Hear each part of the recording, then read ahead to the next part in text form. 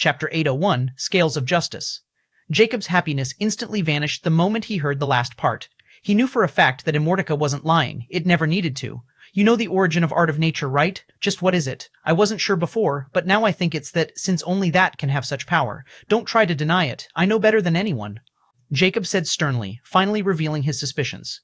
Although Jacob didn't believe it at first, as time passed and he completed one meditation exercise after another from the art of nature, he began suspecting that it might be a universal godly scripture. After all, the biggest clue was that the art of nature followed the same magic system as the zodiac planes. And now, knowing how vast the zodiac planes were, an entire universe, he mused that his old planet might have been part of it too. After all, his planet didn't have the technology to observe the universe in its entirety. In comparison, his planet was just a speck of dust, and then there was his mysterious reincarnation into this world and his immediate meeting with Immortality. No matter how much Jacob wanted to deny it, he couldn't shake the feeling that some unseen hand was pulling the strings, and that left him feeling uneasy as if he were merely dancing on someone's palm. Ho ho ho, you're letting your imagination run wild, aren't you? But sadly, I can't comment on anything. Everything will unravel when the right time comes. I'll give you a piece of advice. Focus on what you have instead of dwelling on unnecessary things. Sometimes ignorance is a blessing, while wisdom becomes a shackle, Immortality said, profoundly yet subtly. Jacob frowned profoundly but didn't press the matter further. What Immortality said made sense, and for now, he decided to let it rest, but that didn't mean he'd given up. Far from it. What about the eyes of Judge? He asked, shifting the topic. Now we're talking, Immortality cackled. Just as you felt, the eyes of Judge have evolved and entered the intermediate awakening stage. Your optical vision has become more powerful, and you can analyze anything within the legendary rank. Your judgment gaze can now see through the lies of legendary ranks. However, let me warn you, using the eyes of Judge on someone above the fable legendary state will exhaust your soul force much quicker. Especially if you try to analyze or use judgment gaze on a legendary king, you might drain your entire soul force and even suffer backlash, for matters of the legendary kings are the matters of demigods. Even though your judgment gaze is passive, using it on those stronger than you require soul force. You've never experienced this in the lesser galaxies since you've already awakened your soul force, but the legendary rank is vastly different. Now, on to the exciting part. When you reach the intermediate awakening stage, the eyes of Judge awakened an active ability known as Scales of Justice. The Scales of Justice is a domain-type law ability. Once activated, it summons a phantom of unique scales created from your soul force. Depending on the power of your soul force, the Scales of Justice will form a domain around you. Anyone within this area will be judged by the scales. With your current soul power, you should be able to create a domain with a radius of 10,000 miles if you use your full strength. However, I wouldn't recommend it, as it will consume a great deal of soul force. Additionally, the more people within your domain, the more soul force it will require. You must also be cautious. If someone powerful enters your domain, you'll be in trouble, for once a law ability is active, it can't be deactivated without completing its purpose. In the case of the Scales of Justice, judgment begins the moment a target is locked. If you fail to pass judgment, the law ability will deem you unworthy, and the backlash will depend on the target's power. On top of that, you'll lose this ability forever. That's why law abilities are rare and highly sought after, but they are also double-edged swords. You must learn to control the domain carefully and avoid becoming a victim of your own ability. The Scales of Justice can weigh the moral balance of a target's actions. It will judge their good and evil deeds over their lifetime, but only if you can maintain the ability long enough. If you fail, the backlash will hit you. Furthermore, the judgment rendered by the Scales of Justice is based on your moral beliefs and values. If you believe that killing is not evil but good, the scales will reflect that. If you think helping someone is evil, the scales will deem it evil. Remember, you are the judge, so you must be very careful. If the scales tip toward malice or evil, the target's power and vitality will be suppressed below your level. On the other hand, those with more virtuous deeds will receive a power boost, potentially surpassing you, and one of your power's abilities will be suppressed at random. The length of the suppression depends on the target's strength.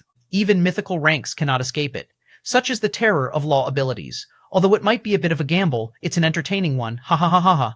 Immortality burst into eerie laughter as Jacob's expression stiffened toward the end. It's better if I never use it. I'm not even sure what I consider evil or good anymore. I believe killing and inflicting harm is right and good for me, though I know it's wrong. I also believe helping others is good, but I'd never help anyone if it didn't benefit me. Who knows how the Scales of Justice will interpret these conflicting beliefs, Jacob thought. He weighed the pros and cons of the Scales of Justice and quickly concluded that it was too dangerous for someone with his twisted morals. Though he wasn't inherently evil, he wasn't inherently good either. He did everything for his own sake and had never gone out of his way to harm anyone. The concepts of good and evil had become distant to him. Still, the ability was undeniably powerful, and Jacob decided to experiment with weaker targets first, but he had no intention of using it here and now. First, he needed to learn more about law abilities. Jacob's expression changed slightly as he looked toward the desolate canyon at that moment. The flames in his eye sockets flickered coldly. Ho ho, it seems you have quests. 802. Chapter 802, Next Target. Jacob didn't reply to Immortality and directly unsummoned the cursed book before clothes appeared on his body. He then walked towards the entrance of the stone chamber, which was completely dormant without any trace of lightning. Only now did Jacob realize that he had absorbed almost all the lightning and even destroyed this place. He was shocked because he realized just how much lightning the lightning meditation required to reach completion. It seemed I must fully prepare for the fourth meditation exercise of Art of Nature, the Aurora meditation. This exercise required me to meditate on something called Aurora Light. I have no idea where I would find this Aurora Light, but I'm sure it's not just simple light. I should investigate when I enter the Middle Galaxies. For now, I should greet these visitors. Jacob's eyes flashed coldly as he looked towards the dark canyon and coldly said, "How about you guys come out and state your purpose?" Oh, it seemed I was discovered. A ghastly voice suddenly sounded with a hint of surprise.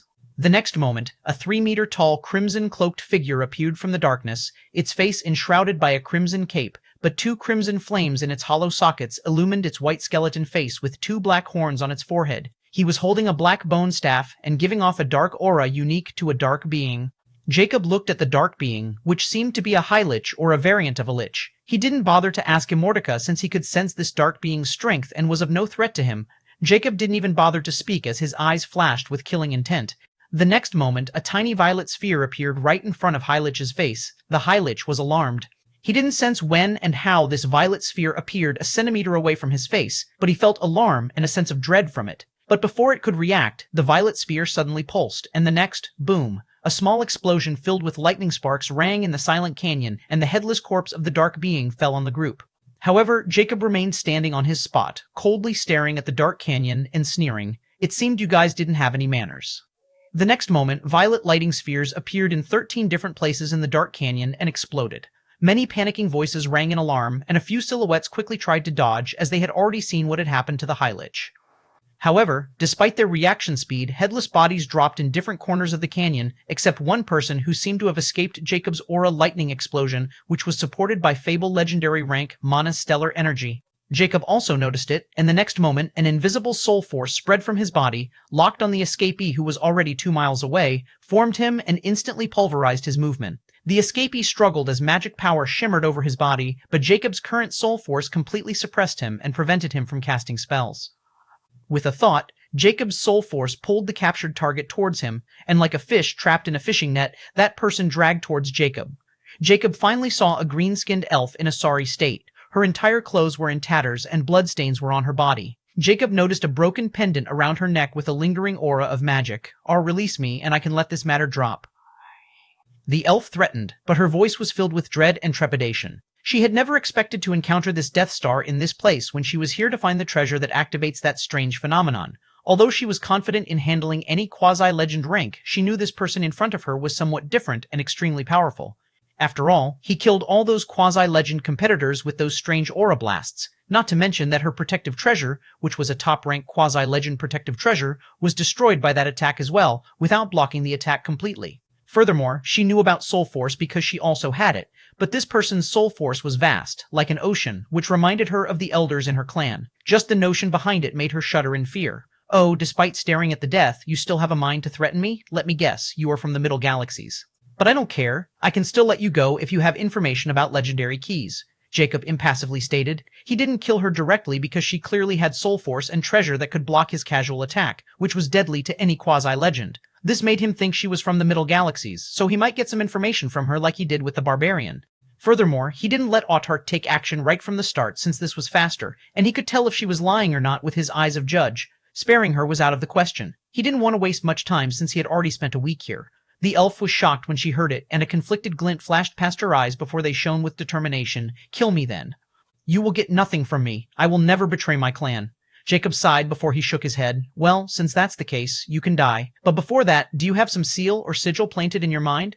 The elf's expression was confused. She clearly had no idea what Jacob was talking about, and this didn't escape Jacob's eyes. He pulled a toothy smile. It seemed only legendary kings had that strange sigil, and only their heirs should have them. All right, I'll let you be my puppet. Without waiting for her response, Jacob directly sent Autark into her ear before knocking her down. After waiting for a few minutes, the elf opened her eyes, which were emotionless. Jacob looked at Autark with expectance, and as if sensing his thoughts, Autark emotionlessly said, "Sir, this elf's group is from the Libra Middle Galaxy's Alchemy Guild, and the person leading them is the youngest daughter of the guild president, a legendary king-state being. Her name is Samantha.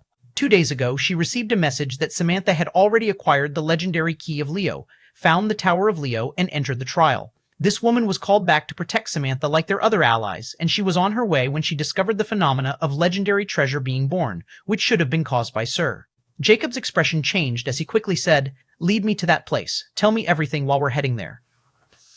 883, Chapter 803, Tower of Leo 1. At this moment, Jacob and Autark stood in a clearing, gazing toward the horizon, a sight to behold, a ring of endless sunrise surrounding a towering silhouette hidden within the clouds. But Jacob wasn't here for sightseeing or to admire this phenomenon. He was focused on the small compass in Autark's hand.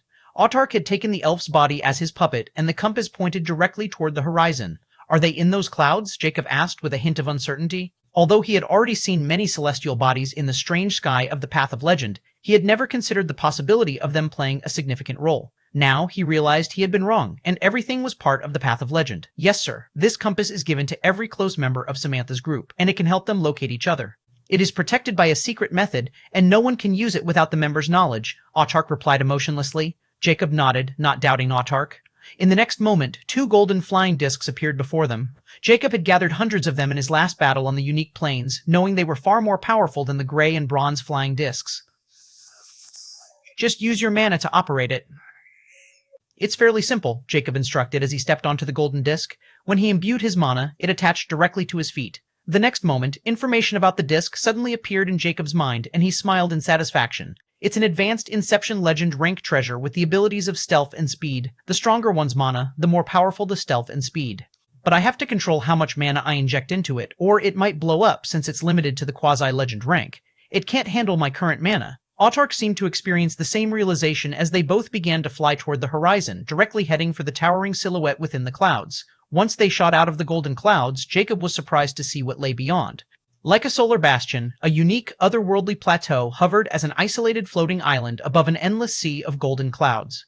The plateau radiated with a faint golden hue, constantly bathed in the soft glow of perpetual dawn, as though the sun was always on the verge of rising, but never fully doing so.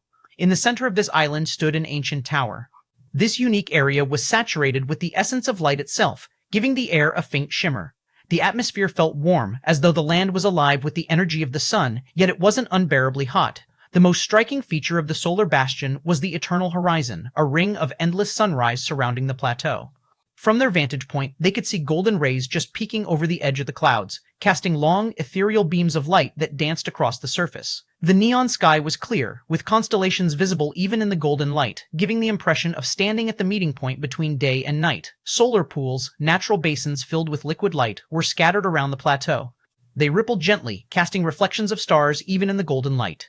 But Jacob's attention was fixed on the awe-inspiring structure in the center, visible even from afar. There was no doubt that this was the Tower of Leo. Unlike the Tower of Taurus, the Tower of Leo was built entirely from radiant golden stone that gleamed as though illuminated from within by the light of 1,000 suns. Its smooth, reflective surface captured and magnified any light that touched it, giving the illusion that it was both solid and ephemeral, like a structure made from pure light. Standing nearly 1,000 meters tall, its tapered, spire-like form rose into the neon sky, stretching toward the stars. Massive crimson stone pillars surrounded the Tower of Leo, towering over the land like ancient sentinels. These pillars were carved with intricate lion motifs and had veins of golden energy running through them. They absorbed and amplified the light in the environment, acting as conduits to stabilize the tower's intense radiant energy. Jacob knew he had reached his destination. He glanced at Autark and said, "There's no need for her anymore. Come back."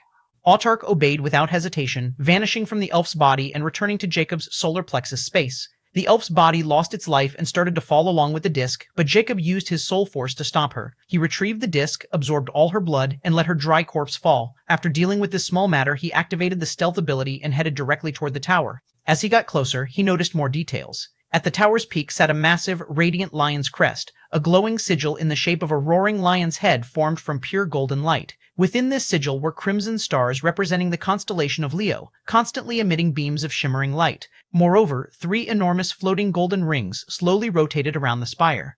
Each ring pulsed with energy, resonating with the tower's constellation symbol. Lastly, from the very top of the tower, the pillar of starry light shot straight into the heavens. This light beam was like a bridge between the tower and the stars, connecting the Tower of Leo to cosmic forces and signaling its alignment with celestial power. The light wasn't constant. It shifted between shades of gold and crimson and occasionally burst into rainbow hues, mimicking the vibrant colors of the stars, much like the Tower of Taurus. Jacob quickly reached the area near the tower and instantly spotted elves adorned in white robes, dressed similarly to the female elf. Their auras were just as powerful, if not stronger. 15 elves stood like guards at the base of the Tower of Leo, right in front of a grand entrance carved into the radiant stone. Above the entrance, Leo's constellation glowed faintly, and the archway was framed by golden light. Jacob also noticed hidden rune arrays near the elves, emitting dangerous energy. These arrays were clearly recently created to guard against intruders who might try to ambush Samantha after she obtained the cosmic vestige. But could this formation stop Jacob? The answer was no. Jacob used his soul force, and the elven guards' expressions changed as they felt the mountainous pressure lock onto them. Before they could react, Jacob crushed their heads in an instant. No blood spilled as he gathered everything into a blood orb and safely landed in front of the tower entrance. The elves didn't even have the chance to activate the formation. Without delay, Jacob took out the legendary key given to him by the Tower of Taurus. The moment the key appeared, the tower's voice rang out. "Seeker of Zodiac, you may enter." In the next moment, the majestic door of the Tower of Leo began to open before Jacob's blazing eyes. Yet a hint of uncertainty remained in his gaze because of how the tower had just addressed him. 804, Chapter 804, Tower of Leo to Tor.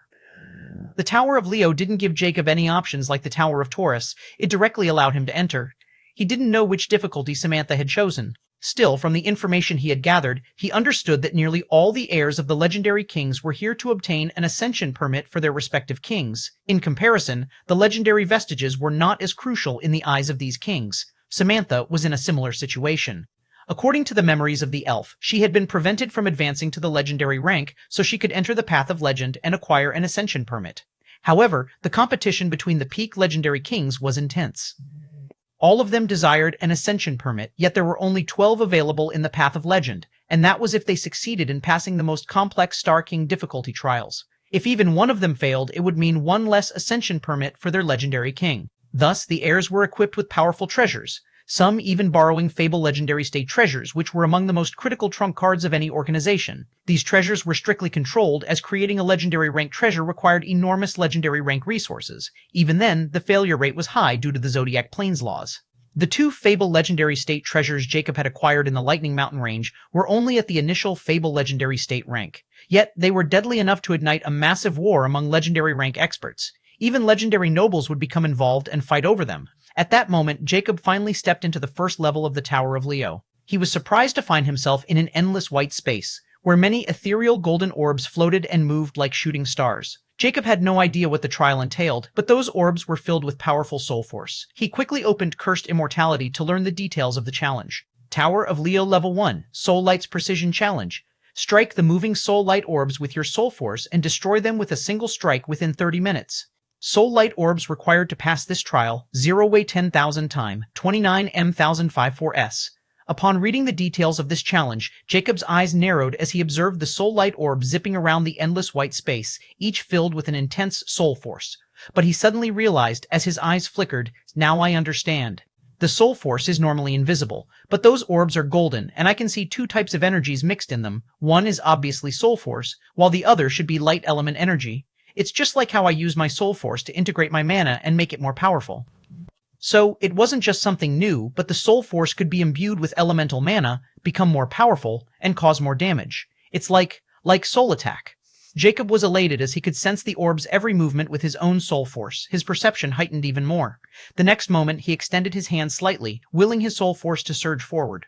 It flowed from within him like a silent current, undetectable to ordinary vision, but Jacob felt its presence vividly, an extension of his will, ready to bend to his command. However, Jacob knew that pure soul force alone wasn't enough to shatter these orbs. A subtle smirk tugged at his lips. Let's turn it up a notch. The next moment, ethereal violet lightning flickered around his hand, spiraling through the air like ghostly tendrils. This wasn't ordinary lightning, it was pure stellar energy, giving it a celestial glow that felt both delicate and devastating. This time, he had no intention of converging it into aura or spirit. Jacob focused on the invisible strands of his soul force, willing them to interact with the violet lightning. Slowly but surely, the intangible force began to wrap itself around the ethereal lightning, and together they fused into something sharper and far more dangerous. The lightning took form under his will, tiny, crackling bullets of violet energy, each no larger than marble but teeming with concentrated power. With a flicker of his mind, he directed the first of these lightning bullets toward a nearby soul light orb. The ethereal orb zipped through the air like a shooting star, unaware of the impending danger. The violet lightning bullet struck it in an instant, and a silent explosion of energy followed. The orb disintegrated, its light snuffed out as if swallowed by the void. Jacob's smirk deepened. He had figured out the perfect way to annihilate these orbs. He extended both hands now, mentally crafting dozens of lightning bullets, each one formed from the union of his invisible soul force and the dazzling violet energy. The orbs darted unpredictably through the air, but Jacob's mind was faster. With every thought, another bullet materialized and launched at a target. Despite their swift movements, the tiny orbs of light stood no chance. One after another, they burst like fragile bubbles in the face of Jacob's precise strikes. Each impact was marked by a brief flash of violet light as his lightning surged through, disintegrating the orbs in a cascade of cosmic energy. The process was fluid, almost effortless for Jacob, as if the combination of his soul force and violet lightning had been destined to merge. He barely moved, standing calmly in the white expanse while his will danced through the space, directing a symphony of destruction. As the number of soul light orbs dwindled, Jacob couldn't help but feel a rush of satisfaction. His power had grown exponentially since stepping into the path of legend, and this trial, meant to test precision and soul strength, was no more than an opportunity to sharpen his already lethal skills. Within minutes, the last of the orbs was destroyed, shattered by a final violet lightning bullet Jacob conjured with a flick of his fingers. The space around him fell into silence. The once glowing orbs now completely obliterated, leaving behind only the faintest trace of their soul energy in the air. Jacob withdrew his soul force, letting the crackling tendrils of violet lightning dissipate into the atmosphere. His gaze remained calm, though his mind was already on the next challenge, the next trial that awaited him in the Tower of Leo. A corporeal door metallized before him, and he stepped inside without hesitation. The environment shifts dramatically as Jacob steps into a vast, shimmering maze. The space feels otherworldly, dominated by towering walls of radiant, golden glass that reflect beams of light. The entire maze seems to pulse with energy, as if alive with the essence of the sun itself. The floor beneath Jacob's feet was smooth and reflective, made of a polished golden material that could mirror his every move. Stretching into the distance were large reflective surfaces, mirrors that rose up like monoliths, their surfaces constantly shifting and rotating. These mirrors seemed to be arranged in intricate patterns, creating a network of light paths that flickered with an almost blinding brilliance. High above, a solitary radiant solar orb hovers in the air, casting beams of intense light throughout the maze. These beams of light were traveling from mirror to mirror, bouncing off the reflective surfaces and forming a glowing web of crisscrossing light trails. Jacob quickly looked at the Cursed Immortality to see what this trial was about. Tower of Leo Level 2, Solar Reflection Challenge. You must navigate through the mirror maze filled with reflective surfaces, reflecting beams of light off these mirrors to unlock doors and pathways without getting injured by the dangers within. Time, 23H with N9M, ML488805. Chapter 805, Tower of Leo 3. Once Jacob confirmed the challenge details, he closed the Cursed Immortality and looked towards the pristine maze. The atmosphere inside the solar reflection maze was thick with tension. Golden light beams crisscrossed the maze in intricate patterns, flickering at sharp angles as the mirrors shifted constantly. The reflective golden glass walls rippled like waves, their movements unpredictable, distorting the maze's layout every few seconds. It was as though the entire structure breathed with the rhythm of the sun's energy. Jacob quickly realized he had to move fast. This trial wasn't just about solving the puzzle, but about surviving the shadows that lurked within. His eyes of judge, far more powerful now in the intermediate awakening stage, allowed him to see subtle truths hidden in the chaotic reflections. The shifting lights were more than just illumination, they formed patterns. With his advanced perception, Jacob began to analyze the space. He could see faint, hidden connections between the mirrors, light beams, and the paths they could unlock. The maze and the mirrors' movements weren't random. Jacob saw a pattern, an almost imperceptible sequence that dictated how the mirrors moved. His mind raced as speculative ideas flashed in his thoughts, piecing together how each reflective surface was aligned with the solar orb's light source. The entire structure seemed designed to confuse anyone without precise knowledge, but to his eyes of judge, the truth was beginning to reveal itself. With newfound understanding, Jacob stepped forward confidently, weaving through the maze. The shifting mirrors did not faze him as he moved with calculated precision, adjusting his position to avoid the beams of light while anticipating their redirection.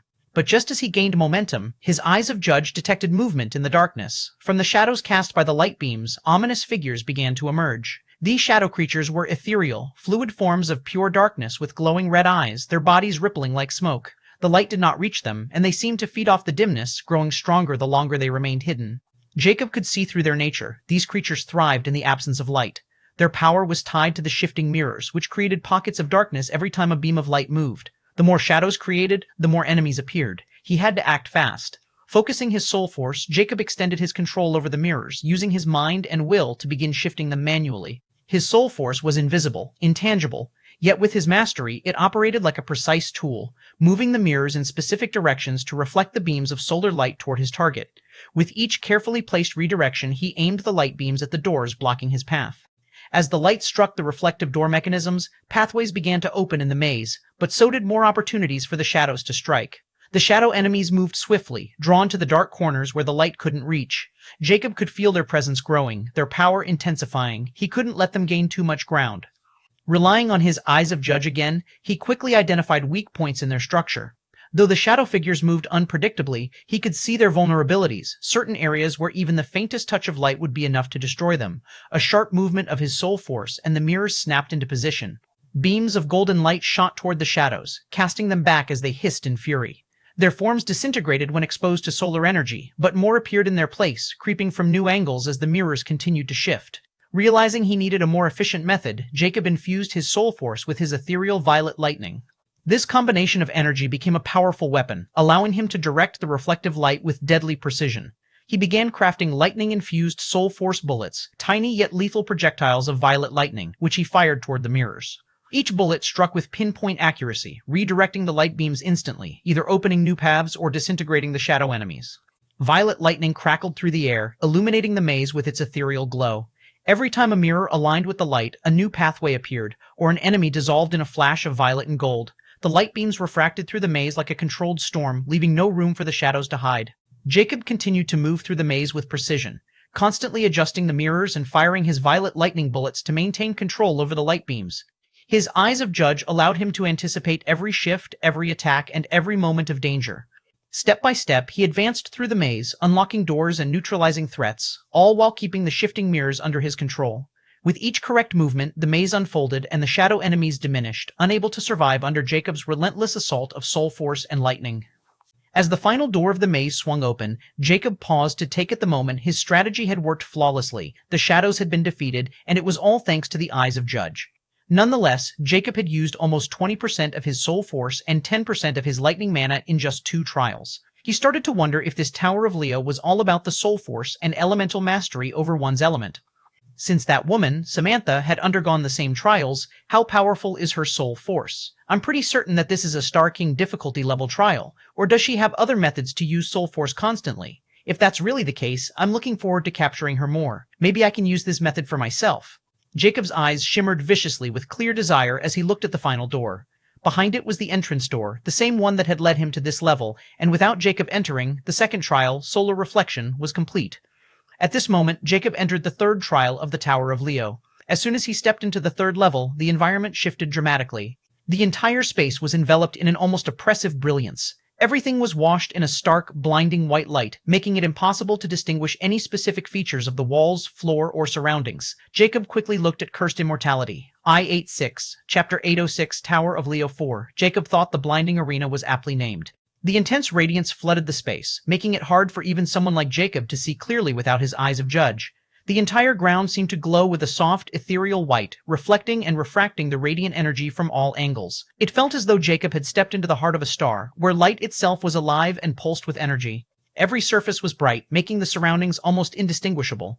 Suddenly, figures began to emerge from the light. These beings weren't like anything Jacob had faced before. They were formed entirely from radiant energy, their bodies shimmering and shifting with each movement. The radiant beings were humanoid in shape but lacked any distinguishing features other than their blinding glow. Their very presence seemed to intensify the overwhelming brightness of the arena, and with every step, they emitted intense flashes of light, each one disorienting and distracting. These radiant entities moved in erratic, unpredictable patterns, their forms shifting in and out of the intense light.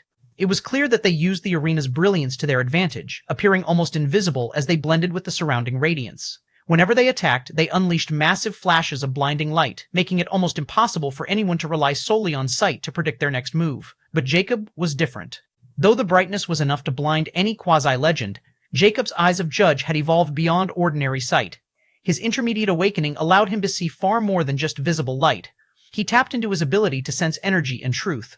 The radiant beings might have been made of light.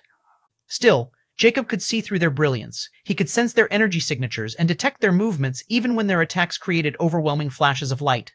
This gave him a distinct advantage in the trial. While the radiant beings moved at high speed, hoping to disorient him with bursts of light, Jacob used his soul force to enhance his spatial awareness.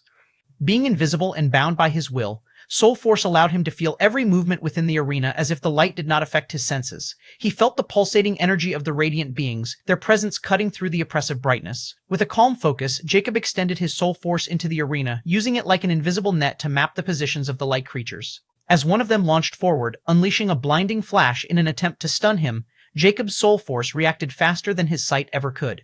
He moved fluidly, avoiding the radiant being's attack, relying purely on the feedback his Soul Force provided. But he didn't just stay defensive. Jacob infused his Soul Force with violet lightning, channeling the stellar energy he mastered. These crackling tendrils of energy sparked to life.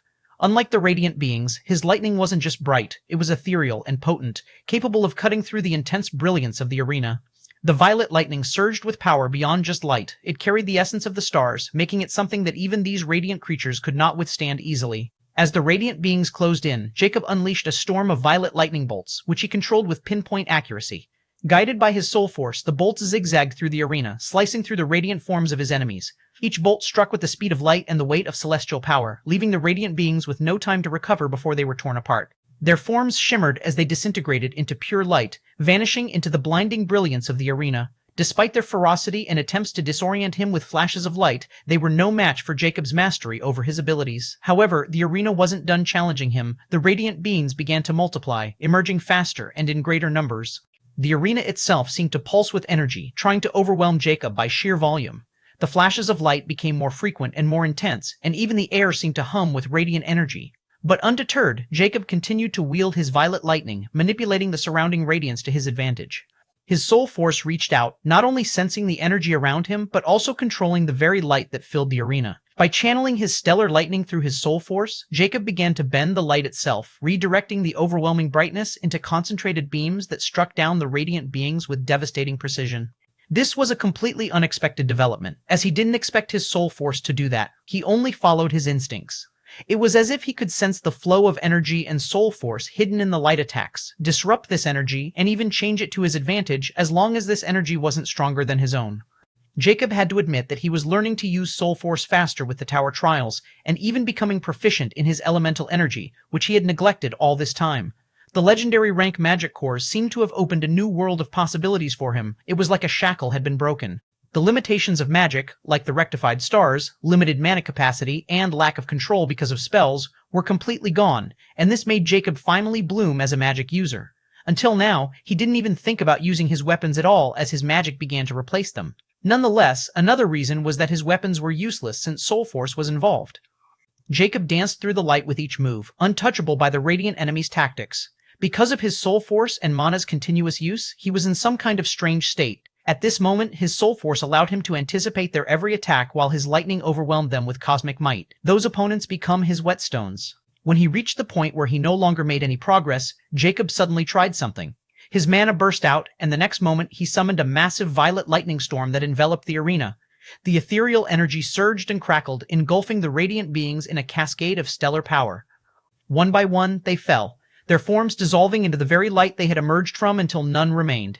The blinding arena was once again quiet, the radiant beings vanquished, and Jacob stood victorious, his soul force and stellar lightning still sparking in the aftermath of the intense battle. Although he had used a massive amount of mana and soul force in this battle, it was all worth it since he had learned many things from it. At this moment, a door materialized in front of him. However, Jacob didn't enter right away and saw the remaining time. Over 7 hours remained before the deadline. Jacob decided to stay and recover before moving to the next trial this time. Previously, he didn't do it because he was uncertain about the consequences. He still was. But he observed the timer on the Cursed Immortality from the start, and he found that the timer never stopped despite him clearing the trial. That's why he became doubtful if this remaining time could be used to recover. To find out, all he needed to do was wait and look out for the door. If the door showed any signs of disappearing, he would quickly enter it, and if it didn't, it would prove his conjecture. Jacob sat down and focused on recovering, his eyes wide open as he looked at the ethereal door. After another hour, the door didn't show any sign of disappearing, which made Jacob more sure about his guess. He started to recover in earnest while keeping his eyes on the time. Hours passed, and only a minute remained on the timer. Jacob stood up and entered the door without any delay, which led him to the fourth trial. First 887, Chapter 887, Tower of Leo 5. Jacob stepped into the fourth trial of the Tower of Leo, and as the doors behind him vanished, he found himself in a vast, empty, desolate plain. The terrain stretched endlessly in all directions, barren and devoid of life. Cracked earth spread beneath his feet, and the sky above was strangely still, a dull, gray expanse that seemed to foretell the impending doom. Unlike the blinding light and intense radiance of the earlier trials, this plain had an eerie quietness about it, as if the world itself was holding its breath.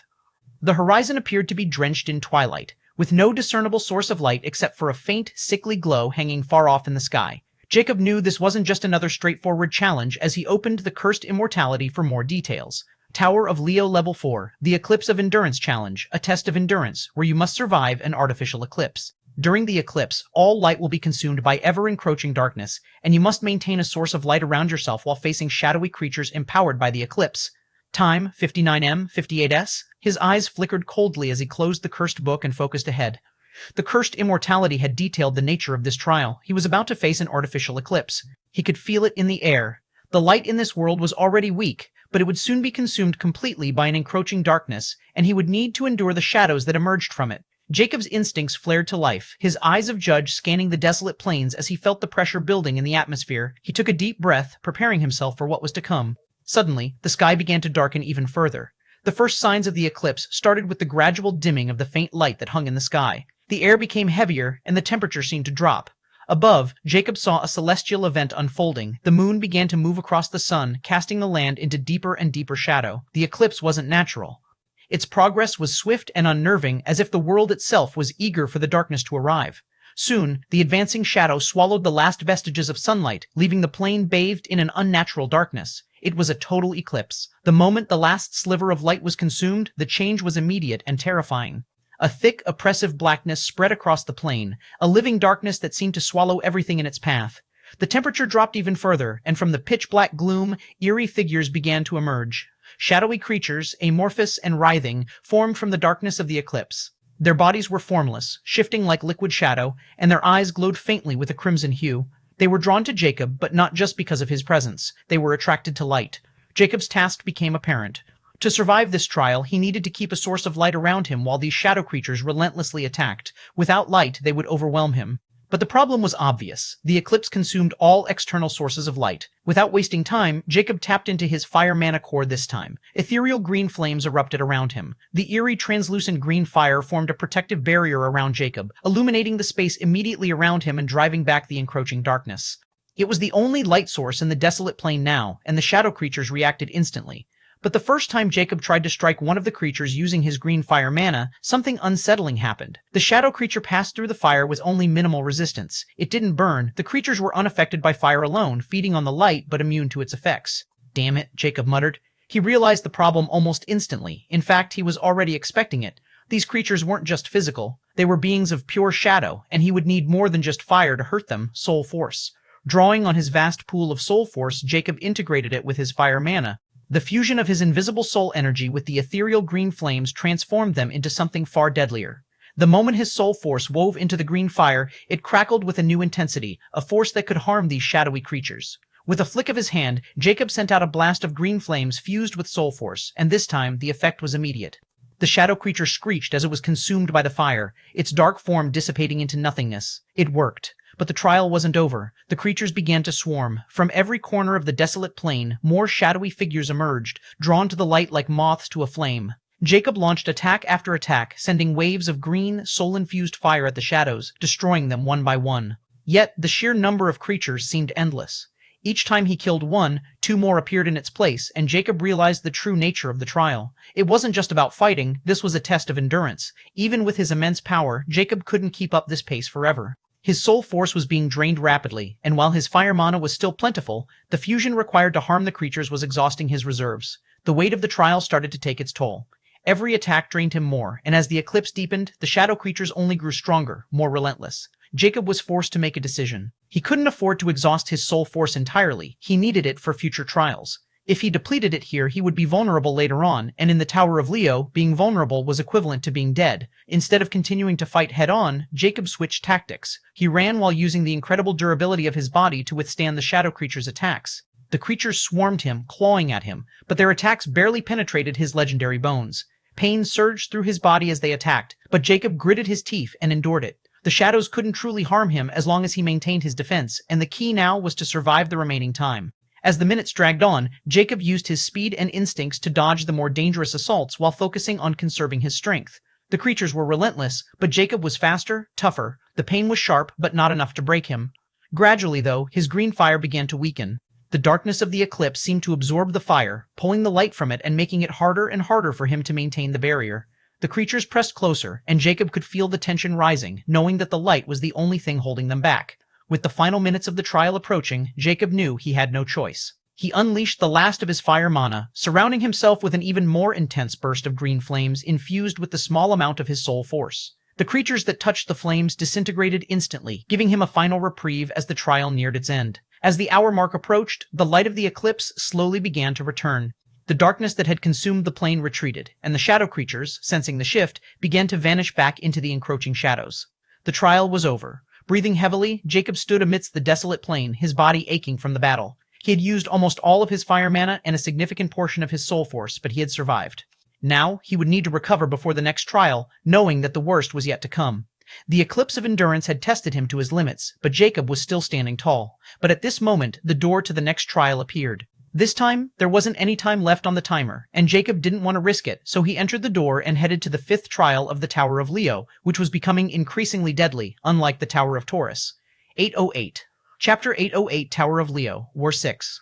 Jacob stepped through the portal into the 5th trial of the Tower of Leo. He knew his soul force was less than 30% at this moment, and he planned to replenish it if this trial had longer or, even better, no time. But he didn't put his hopes up high since he knew every trial was given a time in the Tower of Leo, which made him less hopeful. However, when he appeared in the next trial, he found himself in a grand circular chamber, and his expression instantly changed because this chamber was reminiscent of the 7th level of the Tower of Taurus. Wait, don't tell me the Tower of Leo only has 5 trials? Jacob was in disbelief. Since he entered the tower after Samantha, he wasn't provided with any knowledge regarding the exact number of trials. However, since this was a tower similar to the Tower of Taurus, he thought it would also have 7 trials. However, now he had appeared in the chamber, which was very much like the last trial of the Tower of Taurus. He knew they weren't just similar because the chamber's walls were adorned with large, majestic murals. The murals depicted a sequence of events that, while not overly detailed, seemed to tell a profound story. The first mural illustrated the birth of the celestial lion, a radiant figure of pure white light emerging from a chaotic swirl of golden and crimson energies. The next few murals showed glimpses of Leo's journey, especially the second mural, in which Leo is shown battling a dark, indistinct silhouette. The confrontation is vague and abstract, the details blurred as if shrouded in shadows, but the intensity of the struggle is palpable. Leo fought valiantly against this obscure foe, yet the mural offers no clear resolution. But Jacob recognized it as a recurring element from the previous murals he had seen in the Tower of Taurus. The final mural in the sequence depicted a dramatic event, the lion, now in human-like form, standing triumphantly amid a scene of cosmic upheaval. Without hesitation, he instantly opened the Cursed Immortality to make sure he was right. Tower of Leo Level 5. The Leo's Pride Final Challenge. Defeat the Wisp of Leo. Jacob confirmed his speculation, as he thought, since all those darn challenges required the use of soul force, and they were all extremely deadly compared to the Tower of Taurus, then the Tower of Leo having only 5 trails doesn't seem unusual. At this moment, Jacob's thought process was disrupted, and his attention was abruptly pulled away by a cacophony of sounds and a surge of powerful magical and soul force ripples. His instincts, honed by numerous battles, alerted him to the urgent situation unfolding before him. In the center of the chamber, a fierce battle raged. Jacob's eyes flashed with astonishment when he saw a graceful elf wearing soft white full-body armor, which was in a sorry state, while the elf wasn't any better as her appearance was disheveled and pale. This was none other than Samantha, the elf he had been tracking all this time. However, Jacob only glanced at her before his eyes locked on a humanoid figure with the head of a white lion bathed in ethereal white light. Its body was a blend of divine radiance and spectral energy, shimmering like a ghostly beacon. The lion's face was regal yet fierce, its golden eyes burning with a fierce intensity. Jacob instantly knew that this was the Wisp of Leo. The Wisp's presence was both majestic and intimidating, its movements fluid and graceful yet capable of devastating power. At this moment, the Wisp of Leo was under intense battle with Samantha. But calling it a battle was an overstatement because Leo was sending powerful punishes filled with radiating white light, causing powerful ripples throughout the chamber and making the walls shake intensely. While Samantha was on the defense, enshrouded inside a golden barrier that was giving an intent aura of soul force, and another gentle element filled with life was present in it. Jacob instantly spotted the source of this soothing yet powerful soul force. It was a palm-sized triangular crystal hovering in front of Samantha as it revolved and released powerful soul force pulses filled with the life element. It seemed to be a focal point of her efforts. The crystal encased a golden crystalline willow leaf, which seemed to be a source of the lifelike soul force. This force flowed around her, creating a shimmering barrier of golden energy. Not only was the crystal rapidly releasing soul force, but it was also healing her injurers at a rapid pace caused by Leo's mighty soul force, allowing Samantha to recover at an alarming rate. Jacob instantly made a guess because he felt a familiar sense from this crystal. Is that a legendary rank treasures? It has to be. Because this treasure would explain how she had come this far despite being only at the quasi-legend rank. Furthermore, this treasure seemed even more powerful than the shield and staff I acquired, and it's a healing type of treasure. Moreover, she didn't seem to have any difficulty operating it. There has to be some kind of explanation. Jacob's attention was fully locked on them. He used his stealth to hide. He continued to observe their battle with great interest as Leo attacked relentlessly. Samantha's expression was pale yet resolute as she hid under the treasure's protection. Jacob remained hidden in the shadows, using his stealth to avoid detection. He continued to observe the battle, noting Samantha's strategy of attempting to wear down the wisp before making her move. Her strained expression and the state of her armor showed that her previous frontal assaults had been ineffective. Jacob marveled at the wisp of Leo's power, realizing that it was almost on par with the legendary rank, with a nearly infinite supply of soul force. Since he has never gotten any chance to fight the wisp of Taurus, the more he observes, the more solemn he becomes. As time passed, the wisp of Leo's light element magic became overwhelming, casting intense beams of radiant energy that clashed with the barrier, which started to shake. Samantha's expression changed as she quickly cast a spell, and her wood magic manifested as verdant, sprawling vines and protective barriers enforcing the golden barrier. But the wisp's light magic cut through them with relentless precision. She was no match for the wisp of Leo. 809, Chapter 809, Wisp of Leo 1. At this moment, Samantha felt terror as she watched the wisp of Leo rain down light blasts around her barrier while the crystal in front of her continued to tremble. Why isn't this brute showing any sign of slowing down? What kind of absurd difficulty is this? Even my Willow Life Amber is showing signs of depletion. Although this Willow Life Amber is made like a consumable treasure, I can use it with my own soul force and draw all the stored soul force. But this damn tower is simply too hateful, as almost every trial required soul force usage. It was still manageable until I stepped in this last trial. I had more than 50% of the soul force inside Willow Life Amber when I arrived, but now only 15% is left. If this continues, it won't be long before I lose the Willow Life Amber protection, and I don't think I can take this guy down if its power remains the same. What do I do? Should I use it to flee this place? No, if I use it, I'll be sent out the path of legend directly, and once Mother finds out, it'll be over for me, but if I don't leave, I'll die. Samantha's mind was working at lightning speed as she contemplated her situation and her options.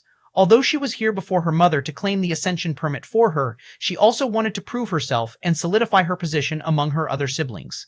Furthermore, she had fought and worked hard to earn her mother's attention and this spot, and she knew this was the only chance she had been waiting for. If she could pass this trial, not only would she have full support from her mother, a legendary king, but she would also have a legacy of a legendary king.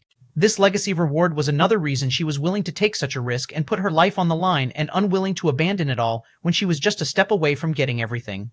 At the start, she was extremely confident, and she even managed to snatch Leo's legendary key. Everything was going fine until she entered the trial. Now she was feeling despair. Although Samantha's legendary treasure allowed her to withstand the onslaught and recover swiftly because of its unique nature, the sheer power and aggression of the Wisp of Leo kept her on the defensive.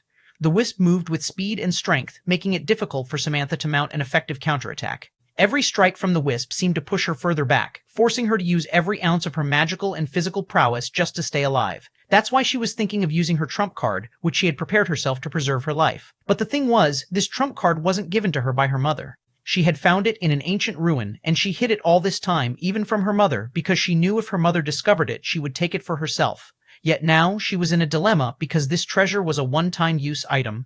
If she used it, although she would escape with her life, she wouldn't be able to return, and she had to abandon everyone unless she wanted to suffer the wrath of her mother. Although she won't die, the punishment will be worse, and once she falls from grace, she will be the target of her siblings. While Samantha was having a mental breakdown and on the verge of giving up, Jacob, who was using the chaos of the battle to his advantage and employing stealth to remain hidden, also discovered the anomaly with the barrier. Although he dared not use his soul force, afraid of drawing the Wisp of Leo's attention, his eyes were enough to reveal many things. He observed the exchange intently, noting the ways in which Samantha's legendary treasure was employed and how it was ultimately insufficient against the Wisp's overwhelming power. Now Jacob was sure that the treasure in Samantha's hand wasn't offensive, but it was for support, and she was wasting it away because he could see the fast depletion of the special soul force within the Willow Life Amber. What if I show myself? Would the Wisp of Leo be the same as the Wisp of Taurus and acknowledge me? But if that happens, the trial will be marked as a pass, and I'll appear in that strange space again. However, I don't know if that elf would also appear there if she were alive at that time, and how the tower would judge it. But if I let her continue, I had a feeling that the treasure in her hand would also be destroyed. Jacob was having internal conflict about what to do as he tried hexing her, but just as he expected, that damn legendary treasure made him miss. Now, he was sure his hexes were too weak in front of legendary treasures, and soul force was also a factor. After he awakened the spiritual nebula, Jacob could sense the hexes, not only using the hex mana, but also a tiny amount of his soul force when he used them in the quasi-legends. Jacob never discovered it because his soul force wasn't strong enough, but now he can really sense it. So, he reckoned that if he wanted his hexes to work on legendary rank beings or bypass the protection of the legendary treasures, not only he needed the soul force, but also legendary rank hex mana. The 3 steps of legend was the limit of his hex core. Although this was a huge discovery, he could do nothing about it since he didn't have any means to hunt down 100,000 Fable legendary rank dark beings to evolve his unique rank hex magic core to Fable legendary rank. Immortality had already told him that his hex magic core will evolve by following the ranks of the 4 states of legendary ranks. It would not directly evolve into the legendary king state magic core. This means that if he wanted to hex legendary rank beings, he needed a legendary magic core. There was no way to bypass it unless he comprehended the true curse magic and made his own curses, which he was planning on doing after he got out of the path of legend. At this moment, Jacob's attention was again drawn to the wisp of Leo because the ethereal humanoid lion suddenly stopped its relentless assault. However, what happened next shocked Jacob. The wisp of Leo suddenly started to shine in white light, and around him, countless white particles appeared, and the temperature within the chamber instantly rose. Jacob instantly knew what those particles were because he was very familiar with their nature. This is radiation. Light contains a broad spectrum, including visible light, ultraviolet light, infrared, and other wavelengths that carry various forms of energy. But to draw radiation from light, it would need an advanced understanding of this spectrum, particularly the more energetic forms such as ultraviolet, X-rays, and gamma rays, which are associated with radiation. I never thought a light magic user could achieve something like that. This magic is even more fascinating than lightning because if someone can gain control over the 3 energetic forms, ultraviolet, X-rays, and gamma rays within the light, they can cause atomic fusion and atomic fission on a whim, and the larger the area of light they control, the more powerful the explosion. It's like blasting the space and having an unlimited supply of atomic weapons. Jacob suddenly felt excited as he used his eyes of judge to analyze the wisp of Leo's magic manipulation. This kind of concept was something he had never seen before, and it was even higher than the aura explosion he had learned. Jacob knew that if he could achieve what Wisp of Leo was doing and use this concept and integrate it with his weapons, he could create laser-based weapons that shot at the speed of light. At that time, even legendary ranks wouldn't be able to dodge his bullets. Not to mention, this concept could work with lightning and increase his own speed tremendously, and he might be able to achieve the speed of light. 810. Chapter 810, Wisp of Leo, 2. When the Wisp of Leo suddenly paused, Samantha instantly felt relief as she thought it had finally run out of mana. But the next moment, her heart trembled when its lion face, glowing with ethereal light, tilted slightly upward as if it were about to release a devastating attack. The next moment, the Wisp of Leo opened its maw, and in front of its mouth, countless particles of white light began to gather, but they weren't ordinary beams of light. These particles crackled with pure, destructive energy, filling the chamber with intense heat. Jacob's eyes narrowed as he recognized the deadly radiation forming. It wasn't just a simple magical attack, it was drawing from the most dangerous forms of light that could split atoms and ignite devastation. Jacob was again amazed by how perfect Wisp of Leo's control was on the light. The light mass grew denser, taking on an unnatural brightness like the core of a star. The air around the wisp shimmered, bending as if reality were distorting under its immense power. In a heartbeat, the wisp unleashed its attack. A beam of pure, radiant energy blasted forth from its maw, a horrifying, condensed blast that resembled the shockwave of a hydrogen bomb. The air itself screamed as the beam tore through it, leaving behind a trail of white-hot devastation.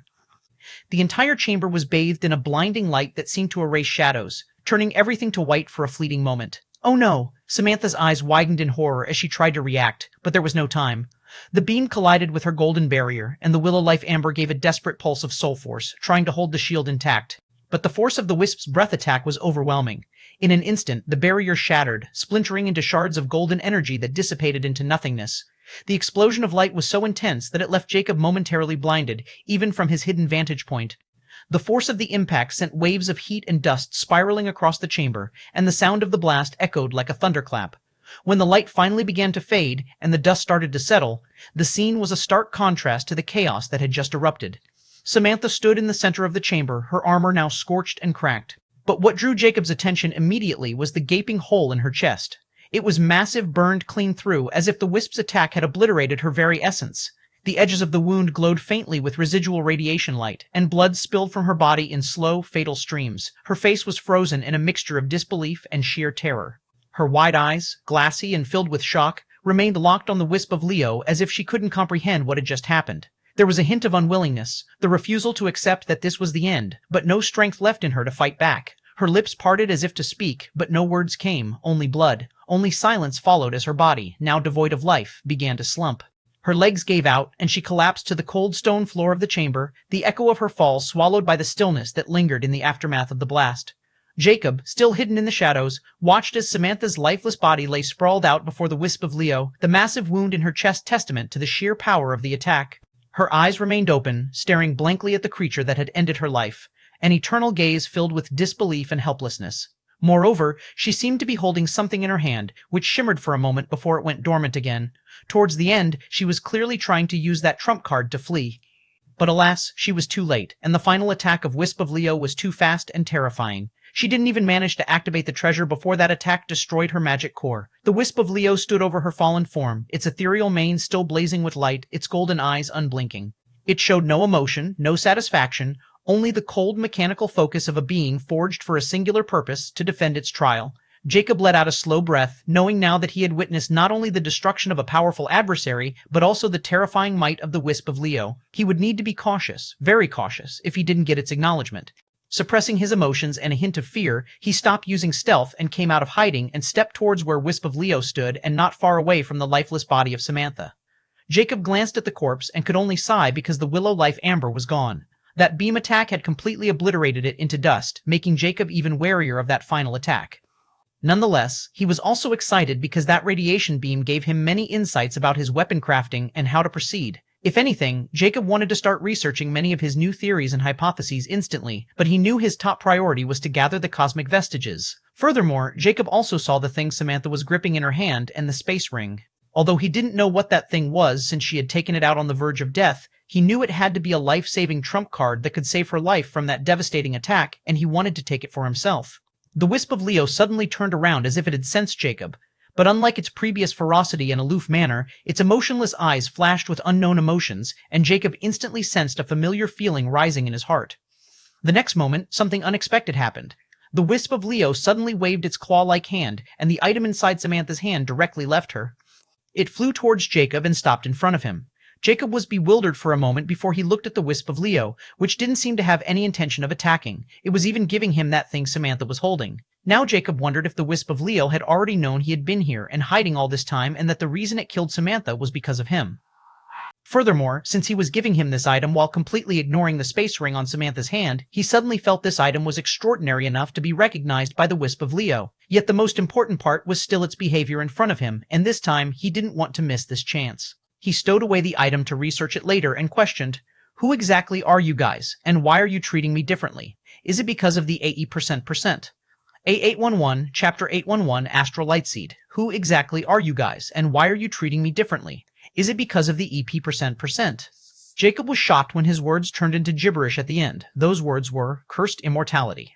He had never experienced anything like that before, and only when he tried to say Cursed Immortality out loud in front of Wisp of Leo did he feel this strange restraint, like something was restraining him from uttering that name.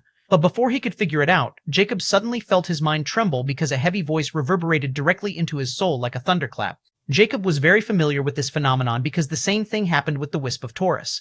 Furthermore, just like before, he didn't comprehend what this voice was saying, much like what had happened to his words just now. Once the voice faded, Jacob was fighting the intense pain in his head as he looked at the Wisp of Leo with a myriad of emotions. The next moment, the Wisp of Leo merely nodded its head in acknowledgement before Jacob's vision blurred. The next moment, he appeared in a dark space. Jacob's expression was solemn, as he was also familiar with this space, and his mind was still occupied by what had just transpired. There were too many questions and uncertainty filled with doubts in his mind. At this moment, the Tower of Leo's voice rang and snapped him out of his thoughts. Congratulations, Trialist. You have passed the Star King difficulty level, Tower Trial of the Tower of Leo. The rewards of Star King difficulty trial will be granted. First reward, the legendary vestige of Leo has been given.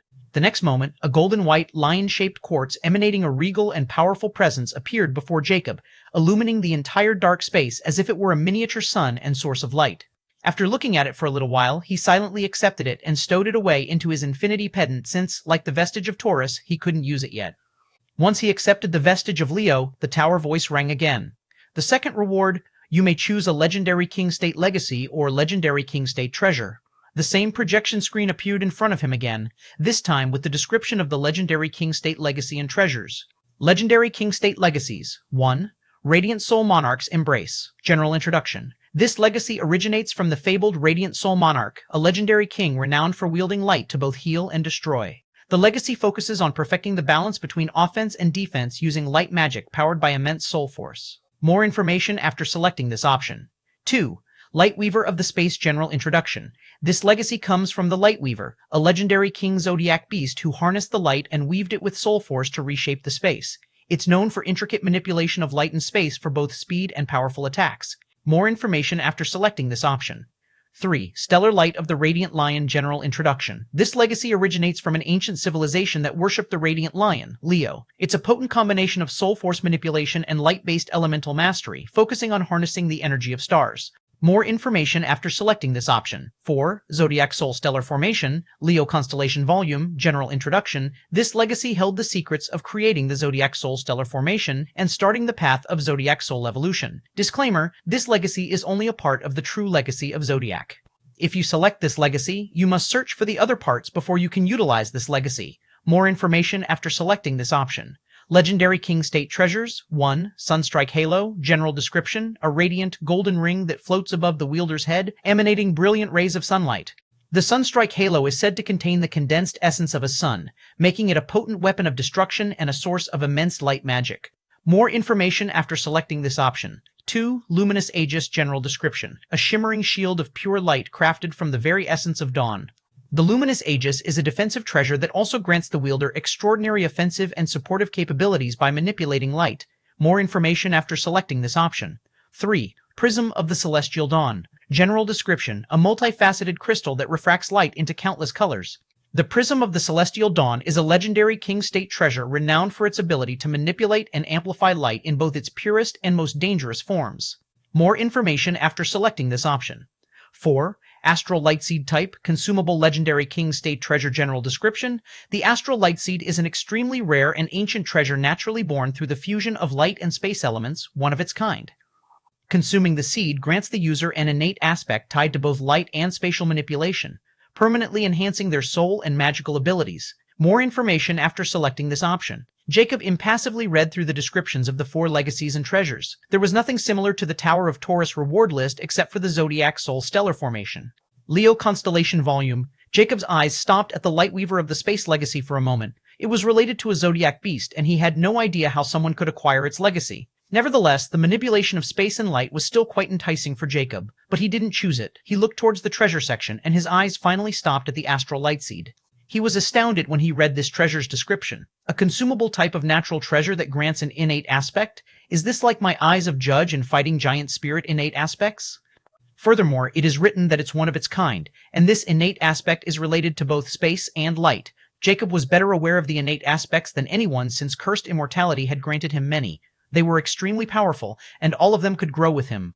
But he never expected there would be natural treasures that could grant innate aspects as well.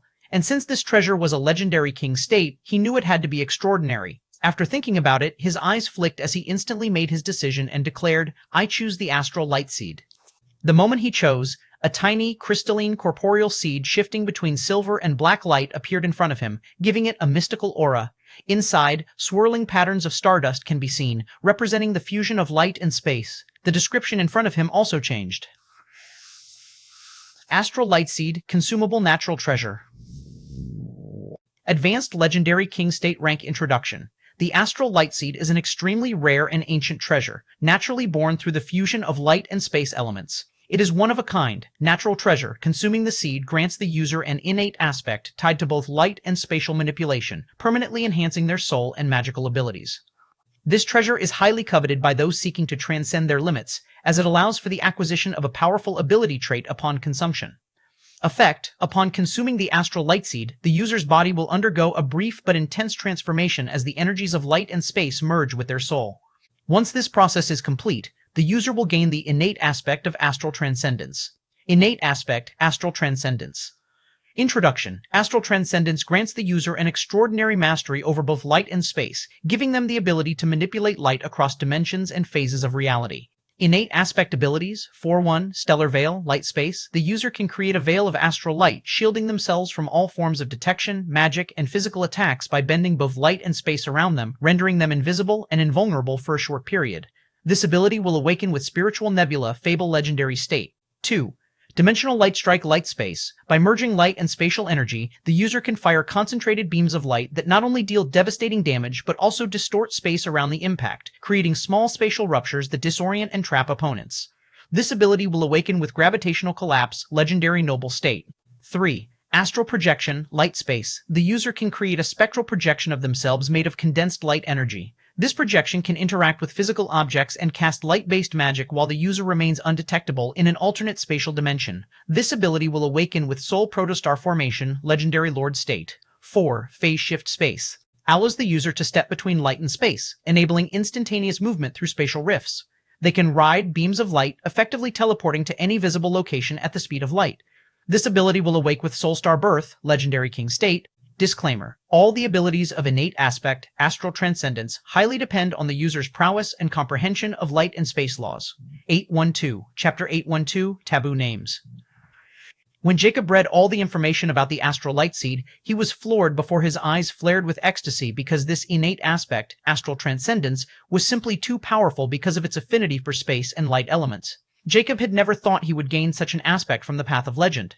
This made him wonder if there were other treasures like Astral Lightseed that also granted innate aspects like the Astral Transcendence. Furthermore, unlike Immortica, the details about this innate aspect were far clearer, and he also learned new things about aspects, such as how they can be strengthened by comprehending the related laws to these aspects. Now, Jacob wondered if the Eyes of Judge and Fighting Giant Spirit or even the Fluid Acceleration would follow the same principles. Still, he knew this would take time, and he didn't have it at this moment. As he stowed away the Astral Lightseed, the tower's voice rang again. The third reward and ascension permit has been given. At this moment, another violet golden ring with a mysterious golden glyph carved on the surface appeared in front of Jacob. It was another ascension permit, and now he had two of them. Jacob took the ascension permit without hesitation and waited for the final reward. The tower didn't disappoint him as its voice rang again. The Wisp of Leo has acknowledged you. The hidden condition has been met. You already have the legendary master key. Please take it out. This is different. Jacob was surprised a little. He was expecting the tower to give him the legendary key of Leo like he had the legendary key of Taurus, but that didn't seem to be the case. Still, he didn't waste time and took out the legendary master key.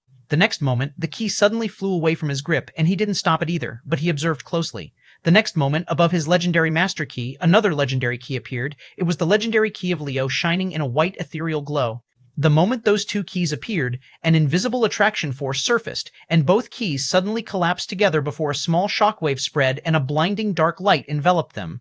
When the light disappeared, there was only a single legendary key, exactly the legendary master key that Jacob had before. But something had changed on its surface. The symbol of Leo was no longer gray. It was now replaced with the glowing image of a white lion, just like Taurus. Did the legendary master key absorb the legendary key of Leo?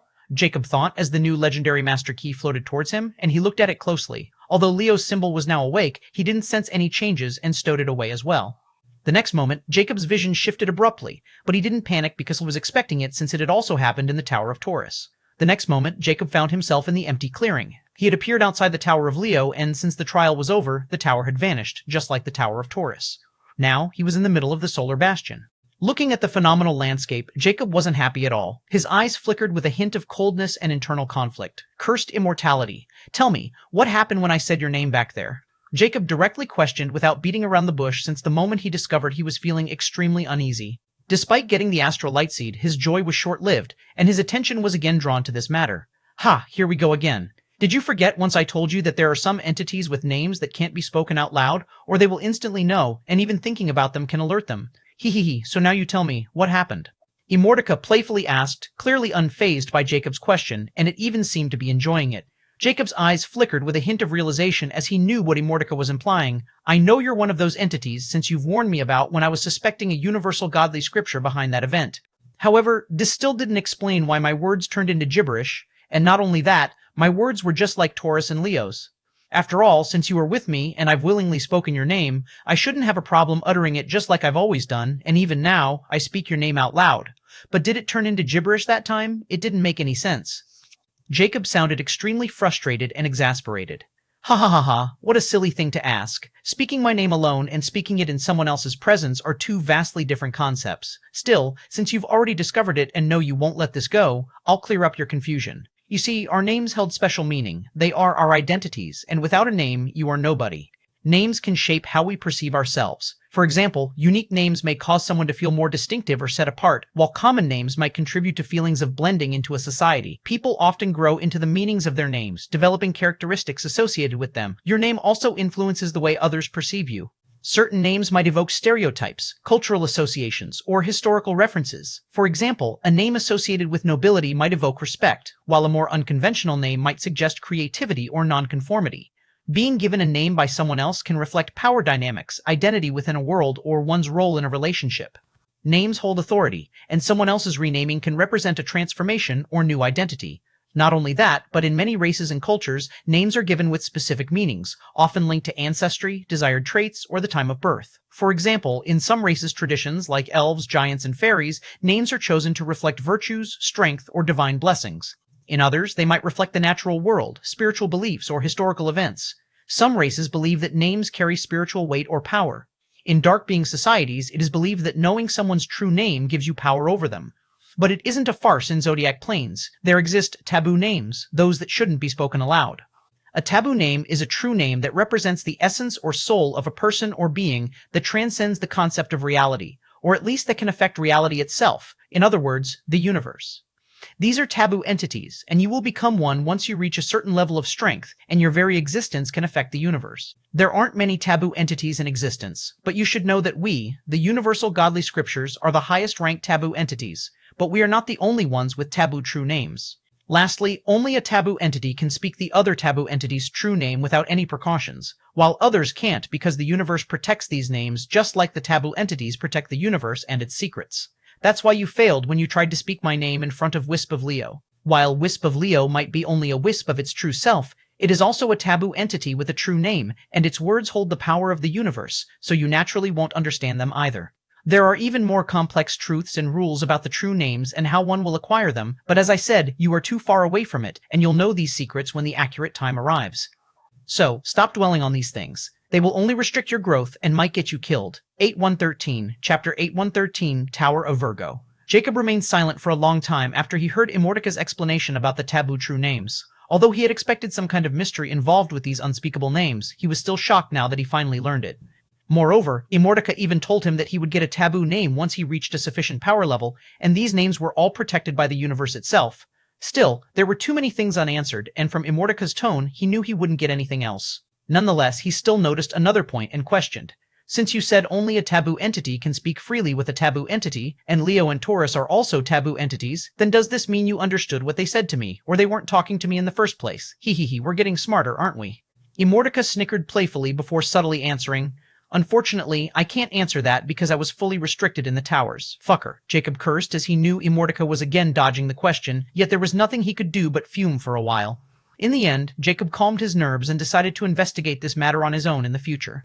He changed the topic. What about the astral light seed? How should I take it? Hehe, I must say you choose correctly. A natural treasure that could grant an innate aspect is even rarer than an aspect from a bloodline, because aspects from natural treasures are one of their kind and can't be inherited. They are guaranteed to give you all the abilities in this aspect as long as your powers are sufficient. The astral light seed is on the same level as the yin ice, even rarer if you include the element of space. As for how you should consume it, introduce your soul force to it and it will directly enter your spiritual nebula. Thereafter, you should let nature take its course, just as you do with yin ice. But I would suggest you merge with it after you leave this place and find a safe place where no one can disturb you, because the merging process will take years or a decade maximum, and you will not be able to use your soul force during this process, Immortica stated. Jacob was surprised when he heard this and instantly dropped the plan of absorbing the astral light seed right now, since losing his soul force would put him at a huge disadvantage, especially if another tower involved the use of soul force, like the Tower of Leo. After getting the information on the astral light seed, Jacob had another matter he needed Immortica's input on. He took out a palm-sized black hexagram, seemingly worn out. However, there were 6 mysterious glyphs on the 6 points of the hexagram, and an image of a skull was engraved in its center. Furthermore, 4 out of 6 runes were completely blank and worn out, just like the hexagram itself, while the remaining 2 runes were white and seemed new, completely contract with the hexagram's appearance. What is this treasure? It was given to me by Wisp of Leo. He took it from that dead elf. But I couldn't get her space ring or blood since I was busy receiving messages for you. I reckon the details about this thing should be in her ring, but now that it is gone and the Wisp of Leo deemed it worthy enough to give it to me, you should tell me what it is, and I'll consider ourselves straight. Jacob questioned sternly. Although he knew there would be many useful things in Samantha's space ring, the Wisp of Leo didn't give him a chance to take it.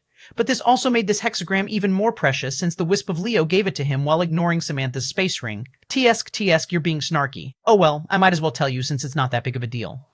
This thing is called Dimension-Breaking Law Sigil, and since there are glyphs used instead of runes, it's an advanced legendary lord rank talisman. This talisman seemed quite ancient, and it had already been used 4 times. You can tell from the 4 already worn-down glyphs that 2 more uses are left. Anyway, as long as you can activate it, you'll be able to teleport out from any restricted space or dimension, even from a dimension like Path of Legend. No law can restrict it, not even mythical rank ones. But the thing is, against a mythical rank, even if you manage to teleport away, you won't be able to escape that easily. So, don't try anything dumb. Oh, actually, try it. It'll be quite entertaining for sure. Ha ha ha ha. Jacob completely ignored the last words as he looked at the dimension-breaking law sigil. Since it can even help me escape a mythical rank, I have to make sure no use it recklessly. It's a very powerful trump card. No wonder that Elf wanted to use it to escape the tower. Jacob's eyes flickered with elation as he felt safer now stowed away the talisman. Jacob then closed the cursed book, as he had no intention of hearing its irritating laughter. Using the flying disc, Jacob left the floating island and started his search for the remaining 9 legendary keys. He had already obtained 2 cosmic vestiges and 1 legendary key, so he wanted to obtain the other 9 before others could. After all, someone like Samantha should have already gotten where the other towers were, and Jacob needed to obstruct them in their path, or if they got the vestige and left the Path of Legend, he would be in massive trouble, hidden within a forbidden landscape, where nature itself seems corrupted by the element of darkness. This eerie region is marked by stark contrasts between unnatural beauty and deadly perils. Somewhere in this landscape, a desolate valley filled with twisted, withered trees whose bark was blackened and cracked as though scorched by dark flames. Thick, ashen fog rolls over the ground, obscuring the path and hiding dangerous pitfalls, poisonous swamps, and predatory creatures lurking beneath the surface. Above, the sky is perpetually cloaked in heavy, stormy clouds, casting an oppressive darkness over the land. Lightning streaks across the horizon, but instead of illuminating, the light is devoured by the darkness, turning the flashes into dark purple veins in the sky. Rivers of black, viscous liquid flow through the valley like veins of poison, the liquid itself emitting a faint, toxic glow. These rivers occasionally bubble and burst, releasing dark fumes that could corrupt or kill any who come too close. This path was not just perilous, it was constantly shifting like a maze. Shadowy illusions dance across the landscape, distorting distance and direction, confusing the minds of those who try to traverse it. Only those with the strongest will, or those who wield darkness themselves, can hope to stay on course. As one approaches the heart of the valley, the air grows thick with an ominous presence, and the towering silhouette of a tower begins to emerge from the fog. The tower was impossibly tall, its spire reaching high into the stormy sky, made of obsidian stone that absorbs all light, making it seem like a black void against the backdrop of the landscape. The base of the tower was surrounded by a field of spectral shadows. These wraith-like figures drift aimlessly, moaning softly as they guard the tower's entrance, attacking any who dare draw too close. At this moment, a dark figure materializes from the swirling fog, striding forward with an aura of cold death. This was a grim lich named Pascal and the holder of the legendary key of Virgo. The lich's skeletal form was draped in a tattered black cloak, its bony fingers clutching a staff of twisted ebony crowned with a pulsing dark gemstone. The gemstone's light flickers like a dying star, yet it radiates immense power, resonating with the element of darkness that pervades the landscape. The Grimlich's face was a skull adorned with an ancient crown of bone, its hollow eye sockets glowing with eerie, pale blue flames that pierced through the darkness. Rings of dark magic float around its form, bending the shadows around it as it strides forward with purpose, its robes dragging across the dead earth. As Pascal approaches the tower, the spectral shadows guarding the entrance part in silence, recognizing the presence of the legendary key in his hand. The fog seems to retreat from the lich's path because of the legendary key. Finally, the grim lich reaches the massive obsidian doors at the base of the Tower of Virgo.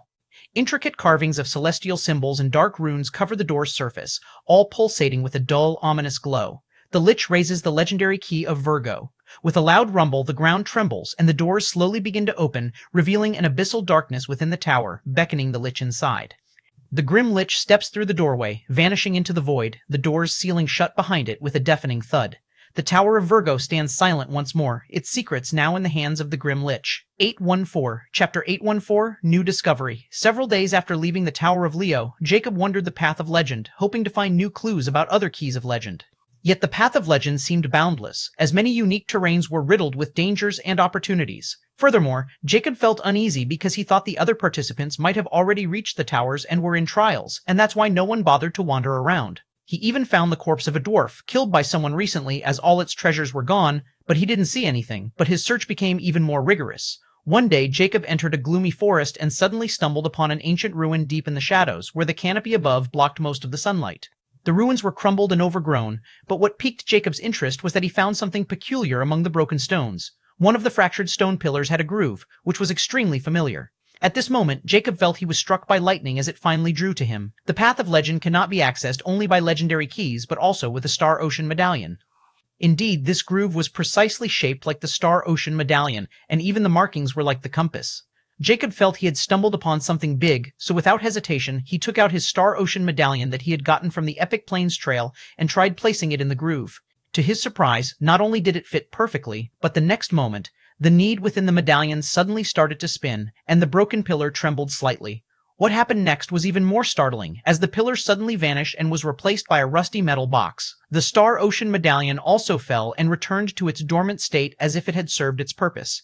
Jacob quickly stowed away the medallion before picking up the rusty metal box, which was unlocked to boot. A worn piece of parchment was hidden within a rusted metal box. When Jacob opened the parchment, it depicted a partially faded map with symbols he recognized from one of the zodiacs. In the corner, a faint outline of a tower was marked, encircled by symbols of darkness. He could barely make out the name written in ancient script, and his eyes shone with astonishment as he exclaimed, "Virgo. Is this the map that leads to the Tower of Virgo?" So that's the Star Ocean medallion's role in all this. Although it can't lead directly to the towers like the legendary keys, it can help discover their whereabouts if others know where to look. What an unexpected surprise. Although the map's condition was poor, there was enough left to give Jacob a vague sense of direction. This was also going to be his next target. However, he also knew this journey wouldn't be easy without the legendary key. If the Tower of Virgo were anything like the towers of Taurus and Leo, it would be heavily guarded and perilous to reach. Yet the thrill of discovery drove him onward since he knew the keyholder might have already activated this tower. So, instead of wasting his time searching for others, this was his best option. Jacob followed the map's faint directions, venturing deeper into an ever-darkening landscape. The air grew thick and oppressive, and soon the light of day was swallowed by unnatural shadows.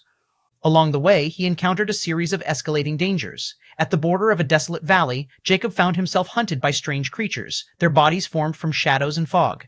These shadow beasts were swift, silent, and nearly invisible in the dark, but Jacob's heightened senses from his eyes of judge allowed him to detect their movements just in time to defend himself. Their attacks, however, grew fiercer the closer he got to the tower.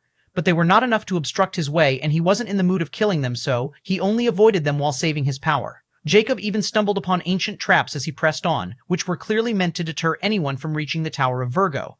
Pitfalls were hidden beneath layers of fog, spikes laced with dark poison, and illusionary mazes that twisted the landscape into a labyrinth. Jacob would have been caught in several of these deadly snares without his eyes of judge and quick reflexes. As he went deeper by following the map, the land changed, and it seemed alive with danger. He suddenly stumbled on a web of rivers flowing with purple liquid, and to his shock, that purple liquid was poison. The poison that flowed through the valley occasionally burst into clouds of toxic gas, and Jacob had to navigate narrow ledges to avoid falling into the tainted waters. Every step he took felt like walking through a realm forgotten by time, where the forces of dark magic had twisted reality. Although he was immune to poison, he didn't want to dive into those rivers as he didn't know what might be in them, and it would waste his precious time. Hours into his perilous journey, Jacob came upon a dark altar at the center of a clearing. It was made from obsidian stone, and runes similar to those he had seen on the ruin from which he had obtained the map were etched into its surface. At the base of the altar, Jacob found another groove similar to that ancient pillar, and without hesitation he used the medallion again. The next moment, the altar began to glow with an ominous light, and a new path opened before him, leading into a deep, narrow canyon. This must be it, Jacob thought as the air around him grew colder. He picked up the medallion, stowed it away again, and entered the narrow canyon. The canyon led Jacob to an underground cavern hidden beneath the corrupted valley. As he ventured deeper into the earth, the darkness became suffocating. His steps echoed through the winding tunnels until he reached a massive underground clearing. It was like another world of darkness. At this moment, Jacob spotted something in the distance. Rising from the center stood the Tower of Virgo, a spire of black obsidian, even darker than the surroundings, seemingly absorbing any light that dared touch it. A faint dark mist surrounded the tower, and its surface was covered in intricate symbols that glowed with faint purplish light. It was a cold, eerie sight, far more foreboding than the Tower of Leo. Jacob could feel the power of darkness radiating from the structure completely opposite to the light, as though the tower itself was alive. The mist surrounding the tower could beguile and trap anyone, but with the eyes of Judge, it was useless again, Jacob said as he approached the tower's door. Without hesitating, he takes out the legendary master key, and the tower's voice rings at that moment. Seeker of Zodiac, you may enter. 815, Chapter 815, The Grim Lich. When Jacob entered the trial, he thought he would again have to start the climb. But what Jacob hadn't expected was that after he had combined the legendary master key with Leo's legendary key, a change occurred in the function of the legendary master key. Jacob found this when he stepped directly into the heart of the Tower of Virgo right off the bat. This startled him, and he thought he was under illusion. The atmosphere was suffocating, thick with the essence of darkness. The stone beneath his feet was cold and unyielding, and as he looked around, the chamber's walls came to life with murals, intricate and haunting. Depicted on the walls was the image of Virgo, a woman cloaked in eternal darkness. Her face was an abyss, a void without features, but her form was hypnotically alluring, exuding a charisma that seemed to draw the very light from the room. She was the embodiment of darkness, a force both terrifying and mesmerizing. Each mural seemed to pulse with life, illustrating her descent into shadows, a celestial being who ruled the darkness with effortless power. Although this place was gloomy and dark, Jacob instantly recognized its resemblance to the Tower of Leo and the Tower of Taurus's final trial. Jacob quickly opened the Cursed Immortality to confirm his guess. Tower of Virgo level 8, the Darkness Embodiment Virgo. Final challenge, defeat the Wisp of Virgo. What is going on? I'm already on the final trial? Jacob was even more shocked now when suddenly his gaze was drawn to the center of the chamber, where a violent scene was unfolding. The grim lich, Pascal, stood surrounded by an army of skeletal warriors, mages, and even riders on skeletal horses, their bony figures animated by the sinister power of his staff. The dark gemstone atop his twisted ebony staff pulsed with energy, and with every beat, another skeleton rose from the ground, swelling his ranks. Against this army of dark beings, the Wisp of Virgo hovered at the far end of the chamber, her form flickering like a living shadow, darting between the encroaching hordes. Her dark magic lashed out, powerful tendrils of pure darkness sweeping across the battlefield, destroying dozens of skeletons simultaneously. The air seemed to bend under the weight of her magic, yet it was clear she was struggling against the overwhelming numbers. Jacob decided not to interfere as he watched from the shadows, his eyes of judge piercing through the scenes playing in front of him. Something was really off. The Grim Lich's strategy was obvious. He was using the endless tide of his dark being army to smother the Wisp, preventing her from unleashing her full might. His legendary treasure, the staff, was the source of his power, allowing him to summon and control the horde with ease. But Jacob felt a plunging unease. Despite being pushed back, the Wisp of Virgo exuded a power that even the Lich seemed to underestimate. There was no way Virgo, one of the Zodiac, would be so easily overwhelmed by a mere swarm of dark beings. The Lich hid behind his army, relying on quantity over quality, but the surrounding darkness responded to Virgo. Her magic was far more potent than the Grim Lich had accounted for. As if sensing Jacob's thoughts, Virgo's next attack was a display of raw elemental power. Her shadowy form solidified, and she unleashed a wave of darkness that rippled through the chamber like a tidal wave. The skeletons disintegrated in its path, their bones turning to dust as the energy washed over them. The room grew colder as the darkness intensified, and even the Grim Lich was forced to raise his staff, summoning a barrier to protect himself from the sheer force of Virgo's magic. The Lich snarled, his flaming eyes burning with fury. He muttered an incantation, and a new wave of undead rose from the ground. Jacob could see the cracks forming. The Lich was being pushed to his limits, and it was clear that he would be utterly outmatched without his staff. Virgo's dark magic twisted and writhed like living creatures, seeking out weaknesses in the Lich's defenses. Her power was relentless, a force of nature that could not be tamed by numbers alone. At that moment, Jacob knew that this trial was not about brute strength or overwhelming force. However, despite being slightly disadvantageous, the Grim Lich didn't seem too overwhelmed like Samantha against Leo. At this moment, the Grim Lich suddenly smacked the staff on the floor, releasing a powerful energy wave, and the Wisp of Virgo instantly reacted by turning into a dark mist. But despite the Wisp of Virgo, it still seemed to be affected by that magic ripple.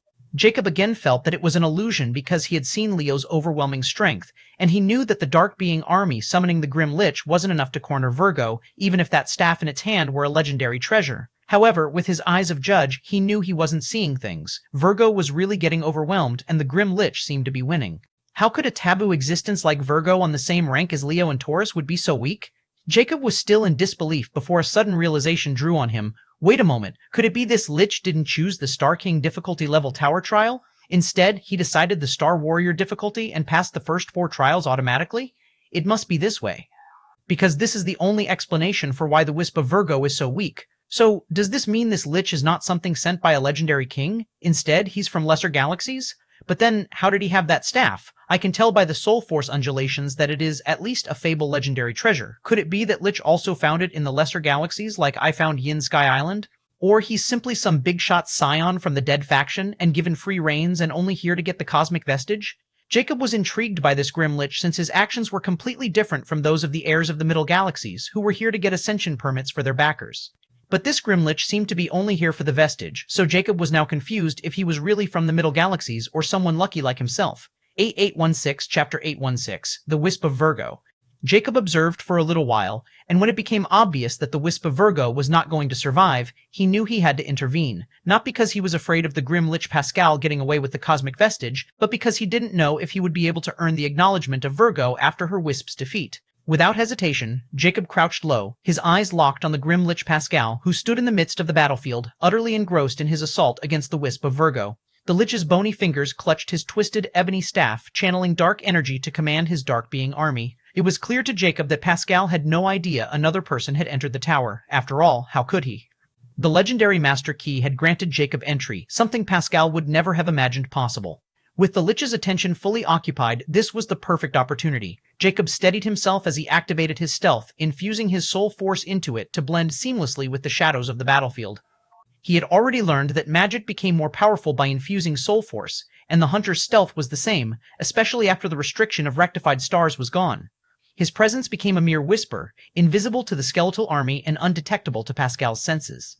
The dark tendrils of Virgo's power twisted around the Wisp as she fought back, giving Jacob the cover he needed to move unnoticed. Step by step, he closed the distance between himself and the Lich. His movements were silent, precise. Even as the Lich commanded his army, sending waves of dark energy toward the Wisp, Jacob continued his advance, undetected and unwavering. He was mere feet away now, the Lich's back turned to him. Pascal was completely absorbed in his battle, the flow of dark magic from his staff overwhelming the Wisp of Virgo. Jacob's eyes narrowed as he prepared for the strike. Pascal had no idea what was coming. Just as the grim Lich's skeletal head twitched, sensing something amiss, it was already too late. In an instant, Jacob unleashed his full physical strength, his body a blur of motion as he shot forward, his fist clenched and soul force surging through his arm. Even the crimson runic lines appeared on his arm again. He wasn't planning on holding back at all. He swung his arm with the force of a storm, aiming straight for the Lich's hooded face. Crack. The impact was immediate and devastating. A shockwave erupted from the point of contact, rippling through the air and sending waves of soul force outward. The sheer power of Jacob's punch blasted the Lich's skull into smithereens, the fragments scattering like dust in the wind. The next moment, Pascal's skeletal body crumbled under the force, his robes disintegrating as the blast echoed across the battlefield. Jacob's attack was so fast and powerful that Pascal didn't even know how he died. He only sensed a sliver of danger before everything was over. His staff fell from his grip as the grim Lich died, and the dark magic that had animated his skeletal army faltered. The undead soldiers collapsed one by one, their bones turning to ash as the binding spell unraveled. The battlefield grew still. Jacob stood amidst the destruction, undaunted and steady. He won, and Pascal was no more. He quickly moved as he pocketed the staff and the space ring of Pascal because he knew what was coming and didn't want to lose a legendary treasure. But right at this moment, just when Jacob was done picking up the loot, something unexpected suddenly surfaced from the Lich's headless body, drawing Jacob's attention, and his eyes went ablaze, shocked and killing intent because it was a black flame hourglass filled with golden sand. So, these bastards are here as well. How could Jacob forget what had happened in the unique planes? He almost died because of the scheme of Atlas, and without Immortica's intervention, he knew his fate would have been dreadful. He might not have liked Immortica taking over, but he had to admit he owed his life to the cursed book. Still, he wasn't going to forget or forgive the perpetrators of that event, the Atlas. Now that he knew these hourglass freaks were one of the hidden forces, or might be the true forces of the Atlas, he no longer underestimated them, and he had already decided to hunt them down. At this moment, when the hourglass appeared, Jacob didn't waste any time. He felt a strong force originate from his cursed heart, which he was very familiar with. Furthermore, he sensed that now he could control this force, so he pointed his palm towards the hourglass, which was about to flee. The hourglass instantly stopped and pulled towards Jacob's hand. The hourglass instantly started to tremble and try to break free. Still, the cursed heart was like a bane of these hourglasses, and effortlessly, the hourglass was absorbed directly into his spiritual nebula before it vanished into the cursed heart. Jacob instantly felt a few pulses from the cursed heart, and he was astounded when he sensed that his spiritual nebula seemed to have strengthened a little. Although Immortica had told him that these hourglasses could help him evolve the hex cores tremendously, he needed a higher-ranked one. Now that his hex core was already a unique rank, he required these hourglasses from at least legendary rank beings. Nonetheless, he wasn't going to let them get away because they were his enemy, and now that he discovered this effect on his spiritual nebula, he was even more determined to hunt them down. Just as Jacob was gloating and planning the Atlas's demise, his attention was drawn to the Wisp of Virgo. She had stopped her movements, the dark magic swirling around her slowing as she turned toward Jacob. The eerie glow of her form illuminated the darkness as she stepped forward, her presence both mesmerizing and unsettling. Her appearance was as Jacob had expected, an embodiment of darkness, her form graceful yet ominous. But there was something about her behavior that differed from the other wisps he had encountered in the towers of Taurus and Leo. As she approached him, her faceless head seemed to fix on him as though she could see him through the abyss that covered her face. Something even more unexpected happened. He almost attacked when she slowly reached out, her ethereal fingers extending toward him. Jacob's instincts told him to move and be wary, but something about her presence held him in place as he didn't feel any malice from her. The wisp's fingers grazed his face, cold, delicate, and yet with a strange fondness. The feeling sent a chill down his spine, but what disturbed him more was that he couldn't see her face. It was as though he was staring into a void, an abyss that defied all light. Her touch lingered, her fingertips tracing the lines of his features, and, for the first time, Jacob felt uneasy. There was something about Virgo's wisp, something ancient and powerful, that felt far more personal than the other zodiacs he had faced. Her facelessness was unsettling, as if she was more than just an opponent in this trial. She was the very embodiment of darkness itself. Jacob held his breath, unsure of what would come next. Would she attack him now, or was this her way of acknowledging him? All of a sudden, Jacob felt his vision blurred, and the next moment, he appeared in the reward space. However, he was not happy because the Wisp of Virgo didn't say anything at all, and her actions were unsettling in many ways. 0817, Chapter 817, Tower of Capricorn Completion. While Jacob was still mulling over what just happened, the tower's emotionless voice rang. Congratulations, trialist. You have passed the Star Warrior difficulty level Tower Trial of the Tower of Leo. The rewards of Star Warrior difficulty trial will be granted. Reward, the legendary vestige of Virgo, has been given. Jacob finally snapped out of it, and he wasn't feeling good about this because, just as he suspected, the Grimlich had chosen the easiest difficulty trial, which meant there would be no legendary King State treasure or legacy or an ascension permit. I killed him too mercifully, Jacob thought, as he was remorseful about the other two rewards, especially the treasures. But he didn't let his greed cloud his judgment. He knew his purpose, and he looked towards the materialized cosmic vestige of Virgo. The vestige of Virgo was a dark, translucent hexagonal gemstone. The surface was smooth and polished, but beneath it, swirling shadows seemed to move as though darkness itself was alive within. The gemstone was surrounded by faint, glowing markings etched along its edges, pulsing with the rhythm of a heartbeat. When he held it, it felt cool to the touch, yet it radiated a deep, oppressive power, resonating with the elemental force of darkness he felt from the permeates of the Wisp of Virgo. Now, including the cosmic vestige of Virgo, Jacob had the vestige of Taurus and the vestige of Leo, 3 vestiges out of 12. With the legendary key of Aquarius, he can claim the cosmic vestige of Aquarius as well. So, now, Jacob needed to find the remaining 8 ones, and he knew he needed to hurry after what he witnessed in the Tower of Virgo. If there were someone like the Grim Lich who only wants the cosmic vestige, then things would go south for him. Although Jacob didn't know how long the path of legend would remain open, he was sure it would stay open at least until all the vestiges were claimed, or every legendary key and star ocean medallion was used. But he was so sure that people who claimed a legendary vestige would remain here once they acquired it, and might even have a way to leave once they achieved their purpose, especially the people from the middle galaxies. After all, he was the only one who needed all 12 vestiges, not the others, so time was of the essence to Jacob. Once he accepted the cosmic vestige of Virgo, the tower's voice rang again. The Wisp of Virgo has acknowledged you. The hidden condition has been met. You already have the legendary master key. Please take it out. It was just like the last time, and Jacob was relieved that he at least got another legendary key, so he repeated the process, and the legendary master key was merged with the legendary key of Virgo.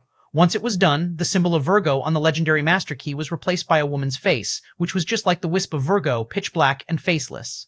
Jacob was then sent out of the tower, and as expected, the tower had vanished, leaving him in the gloomy, dark subterranean space. Cursed Immortality. Jacob then summoned Cursed Immortality because he had an important question to ask. But as he summoned the cursed book, he was about to stow away the legendary master key when he noticed something, making his eyes flicker wildly in shock. On the legendary master key, Jacob saw that the symbol of Capricorn had vanished, which happened just a moment ago. Jacob suddenly has a very bad feeling about this. Hee hee hee hee hee hee hee. Immortika's eerie laughter suddenly rang in his head. Before he could say anything, the cursed book beat him to it. The zodiac symbol's disappearance on your key means that someone had already claimed that cosmic vestige, and it is no longer available for taking. This also means that the tower is also gone, and you have lost your chance to complete the key. Ah, such a pity. You weren't fast enough. Jacob was shocked before rage burned in his eyes as he clenched his bony fists. Are you blaming me for this? Who the hell would spread 12 legendary keys in 12 different galaxies? Even if I was fast enough, this damn place was simply too massive, and this was bound to happen eventually. You were really expecting me to gather all of them before all those participants can? Furthermore, I can still claim the vestige, but what the hell is the deal with this legendary master key? He asked coldly, with apparent anger in his voice. Although he didn't know what would have happened if he had completed the entire legendary master key, he was also frustrated because he wouldn't be able to do it now, even if he wanted to. He might not show it, but he was also looking forward to it since Immortica also deemed it important. Really? Are you sure you did everything? Don't you think you would have gotten all the legendary keys if you had used Infinity Blood Sacrifice and made a wish? You could have even paid less by simply demanding their locations. Yet here we are. Well, I understand you deeply care about your lifespan, but you also have a way to claim it back. Yet, you didn't want to take the risk. Tesk, now, you have lost an opportunity. You can only blame yourself for not having the courage. Immortica sarcastically retorted, but from its voice, it didn't seem angry or disappointed. If anything, Immortica was amused by Jacob's plight. Jacob became silent again. It wasn't like he hadn't thought about using the Infinity Blood Sacrifice to get all the legendary keys, but just as Immortica said, he wasn't willing to sacrifice his lifespan at all. After all, it was his life, the most precious thing, and he was doing all of this to expand it and make it endless. Sacrificing it was another matter, and this was the only thing Jacob would always hesitate to sacrifice, no matter how small the cost. But now that things were looking grim and, from Immortica's words, the completion of the legendary master key seemed quite important for him, Jacob experienced an intense internal struggle. After a while, Jacob asked impassively, "Tell me, is this legendary master key as important as the cosmic vestige?" Hehehehe, that's for you to find out. I've already told you what I could, and I'll repeat it again in simpler words. This is an opportunity you don't want to miss. Immortica ambiguously replied. Jacob was silent momentarily as he considered it more before asking, "So, can I wish to return to the Tower of Capricorn to get Wisp of Capricorn's acknowledgement? If yes, then how much will it cost me? See? Now this is the attitude of someone who's willing to sacrifice everything for something far greater. Ha ha ha ha." Immortica laughed with relish. The ecstasy in its eerie voice was evident. "If it were before the tower was still present, it would have only cost you 600+ years with your fully charged cursed blood. But now that someone has already claimed the vestige, the tower's purpose is complete, and it has gone dormant again and will only surface in the next path of Legend's opening. So, if you use the wish to get into the tower again, your wish needed to be specific, like you can't just wish that, I want to go to the Tower of Capricorn, because you will be sent to the tower, but you won't be able to activate the trial anymore, and you'll be trapped in it without a treasure to escape from it. That's why you need to wish not only to enter the tower, but also to directly go to the final trial and meet the Wisp of Capricorn, and this will cost you 5,000 years of your lifespan without needing to sacrifice your existing cursed blood. Now, the question is, are you willing to do it? Ha ha ha ha ha. First 818, Chapter 818, Universal Godly Ability. Jacob was surprised when he heard Immortica explain the Infinity Blood Sacrifice. He wanted to punch himself after he heard that the initial price of entering the tower, which should have been only 600+ years, was now almost 10 times that. Still, Jacob didn't make the decision right away and looked at the lifespan section of the cursed book. Lifespan, 900,000 years, all youthful. I still have over 900,000 years in my lifespan, so spending some won't be a problem. After all, now that the cosmic vestige of Capricorn has been claimed, I can't hesitate any longer. Not only do I need to get the vestige back, but I should also complete the legendary master key. Once Nyx is done evolving, she should be able to devour dreamscape realms of legendary rank beings. 900,000 years is already a lot. There is enough time to get even more. But I won't get more chances of completing the second phase, Jacob thought as he became resolute. Tell me, how much lifespan did a legendary rank being had? Jacob asked. Oh, it's distinct from race to race, while the rank of legendary vestiges also influences lifespan. But the general lifespan of a fable legendary rank is around 10,000 years. A legendary noble can live for 25,000 years. A legendary lord has 50,000 years of lifespan, while a legendary king, a demigod, can live for 100,000 years. But as I said, races, bloodlines, natural treasures, and legendary vestiges could significantly affect lifespan. However, the maximum lifespan a legendary king could acquire, with all the top factors involved, is 500,000 years. Furthermore, just as these factors can increase lifespan, there are also factors such spells, abilities, law attacks, and other dangerous attacks, curses included, that can greatly reduce lifespan. Jacob nodded in understanding as he looked at his own lifespan again, and couldn't help but feel somewhat better since he had almost 2 times the lifespan of a legendary king.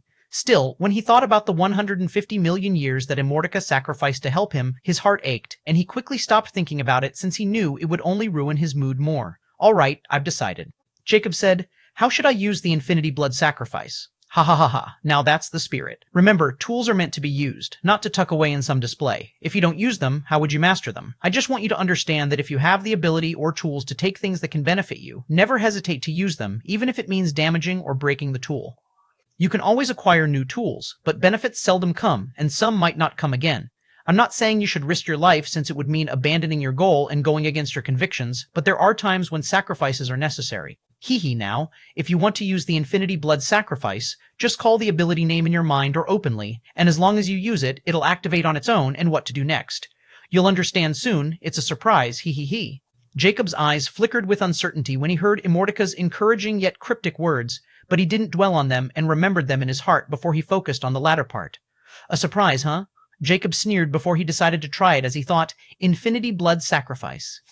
The moment Jacob showed the intent to use the Infinity Blood Sacrifice, an ethereal neon symbol of infinity appeared on his glabella, and Jacob sensed a mystical yet omnipotent power suddenly connecting with him. Jacob didn't know why, but he felt as if he could do anything at this moment. But it wasn't all as sudden. The Cursed Immortality hovering in front of him suddenly emitted mystical light, and under Jacob's astonished eyes, the page of the cursed book started to turn and only stopped when a blank pitch-black page appeared. Jacob instantly knew that this might be the surprise Immortica was talking about. But before Jacob could ask Immortica, the latter beat him to it. Now, you need to state your wish by saying, I wish, at the start, and it'll directly appear on this page. Once the wish is written, the price will also appear, and only after you say, carry through, will the wish be fulfilled. Lastly, if you're in a hurry, you directly use the command Cursed Blood Sacrifice after the activity of the Infinity Blood Sacrifice. This will allow you to bypass both commands and fulfill your wish directly. But let me warn, until you comprehend the first immortal chapter, if you use this command, your every word will be your wish, and you don't know how much lifespan you'll be paying for the wish, so be very careful when you use it.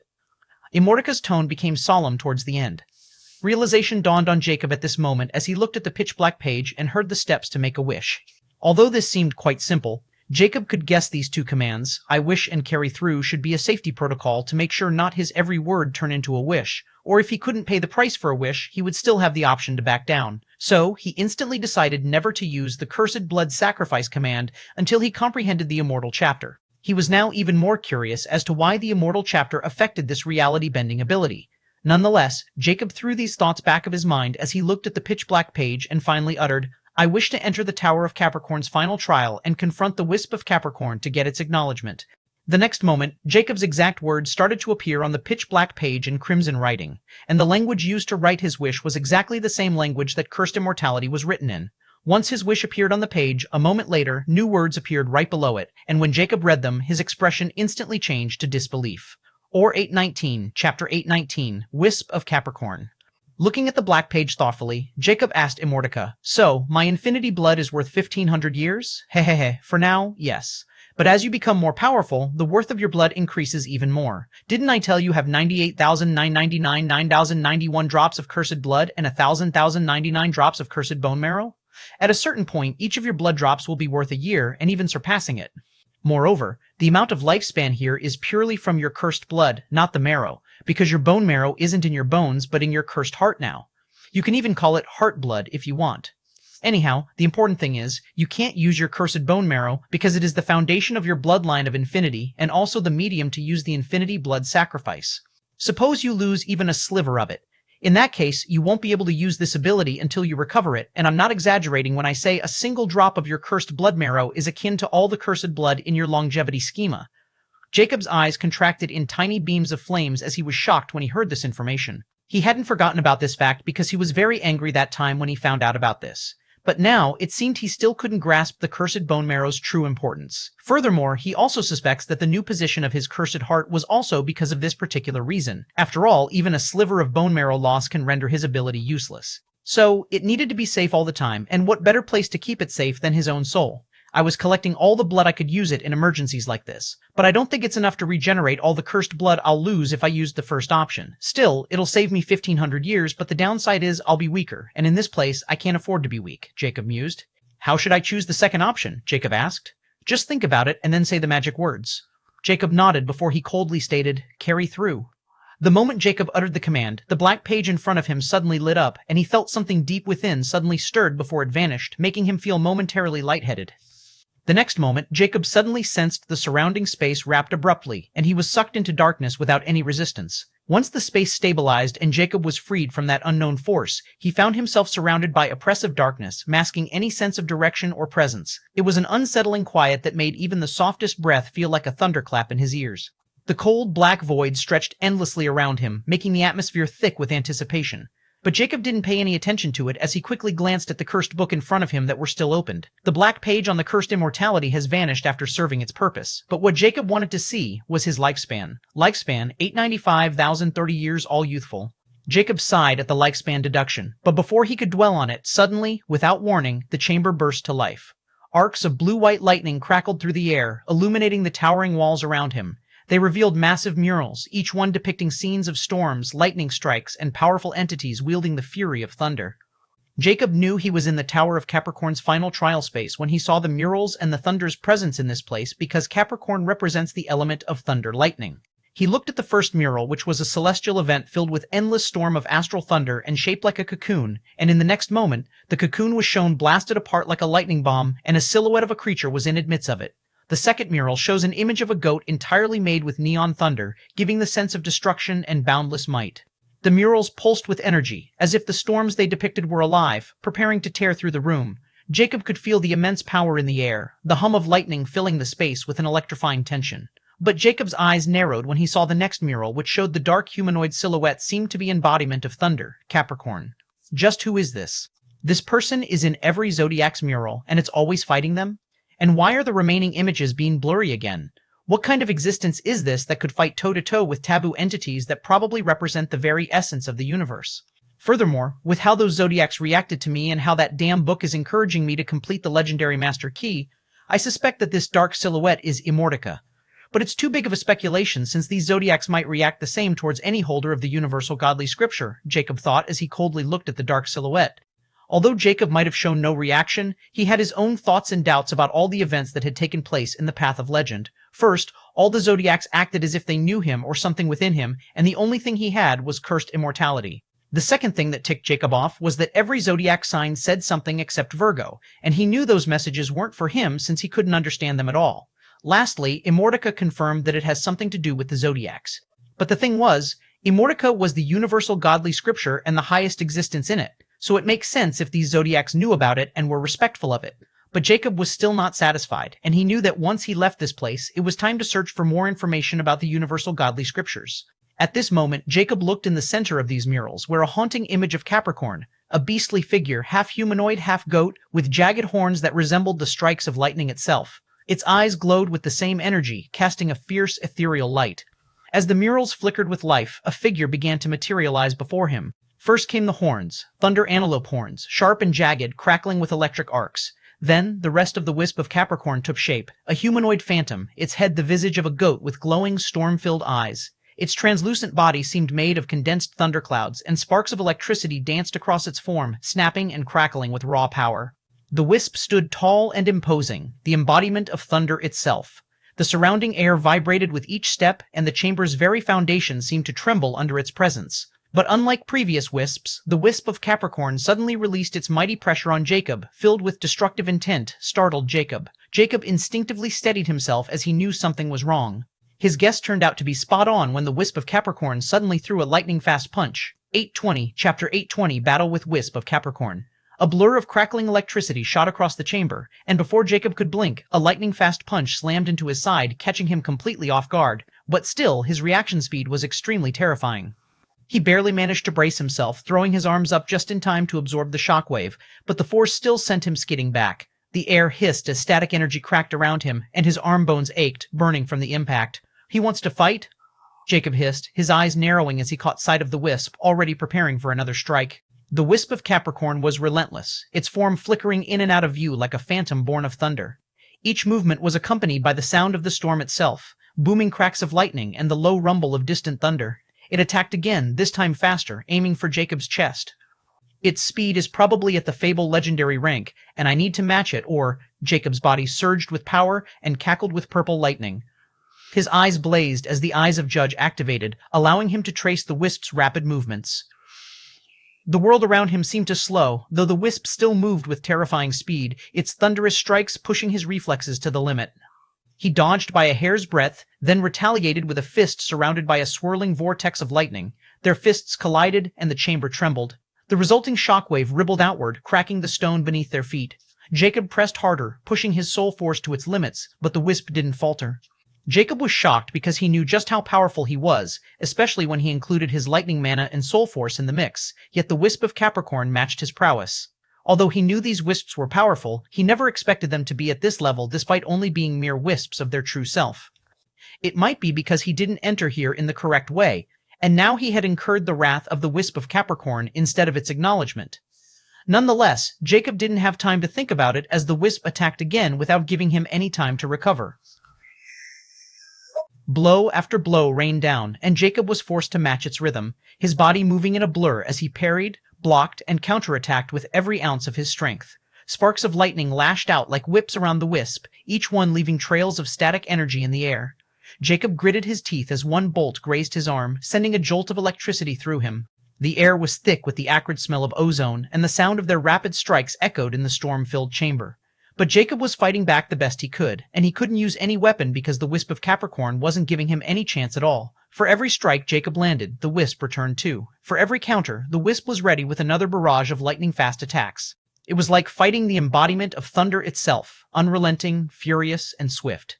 Jacob's bones burned, his mind raced, and he knew this battle was pushing him to his absolute limits. Yet he pressed on, and for some reason, a thrill arose in his body as if something within him was awakening. His movements became sharper and faster as he summoned more power from his body. His eyes glowed with the same fiery intensity as his strikes, each aimed at the heart of the storm, the wisp of Capricorn.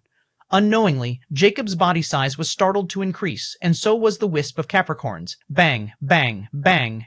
Their fists collided again and again in a series of thunderous exchanges. Lightning arced through the air, surrounding them both as if the very essence of the storm had descended to witness their battle.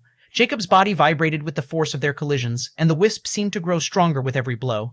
Soon, Jacob was a 50-meter-tall giant, and the wisp was the same, as they fought like maniacs. But then, after what felt like an eternity of battle, something changed. The wisp of Capricorn abruptly stopped mid-attack, its form crackling with residual energy as it instantly made some distance between them. Jacob, breathing heavily, froze as well, his fists still raised. Finally, he snapped out of his strange state and realized that he was again in his natural size. His hollow eyes flickered intensely, and he glared at the hominoid goat with battle intent. The wisp's glowing eyes, filled with the storm's fury, seemed to narrow. The chamber was deathly silent for a moment, save for the distant rumble of thunder in the air. Jacob was tense yet full of fighting spirit, ready for another attack, but it didn't come. Instead, the wisp of Capricorn tilted its head slightly as if studying him. Then, with an unexpected and almost imperceptible shift, it smiled. Or, at least, the ghost of a smile flickered across its ethereal features. The tension in the air lightened, the crackling thunder dimming as the wisp nodded toward Jacob in silent acknowledgement, its storm-filled eyes flickering with a strange sense of respect. Jacob remained still, confused yet alert. But before he could fully process the moment, the wisp's body began to dissipate. Its form broke apart into streaks of lightning, dissolving into the air, leaving only a faint glow of electricity that danced around the chamber. And then, just as abruptly as the fight had begun, it was over. The chamber fell silent, the storm that had raged within it subsiding. The oppressive weight of thunder and lightning lifted, and the murals on the walls seemed to dim, their energy slowly fading. Jacob stood alone, his breath steady, his body sore but victorious. A sense of accomplishment washed over him, though tempered by the knowledge that the wisp had chosen to end the battle on its own terms. Before he could dwell on it further, a powerful, ethereal voice boomed in his mind, and a familiar pain hit him as those words turned into gibberish. When Jacob regained his senses, the space around him shifted. The chamber blurred, and in the blink of an eye, Jacob found himself in a new place, calmer, devoid of the storm's fury. It was the same empty space, and he knew something was about to happen as the tower's voice rang at this moment. But the tower's words were different from those of the other towers. Congratulations, Seeker of Zodiac. The wisp of Capricorn has acknowledged you. The hidden condition has been met. You already have the legendary master key. Please take it out. A821, Chapter 821, A Mysterious Opponent. In the middle of a clear patch of starry land, surrounded by a gloomy swamp with air filled with poisonous gray fog, Jacob's 2-meter-tall figure appeared at this moment wearing his dark windbreaker and a long hood over his head. At this moment, Jacob looked at the legendary master key in his hand.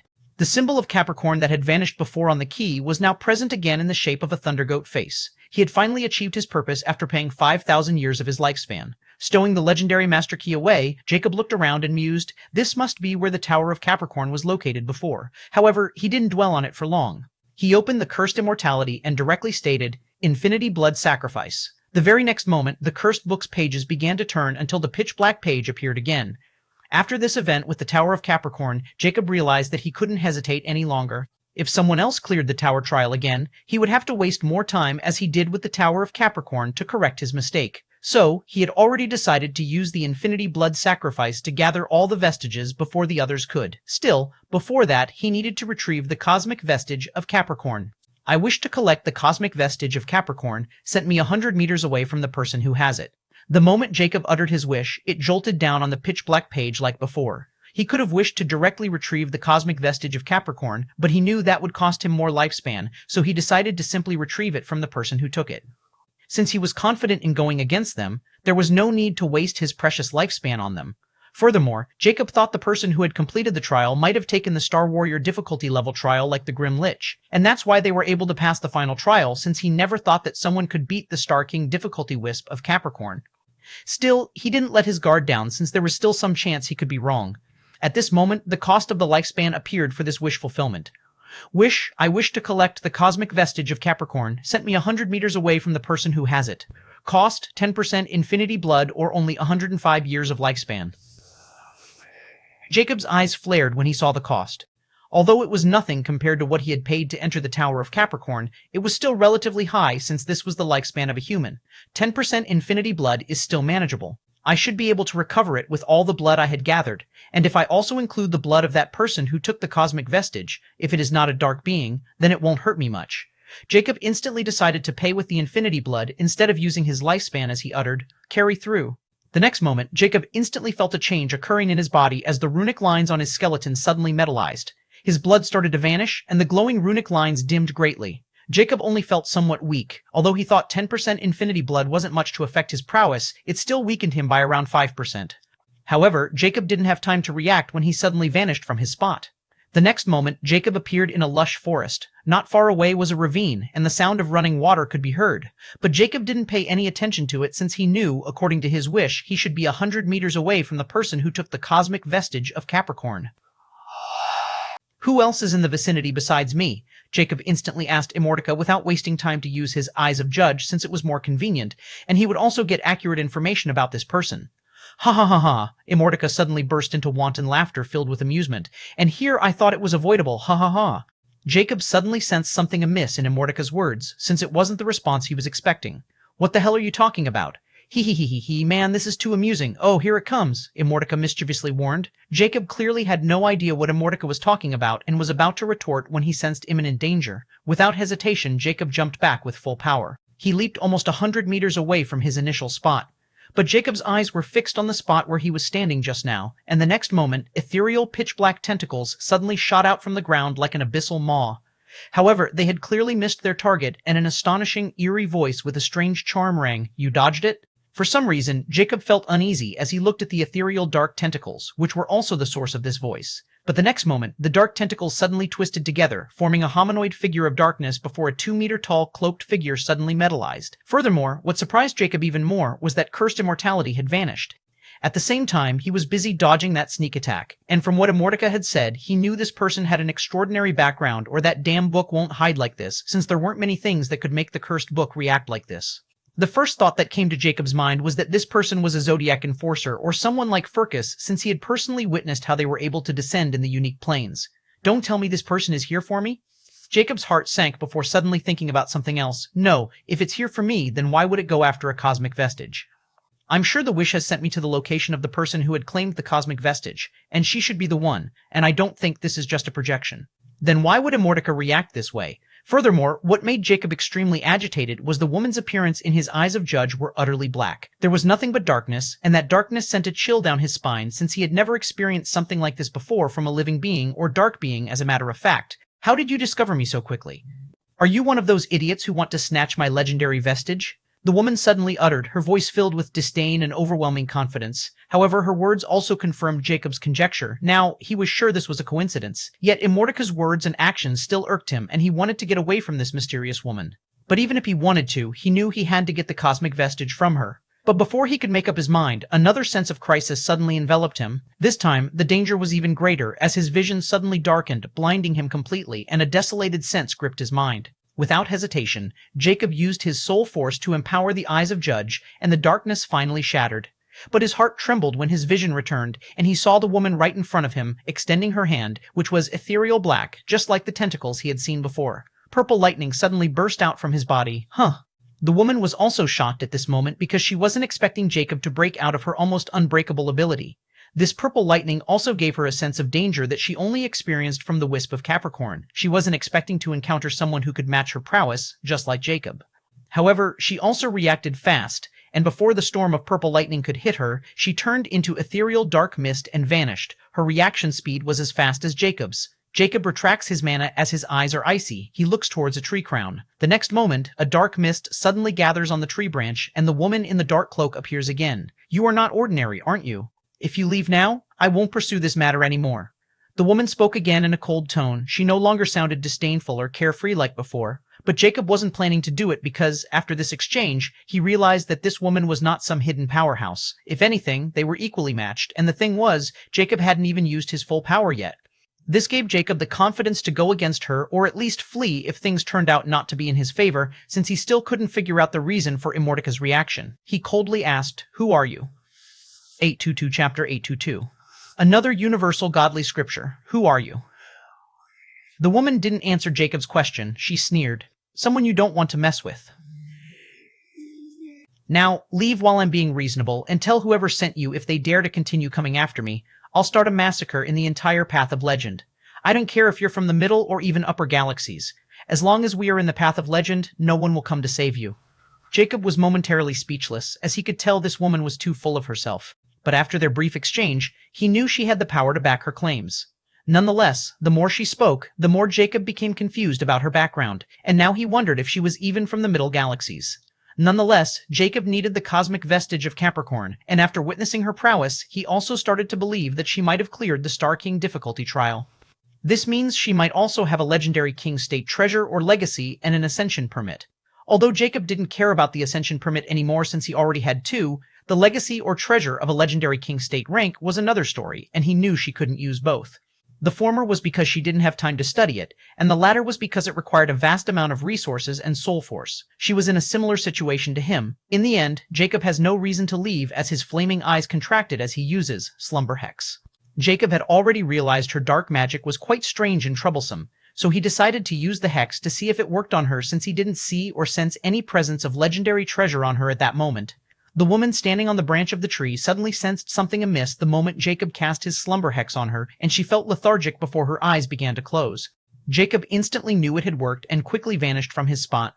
He was about to grab her by the neck when his instinct suddenly rang an alarm. Without hesitation, a huge lightning aura blast occurred under his feet as he made his distance between them, but as he was blasted away, his hand suddenly touched her hood, which was lifted. The next moment, the woman's figure suddenly exploded with eerie dark flames, and the tree she was standing on was instantly obliterated. Jacob was shocked when he sensed that those dark flames weren't some variation of fire magic, but some kind of ability, and they seemed as powerful as his own magic, even more power, maybe. But the main point was that she had broken his slumber hex instantly, and he knew the hex was successfully cast because his hex mana was used. This also proved another point. This woman wasn't a Fable legendary rank being. However, this only makes her even more terrifying in Jacob's view because no one has ever managed to break his hex before, not to mention in an instant. Nonetheless, while Jacob was re-evaluating the woman's prowess, she was also doing the same, and she was even more terrified because of the slumber hex that worked on it. Because she was immune to all soul attacks, even Fable legendary rank soul attacks wouldn't work on her. Yet Jacob's soul attack not only worked on her, but she also had to use the foundation of her entire existence that triggered her automatically to break free from it.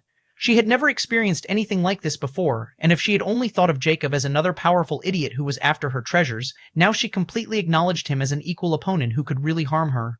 The pitch-black flames surrounding her entire body instantly retracted, but her face was no longer hidden as her hood had been lifted off. Her face was the embodiment of ethereal beauty, yet touched with an aura of darkness that set her apart from anything mortal. Her skin was pale, almost luminous, as though it absorbed the surrounding light, making her seem like a figure carved from the moon itself. Her delicate features were flawless, and her perfect symmetry transcended beauty, yet there was something otherworldly and intimidating about her presence. Her eyes were the most striking, twin orbs of pitch black, bottomless and endless like the void of the cosmos. There was no reflection, no glimmer of light in those eyes. They seemed to absorb everything, pulling in anyone who dared meet her gaze into an abyss of eternal night. Her gaze was intense and unsettling, as though she could peer into the deepest corners of one's soul, where the darkest secrets lay hidden. Her hair cascaded down her back like strands of pure night, blacker than shadows, gleaming faintly with a subtle ethereal sheen.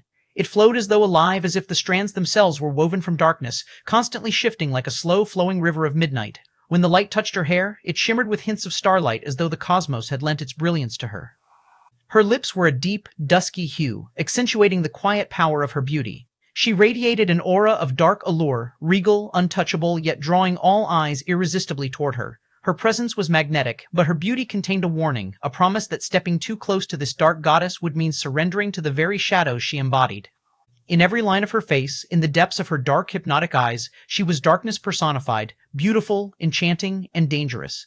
At this moment, when Jacob landed on another tree, his eyes never left her. When he saw her face, he was momentarily stunned by her charm, but he quickly became stoic again. Although her beauty was unmatched, Nyx's appearance wasn't lost on her in any way, and he was already immune to this kind of thing because of Nyx. Furthermore, ever since he had seen Nyx's appearance, he knew higher-level beings had strange charm, and those with weak mentality would instantly surrender themselves. Even his appearance was like this. As he looked at her with the same icy yet vigilant gaze, she also didn't avert her eyes, afraid he would use another soul attack. However, when she noticed that her face was revealed and Jacob didn't seem to be bothered by it at all, she was astounded because whoever saw her face would always have two reactions, either terror or reverence, and she could sense those feelings. But Jacob has neither, as if she was just a frame of bones. She realized this person was nothing like anyone she had encountered throughout her journey, and without hesitation, she used a command with her thought. Old Chaos, what is the deal with this guy? The next moment, on her pale glabella, a symbol like a black hole with an ethereal white glyph appeared, and it seemed to swirl in the center of this black hole. The moment the symbol appeared, an ethereal voice rang in her mind. If you want my advice, then get away from him. I can't see through him. What? The woman was shocked, as this was the first time she had heard this kind of response from this voice. However, the woman in the voice failed to notice that the black hole symbol, which should be invisible under everyone's gaze, was completely visible in Jacob's eyes, and the white glyph was also readable. With Jacob's excellent vision, he thought it was some attack when he noticed that black hole symbol with a white glyph emerging on the woman's glabella. But when he saw the tiny white glyph, his body trembled because it read, Chaotic Darkness? 823, Chapter 823, Impossible to Trick, Chaotic Darkness? Jacob's mind reeled as his eyes were struck on the glyph, and to make sure he wasn't hallucinating, he repeatedly confirmed it again and again. A sudden chill ran down Jacob's spine at this moment as everything became clear to him. Immortica's strange response, this woman's incomprehensible prowess, everything. She has a universal godly scripture. Although it's different from Cursed Immortality, I'm sure of it. And I can see it and read its name because it's written in the same language as the Cursed Immortality. Not only that, but it seemed Immortica had vanished because if I could see her universal godly scripture, she'd be able to see mine as well. Furthermore, it seemed Immortica also knew all along that another inheritor of a universal godly scripture was in the path of legend, and that's why it said, and here I thought it was avoidable. That bastard book clearly didn't want me to encounter her. Still, it should have told me before instead of running away on me, or could this scripture be even more powerful than Cursed Immortality? After all, Cursed Immortality is not a magic-type scripture. The more Jacob thought about it, the more it made sense, but he didn't have time to dwell on this topic further because this revelation was simply too huge. Now that he knew this woman had a universal godly scripture that might be stronger than Cursed Immortality, he lost his will to fight. Because he knew better than anyone how unreasonable the prowess of a universal godly scripture can be. He had no idea what abilities this chaotic darkness could grant its inheritor, or how much progress she had made. Nonetheless, one thing was clear after she was affected by the slumber hex. She should be someone like him who had only gotten her hands on the chaotic darkness not long ago, since she wasn't a Fable legendary rank yet. But Jacob was still not willing to fight her for the exact reason that he had no clue what kind of abilities the chaotic darkness had. He hated to admit it, but he was glad that Cursed Immortality had taken the initiative to unsummon itself. If she could really see the Cursed Immortality as he could see the chaotic darkness, she would know that he has a universal godly scripture. His biggest secret would be revealed, and she might have fled with this information and become vigilant about it, and he would have no idea about it. Jacob didn't dare to imagine the consequence of this information falling into someone like her hands. Although he didn't know if someone could inherit more than one universal godly scripture, he wasn't greedy enough to put it to the test by trying to snatch it away from someone acknowledged by one. Furthermore, Jacob still vividly remembered just how much allure a universal godly scripture held and just the possibility of someone having it, which could draw the full attention of someone like Furcass. Lastly, Jacob was unsure if the chaotic darkness was as unpredictable as Immortica and would go out of its way to protect its inheritor, but he sure didn't want to find out. Still, Jacob suddenly thought about something as he looked at the woman still standing on her spot, completely oblivious to the fact that her biggest secret had been revealed in front of him. He mused that she might be talking with the chaotic darkness. I'm willing to back down, but can you tell me if you're from a lesser galaxy? Because I'm also from the lesser galaxy of Taurus. Jacob suddenly spoke as he lost his fighting stance, but he was still fully alert, and at any sign of attack he would flee. But he wanted to take this chance to see if he could get more information out of her and if he could make her let her guard down. However, he wasn't optimistic about it because if she were someone like him, she wouldn't trust anyone. Still, despite her earlier haughty attitude and disdain for the people from the higher galaxies, he was sure that she hadn't encountered dangers like him, and she seemed to blindly trust her universal godly scripture's might. Not only that, but he instantly thought about how she didn't get acknowledged by the Wisp of Capricorn despite having a universal godly scripture, because if she had, he wouldn't have gotten another piece of legendary master key, which made Jacob somewhat uneasy yet curious about why cursed immortality has such an effect. The woman was about to flee after heeding chaotic darkness's advice when she suddenly looked at Jacob with a hint of surprise. Jacob's change in attitude was beyond her expectations, and she thought he would chase after her, so she needed to use one of her trump cards to escape this mysterious opponent. Truth be told, as someone who hadn't encountered an actual opponent who could rival or harm her under the same realm and make her chaotic darkness react in such a way and failed to see through him, she was also curious about Jacob. Is he telling the truth? She quickly asked chaotic darkness before she said anything to Jacob. I didn't sense any lies from him, but you should be careful. This person is wearing the skin of a dark being yet has a powerful life signature.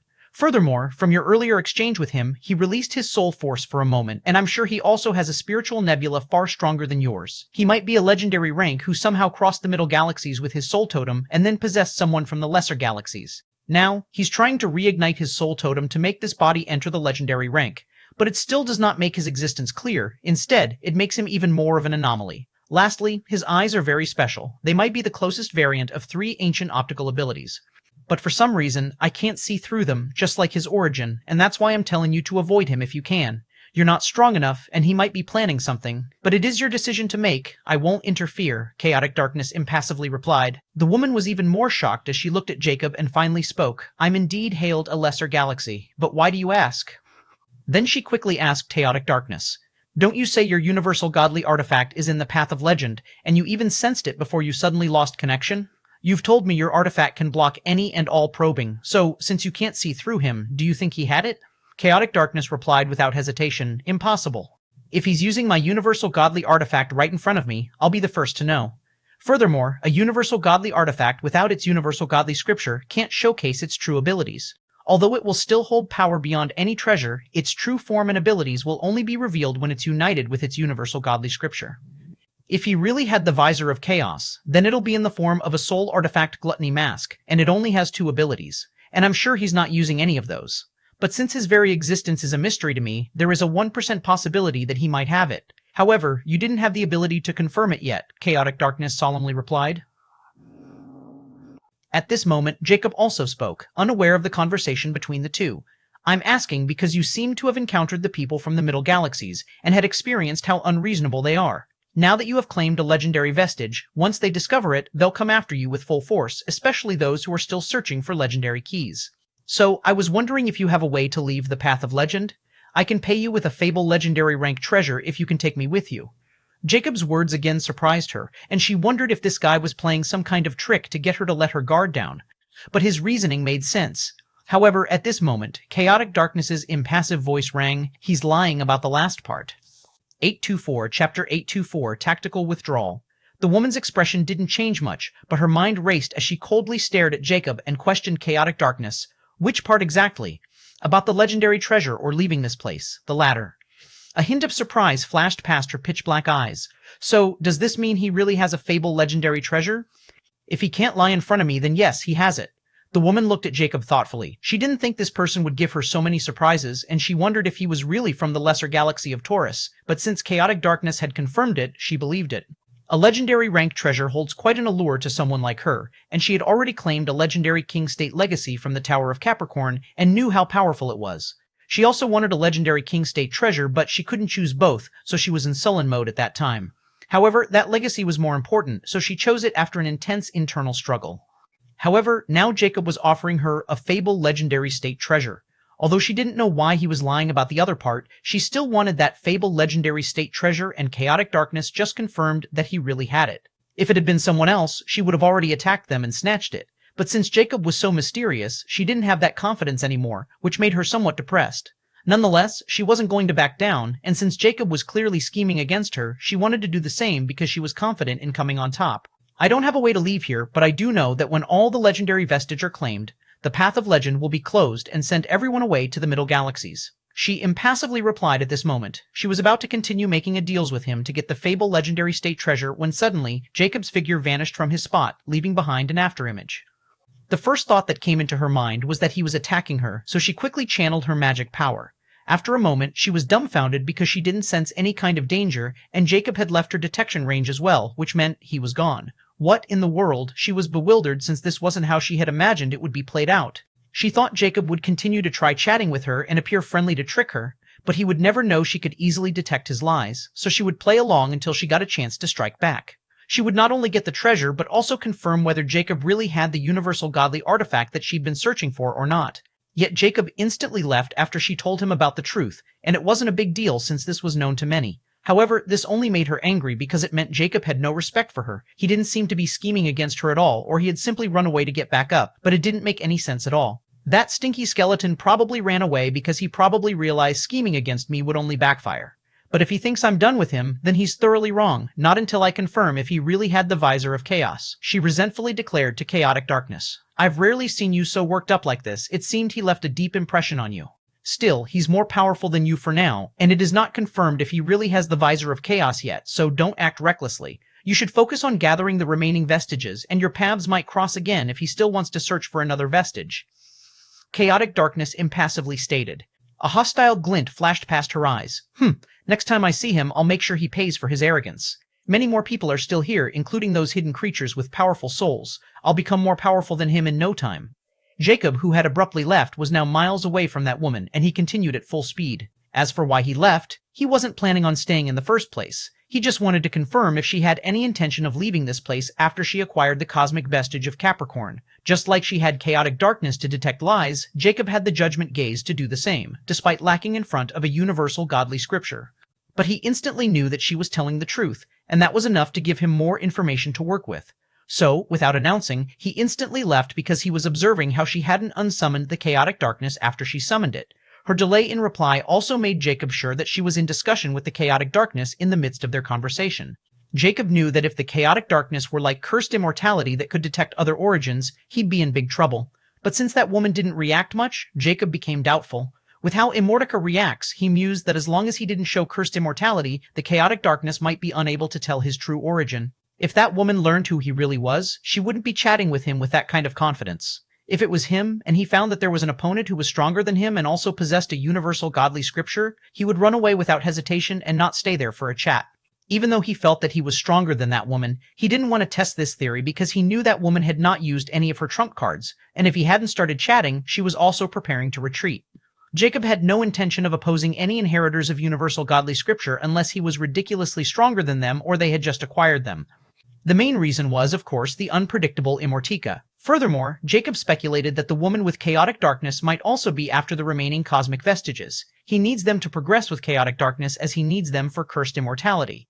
After all, Immortality had told him only the cosmic vestiges were worthy of a universal godly scripture, but he didn't know if every scripture had been used for them. Nonetheless, Jacob wouldn't give up even if he had another competitor. He also had a way to claim back the cosmic vestige of Capricorn in that woman's hand, and if he succeeded, he'd use everything he had to quickly gather all the remaining vestiges and get the hell out of this place. But first, Jacob needed some answers. Once he felt he was far enough and that the woman wasn't chasing after him, he coldly thought, Cursed Immortality, we have a lot to discuss. 825, Chapter 825, Universal Godly Artifacts. 1. The cursed book finally appeared in front of Jacob at this moment, and the eerie voice filled with wanton laughter rang. Ha ha ha ha ha ha ha, man. I thought I would see a good show, and you'll try to seduce her once you discover who she really was, but what a letdown. It was still amusing nonetheless, and I approved of your action and not overestimating yourself. Jacob's eyes flickered with rage when he heard those words, but he wasn't surprised that the damn book was amused. In fact, he knew it would be like this since he understood too well how Immortality gets its kicks. Nonetheless, he was furious and felt like pushing the cursed book, but he knew he couldn't and suppressed his anger as he coldly said, "I'm happy that you're amused, but unfortunately I'm not. So, can you please explain why you didn't warn me about it, and I'm expecting a damn good reason." "Ha, didn't you already figure it out?" Immortica asked playfully. "Humph, I sure did. But it still doesn't explain why you didn't tell me from the start if you knew there was another inheritor of a universal godly scripture roaming around the path of legend. And I'm even more confused about why it can't do the same with you. If you can detect the chaotic darkness, why can't it do the same for you? Just what are you hiding, and what is so special about you? And don't you dare try to deny it or bullshit your way out of it, because I swear I'll fucking stop following your instructions and find another way to reach immortality." "We're through?" Jacob asked with a deep sense of vigilant yet unbreakable determination in his tone. From the moment he found the truth behind that woman's existence, he knew Immortica already knew who she was, but for some reason, the chaotic darkness didn't, because if it did, that exchange would be completely different. Not to mention, with what was going on with all the Zodiac Wisps, he was now sure that Cursed Immortality was different from the chaotic darkness, or probably all the universal godly scriptures, and he wanted to know what it was, or he wouldn't be at peace and continue to walk on the path of Cursed Immortality. "Ha ha ha ha." Immortica burst into laughter, and there wasn't any hint of panic or anger in it. It was more like laughter filled with hilarity. "You know you got some balls to say something like that, and the courage and determination to abandon a universal godly scripture. No one would have even thought about it unless they didn't know what they were giving up. It's like outright denying the reality and wanting to create your own.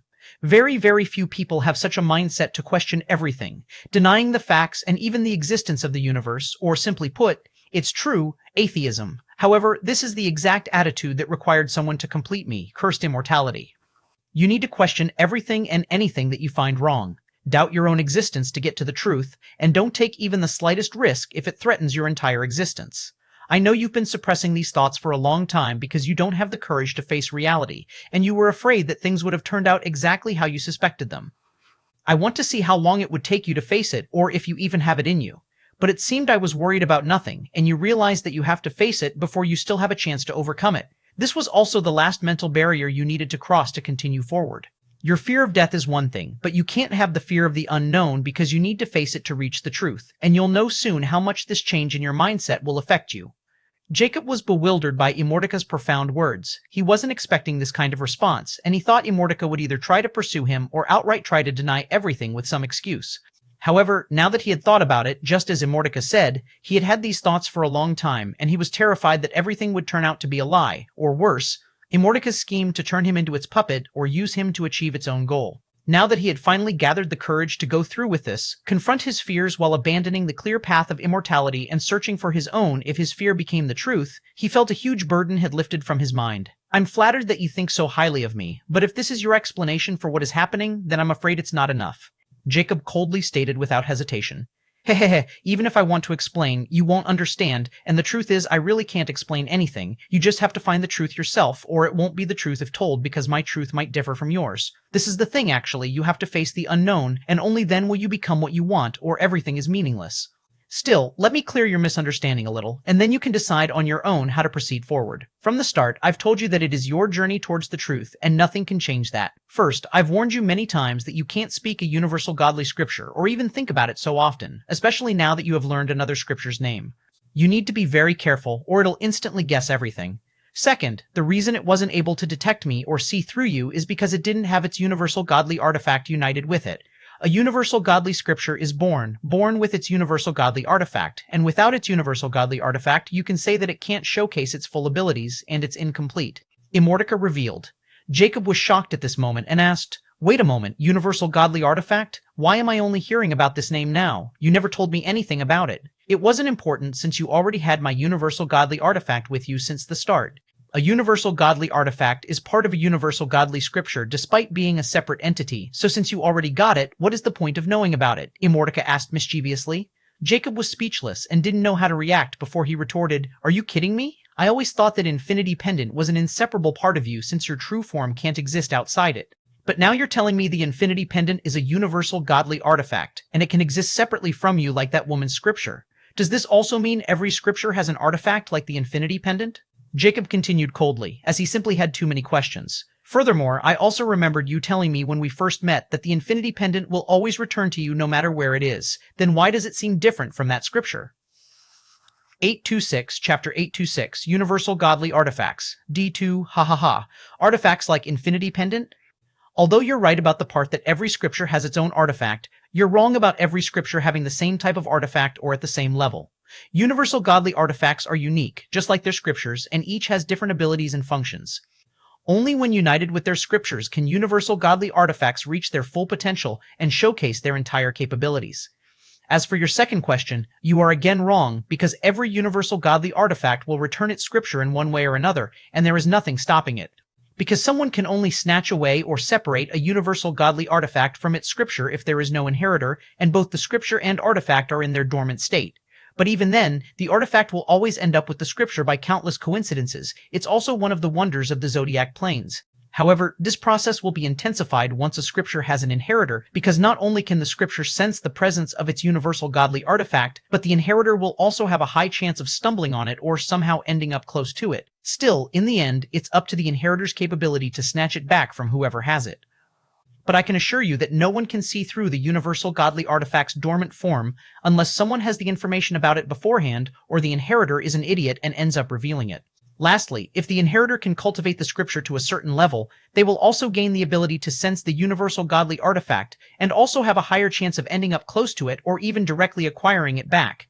Immortality explained with a roguishness. Jacob was silent, as this information was quite huge. He never expected there would be such a massive secret behind the universal godly artifacts. He suddenly felt glad that he got the infinity pendant with Immortality, or he would be in the same position as the inheritor of chaotic darkness. But at this moment, something suddenly came into his mind as he asked, then how did the infinity pendant lose two components? Shouldn't it be indestructible like the scripture, even if it's in its dormant state? Ha he he he, you are half right this time. You see, the scripture is indestructible no matter what form. The same goes for the universal godly artifacts. However, if the universal godly artifacts are separated from its scripture and taken away to a very, very long distance away from it, there is a possibility of breaking them. But only breaking them, not destroying them, since once the scripture gains an inheritor, they can be mended back as long as their parts are found and pieced together. However, not just any random wannabe can break a universal godly artifact, and there are consequences for such action. Even if someone of that level is bored enough to try it, the most they can do is to break it into 2 or 3 parts. Now, you should be able to guess what happened with the infinity pendant. But still, only the most unimportant parts of the infinity pendant were dislocated, not the pendant itself. But I can't tell you the entire story since I'll be revealing too much, but you'll understand once you acquire the last component of the infinity pendant, Immortality dismissively stated, as if revealing something trifled.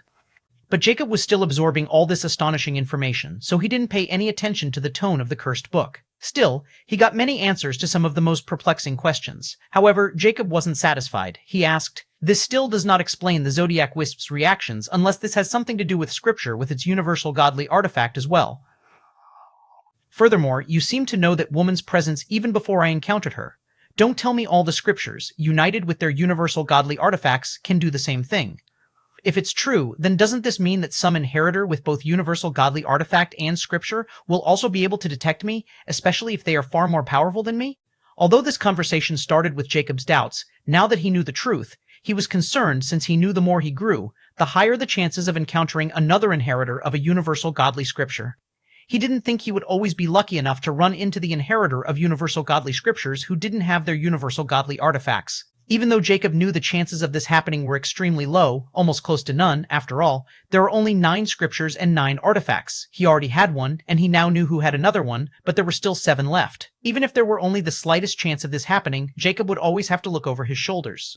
Ha ha ha ha, I've already told you about the Zodiacs. You'll know when the times come. As for how I know about her presence, it's because you have precisely the universal godly artifact of that scripture on you, so I can detect its corresponding scripture the moment it comes into my range of detection. It is another ability of a universal godly scripture united with its universal godly artifact. Ha ha ha ha ha ha. Immortality burst into a laughter filled with mirth and hidden mockery. What? Jacob's calm expression instantly changed when he heard this unexpected answer. He thought Immortality was joking, but he knew the cursed book didn't need to lie about something like this. Jacob's mind instantly raced as he started to think of every unusual treasure in his possession, and at this moment, the flames in his hollow sockets instantly flared intensely. "Which one is it? That pendant I got from Sebastian's body or the gluttony mask?" Jacob asked with a hint of agitation. He could only think about these 2 mysterious treasures, especially the pendant he got from Sebastian's body, which can't be stored in ordinary space treasure. The gluttony mask was also very strange, since it could grow without limit and had a terrifying ability of disguise that could fool even Star Network. Ha ha ha ha ha ha ha, of course, it's the gluttony mask. It's in its dormant state, or you can say in its deteriorated state since it's not the inheritor of its corresponding scripture. But the moment you make it acknowledged you as its master, its scripture knew. But it's still loyal to only its scripture, and the moment you entered the path of legend and entered a specific range, it tried to send an invisible signal. If it were another else, they wouldn't be able to feel it, but you did, and your will is still stronger than the gluttony mask, and you have me, so you can easily suppress it in due time. But the scripture should have already known about its presence in the path of legend, and as you've experienced, you still ended up meeting with the inheritor of that scripture.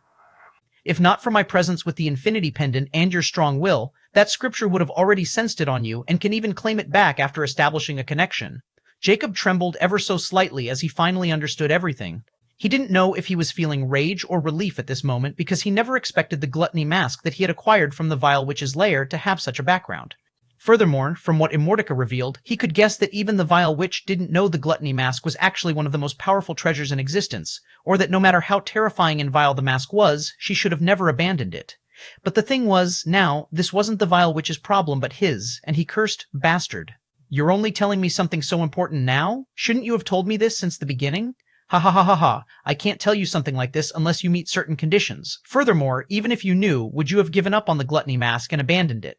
After all, despite not being in its true form, it is still a one-of-a-kind treasure that can fool anyone but its scripture. Furthermore, as long as your will is stronger than the mask and the power difference between your scripture and that inheritors won't change to a certain degree, it will never escape your grasp. So, let me ask you, are you still going to abandon it? Because if you did, you'd only be gifting power to counter you to your potential enemy. Ha ha ha ha ha ha. 827, Chapter 827, The Mysterious of Universal Godly Scriptures. Jacob became silent after hearing Immortaka's derided question because, just as Immortaka articulated, even if he knew the true origin of the gluttony mask, he wasn't going to give it up.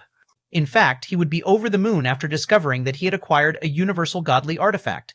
However, now that he knew the entire story and relationship behind a universal godly scripture and the universal godly artifact, he knew that as long as he had it, he'd eventually run into that woman. If he had known this, he would have been more hesitant to use the gluttony mask, but alas, he had already become its master, and now that he knew what kind of treasure it was, he was even more unwilling to give it up or stop using it.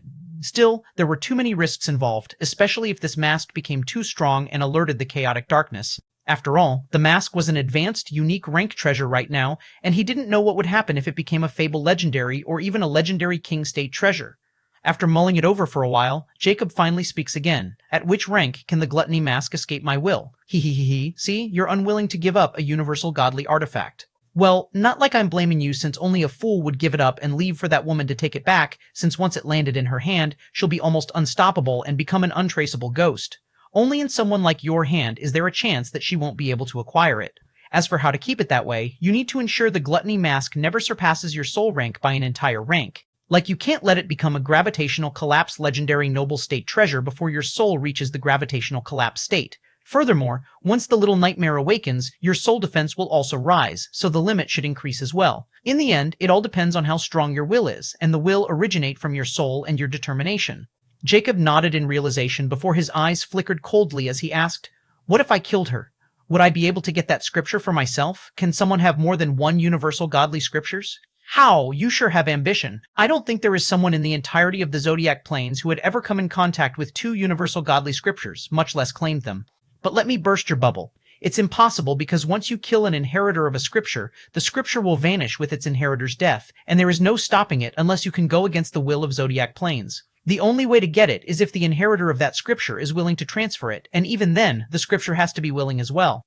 As for if someone can develop in more than one scripture at the same time, we'll talk about it once you have it. Besides, cultivating a single scripture is already impossible, and each scripture has its own unique way to progress, and here you want to add another one in the mix? He, you should consider what you're wishing for. Immortality stated in an ambiguous yet humorous tone. Jacob was astounded, as this was another thing he didn't know about. He was always under the impression that if others killed the inheritor of a universal divine scripture, they'd be able to claim it for themselves. Yet it wasn't the case at all, and he had again underestimated the existence of these scriptures. Furthermore, Immortaka's last words quickly shattered his ambition since, as Immortaka said, he already had his hands full with Cursed Immortality. Even if he could acquire and cultivate another scripture, he might not be able to handle it. Nonetheless, this didn't change the fact that the other inheritors of the scriptures weren't on friendly terms with him. In fact, they were enemies with the power to go against him, and he knew they would also have the same point of view.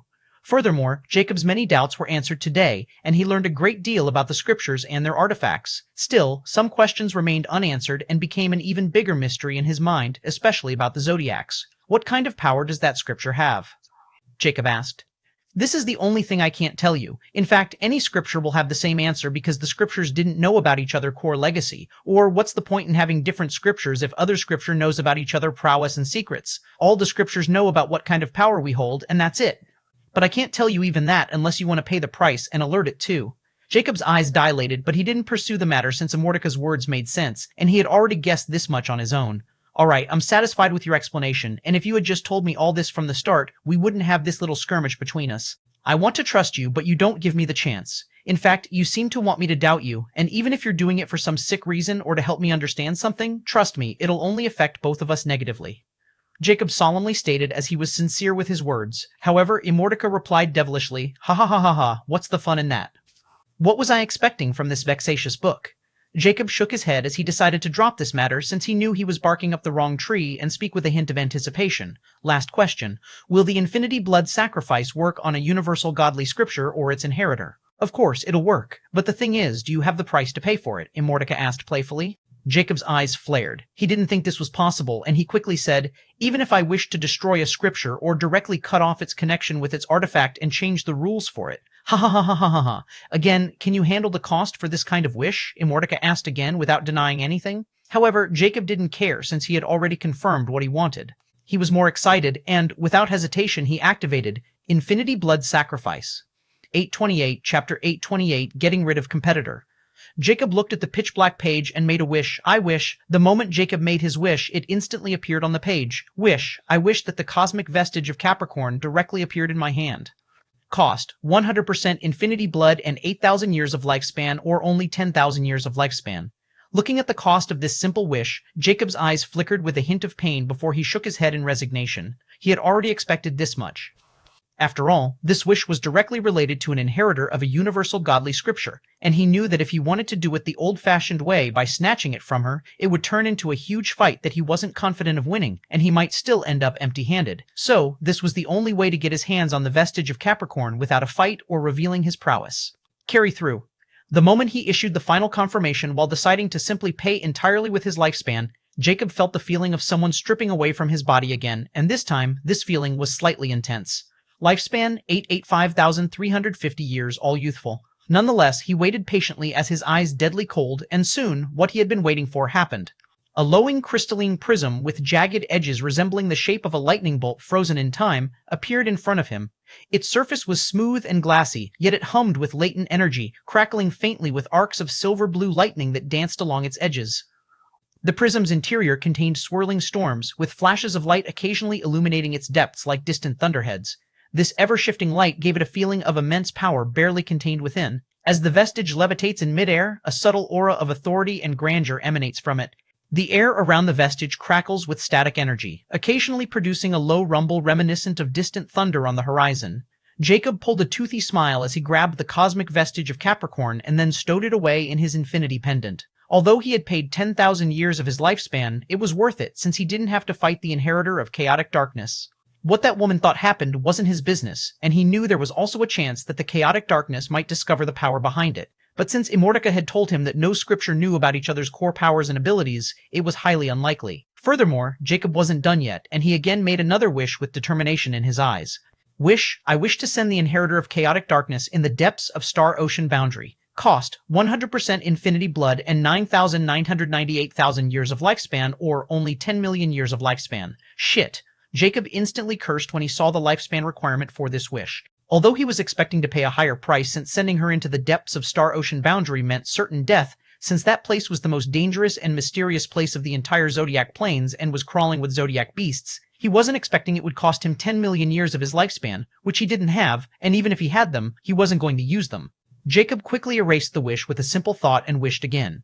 Wish, I wish to send the inheritor of chaotic darkness to the lesser galaxies. Cost, 100% infinity blood and 900 years of lifespan or only 1 million years of lifespan. It still required a million years of lifespan. Jacob was astounded and somewhat depressed. He finally understood why Immortality was ridiculing him with the cost of his wishes against a universal godly scripture. Heck, he wasn't even directly targeting it, but only its inheritor. He didn't dare imagine the cost of directly wishing against a universal godly scripture. Ha ha ha ha ha. Immortaka's laughter suddenly rang at this moment. Let me clarify another thing before you go on your usual tantrum once you discover it on your own.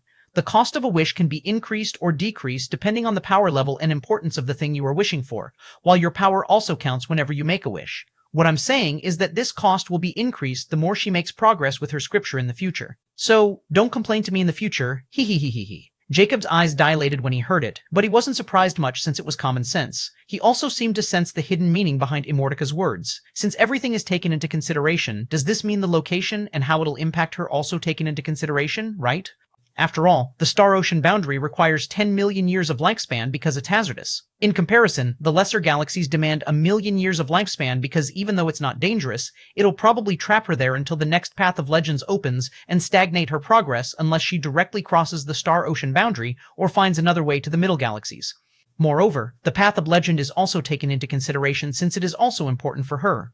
That's why my wish to send her away is so expensive, but what if— Jacob's eyes shimmered with a malicious glint as he made another wish to test his theory. I wish to send the inheritor of chaotic darkness to a safe location in the middle galaxies.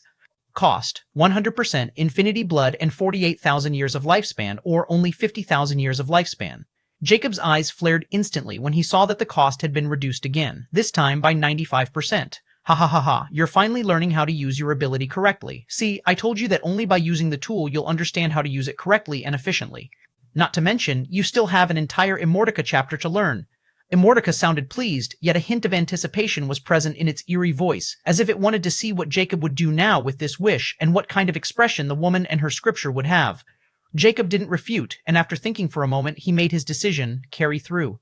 Lifespan, 835,350 years. All youthful, hundreds of miles away from Jacob's position, the inheritor of chaotic darkness named Alexandra was going crazy because, where did the cosmic vestige of Capricorn go? She shrilled with disbelief and killing intent.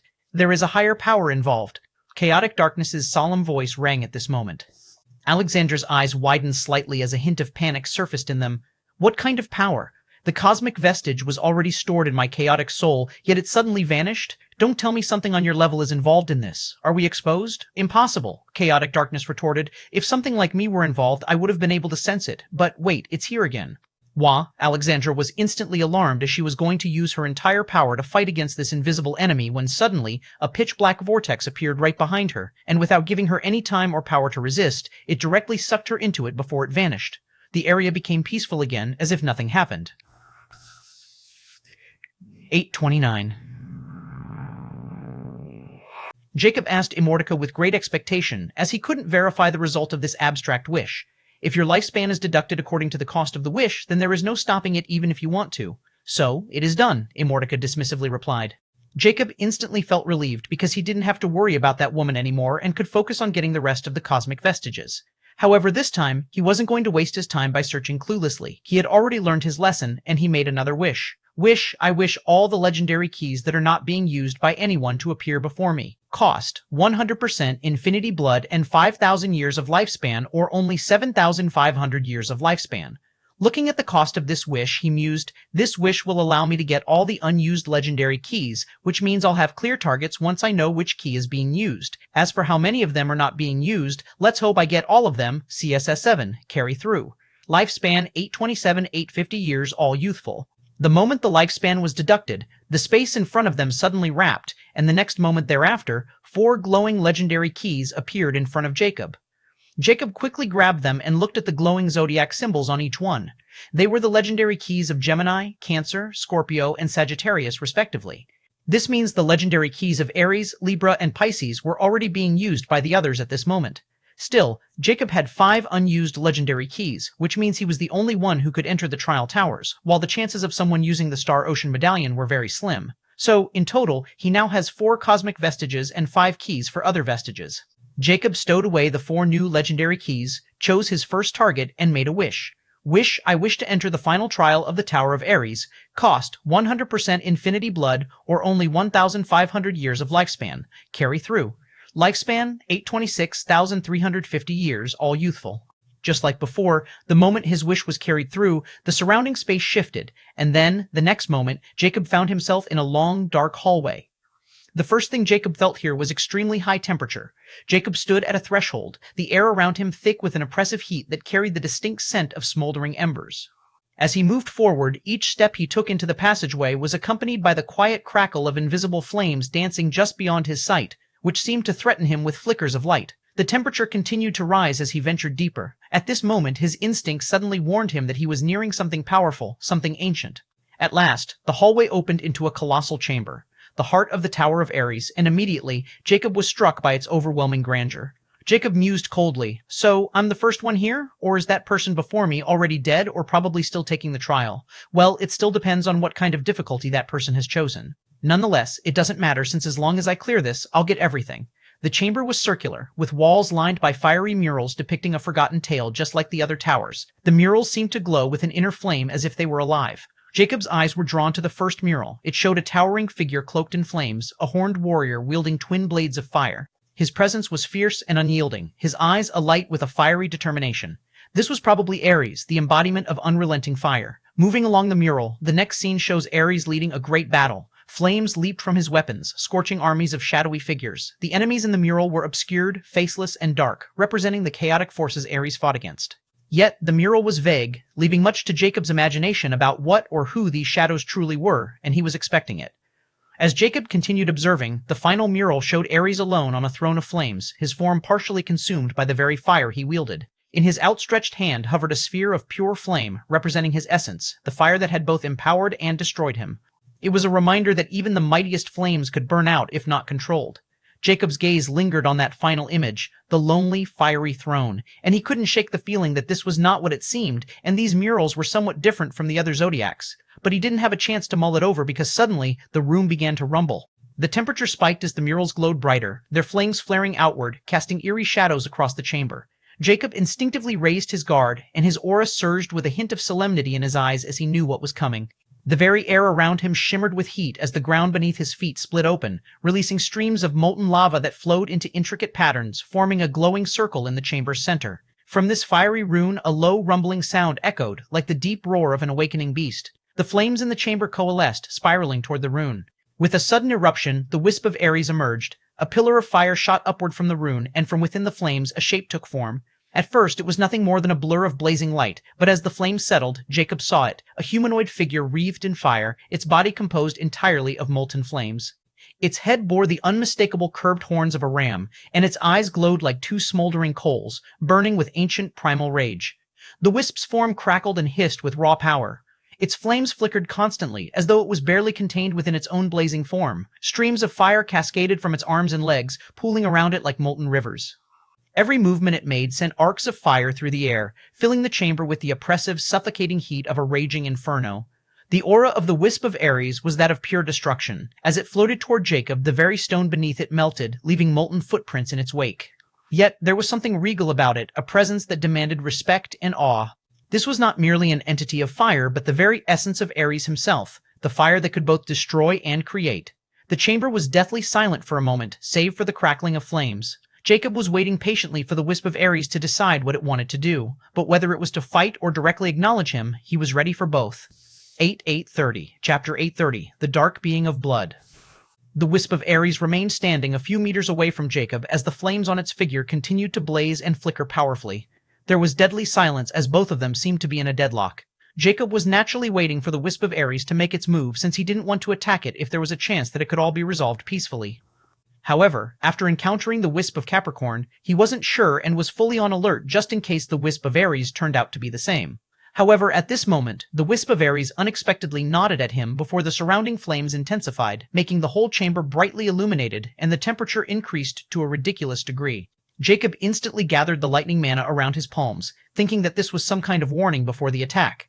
But the next moment, no attack came, and the wisp of Ares' incomprehensible voice buzzed in his head. And however, this time, Jacob didn't feel as much pain as before and remained steady. A hint of relief flashed past his burning eyes as he knew this was over, and just as he thought the next moment, he appeared in the same blank space. Jacob knew that he had earned the wisp of Ares' acknowledgement, and he was glad, but unexpectedly he instantly sensed someone else's presence, and he knew what that meant. Jacob turned around and saw a crimson mist surrounding a figure. To his surprise, this mist was actually made with soul force. What happened? A startled, charming voice rang from the mist as if surprised by this sudden turn of events. The owner of this voice also noticed Jacob's hooded figure. Is this part of the trial? She mutters before the mist parted, revealing a figure standing amidst the darkness. She was tall, like a specter from a nightmare, with a slender, curvaceous form that was both alluring and dangerous. Her skin was pale, almost translucent white, with an unnatural glow that made her appear ethereal as if she were barely tethered to the mortal realm. Her long, raven crimson hair cascaded down her shoulders like a bloody waterfall, contrasting sharply against her ghostly complexion. Her eyes, a deep crimson, locked onto Jacob's with a predatory glint. They shimmered with an unholy light, exuding an unnatural hunger that made him feel as though his very soul was targeted. The outfit she wore clung to her body. It was a dark, intricate dress made of sheer lace and flowing silk that seemed to blend into the surrounding shadows. The fabric was barely there in places, revealing the curves of her body in an almost provocative manner. Sharp, onyx-like accessories adorned her wrists and neck, giving her the look of a gothic temptress. Her presence was intoxicating, like the sweet scent of a poisonous flower luring its prey closer. The eerie aura around her seemed to pulse, mingling darkness and desire in a way that was both hypnotic and terrifying. Suddenly, her lips, stained a deep shade of red, curled into a faint, teasing smile that was equal parts seductive and menacing as she spoke. 2 long fangs were revealed. Her voice was a velvety whisper, soft yet carrying a faint echo that resonated in the empty space. Are you my next opponent? Jacob looked at the pale woman with scrutiny because, although she may have looked like a human or elf, he knew she wasn't. The surrounding aura was something that only a dark being should have, yet it was unique because he could feel intense blood vitality from her. Furthermore, because of his own attainment in blood manipulation, he felt this woman could also control blood, which was unexpected. Nonetheless, Jacob knew that this woman should have used the legendary key of Ares to enter the tower. Since he had directly entered the final floor and cleared it, she appeared here with him as well, and she seemed to be fighting in a trial when he cleared the tower. Now, she seemed to be unaware that Jacob had cleared the trial and thought of him as his next opponent. But at this moment, the tower's voice rang unexpectedly. Congratulations, trialist. You have passed the Star King difficulty level, Tower Trial of the Tower of Ares. The rewards of Star King difficulty trial will be granted. First reward, the legendary vestige of Ares, has been given. The woman's nonchalant expression instantly changed when she heard the unexpected announcement, and so did Jacob's because this was the exact scenario he didn't want to face. He thought that the tower would wait for them to duke it out among each other before it announced the final winner, but it seemed that wasn't the case, and now the reward had appeared, and whoever claimed it would be the winner. At this moment, the cosmic vestige of Ares emerged in a burst of fiery energy, illuminating the vast, dark space with a radiant and intense crimson glow. Its form was like a spiral ram's horn. Its surface was made of a shimmering, translucent material resembling polished ruby, with flecks of gold and fiery red veins running through it. The horn emanates a soft, radiant glow, pulsating with energy that flickers like embers within. Its curves are graceful, and the edges appear razor-sharp, giving off an aura of primal power and determination. The vestige levitates slightly above the ground, surrounded by a faint, swirling mist that glimmers with stardust, embodying the cosmic essence of fire. The moment the legendary vestige appeared, the pale woman instantly snapped out of her daze. The next moment, she turned into crimson mist as she bolted towards the vestige without hesitation. However, Jacob was a step ahead and closest to the vestige. By the time the woman reacted, which was extremely fast, Jacob had already grabbed the vestige, and the next moment it vanished into his infinity pendant. Thief, hand it over. The woman's enraged voice rang with a hint of disbelief since she never expected Jacob to be so fast, and she was still clueless about how this person appeared in this place and completed this trial even before her. Nothing made sense to her despite her vast knowledge. This entire scenario was out of her wildest dreams. Humph. Jacob merely sneered when he saw that the crimson mist had changed its target for him, and he felt pure soul force and blood energy from it. The next moment, lightning energy and soul force took the shape of 2 swords in Jacob's hands, and he instantly slashed them into the mist using his mighty power. Although this woman was strong, and he knew she was wearing a piece of legendary rank treasure, after he encountered the inheritor of the chaotic darkness, this pale woman seemed insignificant. The crimson mist suddenly trembled under the incoming attack of purple ethereal lightning as if she also sensed the danger behind that attack, and instantly a magic run suddenly appeared just in time when Jacob's attack collided with the mist. Bang! A powerful energy blast rang in the space, filled with crackling lightning and crimson mist as a powerful soul force ripple spread. But Jacob remained unaffected while his burning eyes were staring at the blast point, and he couldn't help but mutter, "You have some skill to utilize your space-type treasure just in time." Just as his voice trailed off a few hundred meters away, the crimson mist began to gather, and the woman appeared again. But this time, there was an apparent terror in her eyes as she looked at Jacob. At this moment, she quickly spoke. "Who, might I ask, is the one before me? I'm Gracie Valdoom, the daughter of legendary king, Vampire Marquis Wilbur." 831, Chapter 831, Stratagem Against the Vampire Princess. 1. Jacob was astounded when he heard vampire from Gracie's mouth. Although he was new to this world, even his old world had stories and legends about vampires. They were the most famous and recognized mystical beings related to blood, especially their legendary indefinite lifespan. But he didn't know if it was the truth in this place. However, he wasn't expecting them to be authentic and part of the middle galaxies of the Zodiac Plains, not to mention part of the Dark Being's dead faction. Furthermore, Gracie was the daughter of a vampire marquis, a legendary king-state dark being. Although he didn't know about the vampire hierarchy, he knew enough not to underestimate them. Up until now, he had seen many races of dark beings, mostly skeletons, zombies, wraiths, wights, midgets, and undead, even ghosts, and knew about their evolution path, but Gracie was the first vampire he had encountered.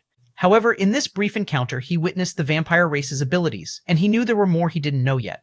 However, what interested him was Gracie's affinity with blood magic and her powerful blood vitality. He was already planning on researching the life crystals and hoping to learn the ability of dark beings to absorb them. Now, after witnessing Gracie using blood magic, he knew she could be a great experiment subject. However, that vampire won't agree to it willingly since, from her tone, he could tell she was arrogant yet cautious.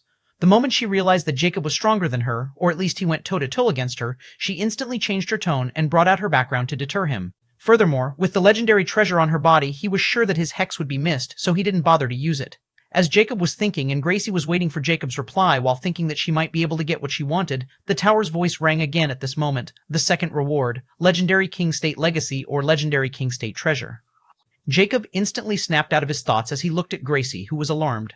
How would the tower go with this reward, since only one treasure or legacy can be given, and since she entered the trial, yet I was the one who cleared the final trial, will it judge both of us as winners? I don't think so, just as Jacob thought. A display containing the claimable treasures and legacies appeared, only a single display, and it appeared right in front of Jacob. Gracie's expression fell even more when she saw this, and she finally understood that this person had somehow entered the trial and completed it before her. She even suspected he had used the Star Ocean medallion, which no one cared about. But what made her even more vexed was that her servants outside allowed Jacob to disrupt and enter the trial. Yet this also made her fear him because she knew how powerful her servants were, and since he could overcome them and the tower trials despite her early entry, he was terrifyingly strong. However, the thing was, she couldn't give up the vestige or the legendary treasure legacy. She was willing to give them up because they were hers since she entered here first and worked to acquire the legendary key after paying a massive cost. Not to mention, it was always hers. Whoever snatched others' things, not the other way around. But she wasn't confident she could take down Jacob after their brief exchange. She knew that if she fought him, she would pay a high price, and her chances of victory were only 50-50, especially now that her soul force was depleted. I'll deal with him once I get out of this place, she thought with hidden killing intent. Sir, I'm willing to compromise the legendary vestige and legendary treasure legacy, but I must have the ascension permit.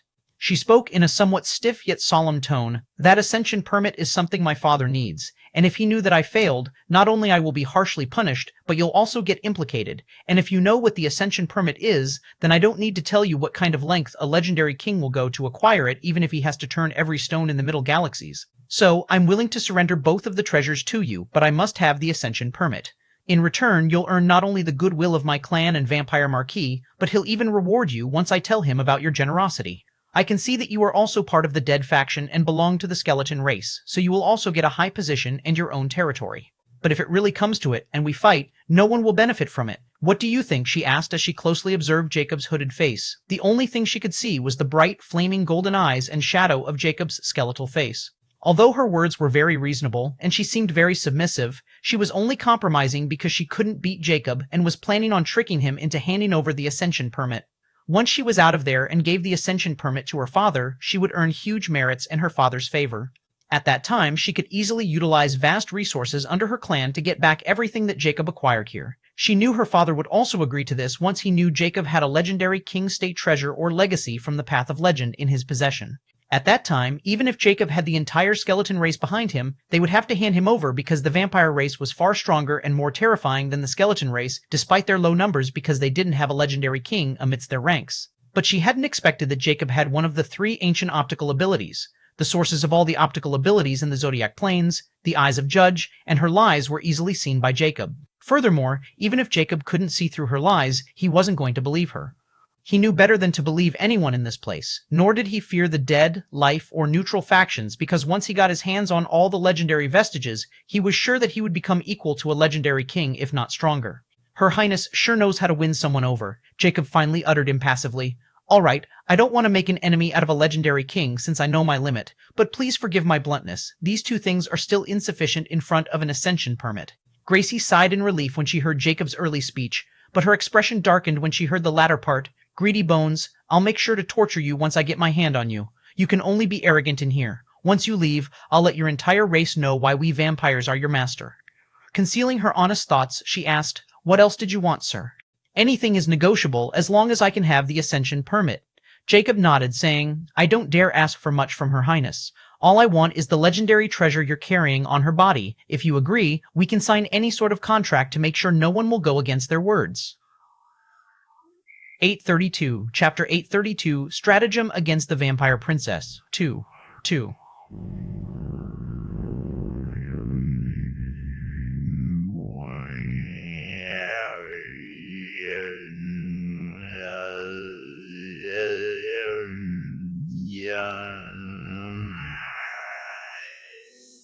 Gracie's expression was icy cold when she heard Jacob's bold demand. As the princess of the vampire clans, she had never suffered such humiliation or been in a situation where she had to compromise. Even in the path of legend, she only has a handful of people who could make her wary, but even they won't dare to go overboard like Jacob did now. The most infuriating thing was that Jacob was a dark being, or that she thought, which means that he should be submissive to her. Yet he was not only opposing her but also coveting her treasures. Furthermore, no matter how she reeks her brain, she cannot figure out who Jacob is or when the skeleton race has such a talented person among them who can control lightning. Not to mention, she knows the people from the dead faction sent here, and Jacob doesn't match any of their descriptions. However, now that things have escalated to this point, Jacob is holding the initiated against her, and his power level is unknown. But she still thinks that it was only until they were in the path of legend. Once they get out, she'll have a payback with interest. As for suspecting him from a person from the lesser galaxies, her arrogance simply didn't allow her to think this way, because she or anyone from the middle galaxies looked down on the lesser galaxies and treated them like their pawns in prey. Lastly, she suppressed her urge to cast a forbidden spell on Jacob because he somehow managed to not only infiltrate but also become the winner of this trial. She didn't know if she managed to kill me, but she would still get the ascension permit since only the winner could claim the rewards. This was the biggest reason she wasn't going on a rampage. At this moment, her crimson eyes shone, and a strange power suddenly surfaced in them, making her appearance even more alluring and charming. Can you please reconsider? I'll be helpless after you take my treasure. Her voice was gentle and filled with fear, as if she were a weak woman in distress. But in Jacob's eyes, she was disgusting as he instantly saw a magic ripple emitting from her, and her voice. She was clearly trying to use some kind of charm ability on him, which clearly wouldn't work on him even if he didn't have the cursed heart. Just his spiritual nebula was enough to block this kind of ability from a quasi-legend. Your Highness, these small tricks won't work on me. So, if you don't want to make a deal, then how about you try snatching the ascension permit from me?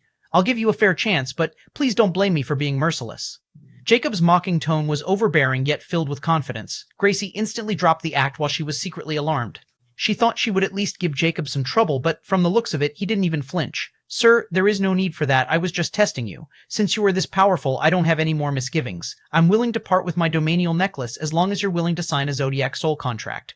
Just as you say, this is the perfect way to ensure no one between us will go back on our words, and will also ensure both of our safety. She finally conceded after she sensed that things were going south, and Jacob struck another blow to her confidence. Sir, there is no need for that. I was just testing you. Since you are this powerful, I don't have any more misgivings. I'm willing to part with my domanial necklace as long as you're willing to sign a Zodiac Soul contract. Just as you say, this is the perfect way to ensure no one between us will go back on our words, and will also ensure both of our safety. She finally conceded after she sensed that things were going south, and Jacob struck another blow to her confidence. Zodiac Soul contract? Jacob's eyes flickered ever so slightly. Although he had never come in contact with the Zodiac Soul contract, Autark had acquired knowledge about them. The Zodiac Soul contracts were different from Zodiac contracts because, according to the information he had, the Zodiac contracts weren't strong enough to pose a threat to a legendary rank being. Because the legendary beings have the soul totems, which means powerful souls, and despite the potency of the Zodiac contract's punishment, it can only harm or damage the soul totem of a legendary being, not completely kill them. This was especially true for a legendary lord and legendary king, for they can use their law-based abilities to directly nullify the zodiac contracts. That's where the zodiac soul contacts came in, for they can bind soul totems or simply souls of any soul-based being. It doesn't matter how powerful or what kind of tricks the other party had, there was no escaping from the penalty of the zodiac soul contract. However, a zodiac soul contract was far more expensive than a zodiac contract, and only people like Gracie could afford it. Still, Jacob was unafraid, and his purpose in doing this was to give Gracie a false sense of security. All right, you can prepare it while I take care of this. Jacob agreed before he finally looked at the list. Since the fish had already taken the bait, it was only a matter of time before she found herself entrapped on a hook. Gracie's expression fell when she saw how casual Jacob was, as if she were no threat to him. She silently noted this offense in her mind as well, but she didn't do anything and started to make the soul contact with an icy look. Legendary King State Legacies 1. Inferno Giant's Wrath General Introduction. This legacy originates from the Inferno Giant, a legendary king known for wielding explosive and destructive flame-based attacks. The legacy focuses on harnessing and amplifying raw firepower through intense soul force and the law of fire, granting unparalleled defensive strength and area control. More information after selecting this option. 2. Infernal Ram's Charge General Introduction. This legacy derives from a mystical zodiac beast. It blends aura prowess and flame elemental manipulation, emphasizing physical enhancement and explosive bursts of fire energy, ideal for close combatants who seek to dominate the battlefield through speed and power. More information after selecting this option. 3. Scorching Blades of Ares General Introduction. This legacy was developed by a legendary dual sword expert who revered the Ares zodiac. It centers on utilizing the twin swords to channel intense fire energy, combining martial arts mastery with elemental power. Perfect for those who seek to dominate the battlefield with speed, aggression, and precision. More information after selecting this option.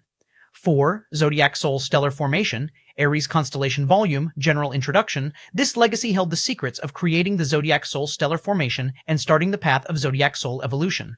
Disclaimer: this legacy is only a part of the true legacy of Zodiac.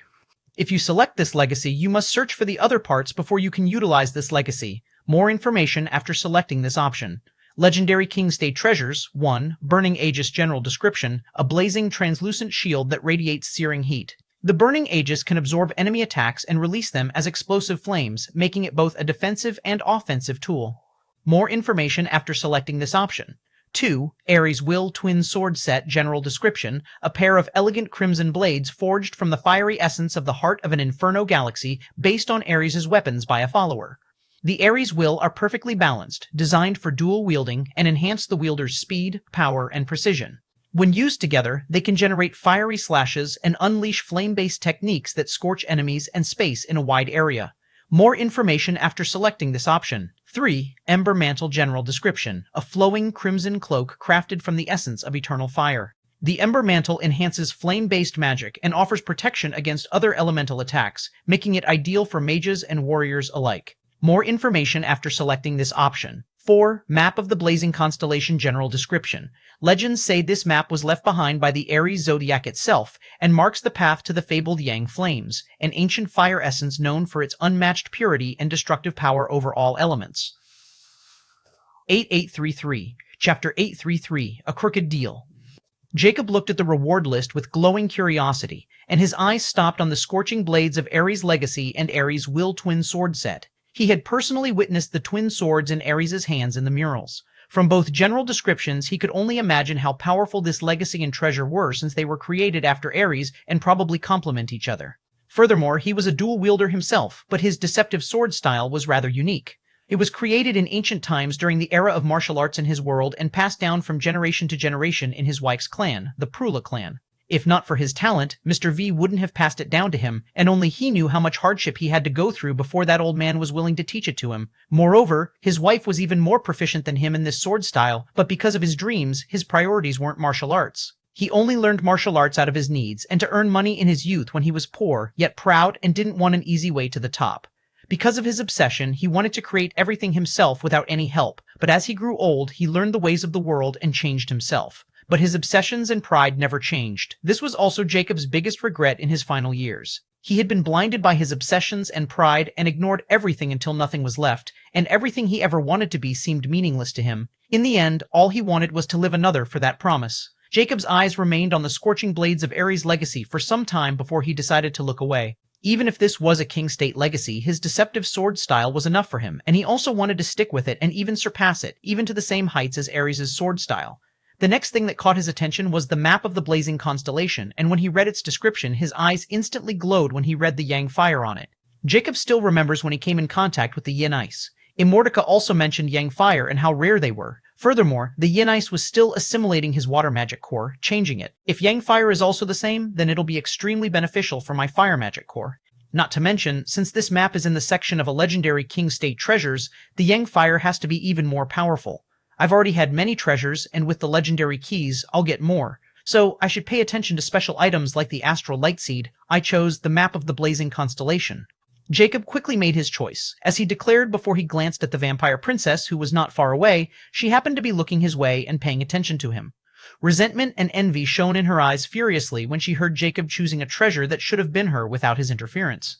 But he quickly suppressed it when she saw Jacob was looking her way and focused on the translucent white parchment in her hand as dark words continued to appear on following her will and soul force. It was a soul contract. At this moment, a crimson scroll suddenly appeared in front of him, and with his quick reaction, he stowed it away without giving Gracie any chance to take a careful look. He decided to study it once he was alone, and then he looked at the information on the projection, which had changed. Map of the Blazing Constellation Treasure Map. Advanced Legendary King State Rank.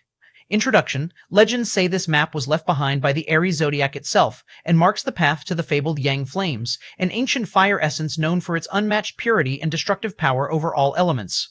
Treasure map. Only those who have mastered the law of fire and possess the fiery, indomitable will can fully decipher its secrets. The map will also react to the holder's soul force, revealing hidden secrets and the exact coordinates of the Yang fire. Additional effect. Meditating with this map can help the holder comprehend the fire law up to legendary King State proficiency. Jacob was astounded when he saw the exact details of this map, and when he saw its additional effect, he was even more surprised. Although he didn't know yet about the laws, he could easily guess that just this single ability was enough to make this map a priceless treasure, even if someone couldn't decipher it. He was even more pleased with this choice. At this moment, another announcement was made, drawing Jacob and Gracie's attention instantaneously. The third reward, an Ascension Permit, has been given. At this moment, the Ascension Permit, in the shape of a ring, appeared. This was the true object of interest and also the reason for Gracie's willingness to compromise so much, since she didn't want to take any risk with this. Jacob didn't directly take it, but merely glanced at Gracie, and he couldn't help but admire her control over her emotions. She was probably suppressing her urge to attack him and take the Ascension Permit, which was right in front of her eyes. But their early exchange and Jacob's confidence served as a great deterrent. Soul contract is ready. Please check it, Gracie impassively said as she flickered the translucent parchment filled with words toward Jacob.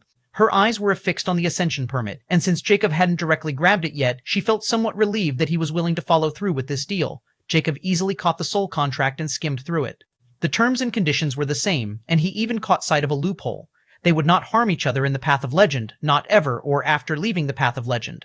He knew this woman was planning her revenge, but he didn't mind, nor did he expose her since things were going exactly as planned. The next moment, Jacob input his soul force into the contract. It was the only way to sign a soul contract, and the translucent contract instantly started to shimmer with a mystical white light. Gracie's eyes flashed with a hint of surprise. He didn't find that loophole. I guess he's too drunk on his power and victory. What a fool to think I have to yield to him. Although she was relieved, she was more furious, and her determination to hunt Jacob down once they left the Path of Legend became even more solid, almost her obsession. Jacob then sent the soul contract on her way, since now it was Gracie's turn to input her soul force before the soul contract took effect. If she tries to change anything on it, it'll be destroyed. This means that the content of the contract was absolute once one party signed it. Gracie didn't hesitate either. She directly used her soul force on the contract, and the next moment, the contract shone brilliantly before it burst into white particles. Afterward, two ethereal white streaks bolted in Jacob and Gracie's direction. No one dodged them, as they both allowed them to land on their glabella before they vanished into their souls. Gracie didn't react much, but Jacob was closely paying attention as he observed the moment the soul contact entered his spiritual nebula. A powerful, mysterious power suddenly started to take effect. But at this moment, his cursed heart suddenly came alive and started to pulse with crimson light on its own. Suddenly, that strange power seemed to be with a predator, and it instantly erased before the cursed heart went dormant again as if nothing had happened. Although Jacob had expected this much, he was amazed and delighted when he witnessed his cursed heart in action for the first time. But he didn't have time to celebrate. He looked at Gracie and saw her calm, which meant she didn't discover it at all. Jacob then quickly acted, pushing the Ascension Permit towards Gracie without any hint of worry and saying, "This is yours now." Gracie was again astounded by Jacob's move. She expected him to demand her domanial necklace first, but when she thought about the soul contract establishment, she knew neither she nor Jacob could go back on their words. Glaring indignantly, she grabbed the ascension permit and felt a huge weight lifted from her shoulder, but it soon turned into unwillingness and resentment as she removed a black necklace with a gray crystal etch on it. It was the domanial necklace, a legendary noble rank treasure. Hand it over, Jacob coldly said when he saw her hesitation and reluctance. Fine, Gracie murderously retorted before she sent it towards. The moment he grabbed it, Jacob directly sent it to his infinity pendant, so even if she had some connection with it, it would break directly. The very next moment, Jacob noticed a change in Gracie's eyes, but it was too late for her as he directly uttered, Slumber Hex, 8834, Chapter 834, The Wisp of Libra, 1. At this moment, in the middle of a volcanic landscape surrounded by rivers of lava, a few armored beings stood like immovable statues waiting for someone. The tower has vanished? A heavy voice rang from an armored being with a hint of ecstasy. Her Highness has indeed cleared the tower trial. The other soldiers started exclaiming as they cheered. But at this moment, the head guard suddenly saw a dark figure appearing at the place where the Tower of Ares had vanished, and no matter how he looked at this hooded figure, it was not their princess at all. A foreboding feeling rose in their minds as he roared, Who are you? Where is Her Highness? His voice was filled with mana and soul force, sending powerful shockwaves towards Jacob. Jacob had long assumed this kind of scenario since he didn't think a person like Gracie would come alone in the path of legend. Furthermore, looking at those guards and this sudden sound attack, he knew they weren't easy to deal with. But no matter what, they were still no match for him, and he had no intention of entertaining them because they were dark beings, probably vampires as well. Since he had already collected a specimen and obtained everything in the Tower of Ares, he didn't waste any time and vanished from his spot. The head guard was instantly alarmed when he saw this mysterious person wasn't restrained by his sound attack at all. However, he didn't have time to reflect because the tower had vanished, Gracie was nowhere to be seen, and this mysterious person was the only one who knew the truth. He knew if he couldn't bring this person back, or if something happened to Gracie, their heads would roll. Furthermore, since this person fled instead of confronting them, it made it even clearer that he was the culprit behind whatever had happened to Gracie. He roared furiously, Chase! Jacob was already far away by the time the head guard reacted, and he wasn't afraid of them, he just didn't want to be surrounded by them. At this moment, without wasting any time, he activated the Infinity Blood Sacrifice. I wish to enter the final trial of the Tower of Libra. Cost, 100% Infinity Blood or only 1,500 years of lifespan. Jacob wasn't surprised when he saw the exact cost of the wish to enter the Tower of Ares and, without hesitation, carry through. Lifespan, 824-850 years, all youthful. The next moment, Jacob vanished, and Gracie's guards, who caught up, were shocked as they desperately tried to find Jacob's trace using all kinds of spells and treasures, but to no avail. It was as if he had vanished into thin air. As Jacob felt the familiar pull, his vision blurred and distorted, like being pulled through a swirling vortex of shadows. In the blink of an eye, he emerged inside the final trial chamber of the Tower of Libra. The air was unnervingly still, and an eerie silence enveloped him. The chamber was vast, its architecture stark and cold, with walls that seemed to fade into an endless black void. It was as if the space itself existed on the edge of reality, caught between dimensions. A soft, silvery glow emanated from the center of the chamber, where floating shards of obsidian-like material formed a large-scale symbol, the emblem of Libra. This faint light illuminated the walls, revealing murals etched into the onyx surface. Jacob's eyes traced the story told by the murals. The first depicted a towering figure, Libra, whose face was obscured by a blindfold, its eyes covered by the void itself. A black, swirling emptiness that seemed to stretch infinitely. Libra's hands were outstretched, each holding one side of an enormous scale, and seemed to be balancing between darkness and light. On one side, a bright star burned intensely. On the other, an abyssal orb sucked all light into its depths. The next mural showed Libra standing at the boundary of existence, overseeing a cosmic conflict between mystical beings. It held its scales aloft as if mediating the battle with absolute impartiality, its blindfold a symbol of its unwavering neutrality. But the mural's details were deliberately vague, the figures mere shadows and silhouettes, as if to convey that Libra's judgment transcended the mortal understanding of good and evil. The final mural depicted Libra as a solitary figure, standing alone in the midst of a vast emptiness. Its scales remained balanced, even as the cosmos itself crumbled around it. It seemed to signify Libra's eternal role, an arbiter who maintained equilibrium, even in the face of total annihilation. For some reason, Jacob could feel the weight of its duty, the burden of maintaining balance against forces that sought chaos.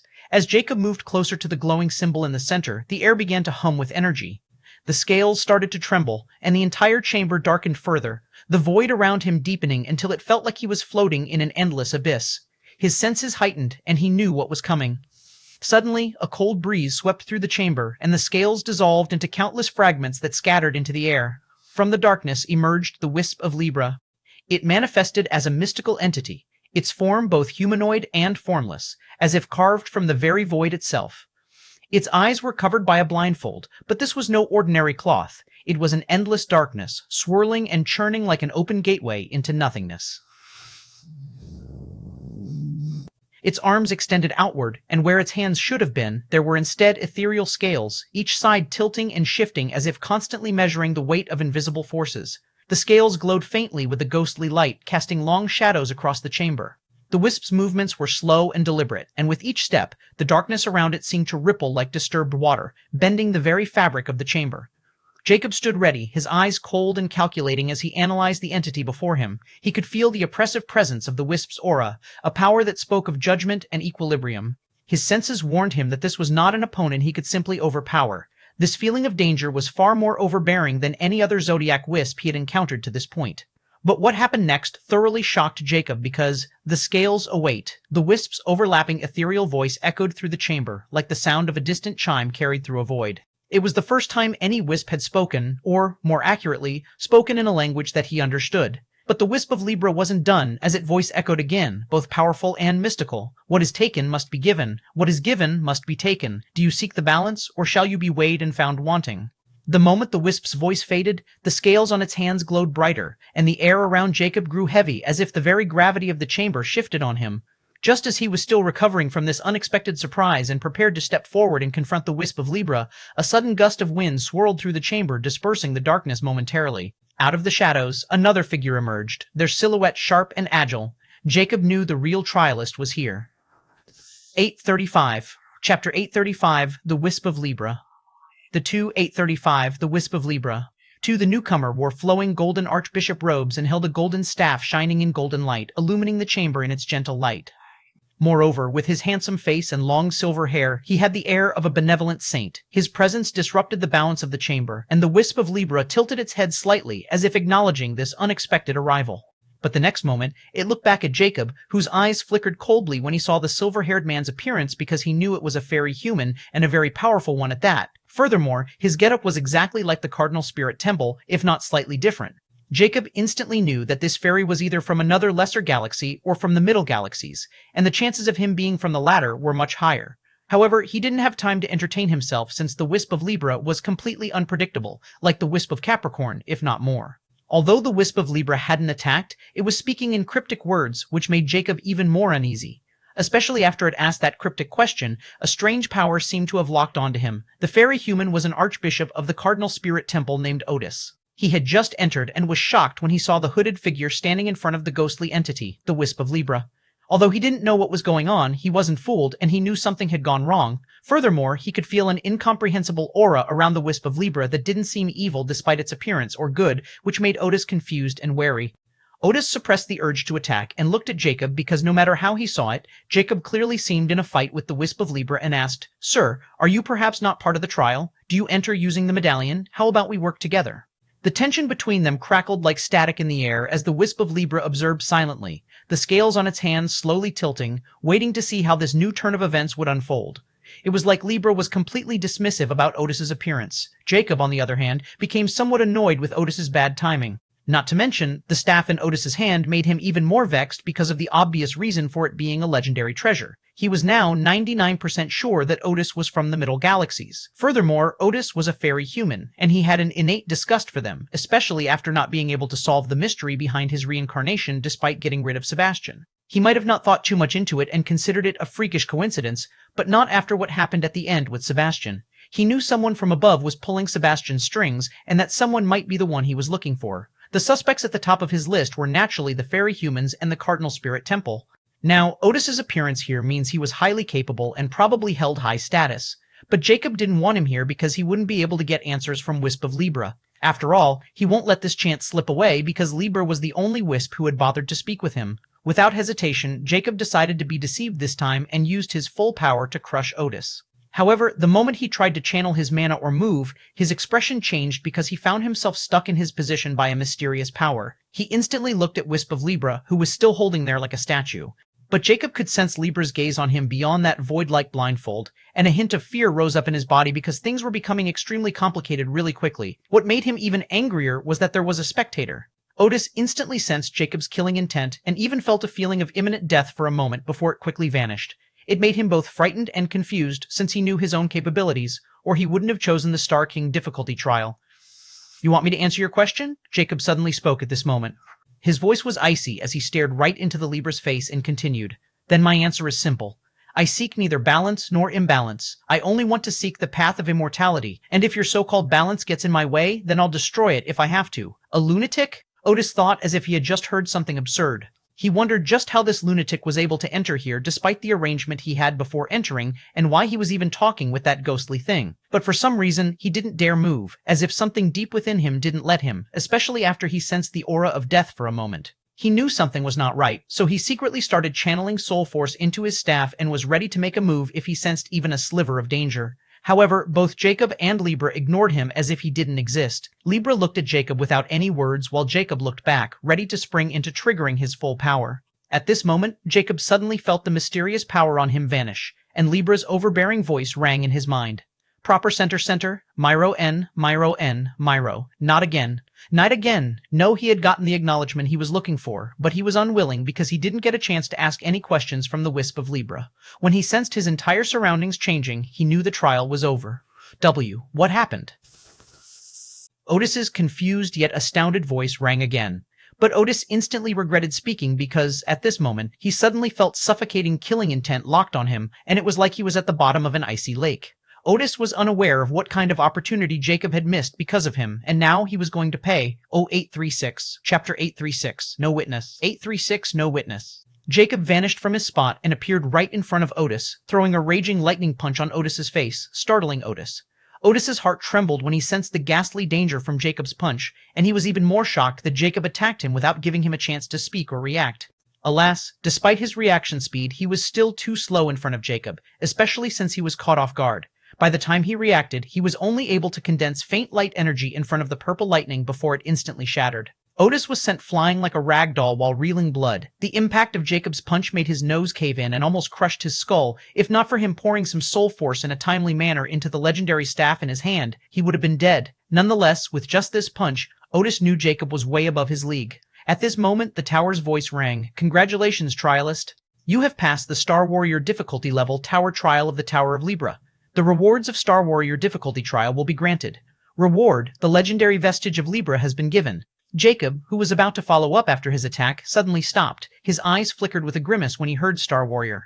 He looked at Otis with utter contempt and a hint of realization. He finally understands why Otis seemed relatively fine despite clearing all the trials of the Tower of Libra. But what confused him is why he would select the Star Warrior difficulty trial if he was from the Middle Galaxies. Furthermore, with this brief exchange, he knew Otis was far weaker than the vampire Gracie.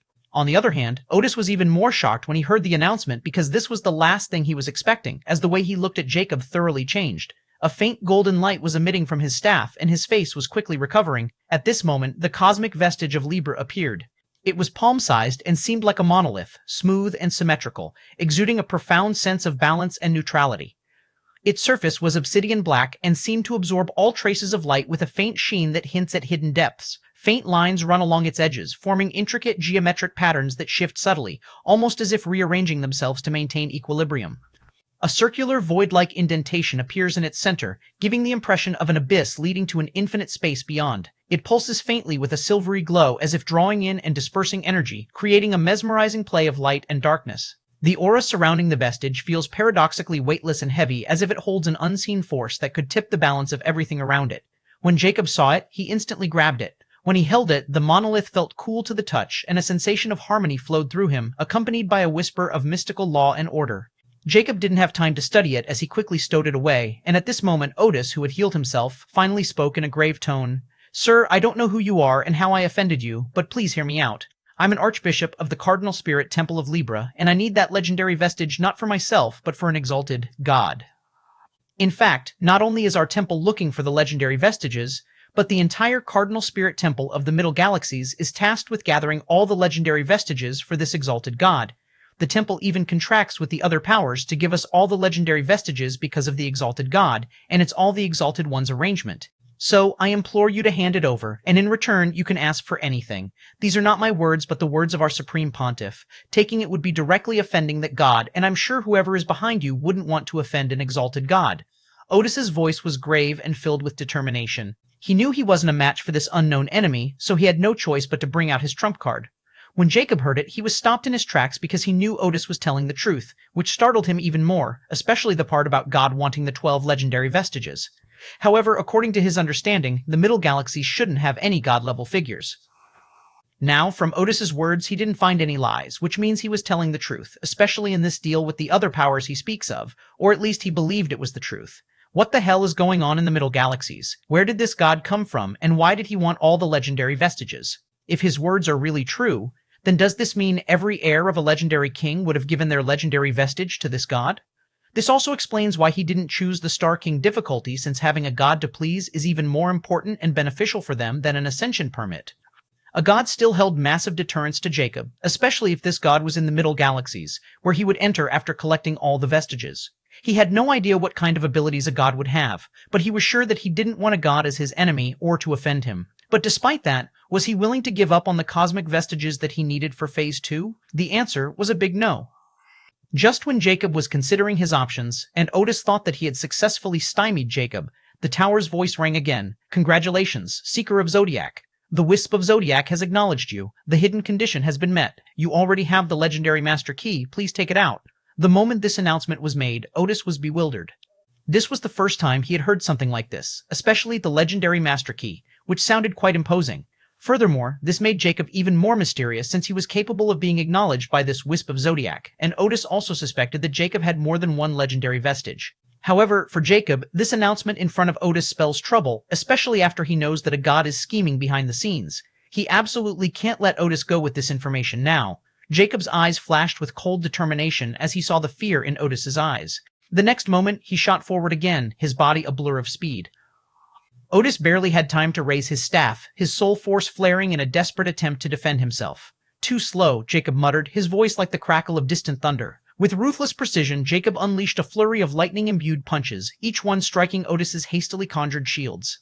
The air exploded with shockwaves as Otis's defenses shattered one by one, unable to withstand the raw power behind Jacob's attacks. Arg! Otis coughed up blood as the final punch broke through his guard, smashing into his chest with the force of a battering ram. He was sent skidding back, his body scraping against the stone floor, but Jacob didn't give him a moment to recover. Appearing above Otis like a specter, Jacob raised his hand, purple lightning coiling around his fingers. It's over! Otis's eyes widened in terror as he desperately channeled his soul force into his staff, attempting to form a barrier. Wait, I can. But Jacob's expression remained cold, unmoved by his plea. Begone! He slammed his lightning-coated palm onto Otis's chest. The barrier flickered before shattering completely, and the lightning surged into Otis's body. The purple arcs crackled as they tore through his veins and muscles, incinerating his organs from within. Ah! Otis screamed as his body convulsed, his limbs twitching uncontrollably. The smell of burning flesh filled the air as the lightning continued to ravage him. His eyes rolled back, and blood streamed from his mouth. Jacob watched impassively, his eyes devoid of mercy. With a final surge of power, he tightened his grip, and the lightning erupted, reducing Otis's body to ashes and charred remains. As Otis's form crumbled, leaving only his legendary staff and a few scattered ashes behind, Jacob stood up, brushing off his hands. There are no loose ends. He glanced down at the staff Otis had wielded, noting the faint aura of light still lingering around it. Picking it up, Jacob's eyes gleamed. As long as I leave no witness behind, no one will know the truth. Stowing the staff away, the silence that followed was heavy, but Jacob felt no remorse. Ultimately, it was about survival, and he had no intention of leaving a witness for whatever forces lurked behind Otis's words about a god. He turned away from the ashes and finally took out the legendary Master Key. R837, Chapter 837. Two different worlds. The Tower of Libra was located in a dark wetland filled with exotic flora and unseen creatures in the sky of Path of the Legend. Not far away from the tower, a group of clergymen, with white masks covering their faces, rest in a runic formation. Among them were a few silver-haired fairy humans who stood out within the group. They were sitting separated from the clergymen, and behind them were beautiful winged horses resting. Among the group of fairy humans was a gorgeous figure, a woman in white bishop robes and silver mantilletta. She was also not wearing any mask like the fairy humans, but she was different from them. Furthermore, this woman was extremely respectful of the fairy humans and chatted with them, and those fairy humans seemed to treat her well despite their disdain for the rest of the clergyman group. Bishop Alice, I heard from Archbishop Otis that you have a rare growth-type magic core of light element, very suitable for holy magic. Is that true? One of the fairy humans, a male with a handsome appearance, asked the woman named Alice. Alice was startled by this question and couldn't help but curse inwardly. This wily guy not only didn't tell me anything crucial about themselves, but he even wanted to probe my secrets. Despite her frustration, she pretended to be innocent and respectfully replied, I indeed have a growth-type magic core, and it's all the blessing of the Holy Justice God. The other fairy humans' eyes shimmered with astonishment when they heard Alice admit it, and one of them, a woman, exclaimed with a hint of envy, No wonder the higher-ups thought highly of you and granted you the rank of bishop and specifically instructed us to escort you back safely. Alice wasn't impressed by this superficial flattery since she had seen too many people like this, and she knew these guys secretly held contempt in their hearts for her and her group because they were from the lesser galaxies. She had experienced the same thing in the lesser galaxy of Libra, and as someone who had climbed her way to the top from nothing, she wasn't going to be swayed by their praise, even if it was genuine. I'm just lucky. Alice humbly smiled before she finally asked the question she had wanted to ask all this time since this group had started to open up to her. Please don't mind me asking, but you are not humans, right? I don't mean to be disrespectful, it's just that I have a keen sense towards light elements, and I've been dealing with the humans in the Libra galaxy for a long time now, so I know what a human feels like, and you all give me different feeling from humans. I wondered if you have evolved in some way, but please don't take any offense since I'm just curious, and you don't have to answer. Forget it, I ever asked. She was cautious with her questions and made sure not to offend anyone. The fairy humans were surprised by her question, and the male fairy human who asked her about her magic core suddenly chuckled before he replied, There's no need to be so respectful to us, and your question is not offensive at all. If anything, I'm impressed you can tell the difference. You are right. We are not humans, and our race is different from humans. We are fairy humans. However, according to the annals of history, our origin is from the Arch-Justice human race and primal fairy race. Both races are ancient and belong to one of the top ancient races of the zodiac planes. Furthermore, your human race is also a branch of the Arch-Justice human race. And it goes without saying that the fairy humans are closer to the Arch-Justice human than the human race because our blood contained more genes of Arch-Justice humans than the human race, not to mention the primal fairy race bloodline on top of that, while the humans only have the Arch-Justice humans bloodline and only a sliver of it. Anyhow, the Cardinal Spirit Temple is the organization founded by Holy Justice God, and according to the Holy Justice doctrine, the Arch-Human race and primal fairy race should be treated equally, and that goes for any branch of both races.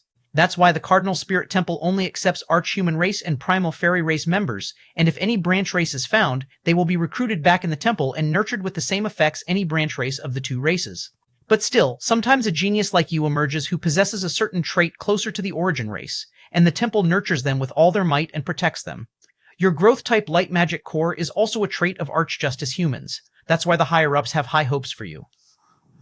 Realization dawned on Alice at this moment as she was both stunned and amazed since it was her first time hearing about her origin, and she didn't know the human race had such a background.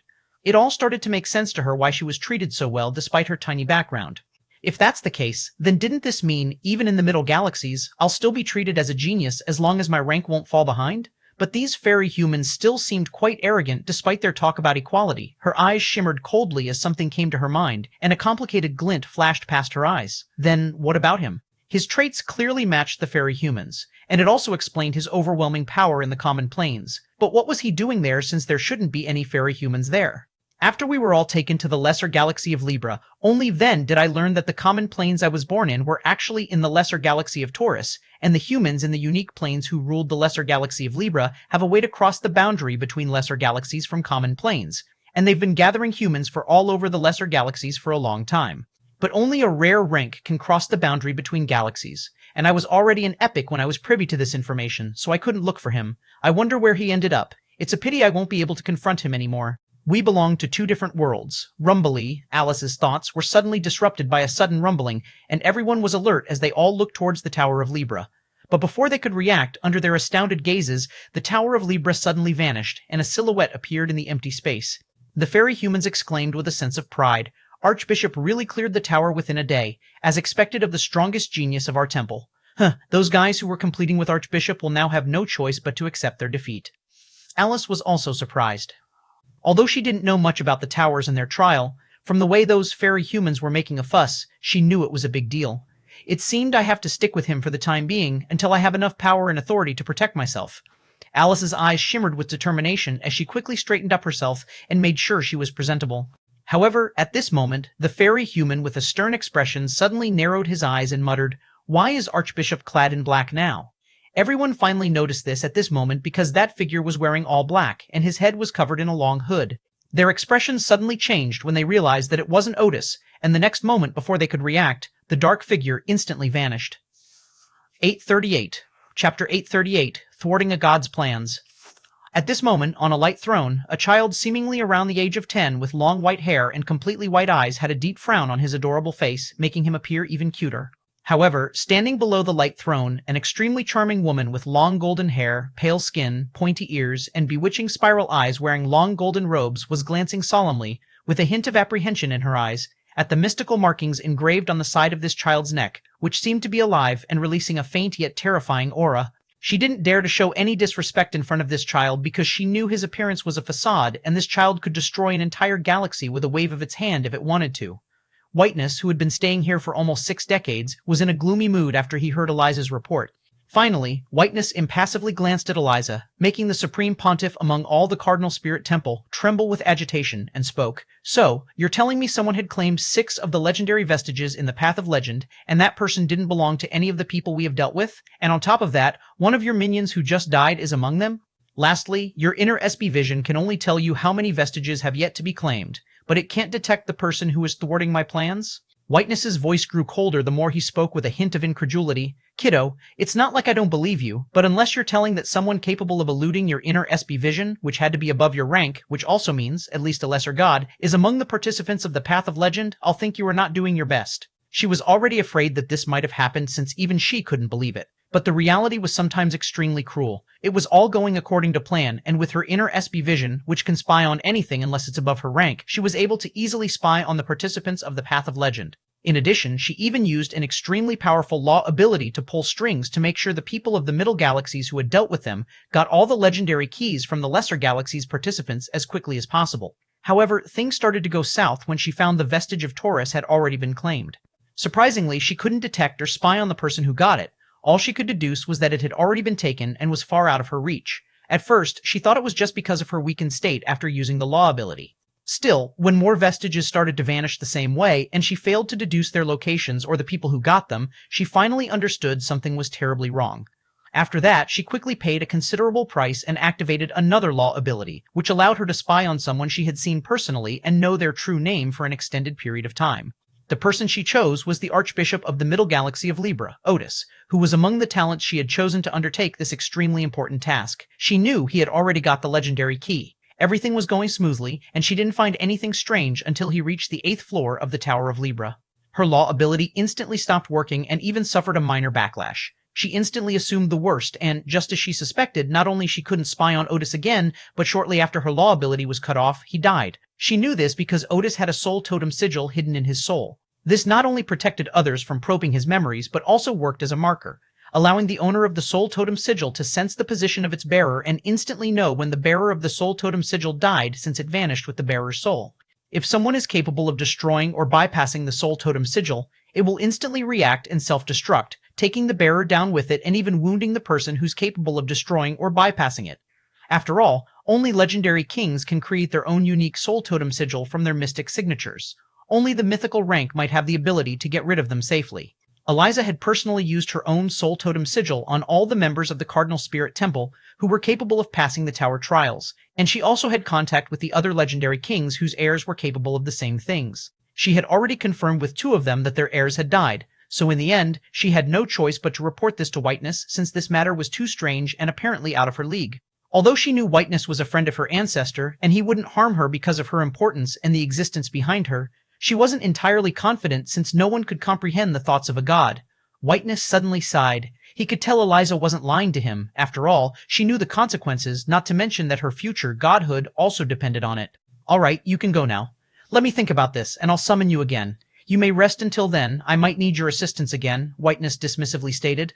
Eliza was astounded and couldn't help but have a huge sigh of relief as she quickly bowed. "Thank you, Exalted One, for your trust. Eliza will keep trying," she declared with determination and a hint of chilling, killing intent before she left the throne hall, which was supposed to be hers. She really wanted to flay that person who was interfering with her fortune. Once Eliza left, Witness sighed again, and a gloomy chill appeared on his baby face. At this moment, an amusing ethereal voice suddenly rang like a whispering melody. "Just what are you after, higher god Whiteness? It seemed you had met with some problem, but after hearing that, lassie, this matter is not simple, and it seems I have to get involved." Whiteness pulled a vexed smile, as he wasn't surprised by this voice at all, and replied aggressively, "I didn't know Senior Constellation Arbiter Leo had a tendency to spy on juniors. But my reply to you is the same as the last time. If you want to know my purpose, you should seek my master, not me. I'm just following my master's order, and you know I won't back down unless, of course, you can take me down here and now, which both of us know won't bode well for the entire legendary planes. However, if you can grant me the passage to the lesser galaxies, I'll be out of your hair in no time. I promise you that I won't break any rules, and you should know better than anyone that my master is an existence of rules, and if any of her children break them, even me or my brethren will cease to exist." The Constellation Arbiter Leo went silent for a while before its voice rang again. "Forgive me for not complying, but you need to tell me why you want to go to the lesser galaxies, since it's challenging for even me. Who knows, I might even help you. You may think about it some more while I report this matter back. Remember, higher god Whiteness, we are not your enemies. We are also trying to make sure the Zodiac Plane's rules reign supreme." Whiteness merely snorted, but a hint of hesitation appeared in the depth of his eyes for the first time as he was deep in thought with wavering determination. 839, Chapter 839, The Manipulator of Time, Pisces. The moment Jacob was sent out of the Tower of Libra, he instantly spotted the fairy humans and the masked clergyman, but he didn't pay much attention to them, just like Gracie's soldiers. After all, he still had the vestige of Pisces' trial to interfere with. After he heard Otis's revelation about this unknown god's desire to get all the legendary vestiges, he was in a hurry to quickly gather all the vestiges before something untoward happened. Although Jacob didn't know how this god entered the Middle Galaxies or was probably born there, he knew that as long as the legendary kings got their hands on the ascension permits, they would really not care about the legendary vestiges since they might not even know the true difference between a cosmic vestige and a star vestige. Lastly, as for the people closest to that god, he wasn't sure if killing them all would alert God or might leave some trick behind on them. Even Immortality had to be restrained while in the space of the towers, so he was sure those tricks wouldn't work within the tower. That's why Jacob decided to leave directly after merely glancing at those people. They had no way of catching up to him at his current speed. As for thinking that an old acquaintance was present in that group, Jacob didn't even consider it, or more accurately, he had completely forgotten about it and didn't care as long as no one got in his way. After ensuring no one was behind him, he again made a wish and vanished from his spot. Jacob directly teleported into the final trial of the Tower of Pisces according to his wish. As his senses readjusted, he felt a wave of disorientation. He found himself standing on the edge of a vast ethereal lake, and he was astounded since this wasn't the scene he was imagining. The waters shimmered like liquid silver, ripples bending and distorting the reflection of the darkened sky above. In the center of the lake stood an enormous stone platform covered in ancient murals that told the enigmatic story of Pisces. Jacob instantly knew he was in the right place. It was just that this was unlike the previous trials. Observing the murals, they depicted a pair of intertwined serpentine creatures, each coiled in an eternal dance. One serpent was cloaked in a veil of shimmering starlight, while the other's scales glowed like the sun. The murals were extremely vivid as they seemed to represent the twin aspects of time, the flow of the present and the echoes of the past, locked in an endless cycle of balance and harmony. In some sections of the mural, they seemed to manipulate the very fabric of reality, bending it to their will, freezing moments in time or accelerating the flow of events. However, Jacob didn't have time to observe those murals closely because a huge tremor suddenly shook the space, and his eyes instantly followed the point of the disturbance. Jacob was astounded because, at this moment, he spotted a figure of mystical light. It was exactly the Wisp of Pisces. It was an ethereal, translucent entity shaped like a majestic serpentine dragon with a pair of long, flowing whiskers. Its scales shimmered in a shifting gradient of blue and silver, like the passage of time itself.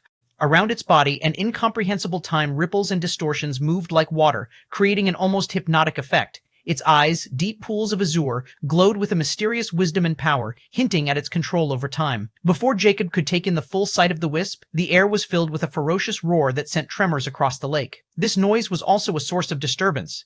Jacob's eyes flickered like condensed beams as he looked at the source. From the other side of the lake, a colossal fire wyvern charged forward, its scales blazing with molten fury. The wyvern's body was covered in fiery red armor, its wings vast enough to eclipse the platform as they unfurled. Its eyes burned with ferocity, and its maw glowed like a furnace ready to unleash its destructive might. Jacob was even more astounded because this fire wyvern instantly made him think about the flame calamity he had once encountered in the Dark Battle Arena, and he nearly lost that mighty descendant of the dragon. Furthermore, this fire wyvern didn't seem any weaker than the flame calamity, if not stronger, so the legendary key of Pisces ended up in the hands of a wyvern.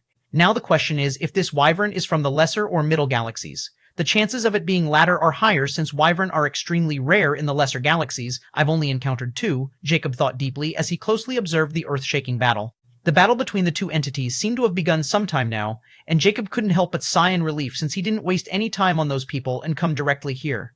Otherwise, he might have to pay even more lifespan to make this right.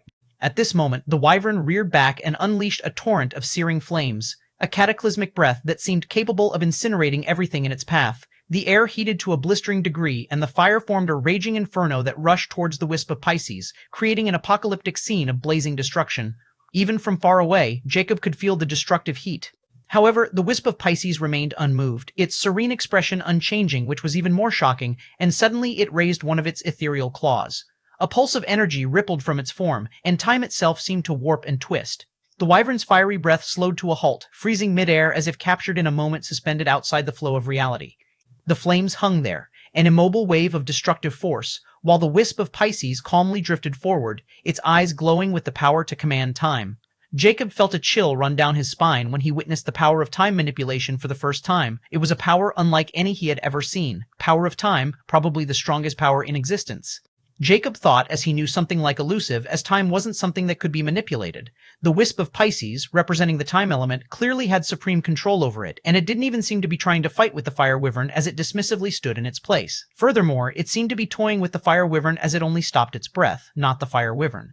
The fire wyvern roared again with apparent frustration, its massive wings beating as it tried to break through the wisp's control. But the wisp's mastery over time was absolute, and suddenly the wisp of Pisces' finger flickered, and the next moment another shocking scene played out. The breath that was stopped in midair started to flow black, and so did the fire wyvern, creating a mystical yet eerie scene. Jacob's eyes flickered in shock. It's reversing time? Furthermore, once the fire wyvern returned to its initial stance when he was about to shoot out fire breath, wisp of Pisces suddenly pulled its hand down and left it alone. However, Jacob suddenly felt something was incredibly wrong with this wisp of Pisces. He didn't know if he was imagining things, but it seemed the wisp of Pisces had this delightful smile as it looked at the fire wyvern as if it were a toy. I-840, Chapter 840, The Manipulator of Time, Pisces. 2. Jacob was still surprised by the wisp of Pisces' action when he suddenly felt uneasy. A chill ran down his spine when he noticed the wisp of Pisces seemed to be looking at him. The moment their eyes met, Jacob saw the wisp of Pisces' ethereal figure tremble ever so slightly. The next moment, the wisp of Pisces suddenly waved its claw towards the fire wyvern, who was about to blast another fire breath. Under Jacob's horrified expression, the fire wyvern suddenly shuddered.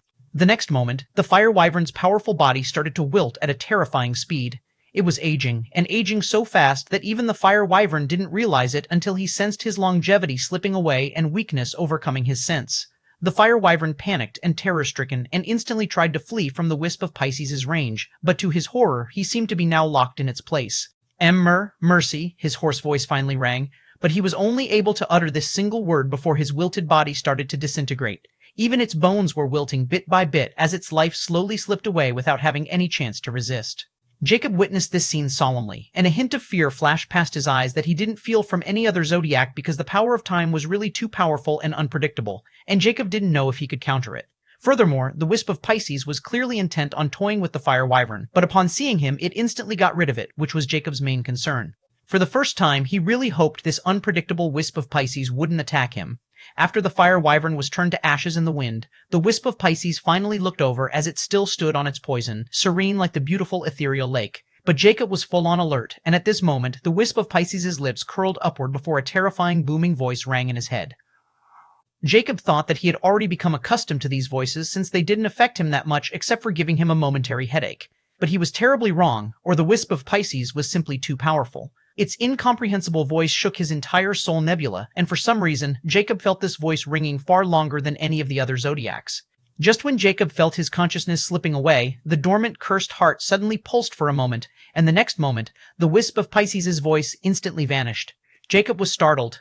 The next moment, he felt a pull as his body shifted from its initial position, which he was very familiar with. Joy and relief filled his heart as he knew it was over. But just as he was about to teleport away, his entire body shuddered because he just happened to glance at the incoming jaws like a black hole closing in on him, and he felt as if his entire life suddenly flashed past his eyes before he finally vanished. When he reappeared in the reward space, Jacob's knees almost caved in as he still felt terrifying, mysterious power from that jaw, which seemed to have nothing but death and desolation behind it. Did the wisp of Pisces want to kill me? Jacob thought as he quickly calmed his shaking body. The wisp of Pisces' actions were really out of his expectations and unpredictable, and even if he didn't get its acknowledgement, Jacob was glad that it was over, and he had no plan of going back. But then he was startled. If the wisp of Pisces didn't give its acknowledgement, why would he pass that trial? Jacob became even more confused, and at this moment, the tower's voice rang. Congratulations, trialist. You have passed the Star King difficulty level tower trial of the Tower of Pisces. The rewards of Star King difficulty trial will be granted. First reward, the legendary vestige of Pisces has been given. Jacob instantly snapped out of his thoughts before a hint of elation flashed past his eyes. This trial was Star King difficulty 1, which means he'll get a powerful time-related treasury or legacy, especially after seeing the time manipulation at work. At this moment, the legendary vestige of Pisces appeared before him. It was a crystal of deep sapphire blue, radiating an ethereal, shimmering glow. Its surface was smooth and multifaceted, reflecting light in intricate patterns. But there was something strange about this crystal because, within the crystal, a faint, mystical, cloak-like aura swirls, almost like a veil of fog or a flow of water, constantly shifting and changing. The cloak seems to move with a life of its own, forming ephemeral shapes and symbols that might be hinting at the passage of time. A pulsating silver light flickers at its core, casting a mesmerizing, almost hypnotic effect. The aura surrounding the vestige feels paradoxically fleeting and eternal, as if it holds power to manipulate time itself, suspending moments or accelerating them at will. Furthermore, out of all the cosmic vestiges he had gotten, this cosmic vestige of Pisces was the only one that gave Jacob a faint sense of unease. Jacob became careful, and the moment he touched the vestige of Pisces, he directly sent it away into his pendant. The cosmic vestige of Pisces was supposed to be the last vestige he needed to complete the second phase, and it grants time element affinity. Although Jacob still didn't know what the use of all these affinities was, he'll know once he gathers all the vestiges.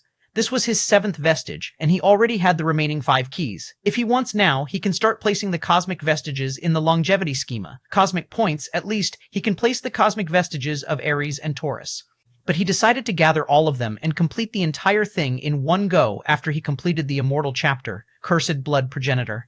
After all, Jacob knew how important the immortal chapter was, and Immortica had emphasized many times that he should comprehend the immortal chapter to control not only his godly ability, but it was also if he wanted to grasp the full power of the Cursed Immortality. Furthermore, the immortal chapters were the true core of a universal godly scripture. Although he didn't know how many there were in the Cursed Immortality, he didn't want to rush things anymore since his enemies were becoming more and more powerful, and even a god had appeared. Jacob might have powerful physical power, but now he realized that he didn't have the foundation to use all of it, so he was planning on going into long seclusion. Only when he fully digested the first immortal chapter would he start the second phase, unless, of course, his life was threatened and he had no other choice. Once he has all the 12 vestiges, he won't have to worry about completing the second phase anymore. By no means will he complete the second phase, but he doesn't have to worry about the third phase, and he can enter that phase on his own terms. After all, ever since he came to this world and received the Cursed Immortality, he had never taken a break to sort things out, and this was a rare chance for him to solidify his foundation. Now that he had more than 800,000 years of lifespan, Jacob wanted to use it to strengthen himself further so he would not be helpless against those hidden powers anymore. At this moment, the tower's voice rang again. The second reward, Legendary King State Legacy, or Legendary King State Treasure, 841. Chapter 841, Legends of Faceless Ancient. In another region of the Path of Legend, 3 elves were taking shelter in a cave in the middle of a mountain range. They both seemed to be in a sorry state, their clothes tattered and bruises riddled their faces as if they had escaped from a terrible disaster. Finally, gotten rid of those terrible abominations. One of the elves, a male purple-skinned elf, said with a solemn yet exhausted tone as he looked at 2 beautiful elven women. One of the women was just like the male and had purple skin, and she even resembled him a bit, but the other elven woman was a fair-faced beauty with white hair like snow, and her beauty was a class above the purple-skinned elven woman. The ice elf started at the male elf with a hint of complicated glint before coldness crept in them again, giving her the appearance of an ice queen. "What are you doing here?" The male elf's lips curled up slightly as his eyes flashed with rage as he retorted, "Shouldn't you be thanking this old man for saving both of your fearless butts? Not to mention, that should have been my freaking question. Not only did you kidnap my precious daughter, but you even had the gall to bring her into the Path of Legend with your Beyond Legend rank? Are you out of your goddamn mind?" Then he glared angrily at the purple-skinned elf, who lowered her head in shame as if she had been caught doing something wrong. He mercilessly berated her. "And you, don't you have some kind of rivalry with her? I was under the impression that you can't even stand to see each other in the eye before pulling each other hair. Yet, not only did you run away from home without telling me, but you never even bothered to contact me or answer my calls. And on top of all that, you accompanied her in the Path of Legend of all places?" The more he spoke, the angrier and more agitated he became, his eyes filled with disappointment as he looked at his daughter. If I hadn't found you in time, you two would have been swallowed by that beast. He felt like blowing his top the more he looked at them. The Ice Beauty expression was somewhat ugly as she finally couldn't take it and retorted with a resentful glare. Then you should have let me be swallowed by that beast. Why the hell did you save me anyway, since I'm not your daughter and you even hate me? The elf sighed helplessly as he shook his head. Lucy, oh Lucy, I never hated you, nor could I hate you. The moment I arrived at the unique plains, I tried to contact you, but you had vanished like a ghost, and you didn't even return to the bank.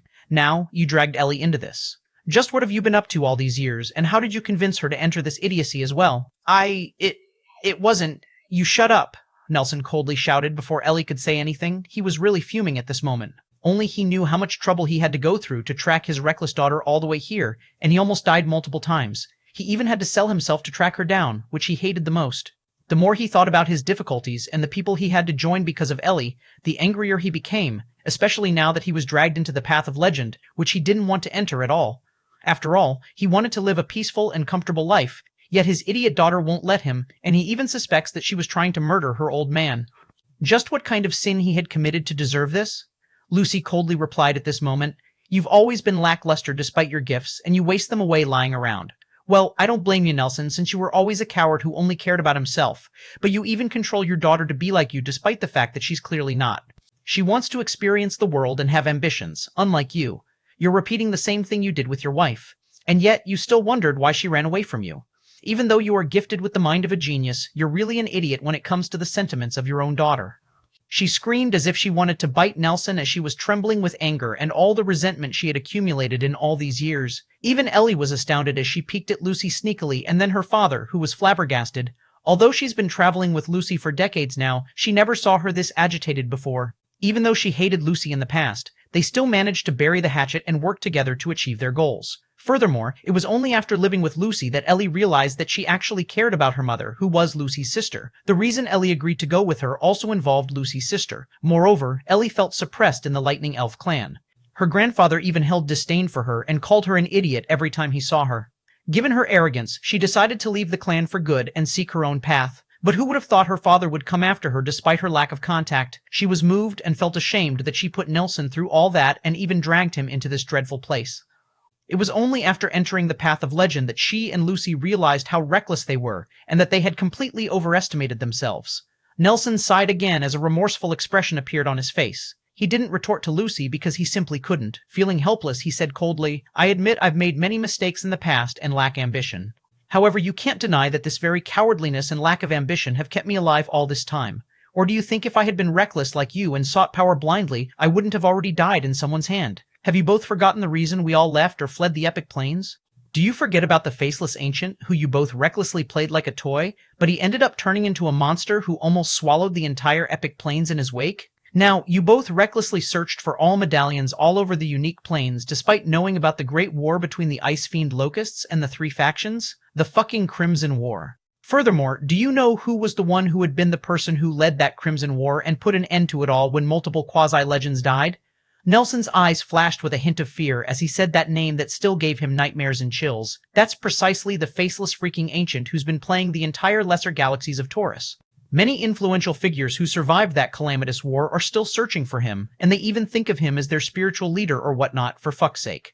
Not only that, but a terrifying organization is looking for him with all its might. Although he had vanished after that Crimson War, with his scheming personally and unfathomable power, he's probably present in this place. So, tell me, what if you unknowingly cross paths with that monster? Will you still have this arrogance and ambition of yours in front of him? The moment Faceless Ancient was mentioned, Lucy and Ellie trembled as terrifying memories surfaced in their minds.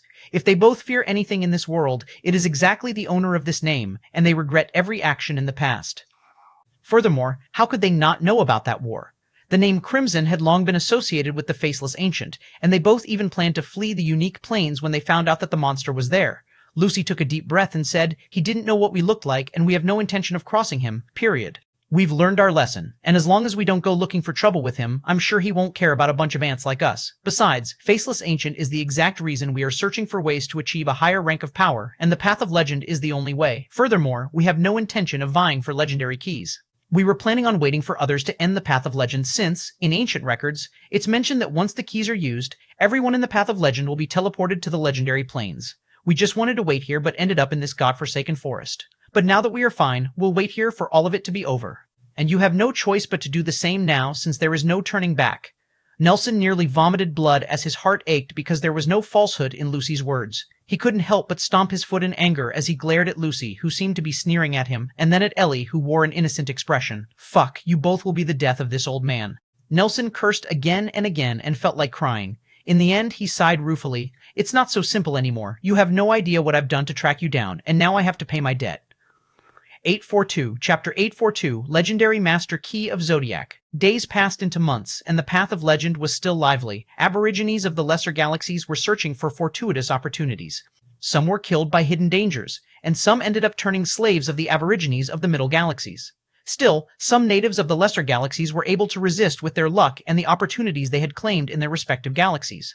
However, in the past months, the people of the lesser galaxies who were resisting and remained hidden discovered something unusual. The arrogant people of the middle galaxies seemed to be gathering in a certain region of the Path of Legend, and they were hunting down the Path of Legend creatures and capturing them alive. But these hunts weren't limited to just those mindless creatures. The people of the middle galaxies seemed to have gone crazy, and they were capturing anyone and anything that didn't belong to the middle galaxies. What confused people of the lesser galaxies and those from the middle galaxies who weren't privy to core information, like the important members of the middle galaxies, were those heirs who weren't hunting for legendary keys or vestiges anymore. In fact, they seemed completely oblivious to them despite their initial advance and hunting anything related to the legendary keys. Instead, they seemed to be on guard against something, a terrible enemy maybe? Furthermore, even dark beings were involved in this mess as they seemed to be helping those living beings they considered livestock, which greatly surprised those people of the lesser galaxies' alive and dead factions who joined their respective organizations from the middle galaxies. At this moment, in a clear open field without any trees or mountains, a massive encirclement of powerful quasi-legend rank guards and a light dome covered the central area, which was clearly not natural and man-made. Within this light dome was actually a massive underground tunnel, which was also not natural and was recently created. This tunnel bore through the land around 100 meters deep before it opened into a vast underground cavern, probably 10 miles wide. The ground was filled with glowing dark runes. But the shocking thing about this place was that hundreds if not thousands of beasts and humanoids alike lay above those runes. They seemed to be in some kind of hibernate state, as all of them were lying there without any movements. Their eyes were closed, and only their faint breathing and heartbeats were proof of their being alive. It was indeed a strange yet chilling scene. 8 people were looking at this scene from one of the chambers carved in this underground cavern hall. How much more do we need before we can start the ritual? A fair elf with runic marking around her forehead asked coldly as she sat around a table. A handsome man with long gray hair and totem markings covering half of his face, the most eye-catching feature being the third eyeball on his forehead, calmly replied after the totem-like markings on his face shimmered darkly. There are 2,500 sacrificial points in this ritual formation, and we only managed to gather 1948, so there are 52 left. But I don't think we'll gather them anytime soon since quasi-legends aren't common rank pills even in the Path of Legend. If we need to complete this task, we have to venture into those dangerous regions. Just what are the higher-ups thinking? Instead of searching for the legendary keys, we are gathering livestock like lowly hunters. Even if they no longer want the ascension permits, it doesn't mean we don't want the legendary vestiges of the Path of Legend. A snake humanoid with scaled skin slammed his claw on the stone table in anger, making it tremble. We all know the legendary vestiges of the Path of Legend are unique from the legendary vestige in the legendary planes, and whoever creates a soul totem will be a guaranteed legendary king. But somehow, the legendary key of Aquarius in my possession suddenly vanished, and just when I was about to locate the location of the darn trial, not only me but the 4 of you have encountered the same thing. However, instead of searching for those missing keys, we were given the order to create this giant cage and this ritual array with all of our resources. We even have to rob those lowly mortals and then gather livestock and even make a temporary truce with that rotten undead. Are you fucking kidding me? The more he spoke, the angrier he got. His snake eyes were almost spitting venom. He looked at everyone with disbelief and wanted to know if he was the only one who cared about all this and thought this way. The others' expressions also darkened after hearing the snake man's indignant speech, especially the 4 specific people, including the elf and the male from the witch race, when they heard about the legendary keys having vanished in the thin air. They were also the victims of the same phenomena, and they almost went on a rampage and vomited blood when that uncanny event happened. However, before they could start turning every stone in the Path of Legend, they suddenly received a message through their soul totem sigils, which were actually a very powerful secret technique of a legendary king. It couldn't be used just because one wished for it. It was almost on the law ability level, and the cost for using it wasn't something to scoff at. That also showed the gravity of the situation. After hearing those messages, these remaining heirs of the legendary kings were thoroughly shocked, and thereafter, they reached this point. They were just following instructions. But most of them were unhappy because they weren't told what this was all about, and they'd been working on this unknown project for almost 3 months instead of searching for the legendary keys. However, despite their indignation and unwillingness, they didn't dare disobey the orders of legendary kings. Heirs or not, no one could disobey a legendary king in the legendary plains. They were like literal gods in the natives' eyes. The heated discussion among these 8 continued when, suddenly, their eyes went wide and they were shocked. Not just them, but everyone else in the entire Path of Legend who wasn't an aborigine of the Path of Legend. At this moment, an ethereal voice filled with majestic authority and exempt emotion rang like thunderclaps in the heads of all the participants in the Path of Legend. Travelers of Legend, all the 12 legendary keys of Zodiac have been used. The legendary Master Key of Zodiac has been surfaced.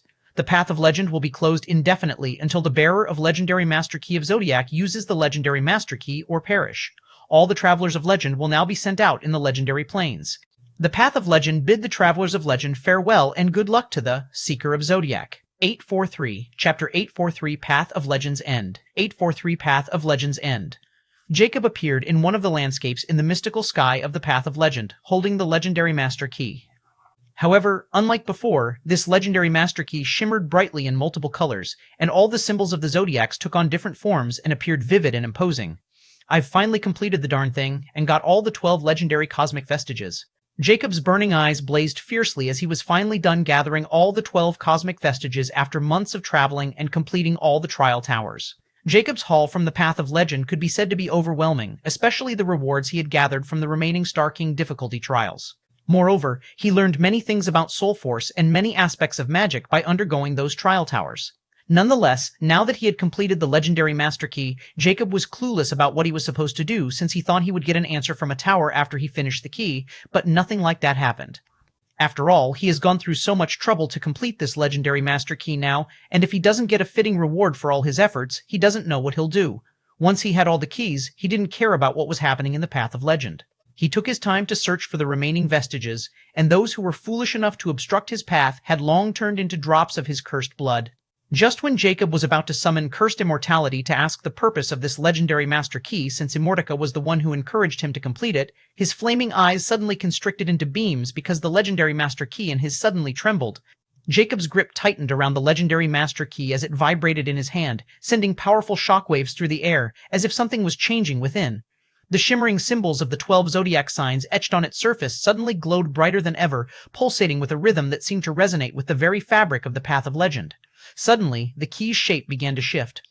The once rigid structure twisted and elongated as if coming alive. The symbols of the zodiac detached from the key, hovering in the air around it, each radiating a distinct, vibrant hue that filled the surroundings with a mesmerizing light show. The key itself began to morph, its metallic frame melting into a liquid-like state, swirling and coalescing. The detached zodiac symbols suddenly started to revolve around the morphing liquid, releasing mystical energies. One after another, those symbols started to etch themselves on the new structure of the key again, like gems in a treasure. The signs engraved on it glowed brighter than ever, their shapes twisting and reforming, each symbol transformed into a constellation, shimmering with an otherworldly glow. At this moment, the new key expanded, its structure rearranging into a circular shape with intricate, rotating rings resembling an ancient astrolabe. The outermost ring displayed the constellations of the 12 zodiac signs, each marked by a glowing star connected by a faint silver thread. Then, 12 inner rings of different colors spun independently, displaying mystical runes and celestial coordinates that flickered with the vibrant colors of all those zodiac symbols' elements.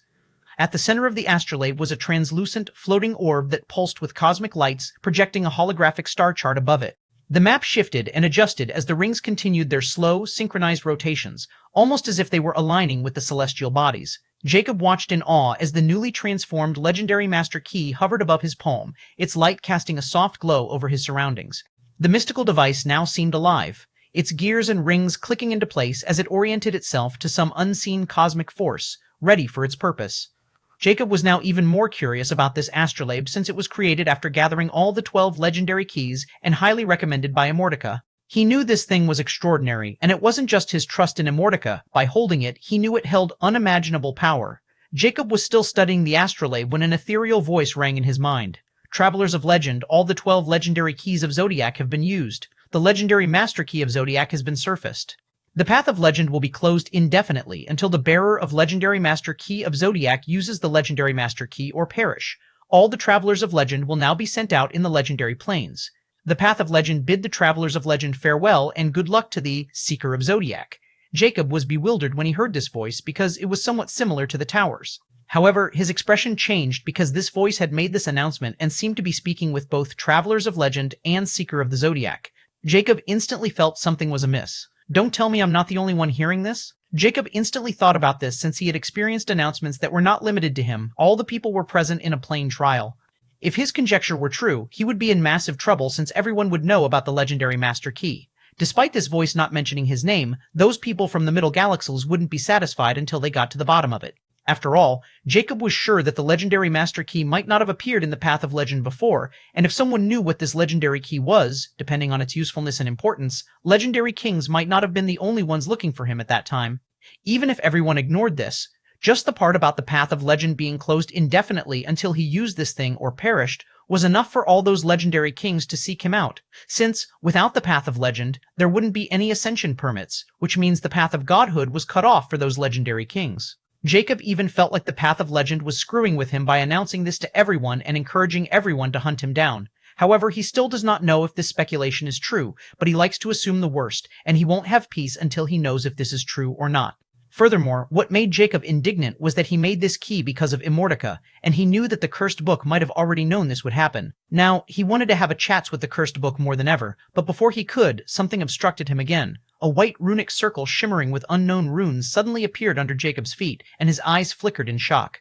He felt familiar space undulations from this runic circle. Am I going to the legendary plains now? Just as he wondered the next moment, he vanished, not just him, but all the participants of the Path of Legend.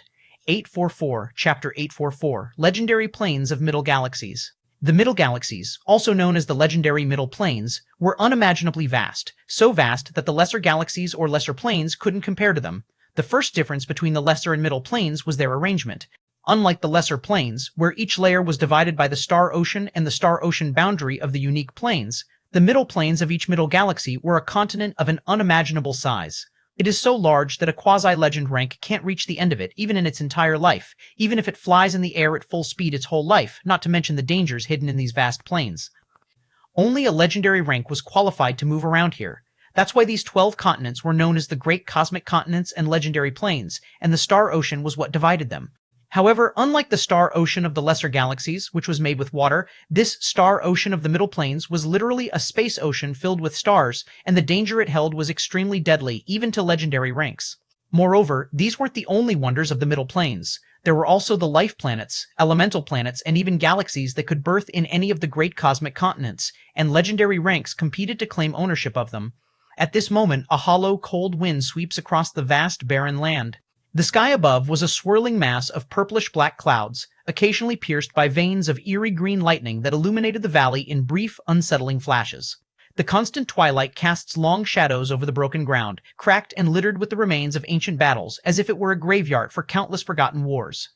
In this god-forsaken place, a white runic circle appeared, and the next moment, a 2-meter-tall figure clad in a dark windbreaker and his head covered under a long hood suddenly appeared before the circle vanished. 2 bright glows illuminate the darkness under his hood, casting an eerie shadow upon his skeletal face. The bright golden flames burning within his hollow sockets flickered as he observed his new surroundings. Am I in the legendary plains now? Jacob wondered with a hint of uncertainty, since everything happened so quickly that he didn't have the chance to prepare himself before he abruptly teleported away from the Path of Legend and appeared in this godforsaken place. The first thing he felt was the air here was thick with the stench of rot and death, completely devoid of oxygen or life-giving energy. But dense magic energy seemed to be everywhere, and this magic energy continued with the elements of darkness and death. After meeting with the 12 wisps of the zodiac, Jacob became very sensitive to their elements, and death was one such element. The death element belonged to Sagittarius, and it was one of the elementals that had left a deep impression on him. He still remembered encountering an undead who was under the control of the death element in the second-last tower of Sagittarius's trial, and that guy was terrifying. This place was filled with the death element, and Jacob mused that any living beings who dared to enter it would most likely find themselves choking on the oppressive miasma that hung in the air and their vitality rapidly draining. This was the effect of the death element. Still, oxygen or not, it doesn't matter to Jacob since he was a living being who had transformed into this skeletal form. He can breathe if he wants to and not breathe at the same time. But since he had always been a living being and still considered himself one, he never lost the habit of breathing, which was his primal instinct. But now, it seemed he might have to get used to not breathing, which was somewhat strange but did not bother him much. What was important was that he needed to know where he had been teleported. Although he had some general knowledge of the middle galaxies and the 12 great cosmic continents, they were so vast that no one had ever been able to explore them all, and only the legendary kings might have this knowledge.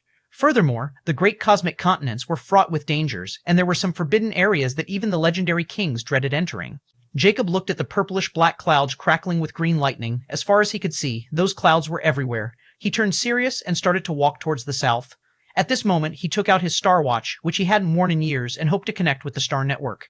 After all, if he was in the legendary planes, the star network also existed here, and it was still the primary source of communication. Not only that, but the star network was far more advanced, creating a virtual world known as the Virtual Star World, which connected all the 12 great cosmic continents together. But the star watches that granted passage in this virtual star world were unique to the legendary planes. They were called the Soul Star Watches. However, for some reason, participants in the middle galaxies in the Path of Legend weren't allowed to bring Soul Star Watches, or Jacob would have already had many. Now, Jacob could only hope that the star watch he brought from the lesser galaxy of Taurus would work here. Jacob activated the star watch and a prompt popped up, making his eyes flicker helplessly. Out of range? So, are these star watches useless here? Well, it seems I'm on my own. I just wanted to see where I am before I start my long seclusion. But since I can't, and this place seemed quite barren, I'll open up a cave resident here and only come out once I complete the second phase. Jacob instantly made his decision as he put away the star watch and continued to walk. However, he instantly remembered something at this moment and called, "Cursed Immortality. Ha ha ha ha, do you want me to welcome you in the middle galaxies?" Immortica's impish, eerie voice rang in his head. Jacob ignored the cursed book's meaningless remark and questioned solemnly, "Don't play dumb with me. You know what I want to know. What is that astrolabe that transformed from the legendary Master Key, and what is the purpose behind that announcement in the end?" If I say I can't tell you now, will you believe me?" Immortica asked mischievously. Jacob's expression instantly darkened. "Do you really want to do this? I just need to make a wish, and I'll know what that thing is. I just don't want to waste my lifespan or blood on this wish, and since you can't tell me, I can tell this information should be quite extraordinary. Just don't push me, give me a satisfactory answer, and I'll be content. I just want to know what this thing is and how to use it." Now that Jacob knew the power of the Infinity Blood Sacrifice, he wasn't afraid of Immortica withholding crucial information. It's just that the price of those wishes still makes him hesitant, but if this information were crucial enough to threaten his life, he didn't mind exchanging some lifespan to acquire it. Hee, how scary. Immortica didn't sound flustered at all. "Alright, I'll give you a single piece of advice. Whether you heed it or not is up to you. It's not like I'm the one losing my lifespan for acquiring something you'll get in due time. My advice for you is to continue to do what you're planning to do. Once you complete the second phase, you'll be qualified to know what that thing is. But if you insist on knowing it, all you'll know is you're still too weak to do anything with it." 845, Chapter 845, Stirring Up the Legendary Planes. 845, Stirring Up the Legendary Planes. At this moment, Whiteness's cute face was almost eclipsed with gloominess. His white eyes were swirling with raging fury, which he suppressed with a great degree of control because he knew that if he let his anger surface, the consequences for both the middle galaxies and himself would be unimaginable. Eliza, standing a few meters away from him, kept her head low as she trembled under his chilly glare. The reason for Whiteness's current mood was simple. Unexpectedly, the Path of Legend had been closed, and it happened before they could achieve Whiteness's task yet again. Not only that, but Eliza was the first one to know because she had been spying on the participants on the Path of Legend when they abruptly teleported out of the path. Furthermore, what shocked Eliza was that the participants didn't return like they always had. In the past, whenever the Path of Legend opened, the legendary kings used ancient altars crafted by a secret blueprint that actually originated from the higher planes. This altar was special because it could only be operated by the legendary kings. It was specifically used to send a limited number of participants in the Path of Legend, and apparently that was its only use. But the conditions to use it were that the Path of Legend had to be opened first with a legendary key by any lesser galaxy. Anyway, this altar also ensured that when the participants teleported out of the Path of Legend, they would always teleport in the vicinity of this altar. Not only that, but the participants could also take the people of lesser planes with them as long as they were holding them or in contact with them. However, this time, nothing like this happened, and instead of returning to their respective teleportation altars, the participants were randomly teleported all over the legendary planes. This usually happened to only the people of the lesser galaxies who weren't in contact with the people of the middle galaxies. Many of them ended up dead like this, and very few survived, especially if they were teleported to some forbidden region of the legendary planes. Eliza had no idea why the Path of Legend was so different this time, and all these mysterious and uncanny events pointed to the person who was gathering the legendary keys and evading her inner SB vision. She had already pinpointed one of the Cardinal Spirit Temple's participants with her soul totem sigil and vision, and sent her envoy to fetch him. Although she could spy on someone, she could only see, not hear. She wanted to know what had transpired there, especially when everything was going according to Whiteness's plan. They were so close to completing the ritual that they could entrap the person who was going against them. Afterwards, she came here directly to report, despite knowing Whiteness wouldn't like it. She had no other choice but to do so, since if she delayed it, he'd only be more annoyed with her and might really move against her in his rage. After all, it wasn't her fault, and they could only blame the person moving against them. Whiteness finally opened his mouth. Since everyone is out, then this also means that whoever blasted fellow was interfering with my plans is now in the middle galaxies, right? Eliza was startled before her spiral eyes spun with a brilliant glint. Yes, Exalted One. That schismatic is definitely in the legendary planes now, but I still can't detect or divide anything about him. I'll contact all the legendary kings now, and with all the legendary kings searching together, there won't be any place he can hide, unless he's ended up in the Star Ocean or at the boundary of the Great Void. But I'm sure that the Path of Legend won't send anyone to these places, since it means certain death for the new arrivals. After all, the Path of Legend is built to nurture talents. Whiteness nodded as he didn't find any fault with Eliza's words, and his eyes turned deadly cold as faint killing intent flashed past his eyes. He really wanted to get his hands on that daring fellow who was thwarting his plans. At this moment, Eliza seemed to hesitate for a moment before she spoke. Exalted One, I think the legendary kings in the dead faction side seem to be unhappy with what happened in the Path of Legend, and I can tell that they are not doing their best. If I told them this news, they might not listen to me. Whiteness snorted in disdain. No need to worry about those dead idiots. They have no choice but to yield here. I'll take care of them if they don't listen. Just start the search and report to me about any clue you find on that person. I'll personally move. As long as he has all the vestiges, things are still salvageable. Moreover, to motivate those legendary kings, tell them that this person should also have some ascension permits since he can gather all the keys. This could only mean he's greedy and won't miss the chance to acquire ascension permits. They can have one ascension permit as long as they locate or capture him. Whiteness looked meaningfully at Eliza, whose eyes seemed to shimmer in realization. His lips curled up slightly. Even you can have the ascension permit, and you won't need to wait for me to come back from the lesser galaxies to take you to the higher galaxies with me. As long as you find that meddlesome fellow, I can even help you locate the mythical Ascension Bridge. Eliza trembled with excitement as it finally dawned on her how important this person who had gathered all the legendary keys was. In her depression and fear of Whiteness, she had almost forgotten about the ascension permits. Now, she wanted to find this person not just for Whiteness, but also for herself. She was now also confident that as long as she told every legendary king about this news, she wouldn't even have to persuade them at all. They would be working tirelessly on their own. Even those arrogant and scheming fellows from the dead factions and all those hidden old monsters will do anything to get their hands on those ascension permits. Excited, she quickly bowed in reverence. I'll arrange everything. Go, don't let me down this time. Whiteness sternly stated. Eliza quickly left before promising Whiteness to do her utmost best. But this time, Whiteness wasn't confident at all since he had lost all his trust in her and her vision and even suspected that she didn't have the true inner SB vision. But Whiteness naturally won't reveal his thoughts, since Eliza is his proxy and a perfect pawn. With her abilities, she is ideal for controlling the legendary planes. But Whiteness or Eliza hadn't expected that the person they were going to search for had drawn far more attention to him than they could have imagined, and all because of the legendary Master Key. They'll find out soon, though. 846. Chapter 846, Valley of Sunless Dusk. 846, Valley of Sunless Dusk. The 12 great cosmic continents were divided between the life faction and the dead factions. But it was not the entire truth, since hidden powers lurked in eerie shadows enshrouded by darkness and mysteries. Among these enigmatic hidden powers were the Forbidden Regions, places so dangerous that even legendary kings tread with caution. One such place was the Valley of Sunless Dusk in the Great Scorpio Cosmic Continent. Rumor had it that the valley was once a thriving kingdom ruled by a necromancer who sought to defy death itself. However, a catastrophic ritual to achieve immortality backfired, cursing the land and transforming its people into the first of the undead. Now, the valley serves as both a prison and sanctuary for the undead race, a place no living soul can survive. Those who dare to enter are met with an immediate and terrifying phenomenon, death drain. This natural curse drains the life essence of any living creature upon entry. Survivors either perish, are reduced to skeletal remains without a will, or join the ranks of the undead. Only legendary rank experts, capable of resisting with their soul force, stand a chance of survival. The valley is not just a refuge for the undead, it also draws dark beings, necromancers and death mages, seeking the power of the law of death.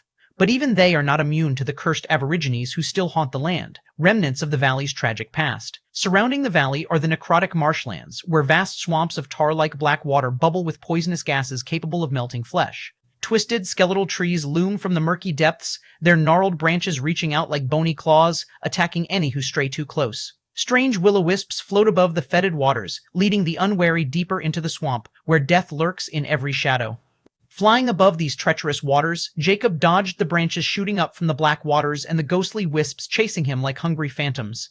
Anger flickered in his eyes. He had been sent to this cursed place without any knowledge of where he was. The terrain had shifted unexpectedly, turning into these ghostly marshlands, trapping him. Not only that, but when he tried to fly out of this place using the flying golden disc, these strange wisps started to emerge, and then those bonny branches started to attack him relentlessly. Although he was strong and his eyes of judge helped him detect many things, these things still annoyed him to no end.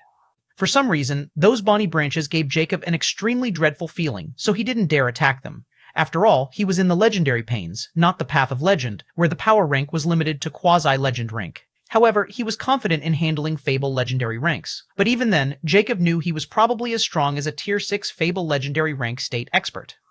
After all, there were 12 tiers of Fable Legendary State, then 9 tiers of Legendary Noble State, 6 tiers of Legendary Lord State, and finally, the 3 tiers of Legendary King State. That's why Jacob wanted to know where he was and what kind of place he ended up in. From the looks of things, he was in some den of dark beings, and they seemed quite powerful. Just these bonny branches were giving him a feeling of fear, not to mention those wisps chasing after him were also strange.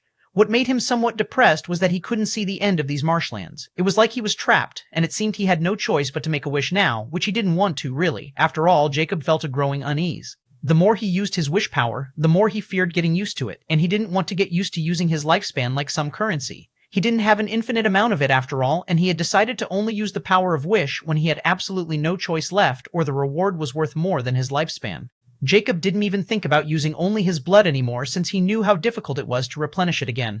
It left him in a weakened state, and in the legendary planes he didn't dare show any weakness. Just as he maneuvered through another net of branches, a ghostly, amused voice echoed through the air. "Oh? Another brave soul unafraid of the Valley of Sunless Dusk? Come, brother, you are invited aboard Blackwell's ghost ship." Jacob's guard was instantly raised when he heard those ghostly voices. He wasn't expecting another person beside him in this godforsaken place, and he had already assumed that this person was most likely a dark being since living beings couldn't live here. At this moment, the air around Jacob grew thick with an eerie silence as the strange, ghostly voice continued to echo through the fetid fog. His eyes scanned the marshlands, but there was no sign of the source. Then, without warning, a deep creaking sound reverberated through the mist, like ancient wood shifting against the weight of centuries. It grew louder and closer, and the fog parted in the blink of an eye, revealing a massive ghost ship materializing out of thin air. Its blackened, spectral sails rippled in a wind that did not exist, and the hull of the ship was carved from shadowy, decayed wood with faintly glowing runes etched across it. At the ship's prow was an enormous figurehead, a skeletal creature with wings, its bony arms outstretched as if ready to take flight. Embedded in the figurehead's chest was a glowing gem, unlike anything Jacob had ever seen. The gem pulsed with an unnatural light, an icy blue so intense that it seemed to pierce the darkness and death around itself. But something even more shocking happened the moment the gem's glow reached the bonny branches and the wisps. The reaction was instantaneous. The branches recoiled as though burned, retreating back into the black waters of the necrotic marshlands, and the will-o-wisps flickered and vanished as if the ship's presence had exorcised them from existence. Jacob's flaming eyes narrowed into beams, his thoughts racing. This clearly wasn't some ordinary ship. He could sense ghastly oppression himself and knew this ship was a treasure probably above the legendary noble rank. At least that's what he thought. But despite the threat ebbing, his vigilance remained. His instincts sharpened as he hovered just above the water on his golden disc, weighing his options. The voice returned, this time closer and dripping with mockery. "Come, brave brother, don't leave me waiting. I don't often get visitors who don't crumble to dust." Against his better judgment, Jacob knew he had little choice. He couldn't afford to remain in the accursed marshlands, and this ghost ship, while suspicious, offered a potential way out. Moreover, he wanted to know where he was, and even if this person had some ulterior motives, he was confident that he could escape. Besides, this ghost ship, piqued his interest. With a wary glance, he cautiously maneuvered toward the ship. His eyes of judge remained active, scanning for threats, but the ship remained inscrutable. The gem on the figurehead had an aura so dense that even his ability couldn't fully comprehend its power. With a measured step, Jacob landed on the deck. The planks creaked beneath him, but it wasn't the normal sound of aged wood. It was something deeper, as though the ship was alive or undead. The ship's structure was ghostly yet tangible. Pale mist clung to every surface, swirling around his feet as he walked. The deck was lined with towering masts, their sails almost translucent, flowing as if underwater. Faint specters moved between the rigging and hull, figures with hollow eyes and sunken faces flickering in and out of existence. It felt like walking through a long-forgotten dream, where reality and illusion melded into one. At the center of the ship, a staircase led downward into what appeared to be the captain's quarters. Before Jacob could take another step, the air chilled even further, and a spectral figure walked out of the cabin and slowly descended the stairs. It was Blackwell, a dark being that belonged to the soulless ghost clan of the ghost race. 847, Chapter 847, Drunkard Ghost, Blackwell. Blackwell leisurely descended the stairs, his form semi-transparent but solid enough to give him a distinct presence. His long, tattered robes fluttered as though blown by some unseen wind, and his face was a gaunt, deathly visage, like a decayed skull wrapped in pale, translucent skin. His eyes were pits of blackness, faintly glowing with a ghostly blue hue. A pale crown of mist circled his head like a dying halo. Jacob impassively stared at the completely unfamiliar dark being in front of him. Despite Blackwell hiding his aura, Jacob could clearly sense danger from him. He didn't dare let down his guard. After all, Jacob knew that Blackwell might be under the impression that he was also a dark being and a powerful one who could tread in these deadly lands. As for his intentions, whether they were pure or malicious, Jacob was ready for anything. At this moment, Jacob's hand instinctively twitched because Blackwell suddenly raised his hand. But he soon discovered that there weren't any mana fluctuations. Instead, he saw something in Blackwell's hand. Blackwell held a ghostly wine gourd in one of his skeletal hands, glowing with a sickly pale green light.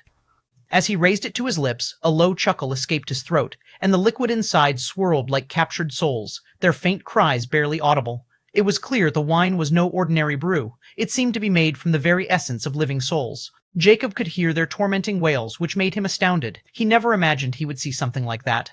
Although Jacob had killed countless people, he had never done so for the pleasure of it, and seeing that wine gourd in Blackwell's hand was like seeing the true cruelty and pleasure of killing. Ah, nothing like a sip of soul wine to start the conversation, Blackwell crooned, his voice a hollow, echoing sound. He turned to Jacob, his eyes gleaming with amusement as if he sensed Jacob's reaction. He flaunted his ghostly wine gourd in front of Jacob and grinned, his mouth hollow like a black hole. Care for a taste, brave brother? Glancing at the wine gourd as the wails of souls were ringing from its pitch-place mouth, Jacob remained impassive as he replied, "Not my palate. How about you tell me, why did you bother to interfere?" Blackwell didn't seem bothered by Jacob's rejection as he took another sip. The ghostly lights in his eyes shrunk as he smacked his lips. He appeared intoxicating before he spoke. "You've managed to survive the marshlands longer than most. That makes you interesting." Jacob's fingers twitched again as he wanted to draw his weapon but resisted the urge to draw it. This being wasn't one to be underestimated, and his aura screamed danger. Blackwell didn't seem bothered by Jacob's rejection as he took another sip. The ghostly lights in his eyes shrunk as he smacked his lips. He appeared intoxicating before he spoke. "You've managed to survive the marshlands longer than most. That makes you interesting." Jacob's fingers twitched again as he wanted to draw his weapon but resisted the urge to draw it. This being wasn't one to be underestimated, and his aura screamed danger. He remained silent, his gaze locked on Blackwell, before he replied coldly, "Do you think I'm a fool?" Blackwell seemed to relish the tension, taking another swig from his gourd before drifting closer, his eyes never leaving Jacob's.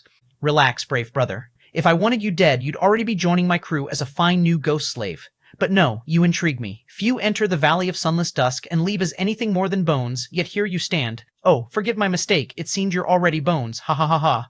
The flames in Jacob's eyes flare fiercely, and he doesn't like Blackwell's tone since it reminds him of the annoying cursed book. Still, Blackwell knew more about this place than he did, and he had already learned its name, so he was sure that Blackwell knew exactly where they were and how to get out of it. Jacob's voice was steady, though his vigilance never wavered. "Valley of Sunless Dusk? Can you tell me which great cosmic continent this is, and who is the ruler of this place?" Blackwell seemed startled by Jacob's unexpected response before he smirked as if he heard a joke, his skeletal features twisting into an eerie grin. "Brave brother, you're not telling me that you don't even know you are in the Valley of Sunless Dusk, and without knowing you're already so deep in necrotic marshlands?" Usually, people enter the Valley of Sunless Dusk for 3 reasons. First, they want to experience the law of death here, and made progress in the necromancer profession. Second, they came here to search for treasures of the Cursed Necromancer King, which is akin to seeking death. Ah, those brave souls, this Blackwell still admires them. The third reason is if they are running for someone and have no choice but to enter this forbidden region or stumble here because of their ignorance. In both cases, they are still seeking their death. Blackwell looked at Jacob deeply as if he wanted to see through his thoughts. "But you, my brave brother, don't give me the impression of the latter 2 reasons. On the contrary, you are already a legendary rank dark being who seems to have comprehended a tiny part of the law of death. Now it seemed I've misjudged." Jacob remained impassive as he heard this new information, and he was secretly shocked. He never expected the Path of Legend to teleport him to this forbidden region, the Valley of Sunless Dusk.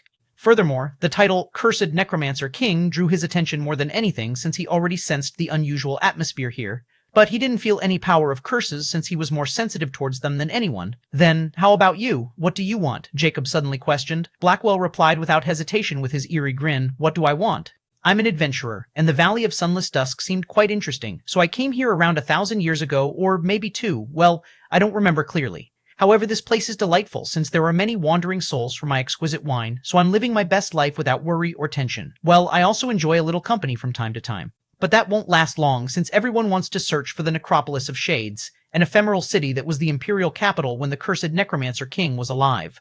According to rumors, this is also the place where his inheritance lies. However, trust me, I never managed to break past the Wailing Peaks. It's nothing but a death trap, and whoever had gone there never returned. So, I gave up long ago. Drinking wine is more joyous to me than risking my life for something that might not even exist. You see this valley, this entire region is cursed. You're in the domain of the dead now, whether you like it or not. So, why don't you accompany me, and we'll share our adventures? I have excellent wine, and you seemed like someone with excellent stories. Jacob was somewhat speechless because Blackwell's words held no lies, he could easily tell, and he really wondered if there was something wrong with this ghost's brain. Still, the information he received sounded like nothing but trouble, and he knew he was in a very dangerous place. But Jacob also sensed an opportunity here because if this place was as isolated as Blackwell told him it was, then it was an excellent place to keep his head low and remain undetected. 848, Chapter 848, The Horrors of Forbidden Region. After finding out that Blackwell was telling the truth, Jacob was more at ease. He also found this drunkard ghost who likes drinking wine made with souls quite interesting, especially because of his carefree attitude about this dreadful place and how he's been wandering here for thousands of years. I appreciate your enthusiasm. But I'm not here for adventure. Since you are wandering here for so long, you must also know how to get out of here, right? Jacob asked without revealing his true intentions. Blackwell didn't find Jacob's question unusual. If Jacob was really here by mistake, then it was only natural that he wanted to get out. He raised his gourd again, swirling the liquid souls inside. To be honest with you, brave brother, the Valley of Sunless Dusk isn't a place where you can come and go as you please. You might enter on your own accord, but you can't exit unless the valley allows you to exit. You should know in the history of legendary Scorpio Plains, ever since the Valley of Sunless Dusk was discovered, only a handful of people had ever managed to escape it, and every last one of them had one end. Blackwell looked deeply at Jacob before he stretched his last word with a huge ghostly grin. Death. And one of them was even a legendary king of our vampire race. Jacob's eyes constricted hearing this unexpected answer, and there was no falsehood in Blackwell's words, which made Jacob extremely vigilant. Don't tell me you're here not because of some silly reason like brewing wine, but because you are afraid that if you leave, you'll meet with the same end? Do you believe it's all true and not some ghost story spread by someone to scare away others? Jacob questioned impassively. Blackwell chuckled. In this world, if Blackwell is afraid of something, that would be not having enough soul wine. As for whether it's true or not, only those who had fallen here will know, right? Blackwell grinned as he gulped a mouth of soul wine and smacked his lips with delight before he said, But I do have a way out. Suppose you're willing to pay the price, of course. The only question is, how much are you willing to sacrifice to escape the Valley of Sunless Dusk? Jacob's expression darkened. The stakes were clear. Everything had a price. But he felt that dealing with Blackwell was like bargaining with the devil itself. Furthermore, it wasn't like he really couldn't leave if he wanted to. He had already made up his mind to stay here. Seeing that Jacob hadn't answered yet, Blackwell chuckled softly, the sound as hollow as the souls swirling in his wine gourd. Think carefully, brave brother. The valley's curses are relentless, and time might not be on your side. So, he does want something else besides bullshitting about companionship. Jacob wanted to sneer, but didn't as he remained nonchalant and asked, Let's hear what kind of price. Blackwell's ghostly eyes narrowed slightly before his happy-go-lucky expression appeared again. The way out of this place is to find the Necropolis of Shades. Although I don't know if it's true or false, this is the only way I know that it is the most popular theory among those who want the inheritance hidden within the valley. Those who managed to escape from here also confirmed that they had seen the Necropolis of Shades, but the ghastliest thing is they all remember nothing about it. Anyway, if you really want to try your luck, I can drop you in the vicinity of the Bone Forest, which is considered the inner region of the Valley of Sunless Dusk. But it is even more dangerous than the necrotic marshlands where we are right now. If you somehow manage to cross the Bone Forest alive, you'll reach the Wailing Peaks, which are the innermost region of the valley and as far as I've ventured into, and trust me, it is a huge achievement considering a few have ever managed to return from there. The Necropolis of Shades should be on the other side of the Wailing Peaks, so what do you think? Do you still want to venture into that place? How about you consider drinking with me here? The offer still stands? Jacob was startled before his expression turned solemn. Blackwell's words held no falsehood, which was the reason for Jacob's shock. He couldn't help but look deeply at the drunkard ghost. Necropolis of Shades, this is also the place where the cursed Necromancer King's inheritance lies, and from what I can assume, this person should be a pretty big deal. Furthermore, it's not like I'm looking for the inheritance, and all I want is a safe and quiet place to enter seclusion until I complete my second phase. Once I complete it, I should be as strong as a legendary king or even stronger. Once I reach that level, I don't mind going in to look at this inheritance, since this might be related to curse magic. Furthermore, it's about time I let that little girl out, and if this place is really related to the curse, let's see if her zodiac constitution can bring me some surprise. Once Jacob had made up his mind, he stated, "If you can really drop me off in this bone forest, you'll have my gratitude, and if I find a way out, I might take you with me." Blackwell was astounded by Jacob's confidence, and his eyes narrowed. He didn't think Jacob would not have a sliver of fear after hearing about the Valley of Sunless Dust's horrors like those other people he had encountered. But this also made it more interesting for Blackwell, as he burst into jolly laughter before he gulped a mouthful of wine and smacked his lips in delight. "Very well, brave brother. If you really manage to find the Necropolis of Shades, I'll gift you a jar of my oldest soul wine." Jacob merely nodded before Blackwell's grin widened as he roared in high spirits. "Well, ghost slaves, set sails. We are going to the Bone Forest. Oh, if you see any Wraith Lords and Necrophians, don't hesitate to run from those maggots." 849, Chapter 849, Bone Forest. Beyond the necrotic marshlands lies a forest unlike any other. Instead of wood, the trees seem to form from the bones of ancient creatures. Massive femurs and ribs intertwine to create pale ivory thickets. The ground beneath these trees were carpeted in a fine dust of crushed bones, seemed to be the remnants of those who once lived here. Every now and then, ghostly figures drifted through the forest, barely visible, their whispered cries echoing through the stillness. This was the inner region of the Valley of Sunless Dusk, the Bone Forest. At this moment, a dark silhouette of a ship emerged from the poisonous fog of the marshlands, parting the fog on its way toward the dark gray shores of the Bone Forest. On the eerie ghost ship, Jacob stood at the front with Blackwell as he casually sipped on his soul wine while looking at the bone forests with narrowed eyes. "Since you decided to choose this path, let me give you some advice. The undead here have evolved into various forms, each more terrifying than the last, with the valley serving as their eternal sanctuary. The deeper you go, the more powerful they become, especially the undead in the inner regions. In comparison, the riffraff of the necrotic marshlands are nothing but children. The ones you should look out for the most are the Necrophians. They were actually once alive and were all necromancers who came here to find treasure, but greed got the best of them, and now they are slaves of the Valley of Sunless Dusk. Don't look down on them for they to become a necromancer. One needed a spiritual nebula, so even the weakest Necrophiend is a Tier 1 Fable legendary rank. Those wretched creatures now exist in a state between life and death without any intelligence of their own. Their decaying bodies are stitched together with death magic, animated by dark, necromantic forces. They stalk the valley, hunting for intruders or new souls to feast upon. Lastly, they hunt in packs and as tenacious as ghosts. Once they spot their prey, they'll never let go unless you have an extremely powerful stealth ability on the level of Laws. But one can still live, or at least have a chance to survive if they encounter the Necrophians. However, if someone is unlucky enough to stumble upon the territory of a Wraith Lord, they might as well commit suicide. Blackwell solemnly stated with a lingering fear in his voice. Jacob was startled as he couldn't help but ask, "Why?" Blackwell replied in a grave tone, "How should I put it? The Wraith Lords are the ethereal rulers of the valley, governing from crumbling fortresses made of obsidian and bone. They'll be clad in flowing robes of shadow, their translucent bodies drift silently through their domains, and they can communicate with the lesser undead through telepathic commands, Necrophians included. Their mere presence drains life from the air and can extinguish the life force of anyone who comes too close. If not for the mysterious restriction on them that won't allow them to leave their respected domains, people like me wouldn't be dead the moment we enter this place because those things can detect any invader that didn't belong to the valley from miles away. As for why we called them Lord, that's because each Wraith Lord is a legendary Lord State undead, and the closer you get to the Wailing Peaks, the more are the chances of you encountering those Wraith Lords. Trust me, when I was bold enough to step in the Wailing Peaks, I was unlucky and encountered a Wraith Lord, and I'd nearly lost my life that day, and if not for a life-saving trunk card, I would have been another Necrophiend under that Wraith Lord's command." Astounded, Jacob looked at Blackwell, and the drunkard ghost seemed very agitated when he recounted his encounter with the Wraith Lord. Jacob knew he was telling the truth, and he couldn't help but become solemn.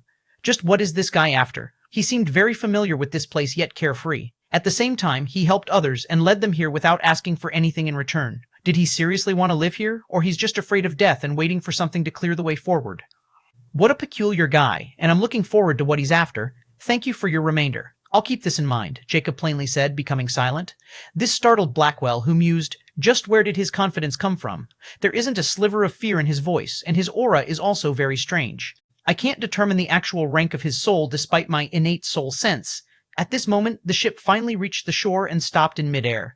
Jacob merely nodded at Blackwell before he jumped off the ship, his faint, cold voice ringing, "I'll remember this favor." Blackwell watched Jacob's figure bolting into the bone forest like a phantom, and he couldn't help but smack his lips. What a fearless guy, but he might be just ignorant. Who knows what it'll be? Only time will tell, but whatever the case is, I'll drink a sip if you fail, just like I'll always have.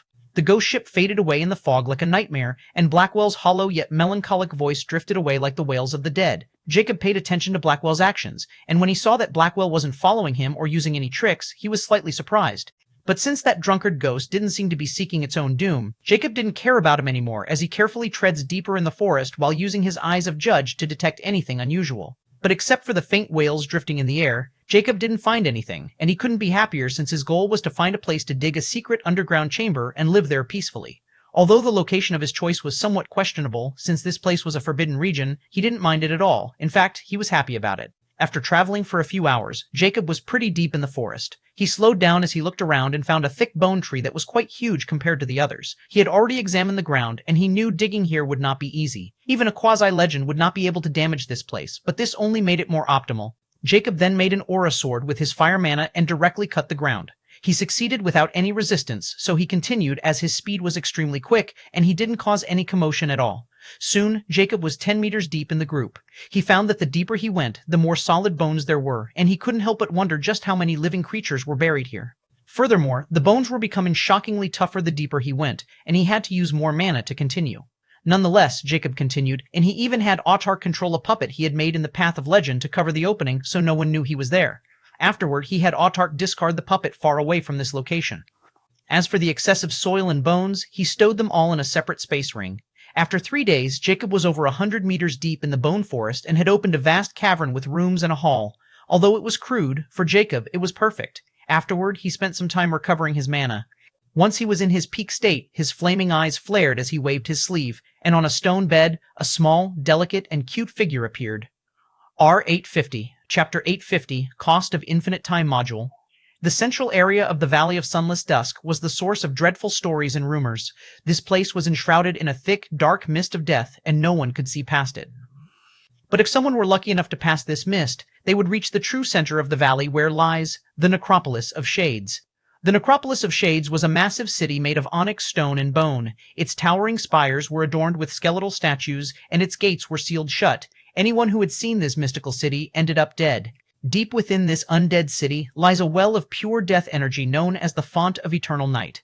According to the legends, this Font of Eternal Night used to be the source of the cursed necromancer king's prowess. At this moment, this pulsating pool of darkness was actually the source of the valley's mystical curse. It radiates death energy, slowly spreading its corrupting influence outward, ensuring no life can flourish here. However, deep within this abyssal well was a massive underground hall, and in the center of this hall was a pool filled with liquefied death energy. It was the purest and rarest form of elemental energy, and it was so rare that even a legendary king would wage a war to acquire just a few drops of it. This form of elemental energy was also known as the Law Essence in the legendary planes. As for why it was so precious, because a single drop of Law Essence can help not only comprehend a law of the essence's element, but also increase its comprehension. Everyone knew one needed to comprehend a law to progress in the legendary rank. But here in the core of the valley, all this death law essence had gathered in a pool. If news got out, many legendary kings who comprehended the death element would go absolutely crazy and might take the risk of acquiring it. After all, the death element was a superior tier law. The laws of the zodiac planes were measured in 3 categories, just like the magic elements. Common tier laws like the elements of fire, water, and earth, rare tier laws like lightning, dark, and light, and unique tier laws like poisonous flame, black lightning, holy light, and elements that were variants of 2 or more laws. But these laws were scarce. Then comes the superior tier laws like death, life, space, and time. These elements can't exist in variant forms and always remain in their purest form, and their concepts are absolute. Although it was possible to create spells by combining these laws with inferior laws, they still couldn't be fused to create a new type of unique law, and that's why they were in the category of superior laws. Lastly, experts of legendary rank would always seek to comprehend at least one unique law if they wanted to have a bright future and gain high standing in other organizations. But the superior laws were still at the top, but comprehending them was another story. Some legendary rank spent their entire lives comprehending a superior law, and that's why this law essence that could help someone comprehend death law was so precious and priceless. In fact, these law essences were natural treasures that only appeared in places where the concentration of an element was extremely high and crossed a certain threshold, like an elemental planet or galaxy. Anyway, this death law essences pool was clearly abnormal because a faint purplish glow was visible in the middle of it. At this point, the pitch-black law essence suddenly rose, and ripples appeared in the calm pool as if something was rising from the depths of it. Suddenly, a pitch-black throne made with black runic bones rose from the pool. The throne wasn't empty. There was a misty silhouette sitting on it. At this moment, 2 crimson beams shone brightly from its head, illumining the entire pitch-black hall. A grating, corrosive voice, extremely faint as if on the verge of death, rang in the hall. T this dot fee feeling a dot fee feeling a dot fee feeling a dot fee dot body o of curse dot has dot feared. The crimson beams shone even more powerfully as the barely audible voice rang again, but this time, this voice rang in the heads of every single slave of the valley. Soul Bond Legion, find the body of curses for this emperor, and I shall grant you all freedom. At this moment, Jacob, in his hidden cavern, was looking at Elia, who was still in slumber after she got the Liber Chaotica and started bounding with it. However, the devil's face mark on her forehead had become somewhat vivid and pulsing strongly. Elia had been in his infinity pendant for years now because he had been swamped and in dangerous situations ever since that day he went to hunt the ice fiend Locust Queen. So, time seemed to have stopped for Elia, and she didn't seem to have aged at all. Now that he finally had a chance to catch his breath, he wanted to give her the chance to be properly infused with the Liber Chaotica. However, he wasn't sure if she could remain alive in this environment since it was literally a death ground for any living being. But since Elia had a special constitution related to the curses, he wanted to see if she could give him another surprise. Sure enough, her breathing hadn't disrupted at all. In fact, the element of death in the air seemed to have become more chaotic after she appeared, and that mark seemed to be absorbing it very slowly now, and she also seemed to be breathing the death element in. Jacob's eyes flickered as he still didn't know much about zodiac constitutions. But one thing was clear, Ellie was his investment, and he needed her to grow to reap the benefits, so he was now more assured. After observing her for a while and ensuring nothing was wrong, Jacob summoned Autark and let it stay hidden here just in case something happened, so Autark could instantly alert him. Thereafter, he left the room and entered his own stone chamber, which was far bigger but still plain and simple. Jacob sat down on the stone platform and summoned Cursed Immortality. Tell me, how much will it cost me to use the infinite time module function of the Infinity Pendant? What if I want to increase my time speed by a 100,001 ratio? 100 seconds for me will only be 1 second for the world. Am I right? Now this is unexpected, and here I thought you would never use it in your lifetime. Immortica snickered playfully. Jacob coldly retorted, No, I just want to know the price and how to use it. I'm not in a hurry here, but if the price is reasonable, I might consider it. Whatever you said. Immortica laughed. Alright, to use the infinite time module of the Infinity Pendant, you just need to connect yourself with the Infinity Pendant, just like you always do to store or retake the things in the pendant. After that, just think about the function and how you want to activate it. For example, now you want to increase only time for yourself by a 100,001 ratio, and you'll instantly get a response from the pendant itself. The cost of using it will directly appear in your mind, and once you accept, it'll instantly start to operate once you pay the price. Oh, one thing to remember, always tell it how much time you need to activate the infinite time module, because if you don't, it'll continue to operate, and you'll continue to lose your lifespan or infinity blood. Last but not least, once you have paid the price for the time period, you can't deactivate it because of its missing component. And I've already told you about the 10 price increase for the aforementioned reason. As for how much it'll cost to increase 100,001 time just for yourself, I'll directly tell you by the lifespan amount. For each second, you need to pay 10 days of your lifespan. This should have been just a day, but you know, right? Ha.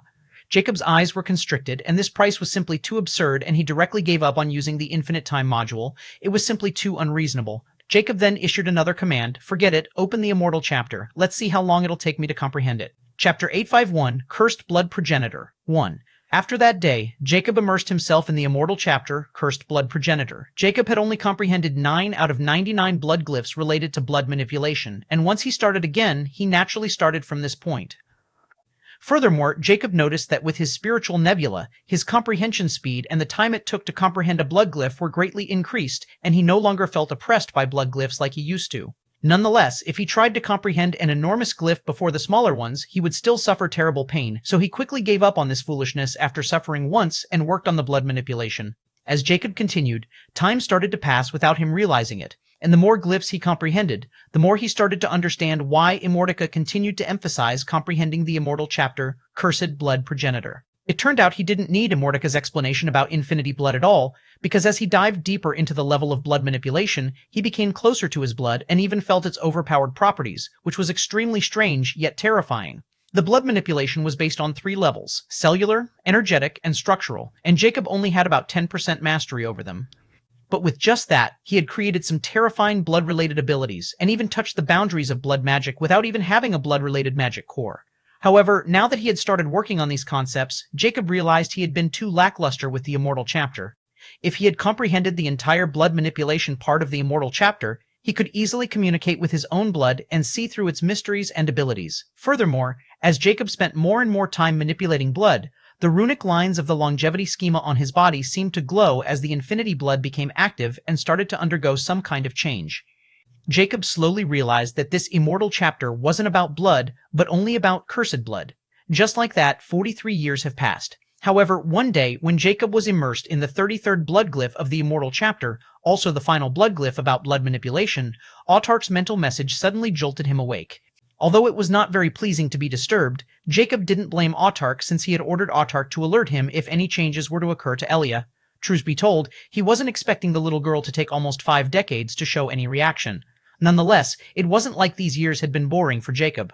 In fact, if not for the Star Watch's timer, he wouldn't even know so much time had passed. Furthermore, Jacob also realized that he had finally outlived his old self before his reincarnation in the Zodiac Plains. He couldn't help but feel momentary, nostalgic, and melancholy. He never expected to spend 50 years just like that, and the concept of time seemed to be becoming blurry for him. He didn't know if it was because he had so many years to live, or if it was the case for all the people with such a long lifespan. But he knew one thing: he was no longer the same person. Maybe now it was time for him to start accepting his new identity as the Faceless Ancient. With flickering eyes, Jacob stood up, but he didn't approach Elia's chamber right away. After thinking for a moment, his body suddenly began to morph, and his skeletal form started to change at an alarming rate as mass, muscles, organs, and pale white skin appeared on his body. His flaming eyes changed back to amber color, and his skeletal face was replaced with a handsome pale face and long silver hair draped over his shoulder.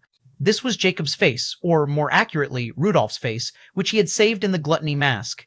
Jacob never got the chance to introduce a new face to the mask, so he had no choice but to use Rudolph's face. But he didn't mind actually, since he considered this his own face. Still, Jacob also didn't dare to raise the gluttony mask's rank anymore, not without proper planning, since he knew the truth about it. He can't be reckless with this thing, or that scripture will definitely notice it. As for why he changed his appearance, he didn't want to scare the little girl, or who knows what she'll feel if she suspects that her teacher was a dark being.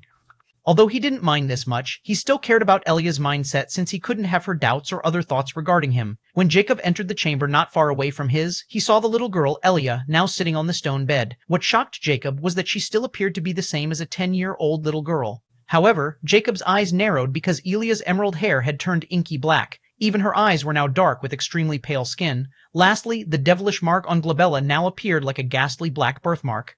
The most shocking thing was that Elia was no longer just a mortal. She had reached the peak of unique rank, and Jacob could even sense the signs of her breakthrough in the 3 steps of legend rank. At this moment, Elia seemed to sense his presence as she looked towards him. Her eyes were icy cold and emotionless, but because of the soul tether hex, she instantly recognized Jacob, and her impassive eyes instantly brightened. She quickly jumped on her feet and tottered towards Jacob before she bowed her head in front of him and solemnly said in her cute, childish voice, "Teacher, thank you for letting Elia live." Jacob looked at her with scrutiny before he nodded. "It seemed you've understood what I meant that day, right? Now that you are 50+ years old and you have yet to become a legendary rank, you are still alive and filled with vitality. This means the Liber Chaotica has solved your problem. The one you should be thanking is yourself in this case. You choose the path of survival, and there is nothing wrong with that." Elia looked at Jacob seriously and nodded, her eyes filled with admiration and understanding. She promised, "I will not disappoint you, teacher. I have already gained all the knowledge in Liber Chaotica, and soon I'll be able to help you greatly once I start organizing everything. My body has also undergone changes because of Liber Chaotica, so I request some more time before I can be of any help to you."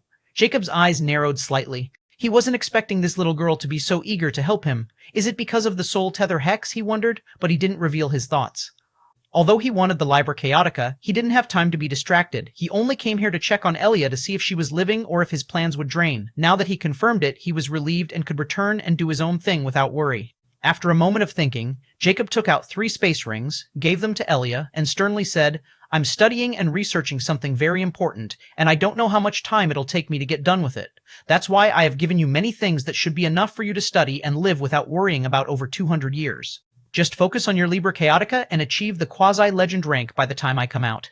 If you succeed and also study everything in those rings, I'll help you search for a powerful legendary vestige and become a legendary rank right away."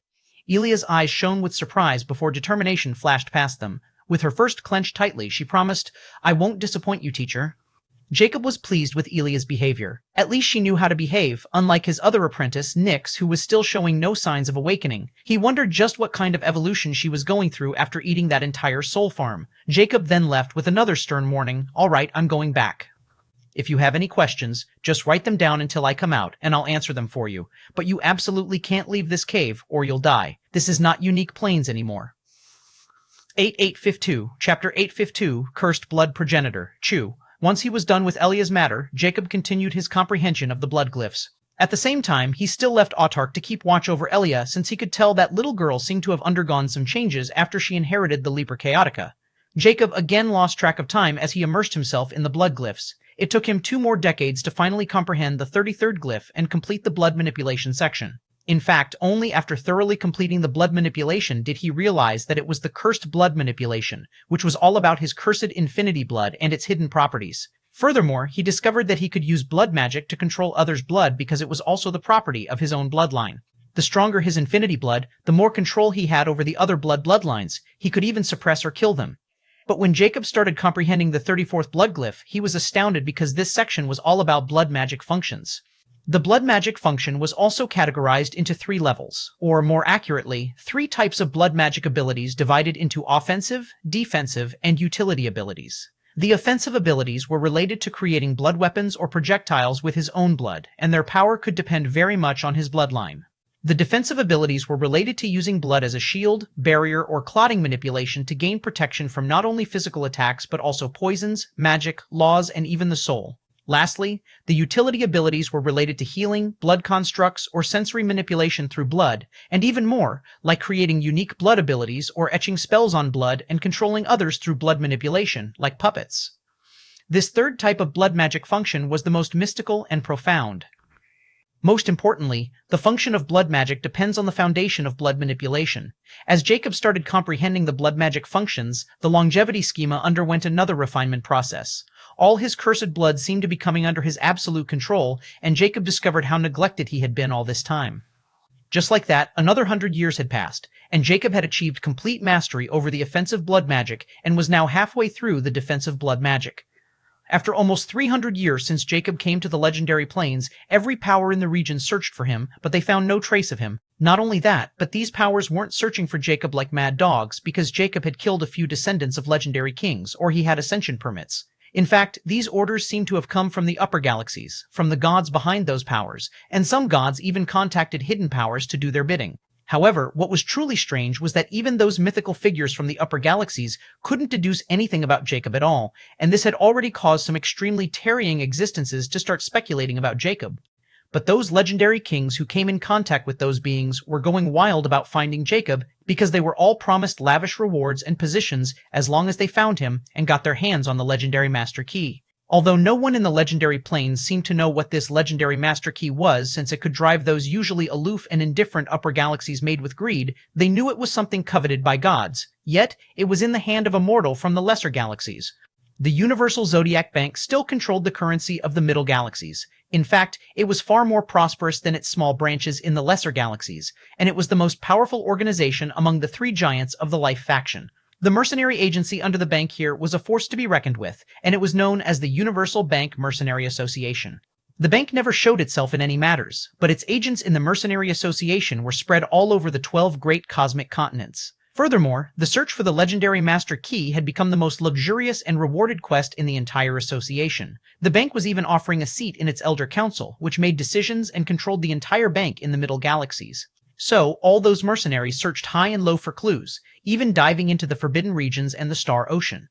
After all, legendary kings searched almost every nook and cranny of the great cosmic continents, and many spies were also captured while searching other territories.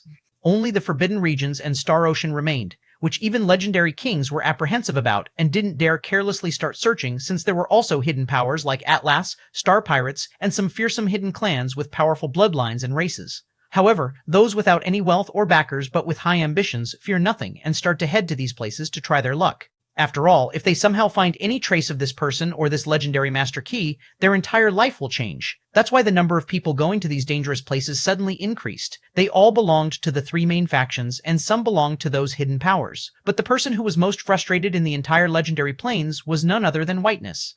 After finding out about the legendary Master Key, he instantly alerts his master since this matter wasn't ordinary after all. This thing had never surfaced before, and even the constellation arbiter Leo seemed to be searching for it. However, the true reason he reported this was that he wanted more time since he had failed to track down that heretic. The device that his master had given him also seemed to be no longer giving him any clues, as if it had stopped working for some reason. However, Whiteness didn't expect that even his master would instantly tell him to get that blasted legendary Master Key at all costs and completely disregard the heretic. Now, Whiteness felt even more indigent towards this mortal who had not only thwarted his plans, but also given him more work to do. At this moment, Whiteness was heading toward another forbidden region on his search list. He had already searched 7 great cosmic continents, including their forbidden regions, and he hadn't found anything yet. Still, it took him almost 300 years of wandering to search those great cosmic continents because he couldn't use his actual prowess, or he'd be in a world of trouble. Whiteness's eyes were filled with murderous intent, and he muttered, looking at the inferno lands ahead of him, "Don't let me find you, Ant." But right at this moment, the space he had been traveling into suddenly ripped open, and Whiteness's expression changed because he felt a terrifying soul force locking him. At this moment, a golden silhouette appeared before Whiteness, and he knew who it was, making Whiteness's expression ugly. The constellation arbiter Leo's cold voice rang. "Higher God Whiteness, on the edict of Zodiac, I'm here to escort you back. You have already overstayed your welcome here, and your so-called mission also seems to have changed. Please comply willingly, or I'm to order and be permitted to use my authority as a constellation arbiter." 853, Chapter 853, Cursed Blood Progenitor. The cold, red-tinged glow of the blood glyphs flickered in Jacob's mind, and the runic lines on his skeleton glowed brightly as he reached the end of the second section of the Immortal chapter. Jacob now seemed perfectly attuned to the rhythm of the 66 glyphs he had painstakingly studied and mastered in over 300 years. Each glyph pulsed with life, their ancient power converging in him, settling as a new understanding within the infinity blood itself. But now came the final challenge, the last 33 blood glyphs. This final section of the Immortal chapter was even more complex and required the complete mastery of blood manipulation and blood magic function, and Jacob felt that it would transform him. The final section, which started with the 67th blood glyph, was about the archetypes of the cursed blood progenitor. As he focused on the massive glyph before him, an ancient echo resonated in his mind, unveiling visions of 3 distinct archetypes tied to the legacy of a blood progenitor. Each represented a mastery over blood so refined that it transformed into an art form. They were distinct but interconnected, calling to different aspects of his being. Furthermore, the comprehension of this section was different. The first archetype were called the Blood Mage. The moment Jacob started comprehending the Blood Mage archetype, he saw himself as the Blood Mage, hands raised as blood became shields and swords, and ethereal armor that could turn blade and spell alike. Mastery over blood manipulation and blood magic function meant creating intricate defenses and attacks woven directly from his own essence or that of others. He could feel the rage of battles fought, of blood called forth from enemies, freezing them in place or tearing them apart with brutal elegance. The glyphs in his mind twisted and shifted, adapting to forms that shielded and attacked in precise synchrony. Jacob was the Blood Mage, and the Blood Mage was Jacob. Both of them started to integrate together in a mystical way as Jacob became completely immersed in that dreamlike state, constantly battling and defending himself. Time lost meaning to him as he focused solely on comprehending the Immortal chapter. In these past 300 years, Jacob had only come out once to check upon Elia, who seemed to be also in a strange state and undergoing a change with the Liber Chaotica as her core. He left more resources close to her without disturbing her and continued his own development. This time, it took Jacob around another 300 years to fully comprehend the 11 glyphs of the Blood Mage archetype before he again checked on Elia and divided into the second archetype, the Blood Alchemist.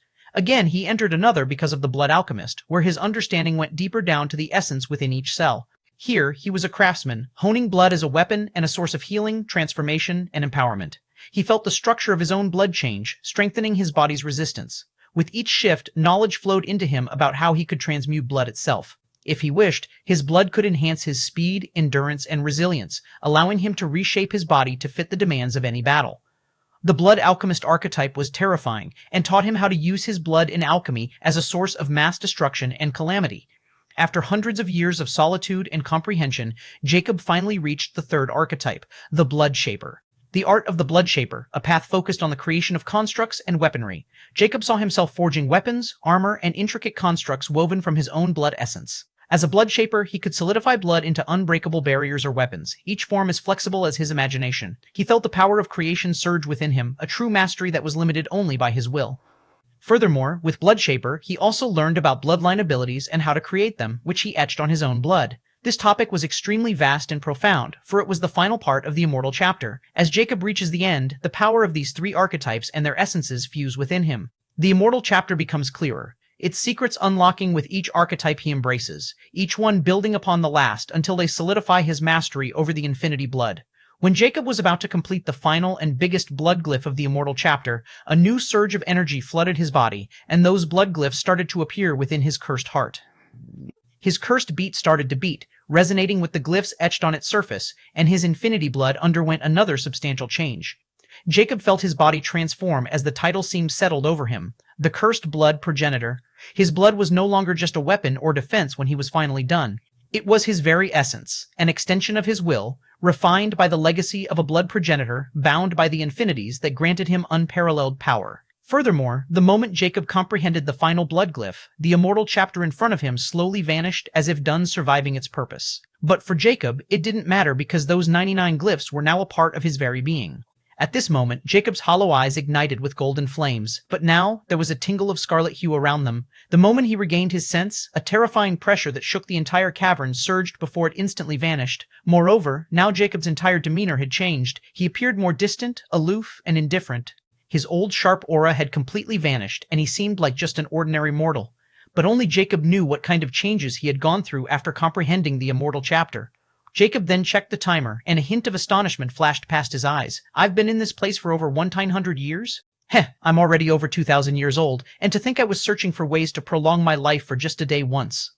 Jacob was in a daze, as everything seemed like a long dream to him. With a hint of nostalgia, he uttered, "The path to eternity renders time meaningless, a river flowing around the immortal, never through them." 8854, Chapter 854, Adolescence, Class Nightmare. Despite completing the Immortal chapter, Jacob still had many things to do, but now that the most troublesome thing was out of the way, he could calmly focus on the others. Furthermore, after comprehending the Immortal chapter, Jacob's entire perception has undergone a huge change, and his cognitive abilities have been evaluated further. Now, he was only restricted by the power of his blood and rank. But first, Jacob decided to confirm something as his eyes flickered coldly before he closed them. The next moment, he appeared in an endless starry space filled with wondrous scenery. It was exactly the nightmare dreamscape realm. Jacob impassively looked around the nightmare dreamscape realm. Although it hadn't changed, he could tell it was far stronger and more mystical than before. Furthermore, since he can now access it, this only means one thing. He didn't sense anything wrong at that time. You didn't make a fuss after you completed your evolution and even remained silent for hundreds of years. I must say, it's not like you at all, Jacob dismissively said at this moment while he remained standing in his position and looking towards the colossal unknown tree. Just as Jacob's voice trailed off, a charming figure adorned in a black dress appeared right beside him. Her starry, mystical eyes were looking at Jacob, who was now in his skeletal form. It was Nyx. However, he was slightly astounded because he instantly sensed the frightening power hidden within Nyx the moment she appeared. "Well, I thought you'd been possessed by someone else or a completely different person for obvious reasons," Nyx sarcastically commented while she deeply looked at Jacob's eerie form. Appearances meant nothing in the long scheme of things, and as long as time exists, our appearances are nothing but an illusion, so why waste time on them? What defines us are our personalities and actions. "If you still dwell on aesthetics, you haven't grown at all," Jacob said matter-of-factly. Nyx's lips curled up as she scoffed. "Said someone who is nothing but piles of bones? You can really give on anything for power, huh?" Jacob finally looked at her as the flames in his hollow eyes flickered profoundly. "Not for power, but for survival, for immortality." Nyx's eyes flashed with a hint of astonishment. "At least your temper seemed to have improved after you became like this." Jacob faintly shook his head as he asked again, "So, why were you silent all this time?" Nyx looked thoughtfully at Jacob before she replied, "It's not like I don't want to tell you, but I seem to have received a very powerful soul vitality when trying to devour that artificial dreamscape realm. Not only was I able to instantly devour it after I received that soul vitality, but I instantly started to evolve, and at that time you have fallen into a coma. So, I presumed that you had done something to help me, so I didn't get the chance to alert you." With a complicated look, Nyx continued, "Although I don't know what happened that day, since I'm connected to your soul, I could feel your soul almost destroyed before it suddenly stabilized. Furthermore, after I woke up, you seem to have become even more powerful, and your soul has turned into a spiritual nebula and a very strange one at that. Even I don't have memories related to it. Lastly, your lifespan didn't seem to have increased much, which is clearly impossible. But the reason I didn't disturb you is that I have received some fragments from that artificial dreamscape realm which turned out to be memories of that person who created it, so I quickly started to refine them. Lastly, you were already in that strange state, and I could sense your soul was strengthening, so I didn't disturb you and did my own thing. But I never expected you would be able to sense the changes in your dreamscape realm. I guess it's also related to whatever happened that day and between the time I was evolving. Although Nick's words were straightforward, they were filled with hidden meanings and doubts. However, Jacob didn't seem surprised since Immortality had already explained it to him. As for who that soul vitality belonged to, Jacob knew it had to be one of those two godly beings. You don't need to pay attention to these minor details since you also benefited from that disaster. Jacob casually brushed the entire matter off without any intention of explaining it to Nyx. As for that almost 150 million years of lifespan, Jacob had already gotten over it since it was the price to preserve his life. But for Nyx, it was not fair at all since even if she had a longer lifespan than Jacob, she would die once Jacob's lifespan was over. There was no leeway there, and that's why she was shocked when she discovered it. Still, she already knew Jacob had a terrifying secret named the Universal Godly Scripture, and since he didn't want to tell her, she was helpless in this matter. So, I assumed you are now Adolescence class rank since you already know about Spiritual Nebula? Does this mean you are now a legendary rank being and don't need any legendary vestige like the others? Jacob changed the topic as he was curious about the evolution of Nyx. Nyx gave Jacob an annoyed glance before she yielded helplessly and revealed, "Indeed, I'm now Adolescence class rank, which is akin to a Legendary King State rank expert, but I'm not Legendary King State yet because your soul is still in the Spiritual Nebula stage. From Legendary rank, my actual rank will be directly connected to the stages of your soul. This is also the reason I don't need any legendary vestige because as long as your soul rank increases, my rank will follow suit until the Legendary King State. Of course, it could have been different if our Nightmare contract wasn't a Master-Servant one. Furthermore, if your soul rank weren't at the Spiritual Nebula, I would still be in the Quasi-Legend rank. Oh, and I don't have a soul totem because we'll share your soul totem, but you don't have it, and that's what makes me even more curious about how your soul becomes a Spiritual Nebula and seems even stronger than a soul totem. Is this the benefit of having a universal godly scripture?" Nyx curiously questioned with a hint of uncertainty. Jacob gave her a meaningful look before he nodded. "You can assume that for now. Since you can become a legendary king as long as my soul becomes one, I think it won't be too long before you'll reach it. Anyway, what kind of benefits do you get after you become Adolescence class? Furthermore, since you were refining those memories, can I assume they are precious to you in some way?" Jacob questioned with great curiosity and expectance. Nyx had always bragged about becoming extremely powerful after she reached the Adolescence class, and this stage was some kind of huge benchmark for her. So, he was very interested in her abilities now, especially how he'd be able to reap legendary ranked beings' lifespan the moment he got out of there. 8855, Chapter 855, Lifebane Wheel of Cursed Blood Progenitor. After that day, Jacob spent more than 20 years dealing with other matters, such as merging with the Astral Light Seed, refining his magic knowledge, and other opportunities he snatched in the path of legend. Furthermore, with the Nightmare Dreamscape realm opened and evolved, Jacob made significant progress in it. Now, the time difference between the Nightmare realm and reality was 10,001, and Nyx can analyze treasures up to the Legendary King rank. Moreover, with the Nightmare Dreamscape realm's increased prowess, Jacob's research on the Dark Being's ability to absorb the life crystals made huge progress, especially with the test subject he had captured from the Path of Legend, Vampire Princess Gracie. This was probably the second most important reason for this seclusion. The vampire race's blood magic greatly interested Jacob, especially after he comprehended the Immortal chapter. Now, any kind of blood magic was a breeze for Jacob to learn, and the more new knowledge he got, the more he could quickly assimilate with his own comprehension with the help of the blood mage archetype. Furthermore, with the Nightmare Dreamscape realm, Gracie's resistance was meaningless. After he had Nyx plan a Nightmare Conqueror seed in Gracie, he had an endless supply of test subjects. Once the Vampire Princess served her purpose, she turned into his living test subject to sharpen his own ability. Even at the end, Gracie died without knowing who Jacob was. How could he bypass that Zodiac Soul contract, and why did he dare to torment and kill her without demanding anything, nor did he seem afraid of her background? Anyhow, 20 years outside were akin to 200 years in the Nightmare Dreamscape realm, and Jacob finally cracked the Dark Being's ability to condense and absorb the life crystals with blood alchemy.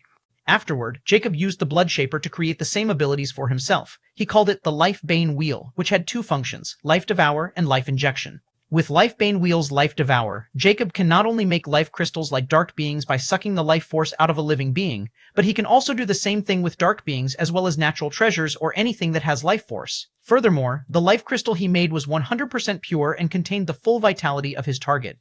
After researching for hundreds of years, Jacob discovered that the life crystal that the dark being formed was not only ranked by the life force of a target, but also by how much life force a dark being can snatch from a living being and condense the life crystal. Jacob had many life crystals he had gathered in the lesser galaxy of Taurus, so he quickly discovered that the lowest purity a life crystal possessed was around 30%, and the highest one had around 70%.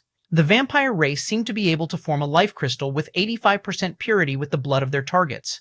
However, as a cursed blood progenitor, he seemed to have gained supreme authority over blood vitality, and with it as a stepping stone, Jacob could snatch someone's life force. However, he still can't touch the soul vitality that determines a person's lifespan. Nyx's expertise in this area is why she could increase his lifespan.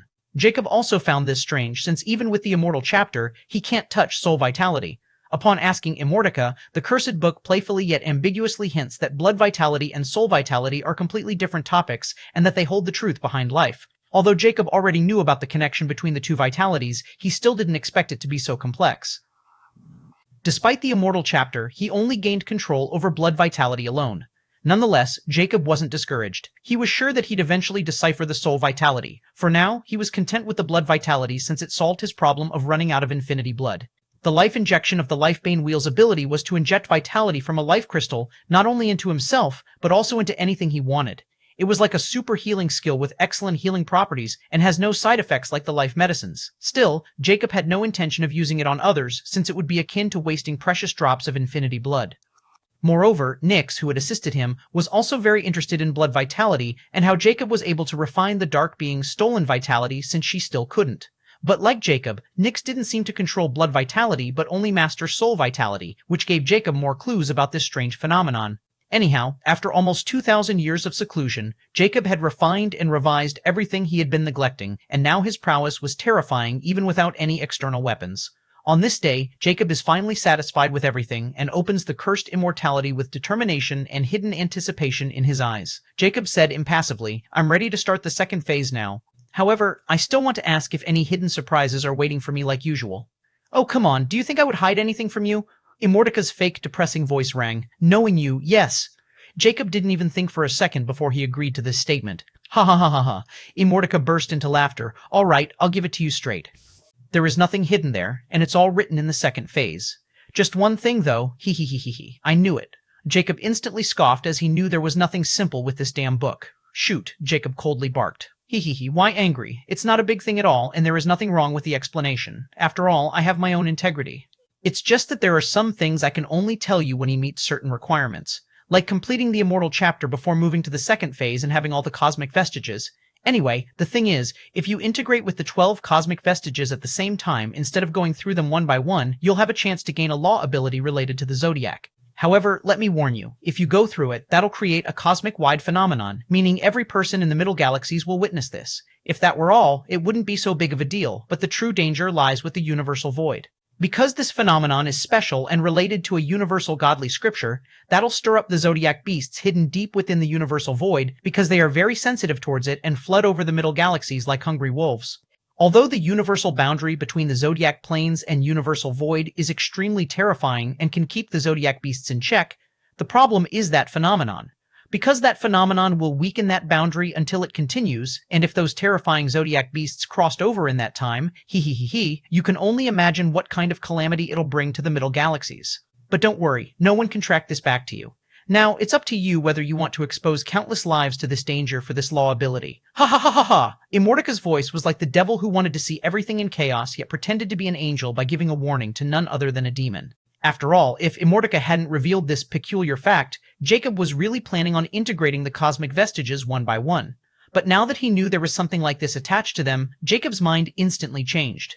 Furthermore, after comprehending the Immortal chapter and spending thousands of years in solitude, Jacob's entire view of life was changed, and it didn't take long for him to decide.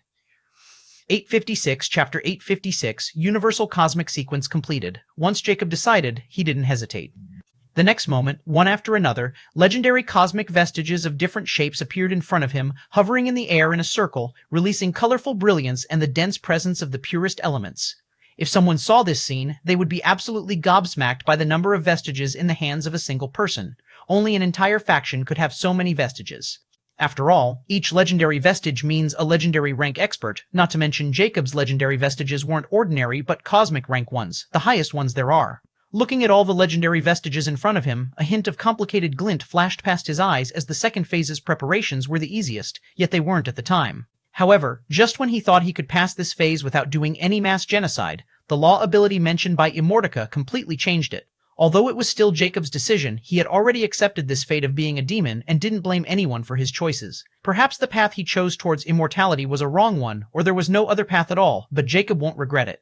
He didn't have time for regret, and he could only continue forward without looking back. Once the legendary cosmic vestiges appeared, Jacob opened the page for the second phase and looked at the first longevity schema cosmic core point in the universal cosmic sequence. It required him to integrate the legendary cosmic vestige of Ares in his right cubital joint, the joint between the forearm and upper arm. Jacob used his soul force to guide the legendary cosmic vestige of Ares closer to his right cubital joint. The moment it appeared closer to the cosmic core Ares point, Jacob instantly felt a rush of power. His infinity blood instantly stirred, and his cursed heart became active like never before. The next moment, the runic lines of the longevity schema appeared all over Jacob's skeleton and shone in a crimson hue. Under Jacob's scrutinous glare, the runic lines between his cubital joint came alive, and a fissure suddenly formed between the joint, creating a 12-pointer dodecagram groove surrounded by the longevity schema's glyphs like an ancient altar. Thereafter, a powerful suction force pulled the legendary cosmic vestige of Ares into the dodecagram groove. Despite the vestige's spiral ramhorn shape and the groove's dodecagram shape, the cosmic vestige seemed to become like liquid and easily etched in the groove, creating a brilliant crimson dodecagram gem. However, the moment the legendary cosmic vestige of Ares fell into its place, Jacob instantly felt a terrifying heat wave spreading through his entire body, even his soul, as he was thrown into a pool of molten iron, and the runic lings on his skeletal shone even more brilliantly. Jacob clenched his teeth, and despite the burning sensation, he endured and moved to the next legendary cosmic vestige since he knew he couldn't stop. If he waited for the legendary cosmic vestige of Ares to merge completely, he wouldn't get that law ability. Jacob then controlled the legendary cosmic vestige of Taurus and guided it towards the left knee joint. The next moment, the same scene appeared as another dodecagram groove formed in the cosmic core Taurus point position, and the legendary cosmic vestige of Taurus, like the legendary cosmic vestige of Ares, easily etched itself in the same shape, becoming a pristine emerald gem. But Jacob felt another different kind of energy appear in his entire body, which was suffocating and heavy. It was the element of earth. Yet Jacob still endured it. He could feel something within him begin to change, and the pain seemed to lessen a bit, which was quite surprising. He then quickly moved to the next cosmic core point, the Gemini point, located at the cervical spine at the back of his neck. He guided it there, and the legendary cosmic vestige of Gemini, which represents the wind element, instantly began to merge on top of his cervical spine, first bone of spine. Once done, Jacob guided the legendary cosmic vestige of Cancer, located at the sternum, at the center front of his chest, at the top of it. Then came the Leo point.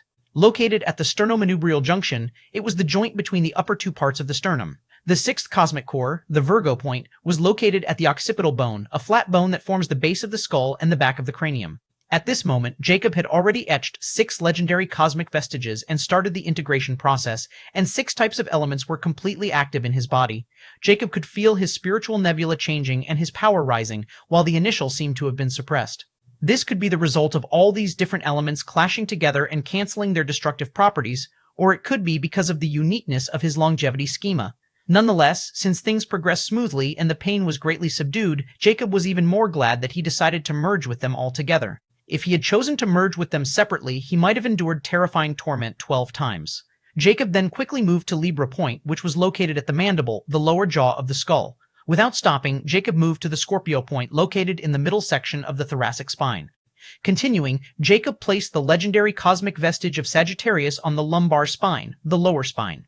Then he placed the legendary cosmic vestige of Capricorn on the sacrum, the base of the spine. The second last cosmic point, the Aquarius point, was located at the cranial apex, the top center of the skull, and also the highest point of the skeleton. Finally, Jacob placed the last cosmic point, the Pisces point, which was located at the frontal eminence, the crown of the skull forehead. Once all the cosmic points were filled according to the universal cosmic sequence, Jacob's entire body was enshrouded with colorful, ethereal light, and an arcane aura was merging with him. It was like a cocoon of light. But for Jacob, it was all meaningless because the moment he placed all the legendary cosmic vestiges in their positions, his consciousness started to slip away, and he fell into a strange dream in which he started witnessing the birth of something magical. Second phase of Cosmic Crucible Totem Skeleton, Cursed Totem Skeleton. Cursed Totem Skeleton, 99% description, gather 12 legendary cosmic vestiges and integrate them in the longevity schema, 12 cosmic core points in your skeleton in universal cosmic sequences. The universal cosmic sequence can't be changed, and progress will only be made by integrating with the correct sequence. Universal Cosmic Sequence, 12-12-857, Chapter 857, Soul Star Birth. The moment Jacob completed integrating the 12 legendary cosmic vestiges, a massive wave of unknown energy erupted from his body, transcending the physical plane and rippling through the very fabric of the cosmos. A blinding, ethereal light burst out from the 12 cosmic points on his body, forming 12 distinct beams that each bore the colors and essences of the zodiac signs.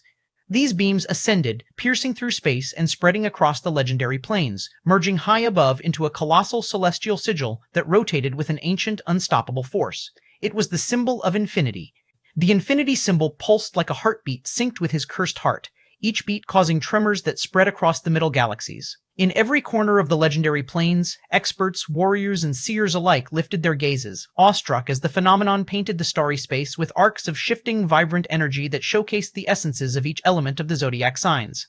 Not only that, but the more someone observed the colorful neon infinity symbol, the more they had an illusion of seeing the zodiac symbols in it, especially those with similar elements. Like a fiery ram's horn for Aries, an earthy bull for Taurus, twin air currents for Gemini, a mighty wave for Cancer, a radiant lion's mane for Leo, a dark maiden's silhouette for Virgo, the scales of Libra tipping back and forth, Scorpio's tail poised with evil intent, a blazing arrow for Sagittarius, lightning-laden goat horns for Capricorn, a surging yet mystical waterfall for Aquarius, and finally, the mystical cloak of Pisces.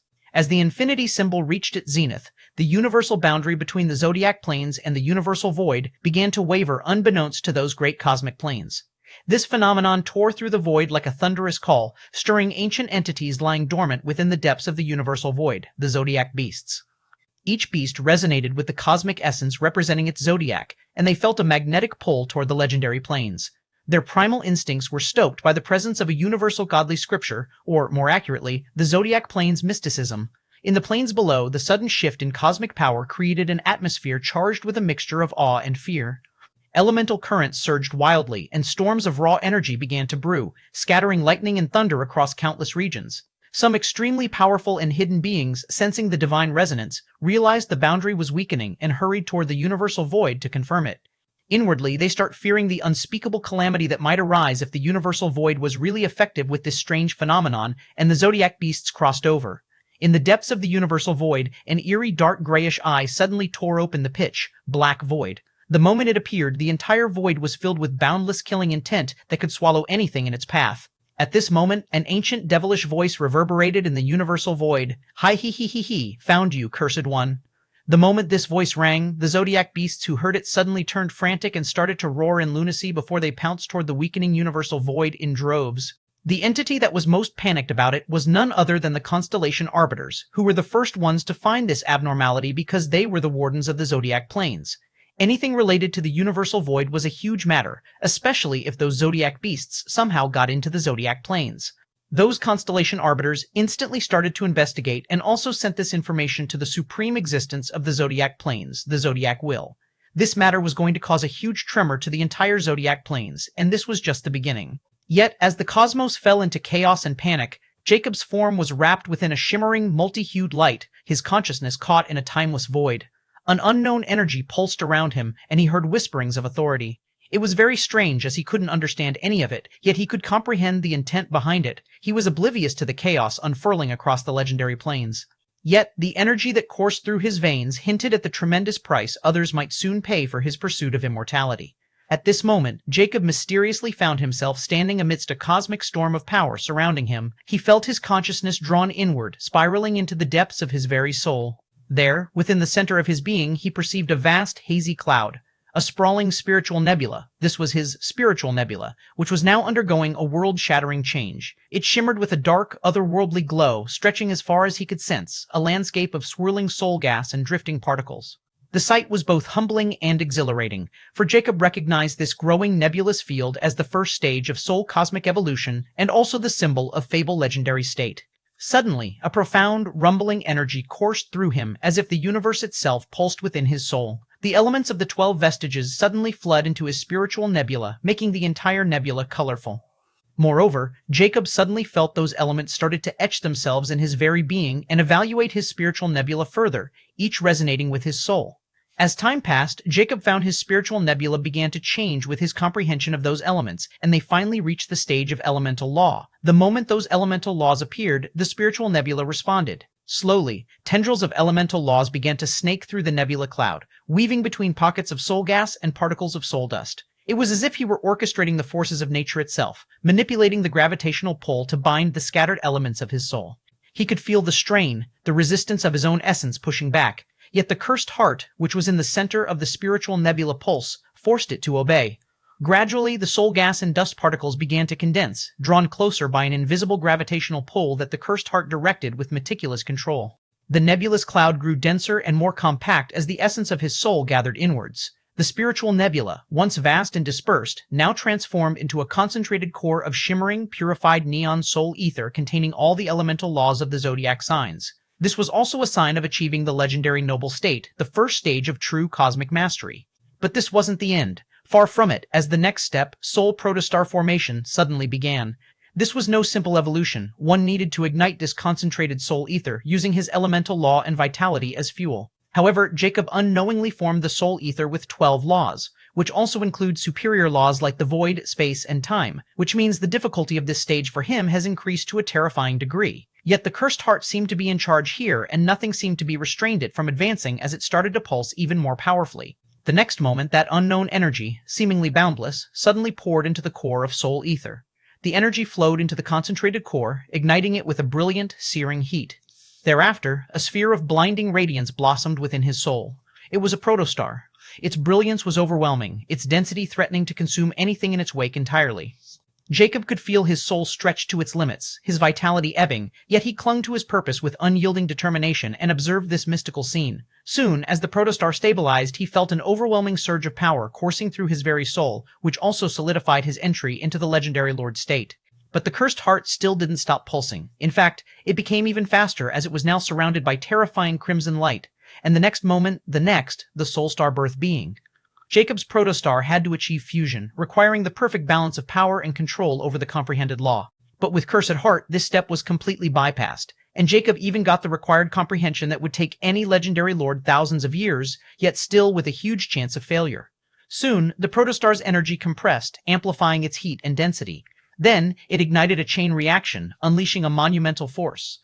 At that moment, his soul protostar erupted into a blazing star, a soul star radiating boundless energy. Its warmth and light pulsed through him, igniting a new realm of power within his spirit. This also means that he had achieved the legendary king state and, with it, a profound connection to the cosmic laws he had just absorbed. This also marked the completion of soul stellar formation. Furthermore, the soul star that formed was out of the ordinary. It continued all the primal laws and only stopped until it expanded 100 times its initial size, which was the sign of a Tier 3 legendary king, a peak existence in the legendary planes. Moreover, his cursed heart seemed to be hidden in the center of this soul star, basking in all the laws, appearing majestic and mysterious. As for Jacob's 3 magic cores of legendary rank, they now revolved around the soul star like actual planets, as if it had been like this from the beginning. But his hex core was still within one of the hollow sections of the Infinity Heart, since it was still a unique rank magic core. As for if it became like those 3 legendary magic cores after it achieved the legendary rank, it has still yet to be seen. Nonetheless, Jacob, who was observing all of this, was still in a strange state where he couldn't feel any emotions but only power. Just when he thought it was over, the soul star seemed to tremble as colorful glyphs started to appear on its burning surface. 858 Chapter 858 Cursed Totem Skeleton. At this moment, above Jacob's cocoon of kaleidoscopic lights, a symbol of infinity materialized. Its surface was filled with mystical glyphs, and the moment it appeared, it released a terrifying pressure around him. Furthermore, the infinity symbol flickered and became increasingly vivid and solid from its ethereal form. As the infinity symbol solidified, a hazy phantom of ethereal lights cleared around it as if it were a construct. However, this ethereal, hazy construct seemed to have reached its limit and couldn't come into existence as the infinity symbol started to lose momentum once it was completely solidified. Nonetheless, the vivid infinity symbol was a sight to behold and majestic as it released terrifying, unknown power. The glyphs were filled with elemental laws, and there were a total of 13 of them. 12 glyphs belonged to the cosmic vestiges elements that Jacob had integrated because they resonated with the kaleidoscopic lights covering Jacob's body. On the other hand, the 13th glyph in the center of the 12 glyphs didn't have any color. It seemed translucent, but apparently it was the most terrifying one as it was the source of that unknown energy, and all the other glyphs seemed to be connected with it. If any legendary king state rank expert saw this infinity symbol, they would instantly recognize it because it was the manifestation of a soul totem that every legendary king will have once they reach the legendary king state. Those glyphs on the totem were known as the elemental law glyphs, which contain the mysteries of elemental laws. However, what would scare those legendary kings was the fact that unlike the other legendary king's soul totem manifestations, which only had a single elemental law glyph and usually manifested in the random shape of one's comprehended law, Jacob's soul totem had 13 elemental law glyphs. At the same time, the shape of his soul totem was also unique. The elemental laws weren't simple, and no one could gain mastery over a complete law. It was simply a pipe dream for a legendary king. Typically, the laws that the legendary rank experts comprehend were in their initial forms, and they could only make progress in a single concept of those elemental laws or two if someone had heaven-defying talents. The higher the tier of law, the more complex it would be, and so did its concepts. Like the superior tier law, the space law has an unknown number of concepts. In the legendary planes, only 3 concepts were recorded: space teleportation, space compression, and space travel. If a legendary rank can fully comprehend and master any one of these 3 concepts, they can become legendary kings. Furthermore, the concept that one master also influenced the manifestation of their soul totem. Once that concept merged with a soul totem, it created a law glyph, which was the key to progressing further in that law and becoming a myth. However, Jacob's soul totem was extremely special and peculiar because, unlike the legendary rank, his soul became a soul star without a magic core, which is essential to making progress. The magic core will have to be evolved at the same time as the soul. On top of that, he had 13 law glyphs and an infinity-shaped soul totem manifestation. Lastly, the hazy construct around his soul totem manifestation was the sign of his breakthrough to the next stage, which made him a quasi-myth, a rank that only a few had achieved in the entire history of legendary planes. At this moment, the complete soul totem manifestation suddenly released a hum, and it slowly started to fade away. So did the blinding kaleidoscopic lights around Jacob, revealing Jacob's figure within. As Jacob's figure became clearer, he seemed to have changed. Although his skeletal appearance remained, his gray skeleton was now translucent white, as if carved with jade crystal, and the longevity schema's runic marking became even more vivid and detailed. But the biggest difference was a tiny kaleidoscopic infinity symbol now etched vertically on his frontal eminence. If someone looked more carefully, the vertical infinity symbol was a cluster of mystical glyphs. At this moment, sparks appeared in his hollow sockets, and thereafter, ethereal golden flames ignited as Jacob finally regained his sense after going through a myriad of things. It was like a long dream, but Jacob knew it wasn't a dream because everything he experienced in that dream was deeply engraved in his mind. He could also feel terrifying changes in his own body, and his prowess was limitless. Jacob looked at his skeletal hands, which were now crystal white. The runic lines on them were slowly fading, but the vertical infinity symbol remained. Not only that, but he could feel his eyes of judge had evolved again. For now, he could see things that previously required soul force assistance. However, what drew Jacob's attention were the memories he had received after he had completed this second phase. As he flipped his palm, a miniature version of his soul totem manifested above it. So, this is the Cursed Immortal Totem? No, this is just the manifested form of my soul. My entire skeleton is the Cursed Immortal Totem. It's not a soul totem, and that's why it's called the Cursed Totem Skeleton. As long as even a fragment of my being remains, whether it's soul, blood, or skeleton fragment if it existed, I can never die because my cursed heart will be transferred into that part with my true soul, and I can be revived by paying a steep price. This is also the second ability of Cursed Immortality, Infinite Remains. Jacob's eyes flickered profoundly before he clenched his hand, and the soul totem vanished. Jacob was extremely excited when he refined those memories and discovered the truth behind the cursed totem skeleton. Now, he had become almost unkillable. As long as a silver fleck of him remained, he would never die. The Infinite Remains ability of Cursed Immortality was even more practical and vital to Jacob than the Infinity Blood Sacrifice. 8.859, Chapter 859, Third Phase. It took Jacob a little while to revise everything he had learned from this phase, especially the part about the laws, but there was another thing he couldn't comprehend, the 13th law glyph. Although he knew that it was also a law, Jacob couldn't understand what law it was. But one thing Jacob was sure of was that this law was the core of his cursed totem skeleton, while the 12 laws were more like auxiliary or supportive laws. Furthermore, this 13th law was also the source of that unknown energy, which was even more terrifying and mysterious than the 12 laws combined. On top of everything, his cursed heart seemed to be the catalyst that awakened this law. But sadly, Jacob got nothing on it. He only inherited memories about the cursed totem skeleton and the Infinite Remains godly ability because they were interconnected, and the Immortal Chapter's full mastery also played some part in it. Nonetheless, Jacob knew exactly who to ask about these things he didn't understand as he summoned the cursed book and looked at the first page, where his progress was located. Cursed Immortality, Cursed Immortal Physique, 9 phases, current phase, third phase, first phase, body transformation, completed, second phase, Cosmic Crucible Totem Skeleton, completed. Stages of second phase, 1 first stage, Cursed Totem Skeleton, completed. Third phase, Infinity Anatomy of Cursed Immortal, stages of third phase, 2 first stage, Cursed Flesh and Tendons. Second stage, Compete first stage, Inheritor, Jacob Stave current phase, third phase first stage progress, verse stage progress, lifespan, 1813096 use all youthful. Third phase of Infinity, Anatomy of Cursed Immortal, Cursed Flesh and Tendons, 0%. Description: create cursed flesh and tendons according to the Infinity Anatomy schema, first half, within the Infinity Pendant's infinite space, and merge the cursed totem skeleton with it. Unless the cursed flesh and tendons reach a 100% progress rate, cursed totem skeleton can neither merge nor make any progress. The cursed flesh and tendons can't be exposed or removed from the Infinity Pendant's infinite space without merging with the cursed totem skeleton. Infinite Anatomy schema, first half. Picture and instructions, requirement and materials to create the cursed flesh and tendons. 1. Rune Artificer, mythical rank mastery over all the elemental runes of law, glyphs of your cursed totem skeleton. 2. Magic Smith, able to forge mythical rank artifacts of all the elements of law, glyphs of your cursed totem skeleton.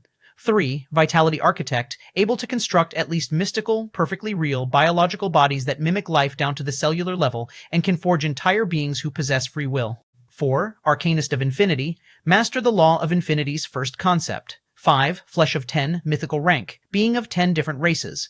6. Tendons of 10 drakes, 10 calamity rocks, and 10 death beholders. 7. Ambrosia of Life Tree, 1,000 drops.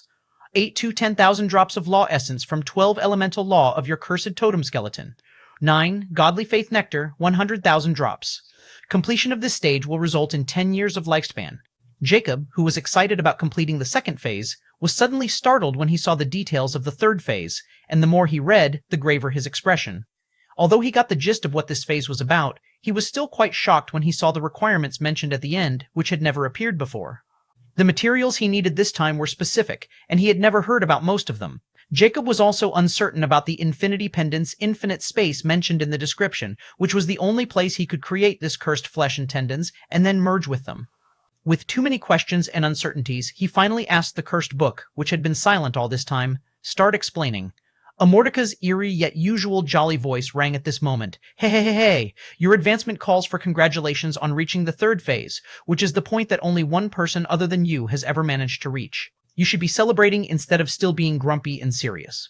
Jacob was startled, and a hint of astonishment flashed past his eyes. This revelation wasn't something he was expecting to hear, but still, he had always been curious about the other inheritors before him and how they ended up dead. Still, he knew the cursed book would never give him any details, so if he showed any interest, he'd be playing right in Amortica's and getting teased by it. I've been sitting in this place for over 2,000 years now, so I think that's enough of relaxing. And even if I want to relax, with this third phase and all these strange requirements and materials I need to complete and gather, I don't think I have the luxury to be leisure. So, why don't you give it to me straight, starting by telling me what this infinite space of Infinity Pendant is? Is it the Infinity Pendant storage space? If yes, how am I supposed to create this cursed flesh and tendons and merge with it without being present there? Jacob asked impassively. Teska, I guess you had a point there. Oh well, it's your choice, so be it. The Infinity Pendant storage space is an entirely different function from the infinite space, and now that you have completed the second phase, it has been expanded to 50,000 cubic meters. As for what the infinite space is and why it was brought out and required to complete the cursed flesh and tendons, it's pretty simple. The infinite space is actually the second function of the Infinity Pendant, just like the infinite time module, which you unlock after completing the first phase. As for the function of the infinite space, it's very straightforward. Now that it has been opened, you can personally enter the infinite pendant anytime you want. Consider it your private space where you are the god, and anything except you will be immortal there, while nothing can probe or spy in it. No law or divination will work there. This is the main reason the infinite space is required for you to create the cursed flesh and tendons, because if you create them outside, the things come after you by its attraction. Trust me, you won't stand a chance against them even with current prowess and means. You can only escape with a wish. And lastly, the cursed flesh and tendons required you to master the law of infinity's first concept, and the law of infinity can only be comprehended in the infinite space. 860, Chapter 860, Forbidden Arcane Law. Jacob was startled when he heard the explanation and the importance of this infinite space. He also got the answer to another big question that he had had for a very long time. Why can't he himself enter the infinite pendant while the other living thing can? Now, he finally knows. It was simply because the infinite space wasn't open yet, and the storage function he had been using since the beginning of his journey was completely different. Moreover, he was also shocked to hear he couldn't comprehend the law of infinity outside the infinite space, and he had another realization at this moment. Could the 13th law glyph with unknown power represent the law of infinity? But can't I comprehend it outside, yet I clearly got its glyph without any understanding of it? He quickly asked Immortica. He. At least you can understand this much on your own now. Indeed, that law glyph represents the law of infinity. You only got it because you integrated with 12 cosmic vestiges and got all the primal elemental law glyphs. You see, it's about time you learn about the laws of universal godly scriptures. You've already known about the 3 tiers of laws. Still, you don't know that there is another type of law that no one knows because no one can comprehend or awaken them without first comprehending a set of primal laws in a unique sequence in legendary rank. Moreover, even if someone managed to comprehend any one of them by luck or fluke, the universe would destroy that person by thunderous means that you couldn't even begin to understand. These laws are called the Forbidden Arcane Laws, and there are only 9 of them in the entire zodiac planes, and the law of infinity that you have the privilege to comprehend is one of those forbidden arcane laws. And finally, only a godly scripture has a method to help someone comprehend these forbidden arcane laws, and each scripture has its unique method like I have the infinite space. Without these methods, you can never comprehend a forbidden arcane law because the universe will never allow it. Jacob's eyes flickered fiercely as he knew he had learned another massive secret of the universe and also the secret of universal godly scriptures. So what you're saying is, without a universal godly scripture, no one can comprehend these forbidden arcane laws. And since there are 9 forbidden arcane laws, this means each forbidden arcane law represents a universal godly scripture. So that's why you said your element isn't cursed. You are the scripture of the forbidden arcane law of infinity. But then why cursing your name? What did it have to do with infinity? Jacob asked without hiding his burning curiosity. You'll understand once you comprehend the forbidden arcane law of infinity and complete the 9th phase. This question is something you must have an answer to by yourself. Anyway, now that you understand this much, there is a problem you need to resolve before you can start comprehending the law of infinity. And without the law of infinity's first concept, you won't meet the requirement of Arcanist of Infinity. An Arcanist is someone who has comprehended the forbidden arcane law, and I don't need to tell you there can only be 9 Arcanists in the entire zodiac planes. The flames in Jacob's eyes shrunk into tiny beams, and he instantly had a very bad feeling about this. He asked, "What's the problem now?" Ha, you already knew about it. It's the second component of the infinity pendant. If you want to comprehend the law of infinity, even if it is the first concept, you need not only the Cursed Path Glory Gem, but also the second component, the Longevity Path Glory Gem. Not only that, but you are then required to evolve both magic cores into mythical ranks and form Cursed and Longevity magic cores. These 2 magic cores are mandatory to control infinity.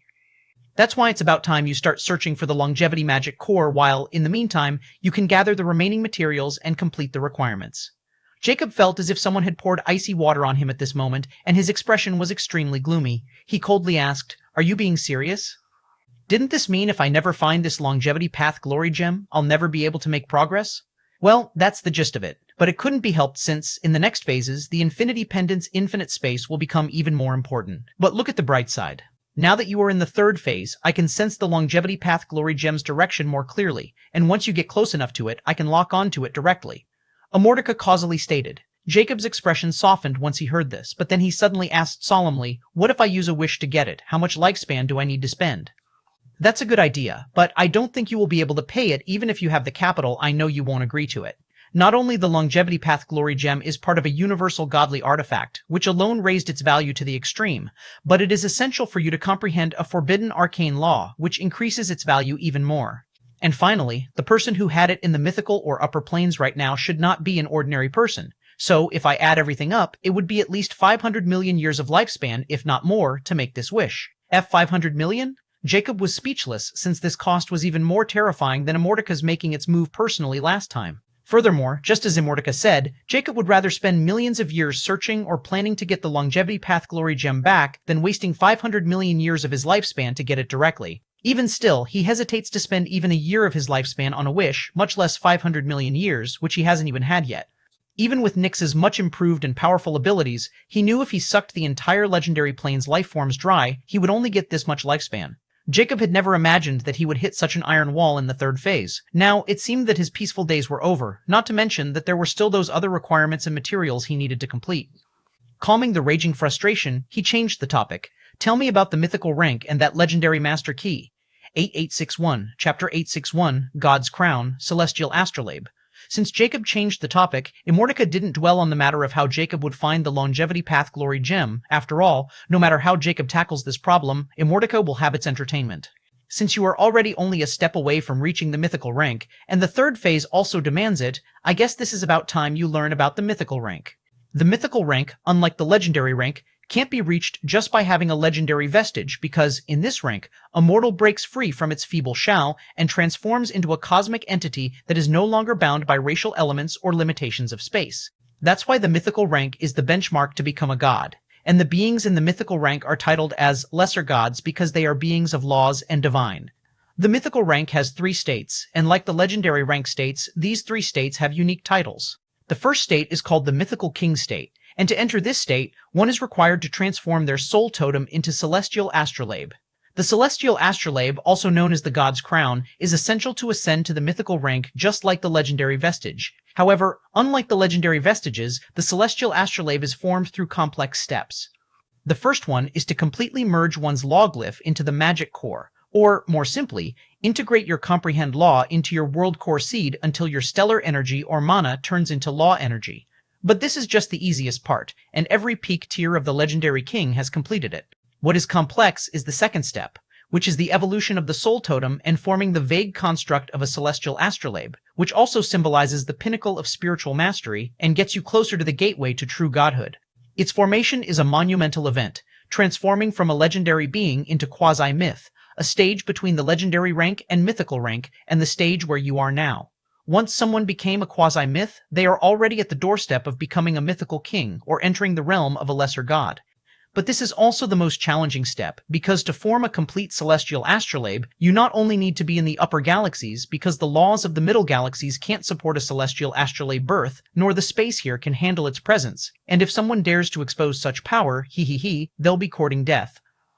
Anyway, you not only need to be in the upper galaxies, but you also need a celestial law chart of your comprehended elemental law to arrange the construct of your celestial astrolabe. After all, this transformation is a profound process that requires not only the evolution of your soul, but also alignment with the cosmic forces that influence the path of laws. Suppose a celestial astrolabe is imperfect, or some idiot tries to overestimate itself and mess up In that case, it will turn into cosmic dust, and their soul totem will be annihilated by their own laws for going against them with their meager power.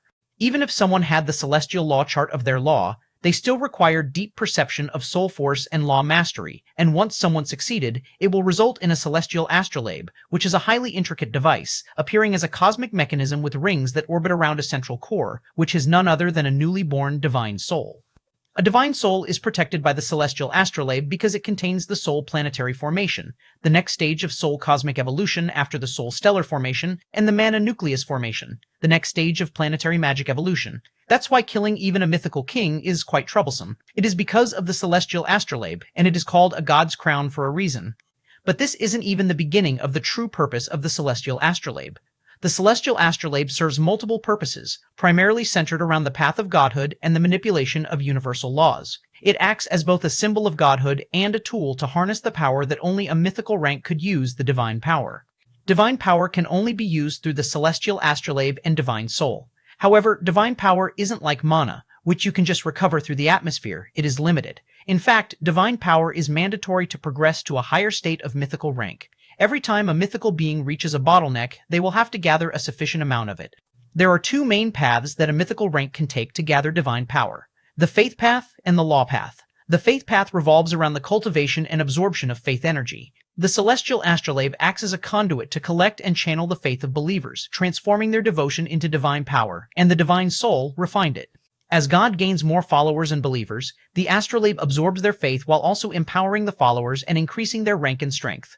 The faith path is often chosen by those who wish to amass a large following, converting belief into strength and establishing themselves as deities worshipped by mortals. The gods who followed this path are also called the faith gods.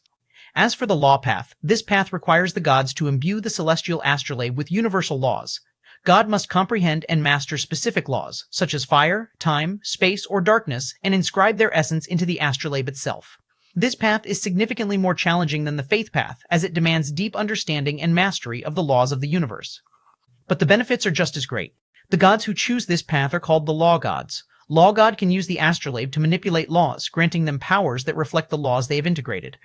For example, a law god who has inscribed the law of fire might gain abilities to control and summon flames of divine origin, while one who has mastered the law of time could influence the flow of time itself. The rings on the astrolabe of a law god can be formed once they reach a sufficient mastery of the law and get their acknowledgement. With it, they can also continue to evolve with the law path, changing in color, shape, and movement to reflect the nature of the laws mastered. Furthermore, the rings of the astrolabe symbolize the stages of this growth and are called the crown rings. As a god gains more faith or laws, additional rings appear and orbit the divine soul, indicating their expanding influence and power. Each crown ring signifies the god's rank, with more rings denoting higher levels of godhood. A mythical king will form one crown ring on his celestial astrolabe. When it reaches the next mythical rank state, the mythical Grand King state will have 2 crown rings. At the third state, the mythical Emperor state, the celestial astrolabe will have 3 crown rings. 3 crown rings are also the limit of lesser god rank, and someone with 4 crown rings will be a higher god, and their rank will be above the mythical rank.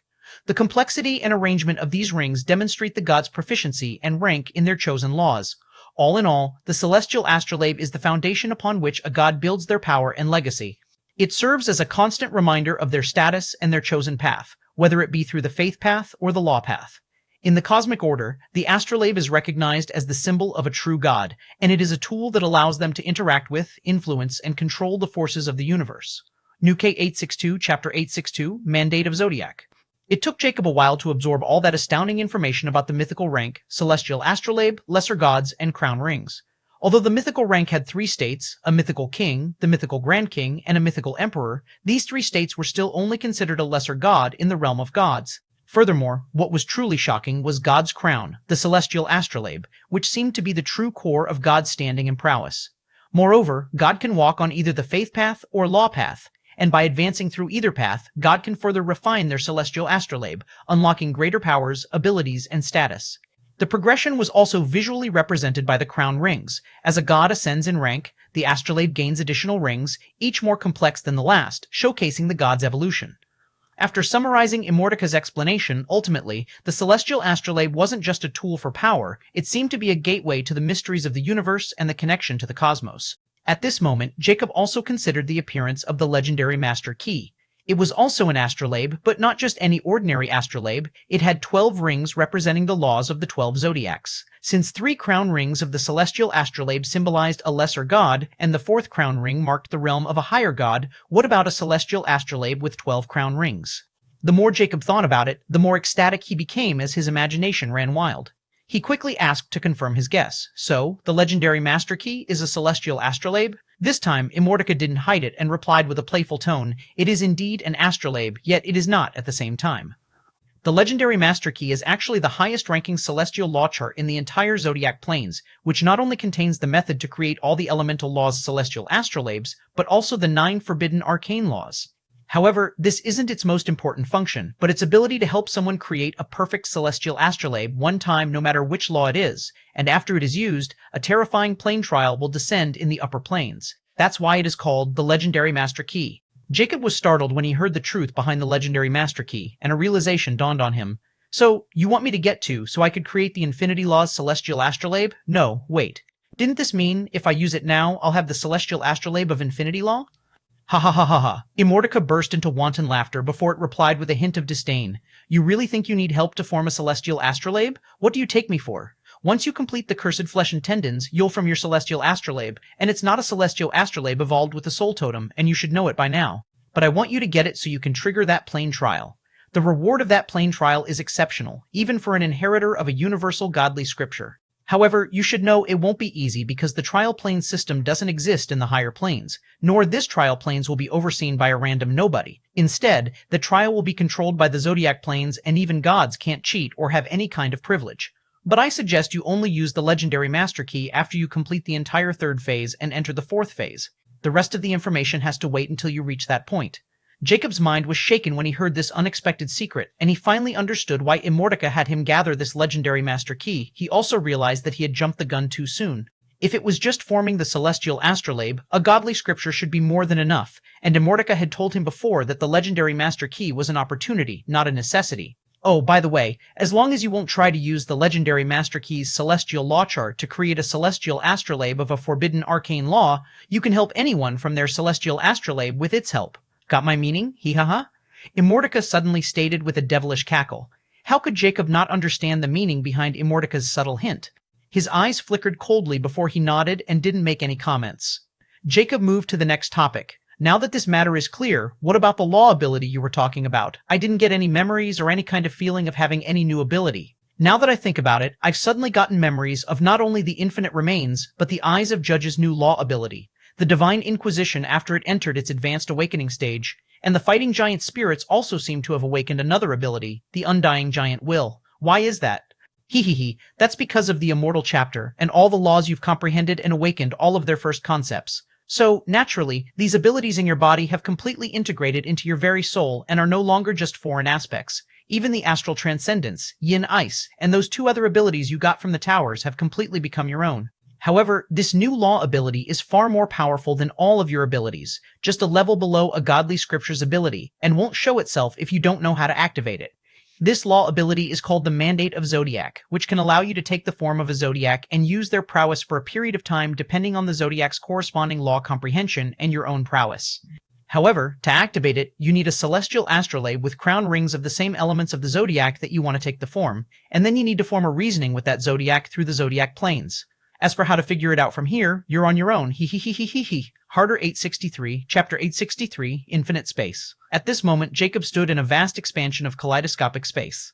The most eye-catching thing in this whole space was a glowing crimson sphere above, which gave the impression of being endlessly far away, yet, at the same time, its mystical, eerie, and desolated aura would weigh down on anyone in this place.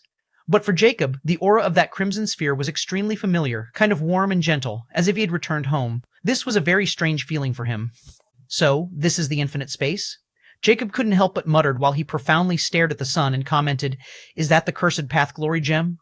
At this moment, Immortica's voice rang, not in Jacob's head, but from all over the infinite space. You guessed correctly. That is the true form of Cursed Path Glory Gem, and I guess you had already sensed it, right? Jacob thought for a moment before nodding and saying, his tone grave, "Indeed, I can feel that something is missing, and it's very important to me. It should be the Longevity Path Glory Gem, right?" "Exactly. Now, you should understand why I said you can only comprehend the law of infinity in this space. The two Glory Path gems are absolutely necessary because only together can they release the profundities of infinity." Jacob nodded grimly as he finally understood the gravity of this situation, but he couldn't do anything about it now and decided to change the subject. "So, how is this infinite space different from the storage space? Does it have a limit? And can I also store non-animated things and live in here?" It is very different. Your infinite storage space has three main features. Absolute concealment, which can completely conceal any item stored in it, and no one can find it as long as it's within the space. The second is the timeless storage space, which can store anything in it as long as the item has no will or resistance and is put in a timeless hibernation-like state. They can't age, change, wake up, or break out, and you are already aware of it. The third is naturally the mana storage for your magic cores originated from not only the Cursed Path Glory Gem, but it'll be the same case for the Longevity Path Glory Gem. But the infinite space is different because it's like a world ruled by the forbidden arcane law of infinity, and except you, anything with consciousness will have their independent will wiped out, and they will become mindless corpses unless it's an arcanist. You can store things here naturally, but they will still age and wither like they do in the outside world. However, you can use the Infinite Time module here, which can help you in many ways, and I don't need to explain it to you. Oh, and the Infinite Time module will work for the whole infinite space, not just an area or specific target like outside. Lastly, the space here will continue to expand with your power just like the infinite storage space, but it'll be 10 times larger than it, and currently, it's 500,000 meters in diameter. Oh, I've already told you about the secrecy of this place. A world under the rule of a forbidden arcane law, huh? Jacob looked around in the mystical space before his eyes flickered profoundly. I can turn this space into a huge research facility with all kinds of equipment. Before, since I always needed to be on the move, I never thought about it. But now, with this infinite space, I can again create my personal lab. I no longer need to worry about finding some dangerous dump for privacy. Furthermore, with those requirements, I need a private research lab where I can peacefully practice, and all of my equipment needs to be upgraded as well since I'm already too powerful. Jacob has already started formulating a plan for utilizing infinite space to its full potential, and the more he thought about it, the more excited he became. After spending some more time in the infinite space, Jacob finally decided to get out, and with a thought he vanished from the infinite space. Within Jacob's stone room, just where Jacob sat before he entered the infinite space, an invisible symbol of infinity shimmered. Suddenly, it vanished, and Jacob appeared again. Jacob didn't summon Immortica anymore. He had already learned everything he needed to know, and now his focus shifted to his next course of action. I'm already a legendary king with 12 Law's soul totems. It's time to leave. Jacob's eyes flickered with a cold glint as he waved his hand, and one after another, a treasure appeared in front of him. 4 treasures were in front of him, and all of them had a terrifying aura. They were all advanced rank legendary king state soul artifacts he had gathered from the Path of Legend. Now that he was already a legendary king or a quasi-myth, it was time for Jacob to refine these treasures. The first one Jacob picked was the Space Travesty Shuttle. The miniature shuttle hovered above Jacob's skeletal palm, and the next moment, the Infinity Soul Totem appeared and started to envelop the Space Travesty Shuttle. Within a few seconds, Jacob instantly sensed a connection forming with the Space Travesty Shuttle. With a thought, the Space Travesty Shuttle trembled before it turned into a streak of light and directly pierced through Jacob's forehead. As a soul artifact, the Space Travesty Shuttle will be stowed away in Jacob's soul, and he can summon it and use it with a thought. The next soul artifact Jacob picked was in the form of a pitch-black sphere, and repeating the same process, he claimed its ownership. But this black sphere wasn't like the shuttle because the moment Jacob became its owner, it suddenly turned into liquid and started covering Jacob's entire body as if it were a symbiont. However, Jacob didn't show any panic, as he already knew about the properties of this sphere. He just looked with great anticipation. Furthermore, as this black liquid covered his skeleton, the clothes on his body instantly incinerated, and soon, Jacob's entire skeleton was pitch black, and only his flaming eyes were visible. But the next moment, following Jacob's will, the pitch-black liquid started to churn and shift again. It soon morphed into a pitch-black windbreaker with black robes under it, and a hood appeared above Jacob's head. Now, no one could see his body, not even his flaming eyes, as if dark mist were obstructing Jacob. This soul artifact, called the Illusionary Space Symbiont Skin, was Jacob's reward after he cleared the Tower of Pisces at Star King level difficulty. It is not only a defensive soul artifact, but also has powerful stealth, concealment, and spatial escape abilities. Furthermore, its size can increase and decrease to support its user's body, and it can be transformed into any kind of clothing. For Jacob, who was actually a giant, this thing was a must-have. Not to mention, the main reason he selected it was because it seemed to be made from a skin fragment of none other than Pisces, or 864, Chapter 864, The Missing Elia. After Jacob was ready to set off, he finally stepped towards the sealed door, which hadn't been opened for almost 1,000 years. The last time he came out was to check on Elia and give her more resources, since that little girl had been living in this underground cavern for over 900 years at that time. But for some reason, she always seemed to be deeply focused on the Liber Chaotica and the knowledge that Jacob had given her. Even Jacob had to admit that she was an obedient and diligent child. But she had also come to become cold and somewhat indifferent as she grew, and only in front of Jacob would she show some emotions. However, this matters little to Jacob since he only cares about her power rank. Right now, she should already be a peak quasi-legend, Jacob thought. After all, not everyone can rise through the ranks like Jacob, and achieving a quasi-legend rank from the unique rank in 2,000 years could still be considered a genius feat, especially given the difficulty of comprehending the inheritance like the Liber Chaotica. However, the moment Jacob opened the stone door and entered the hall, his eyes narrowed slightly because only now did he sense that Autarch wasn't within range of his detection. After all, now that Jacob was a quasi-myth, his perception was terrifying. After his soul had turned into a soul star, he also seemed to have awakened an innate sense that allowed him to sense spiritual or physical presences around him. But his eyes of judge were still superior, and now that they were already at the advanced awakening stage, Jacob didn't need to use his soul force to keep them active anymore. Moreover, Autarch's bond with Jacob was extremely special, so when he tried to sense Autarch, he instantly noticed he wasn't here. It wasn't his fault for not noticing either, since he was too immersed in the Immortal chapter and completing the second phase to learn everything he could about the new phase. Furthermore, Jacob wasn't expecting Autarch to leave without his instruction, since he had assigned Autarch to keep an eye on Elia but stay hidden. So, Jacob instantly suspected that it had something to do with Elia. His eyes flickered coldly, and with a single step, Jacob was inside Elia's chamber. It was almost like teleportation, but Jacob's speed had reached a terrifying degree that no normal eyes could follow him. This also involved the mystery of space law and the astral light seed he had assimilated. Just as he expected, Elia's chamber was empty, and the coldness in Jacob's eyes became increasingly chilly. He quickly tried sensing the soul tether hex, and the coldness in his eyes lessened a bit when he confirmed that it was still in place. At this moment, Jacob's eyes suddenly fell on the stone table, and he instantly noticed beautiful words engraved on it. "Teacher, I've sensed something extremely important to me not far away from our place. I don't know what it is, but this feeling is becoming more and more powerful as time passes. I tried to tell you, but you seemed very busy doing something important, so I've decided to take a look. I promise I'll be very careful and won't do anything reckless, and I'll come back as soon as I sense any danger. Your disobedient student, Elia. This reckless girl is courting death." Didn't I already warn her that this place isn't something that the likes of her can explore? Furthermore, what could compel her to make such a reckless move? Don't tell me it has to do with the inheritance of the Cursed Necromancer King, and more importantly, why didn't Autarch alert me? Could it be my mind was in the immortal chapter at that time, so he didn't receive my response, and since that foolish girl decided to leave, Autark followed her since it was his task? If that's the case, then hundreds of years have passed? The more Jacob thought about it, the more he felt it made sense. He was furious at this moment, since if someone happened to Elia, all his efforts would be in vain. Not to mention, this place was the Valley of Sunless Dusk, and even a legendary king might not be able to keep his life here. Even if he was now terrifyingly powerful, he wasn't arrogant enough to think that he was invincible. He had learned his lesson in the lesser galaxies. But no matter what, he needed to save Elia and, more importantly, Autark, since Autark was even more important to him than Elia. Furthermore, Jacob didn't know how long it had been precisely since they had gone out, but from the covering and Elia's words, he learned a long time had passed, which made him even more agitated. It was as if just when everything seemed to be going according to plan, something always seemed to go wrong. Without hesitation, Jacob sensed Autark's position with their connection, and soon he received a response. With the position he had and the presence of the Autark, he was sure that they went deeper in the valley, towards the Wailing Peaks. The next moment, Jacob's figure again vanished. Thereafter, he appeared above the entrance to the underground cavern in the bone forest and directly disappeared into the direction of Wailing Peaks. Within seconds, Jacob crossed hundreds of miles and even sensed the ghostly presence. He suspected them to be the wandering necrophians of the bone forest. But now that he was a legendary king, he didn't need to pay any attention to them. Even those Wraith Lords won't pose any threat to him, especially now that he was using the stealth of illusionary space symbiont skin.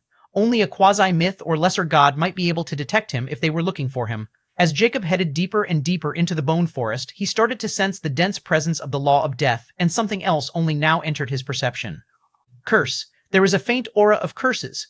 Jacob's eyes narrowed. Could this power of curse draw that girl? After all, her zodiac constitution is related to curses, and in this aspect, she is even more sensitive towards curses than me, at least for now. I hope she won't drag down Autark with her. The more Jacob thought about it, the more solemn his expression became because he could now hear faint wailing that seemed to affect the soul. Looking ahead, he could see the silhouette of jagged mountains. He had reached the vicinity of Wailing Peaks. 865, Chapter 865, The Changes in the Valley. To the east of the bone forest, jagged mountains rise like broken teeth, piercing the sky. These peaks are dotted with blackened skeletal structures resembling watchtowers, and within these watchtowers, undead sentinels stand guard, their empty eye sockets forever scanning the horizon. These mountains were the source of a constant, hollow wind that moaned and wailed as it passed through the valley, giving the place its eerie name, the Wailing Peaks. Jacob, who was now looking at those watchtowers, was surprised since Blackwell hadn't told him about this kind of arranged army surrounding the Wailing Peaks area. Could it be Blackwell never reached this place at all and was making things up? Or was there some unknown change in the Valley of Sunless Dusk while I was in seclusion? Jacob's eyes flickered with uncertainty before coldness crept out, but Autark and that reckless girl are clearly behind those Wailing Peaks. More reason for me to not waste any time. The next moment, a triangle with a pointed nose and board wings appeared in front of him. Then, it expanded in size and only stopped when it was 5 meters in diameter. It was naturally the Space Travesty Shuttle. Jacob didn't want to use it before because its soul force consumption was quite high, especially if he used its space functions. But now that he knew Elia and Autark went deep in the Wailing Peaks and saw all those watchtowers filled with peak fable legendary state undead, he can't hold back anymore or waste any time. As for using a wish, he didn't want to waste his lifespan on these small matters, especially if they weren't related to himself, and he also had a way to tackle these situations. This was also why Jacob didn't want to get accustomed to using wishes or create a reliance on this ability. If he started relying on it for every problem, Jacob knew he wouldn't be able to progress any further and would squander away all of his lifespan before even realizing it. So, between his limitless soul force and lifespan, he naturally chose the former without hesitation. At this moment, the dark surface of the Space Travesty Shuttle suddenly slid upward, revealing the cockpit of the Space Travesty Shuttle, which was actually quite plain considering the abilities and rank of this treasure. However, only Jacob knew that this plain appearance was nothing but a facade because its control lies with its master, and no one other than the master of the Space Travesty Shuttle could interfere with it. This was also a safety mechanism to make sure someone with high-tech knowledge wouldn't be able to hack into the Space Travesty Shuttle. At this moment, Jacob entered the Space Travesty Shuttle's warm and comfortable cockpit. An imposing chair rose in the center, and a static voice rang. "Welcome, Master. Please instruct the co-pilot where you want to go. The map and coordinates can be installed in your mind. Or do you want to control the Space Travesty Shuttle manually?" Jacob wasn't surprised by this voice, since he knew there was a personal assistant installed in this shuttle, which was like a treasure spirit but actually more like an AI. But this AI wasn't like SAAI or Black Rose, and it was a few levels below them. Still, it was enough to render any ordinary AI useless. The Space Travesty Shuttle was its body, and the soul totem of space was its mind, so it was unhackable. Jacob really wanted to dismantle this thing to study it since it was made with extremely high technology. Nonetheless, he knew he would come in contact with this knowledge as long as he left this place and started exploring the legendary planes. After all, despite the surge in his prowess, his knowledge of technology was greatly lacking, and he didn't dare go to the upper galaxies, which were filled with gods. Jacob took a comfortable seat and ordered, "I'll use your assistance, but I'll only issue instruction through mind transmission, travel according to it, and use the Dimensional Space King shielding and advanced soul sensors." Affirmative. The shuttle co-pilot statically replied without any hesitation. Then, the Dimensional Space King shielding activated, and the shuttle vanished into thin air. Furthermore, shortly afterward, a huge hologram screen opened in front of him. It was actually a virtual map with a detection range of 100,000 miles, and Jacob instantly spotted many red dots on it. It was the advanced soul sensors. Furthermore, this map seemed to be directly connected to his mind, and with just a thought, Jacob could focus on any specific spot or those red dots, which were actually beings with souls or life singles. Unless a mythical king rank being been hiding its tracks, this soul sensor can detect even legendary kings hidden in space. Jacob was impressed, but he could also feel that just using these functions was already consuming a massive amount of his soul force. He calculated and reckoned that he could keep this up for 48 hours, maximum, despite his shocking soul force pool. Furthermore, he knew the more functions he used, the more soul force the shuttle would consume. So, he had already decided to use the other fuel, the soul totems. The moment this thought came into his mind, he looked at all those red dots, which were legendary rank undead, and a hint of killing intent flashed past his eyes as he thought, should I try killing one and see if my hex core makes progress? After all, they're still considered dark beings. Even if nothing happened, I can gather their soul totems and vitalities. But then again, I don't know if they even have any of those since they are created mysteriously by the Valley of Sunless Dusk. After thinking about it, Jacob commanded, "Take flight." Under Jacob's absolute control, the shuttle finally took flight, and Jacob also controlled its speed as it headed toward a watchtower. Furthermore, Jacob's soul force consumption increased a little again. With the soul sensor, Jacob could clearly see the structure of that skeletal tower without any restriction. He finally saw the armed undead donned in tattered black armor. Its body seemed to decay, while its eyes were hollow and pitch black, which could make anyone's soul tremble. The shuttle quickly reached the top of the watchtower, where the necrofiend was completely clueless about the shuttle right in front of it. It continued to stare at the horizon with a listless gaze as if it were in a state. But Jacob knew that the moment this necrofiend senses something, it would instantly retaliate and alert the others. At this moment, Jacob moved, and with a thought, the shuttle door instantly opened. Jacob's terrifying soul force, which now actually continued a tint of kaleidoscopic hue, locked on the necrofiend. Before the undead could react, it was dragged into the cockpit before the door closed and the shutter vanished without a trace. Jacob remained sitting on his seat while he looked at the immobilized necrofiend suspended in the air in front of him, who finally reacted and started to struggle. Still, under Jacob's soul force suppression, it was all useless no matter how it resisted. Not only was it unable to move, but even its magic and soul force were completely locked. This was the true terror of a legendary king's soul force. Jacob looked at Necrofiend as a precious test subject, and Necrofiend even started to tremble under his ghastly glare. All 866, Chapter 866, Necropolis of Shades, 1. At this moment, the Necrofiend in front of Jacob had turned into decaying ash, including its armor. In Jacob's palms, a scarlet bead and an exquisite black translucent spherical coin were releasing a faint aura of deathlaw. The former was a life crystal created after refining the Necrofiend's vitality with Lifebane Wheel's life suction ability, while the latter, the coin, was actually a Fable Legendary rank soul totem. Usually, a soul totem at the Fable Legendary rank has a semi-transparent ethereal form, appearing as a faint silhouette or outline of an abstract, symbolic figure representing the character's law concept. However, after the death of a Fable Legendary rank being, the Fable Legendary soul totem takes on a faint, ghostly form of a coin, appearing dimmer and more translucent than it did in life. It may seem fragile and ethereal, but only a powerful being with the law can damage this soul totem. It wasn't just the case for a Fable Legendary rank. Every soul totem of a legendary ranked being would appear in such shape and form. With only different beings, they'd be more solid and have stronger laws in them. However, despite containing laws, they can't be extracted or comprehended by others because the rules of the universe won't allow this. If that were possible, then comprehending the laws wouldn't be so problematic, and legendary kings could slaughter every legendary rank for their own people, especially those legendary beings with superior laws. Nonetheless, soul totems were excellent materials for refining law treasures, and with some secret methods, even the bloodline of a common rank being can be evaluated and evolved significantly. But to do all this, one needed to make sure no remnant soul of the dead legendary being had been hiding in the soul totem, or there was a chance for it to make an unexpected comeback. However, the soul totem in Jacob's hand didn't have any raiment soul at all, despite this Necrofiend having vitality and a soul totem. It was as if the Necrofiends were just puppets, and their souls had been long wiped out by something or someone. That was Jacob's conclusion. He also didn't make any progress with his hex core, which made Jacob think more deeply about how his hex core evolved. Jacob reached the conclusion that since he needed to personally kill a dark being in a certain range to let the Cursed Path Glory Gem take their dead flames, he suspected that the dead flames were the souls of dark beings. Since this necrophian does not possess a dead flame, they are entirely useless no matter how many he killed. Still, the soul totems were helpful to Jacob. Still, after examining this Fable legendary rank soul totem and asking the co-pilot, he found that this soul totem could only keep the shuttle active for an hour, and this was only if it was used for flight. Jacob was astounded, but when he considered the potency of soul force between the legendary king and the Fable legendary, it made sense because the difference was like gold and dirt. Nonetheless, Jacob knew that these soul totems were excellent materials for crafting, so he kept them. But he no longer had any intention to hunt these Fable legendary necrophians anymore. He decided to only move against those Wraith Lords who were at least legendary lord rank, since only their soul totems can last a while as fuel. Furthermore, Jacob first needs to find Autarch and Elia before he starts gathering soul totems. Without any further distractions, Jacob moves the shuttle deeper into the Wailing Peaks while he observes the ghostly terrains from the map. However, Jacob's eyes flickered with a hint of astonishment because he hadn't gone too far from the watchtowers when he saw countless necrophians in armor standing like statues all over the Wailing Peaks. It was an army. Now Jacob was sure that something had happened to the valley to make it change so much, or that this had always been the same. It's just that since no one had ever come back from this place alive, no one knew about this terrifying hidden army of the valley.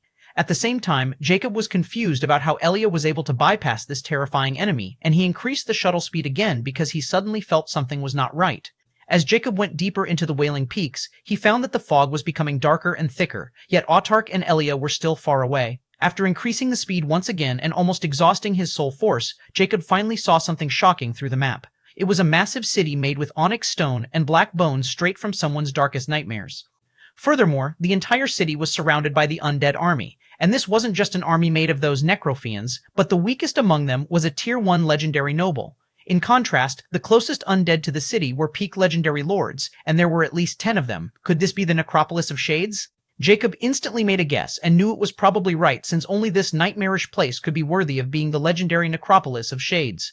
Furthermore, Jacob's expression became more grave because now he could clearly sense Autarch and Elia's aura coming from within the Necropolis of Shades, and he knew something terrible had happened to them. Jacob's soul force was almost run out, but he didn't stop as he headed towards the city, since landing among that terrifying army was nothing but courting trouble. Even Jacob, as a quasi-myth, didn't dare to be so reckless.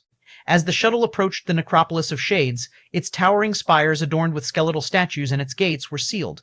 Shut instantly drew his attention because right below those gates, Jacob instantly saw 2 100 meters of skeletal wyverns with purplish flame eyes that burned like embers. Jacob muttered with a gloomy look in his eyes with a hint of power. Legendary King rank wyverns, which means they are fully matured, yet they were used as guard dogs? This cursed Necromancer King is not simple. At this moment, the co-pilot's static voice rang. Warning, the area ahead has an advanced Legendary King rank space blocking formation and is locked with a Legendary King rank formation barrier. Please give instructions. 867, Chapter 867, Necropolis of Shades. 2. Jacob's eyes narrowed when he heard the warning and order without hesitation. Bypass it. The next moment, Jacob felt the last bit of his soul force sucked away, and the hologram map in front of him also vanished as Jacob felt his connection with the shuttle's co-pilot was also gone. The next moment, the brightly lit cockpit dimmed down, and Jacob felt the shuttle stop moving. However, he felt nothing threatening. Are we inside the city now? Jacob thought before he stowed away the shuttle back to his soul and appeared outside the next moment. The first thing Jacob came in contact with was a thick, dark mist filled with death and a curse aura that was far greater than outside. If there was someone else, they wouldn't be able to see anything here, but his eyes of judge could see through even laws now that they were at the advanced stage of awakening. Jacob found that he had landed close to the black wall. Not far away from him were ancient buildings filled with cracks, some of which had become ruins, but there wasn't a single soul present in this. The entire city seemed empty, like a ghost city. Furthermore, Jacob could clearly feel Autarch's presence coming from deep within the city, but since his soul force was now completely exhausted, he didn't move forward. After all, he feared that he might alert something here, and thereafter the army outside would barge in and attack him in full force. So, the next moment, Jacob sat down, and the infinity symbol on his glabella started to shimmer before it turned black and emitted the same aura as the Law of Death. As if this creates strange reasoning, the mist filled with the Law of Death started to draw into his soul totem and begin to replenish his soul force. This was actually the correct way to replenish soul force. As long as a legendary rank comprehends a law concept, they can use it to absorb the law in the atmosphere and turn it into their soul force. Not only that, but the stronger the law is present in the environment and the deeper the comprehension of the law, the quicker the recovery of the soul force. Jacob learned all this information from a legendary king state legacy he acquired from the Tower of Cancer, and it's called the Medicinal King Soul Advent. This legacy belonged to a legendary king who called himself the Medicinal King. He created it based on water law and used it for healing and defense. Jacob chose it because the treasures in the Tower of Cancer weren't to his liking, and he happened to want a legacy as a reference to learn the ways of the legendary kings. So, the Medicinal King Soul Advent was the only legacy that caught his eye, since this legacy seemed to be focused on healing and defense of the soul force, and he wasn't wrong either. There were many healing techniques, even formulas of different medicines that used soul force and laws as the base and other materials to create terrifying soul medicines.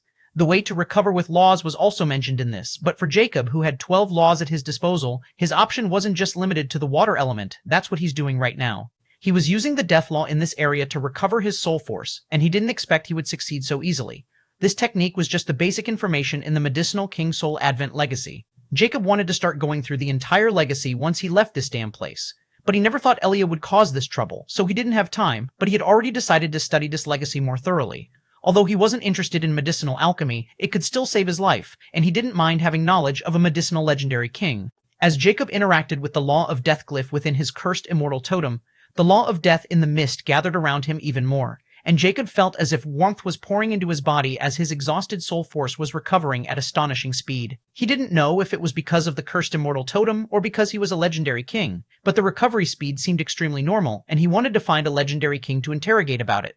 Nonetheless, Jacob focused on his recovery since, before anything else, he needed to get those two back, and he had a feeling that he might encounter the legendary Cursed Necromancer King's legacy and the trouble attached to it. After all, he was already sure that Elia was drawn here by that legacy or something in it, but he still couldn't figure out how she managed to come here with that army outside, or if there was something he was overlooking. It took Jacob around 6 hours to fully recover his soul force with the help of the dense Law of Death. However, this time, Jacob didn't take out the shuttle and just used the stealth of the illusionary space symbiont skin and headed deeper into the Necropolis of Shades. Although this place seemed empty, Jacob knew something was wrong with it, and the army outside seemed to be protecting whatever was hidden in the undead city. At this moment, Jacob reached a clearing, but he was shocked to discover that the Law of Death and Curse was extremely dense here, almost in liquid form, which was unexpected. With his eyes of judge, Jacob instantly discovered the source. It was a pitch-black well, also known as the Font of Eternal Night, and even Jacob felt the Law of Death glyph in his totem suddenly agitate as if it wanted to devour something in that well. Also, at this moment, Jacob heard an emotionless voice. "Sir, you're here."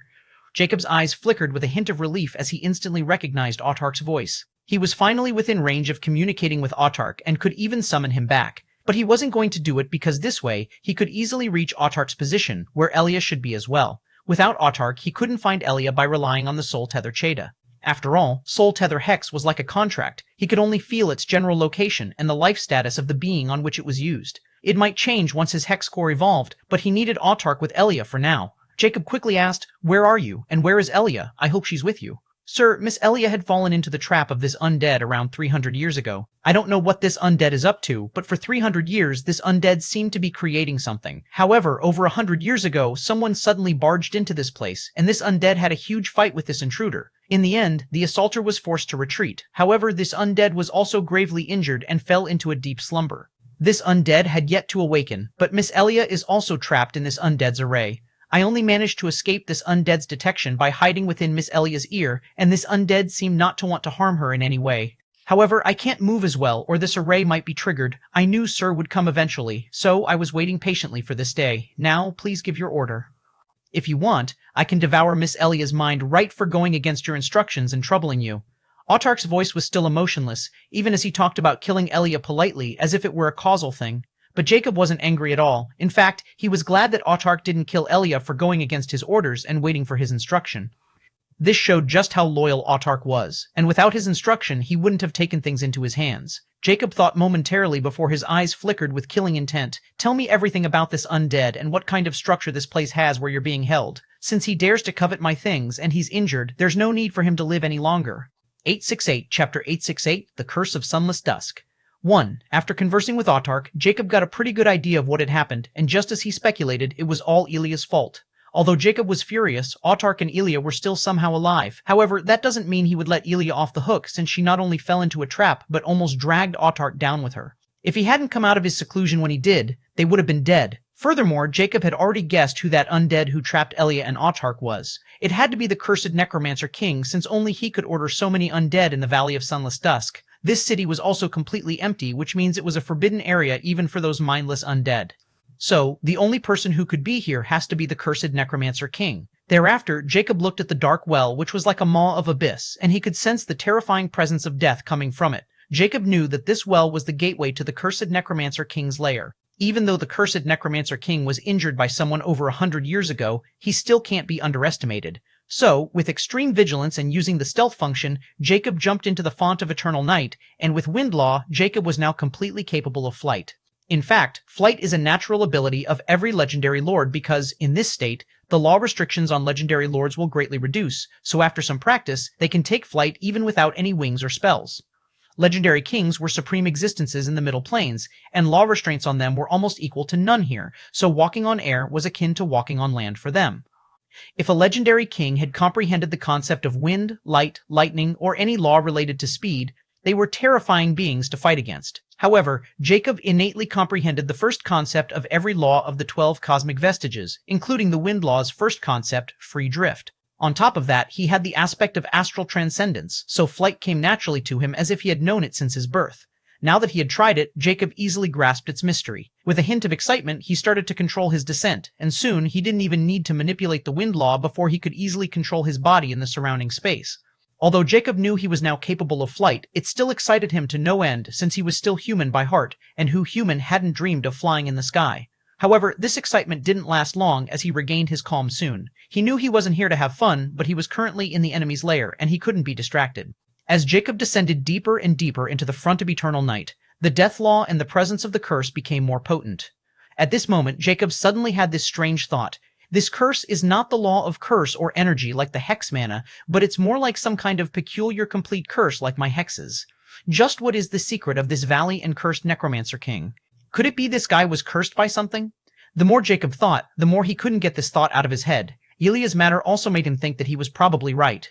After descending for around 10 minutes, Jacob finally reached the end of this seemingly endless well and landed on a pitch-black floor. In front of him was a dark tunnel, like a corridor made with pillars and black stones. The source of death law and curse was also deep within this hall, so Jacob slowly made his way towards it. Furthermore, this corridor wasn't simple at all because with his eyes of judge, he saw multiple runes engraved in many positions, and he didn't want to find out what would happen if someone triggered any of them. So, Jacob avoided them with the help of Space Law's first concept, space compression, which allowed him to compress space between 2 points. This concept allowed him to not only shift his body, but also use it to attack or defend. However, Jacob was still a newbie when it came to using these concepts, so there was still too much to learn and experience. Just like right now, as he uses the laws, he becomes more and more proficient in them. After all, he didn't comprehend them on his own, but got them through Cursed Immortality. As Jacob used space compression, his movements were like teleportation as his body continued to shift between one spot and another. However, using laws was not without any cost. He needed to convert his soul force into law power, and the higher the law tier, the more soul force he used. Normally, legendary kings use soul force and magic energy together to do the same thing, but Jacob can do the same thing with both separately. This is because he was not only quasi-myth, but also because his totems were completely different. Even if he were a fable legendary, he could still do the same thing. At this moment, Jacob reached the end of this corridor and entered a vast space, but his steps halted because in front of him was a pulsating pool of darkness, and the curse coming from it was terrifying. This is the source of the curse? Jacob instantly guessed as he looked at that pool. He felt an eerie yet familiar power emitting from it, and he even felt his hex core stir with his cursed heart. Without hesitation, Jacob called, "Cursed Immortality. Is this some kind of curse?" After all, only Immortica could answer this question, and he wanted to know if this thing was useful to him. This is indeed a curse and a powerful one. If I'm not wrong, this curse was created through a Wahi poison, which had reached the level of having its own spirituality, and then with the help of voodoo, a branch of the virtual curse, the Curse of Temperance. Furthermore, this curse shouldn't be this strong, but it reached its current potency because an idiot tried to break it with blood sacrifice and necromancy. This is the terror of Wahi poison with its spirituality, and if you have to rank it, it should be a mythical king rank curse now. As for the deeper details, it's on you to find them. As for why your hex core is reacting, it's because if you can absorb this, your hex core will be ranked up to Fable Legendary rank directly and evolve into its following form as a growth-type magic core. However, if you really do it, then the curse will be lifted, and whatever was cursed will be free. 8869, Chapter 869, The Cursed Necromancer King. 1. Jacob fell silent when he heard what was in front of him. Although he confirmed that this dark pool in front of him was a curse and how beneficial it was for him, he can't be reckless since he'll lift the curse if he dares to absorb it. Even though Jacob didn't know who could have cast such a terrifying curse, he had a pretty good idea about the idiot who, while trying to lift it, had made it even worse. So, if I assumed that this curse was meant for the Cursed Necromancer King and then to lift it, that guy used a sacrifice ritual but ended up making it even worse, which should be the reason for this entire nation's fall. I never imagined the whammy poison could turn into something like this. It seemed I still underestimated the power of an evil poison lord, not to mention this evil poison lord even knew about this voodoo branch of Curse of Temperance that even I was unaware of a few moments ago. If I summarized all of this, then the reason that Cursed Necromancer King captured Elia should be related to this curse as well. Could it be he still wanted to lift this curse, and Elia is the key? The more Jacob thought about it, the more sure he became that this was the only explanation that fit this scenario, especially after he got the entire story from Autark. I have to take back Elia and probably get rid of that Cursed Necromancer King before I absorb this curse. Even if the Cursed Necromancer King is unkillable, I'll lift the curse and be on my way. What he does afterward is not my headache, Jacob quickly made up his mind. After glancing at the dark pool one last time, Jacob walked towards the door on the other side, which was invisible to the naked eye, but the eyes of Judge quickly saw through it. However, Jacob's footsteps halted because this ancient door seemed to be covered in countless runes, and they were extremely high level, and with his current runic knowledge he couldn't decipher them. So, Jacob had no choice but to use the illusionary space symbiont skin's small teleportation ability, which was an escape ability that allowed him to teleport between 1 mile to 1,000 miles away from his initial position, and it could only be used once every 2 hours. The more significant the teleportation difference, the higher the soul force will be used.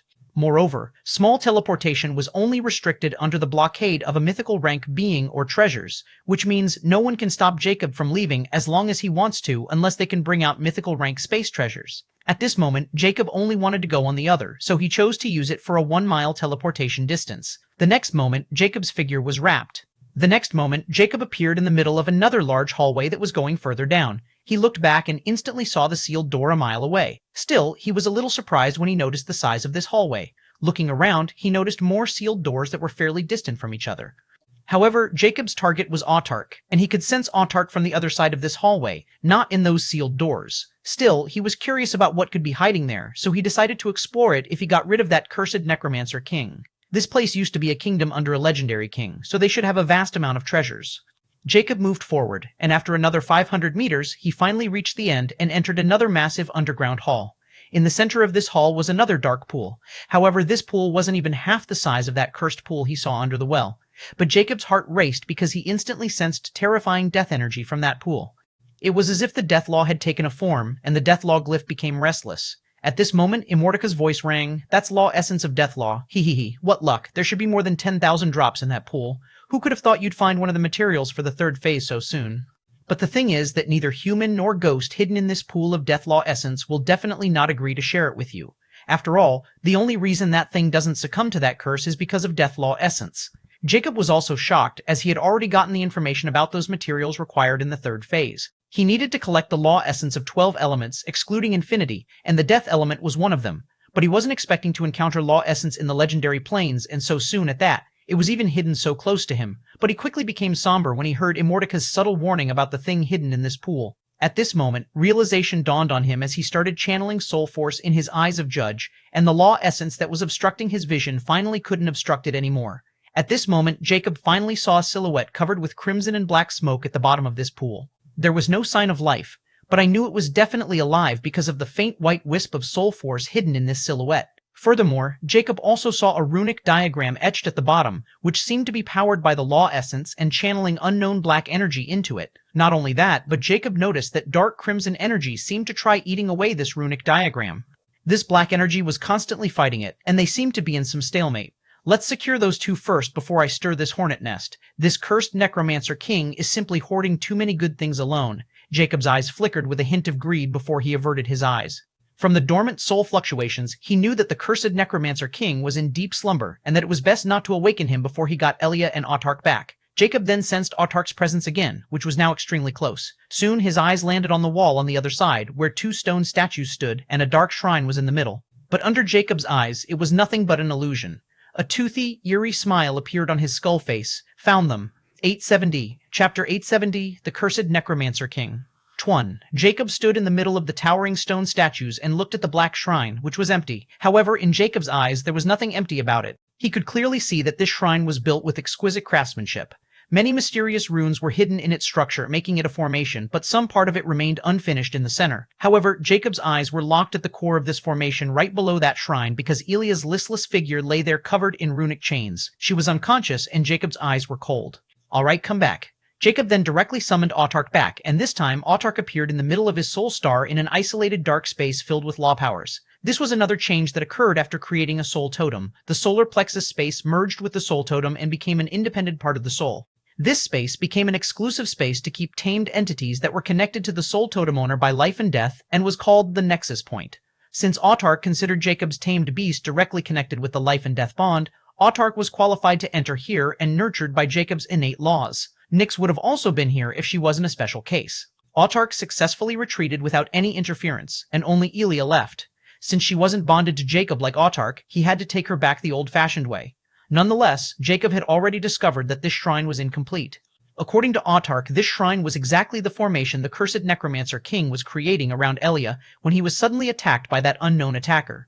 He was wounded while chasing the enemy away and thereafter forced into slumber. Jacob could easily destroy this shrine. However, it wasn't so simple because the formation that sealed Elia was fairly completed, and more importantly, this formation was connected to the formation below the Law Essence Pool. That's why, if he forcibly destroyed it, the Cursed Necromancer King in the Law Essence Pool will definitely know it. Nonetheless, Jacob had already planned to snatch away the Law Essence of Deathlaw from the Cursed Necromancer King, so they were going to confront each other eventually, so Jacob had no reason to hold back.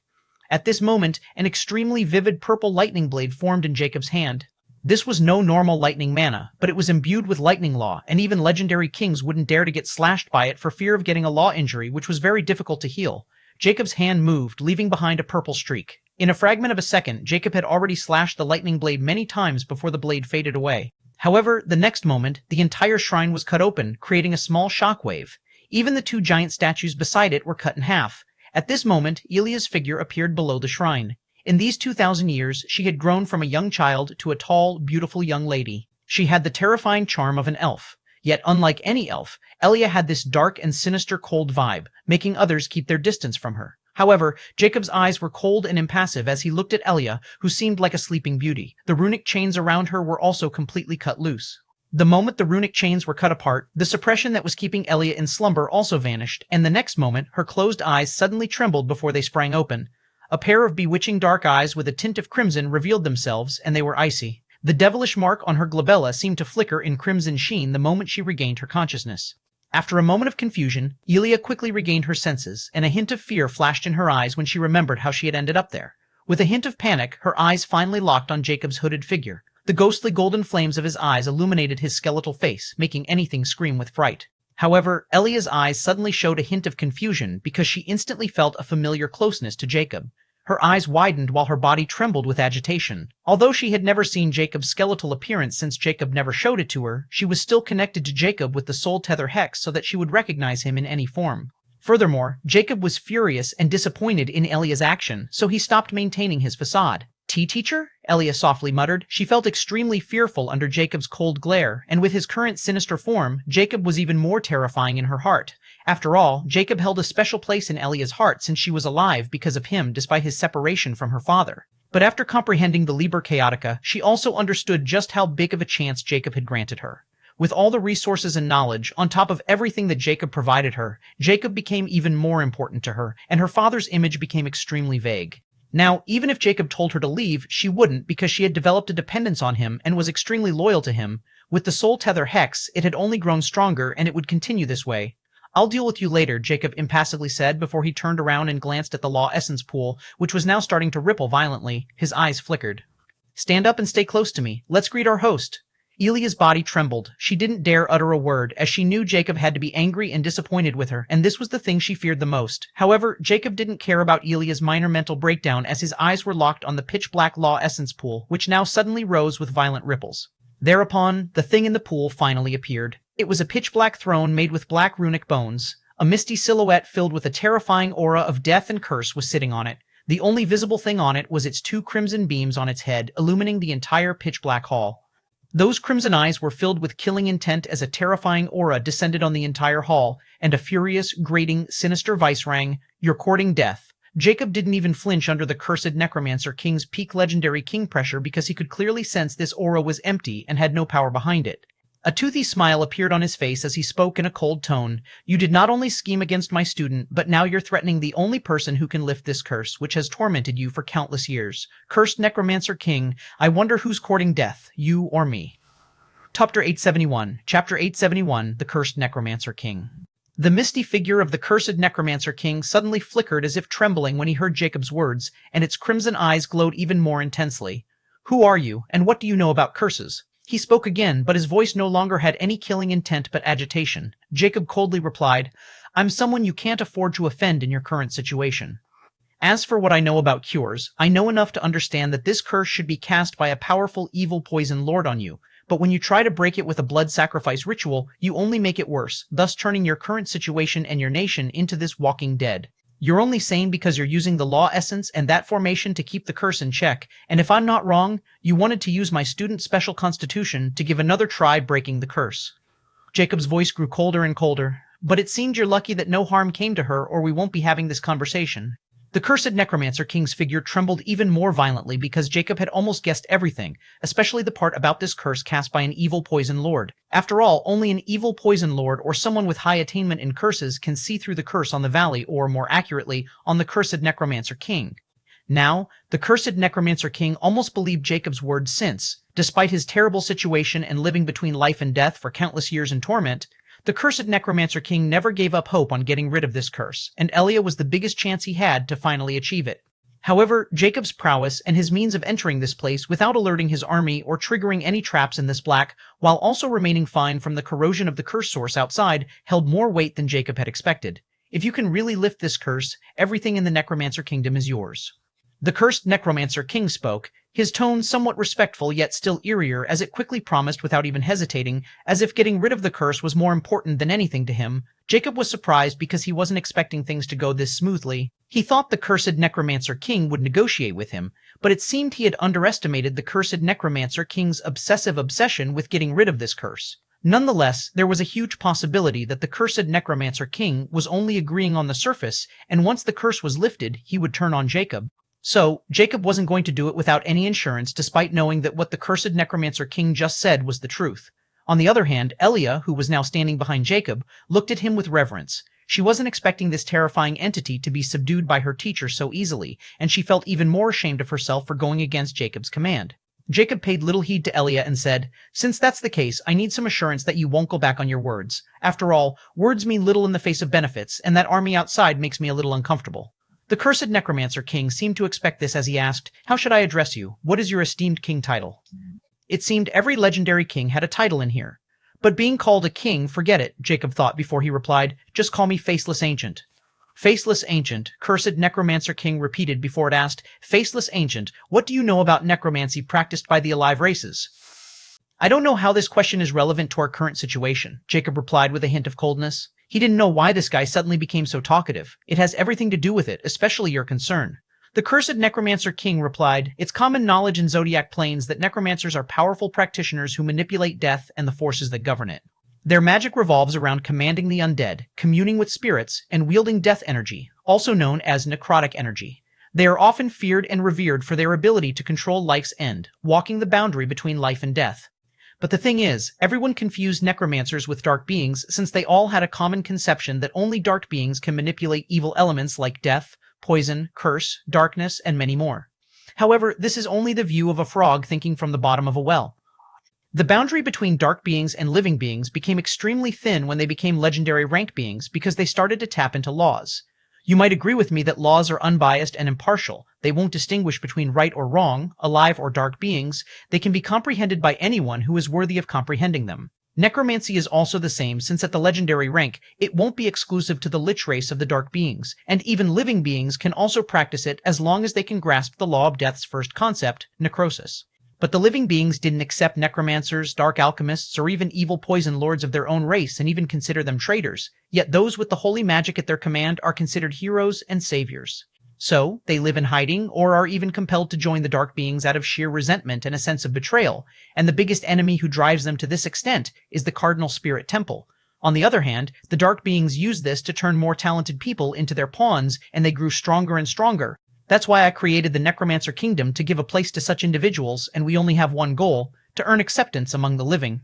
And after countless hardships and overcoming many ploys of the temple, many living necromancers, individuals from various races who have mastered the death element, usually after rigorous training in dark rituals, started to join my kingdom. For these practitioners, necromancy is a learned discipline that requires the ability to manipulate death energy and form contracts with undead creatures. Mind you, these undead creatures are the same ones that the Lich race summons, not corpses that turn undead.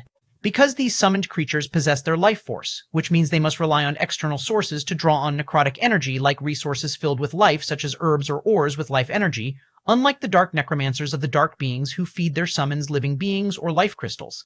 While they wield death magic, they retain their life essence and rely on rituals, magical artifacts, or dark pacts to sustain their necrotic power.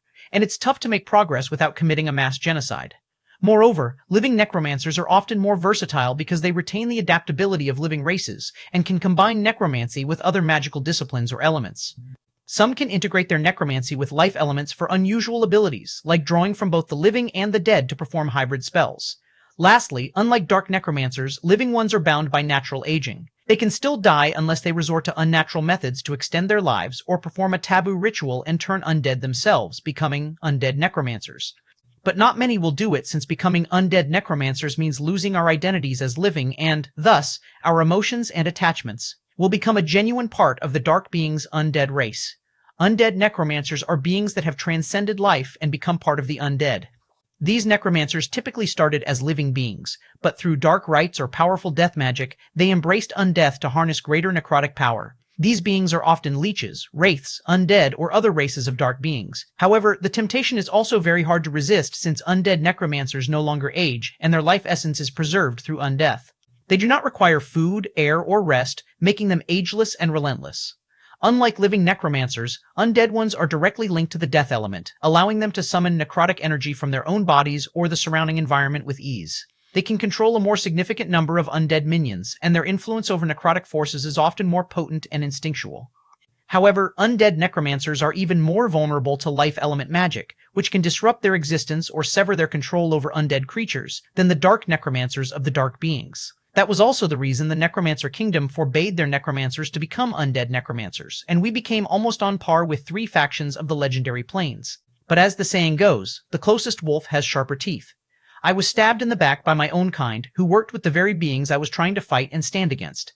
I was cursed by the ghost race's evil poison lord, the Spirit Poison King. This vile thing wasn't meant to kill me, but to turn me into a puppet of the undead race in due time. Maybe even those snakes haven't expected this. Furthermore, if I lift this curse somehow, I would still die no matter what. Every time I used my power, I was tormented by this curse, and it became even more powerful. So, between becoming a puppet of dark beings and death, I chose the latter. Nye, 872, Chapter 872, The Cursed Necromancer King. 4. Jacob stood there, listing about the necromancy from the Cursed Necromancer King. Although he didn't show any reaction on the outside, he was fascinated inwardly. After all, Jacob only encountered the concept of necromancers in the legendary plains Valley of Sunless Dusk, and never paid much attention to it because he had his hands full. But that doesn't mean he wasn't curious about how living beings can use necromancy, and now he finally has the real picture from the Cursed Necromancer King. Furthermore, with the Cursed Necromancer King's acknowledgement, Jacob had already discovered that the Cursed Necromancer King was a living necromancer who was betrayed by the Alive faction and turned into this. Moreover, this Cursed Necromancer King didn't seem evil as the legends described him, but in Jacob's eyes, he was definitely foolish for believing in others. To this point, the Cursed Necromancer King's words held no falsehood, so he let him continue since he wanted to know what he was getting at by telling him so much. So, between becoming a puppet of dark beings and death, I chose the latter.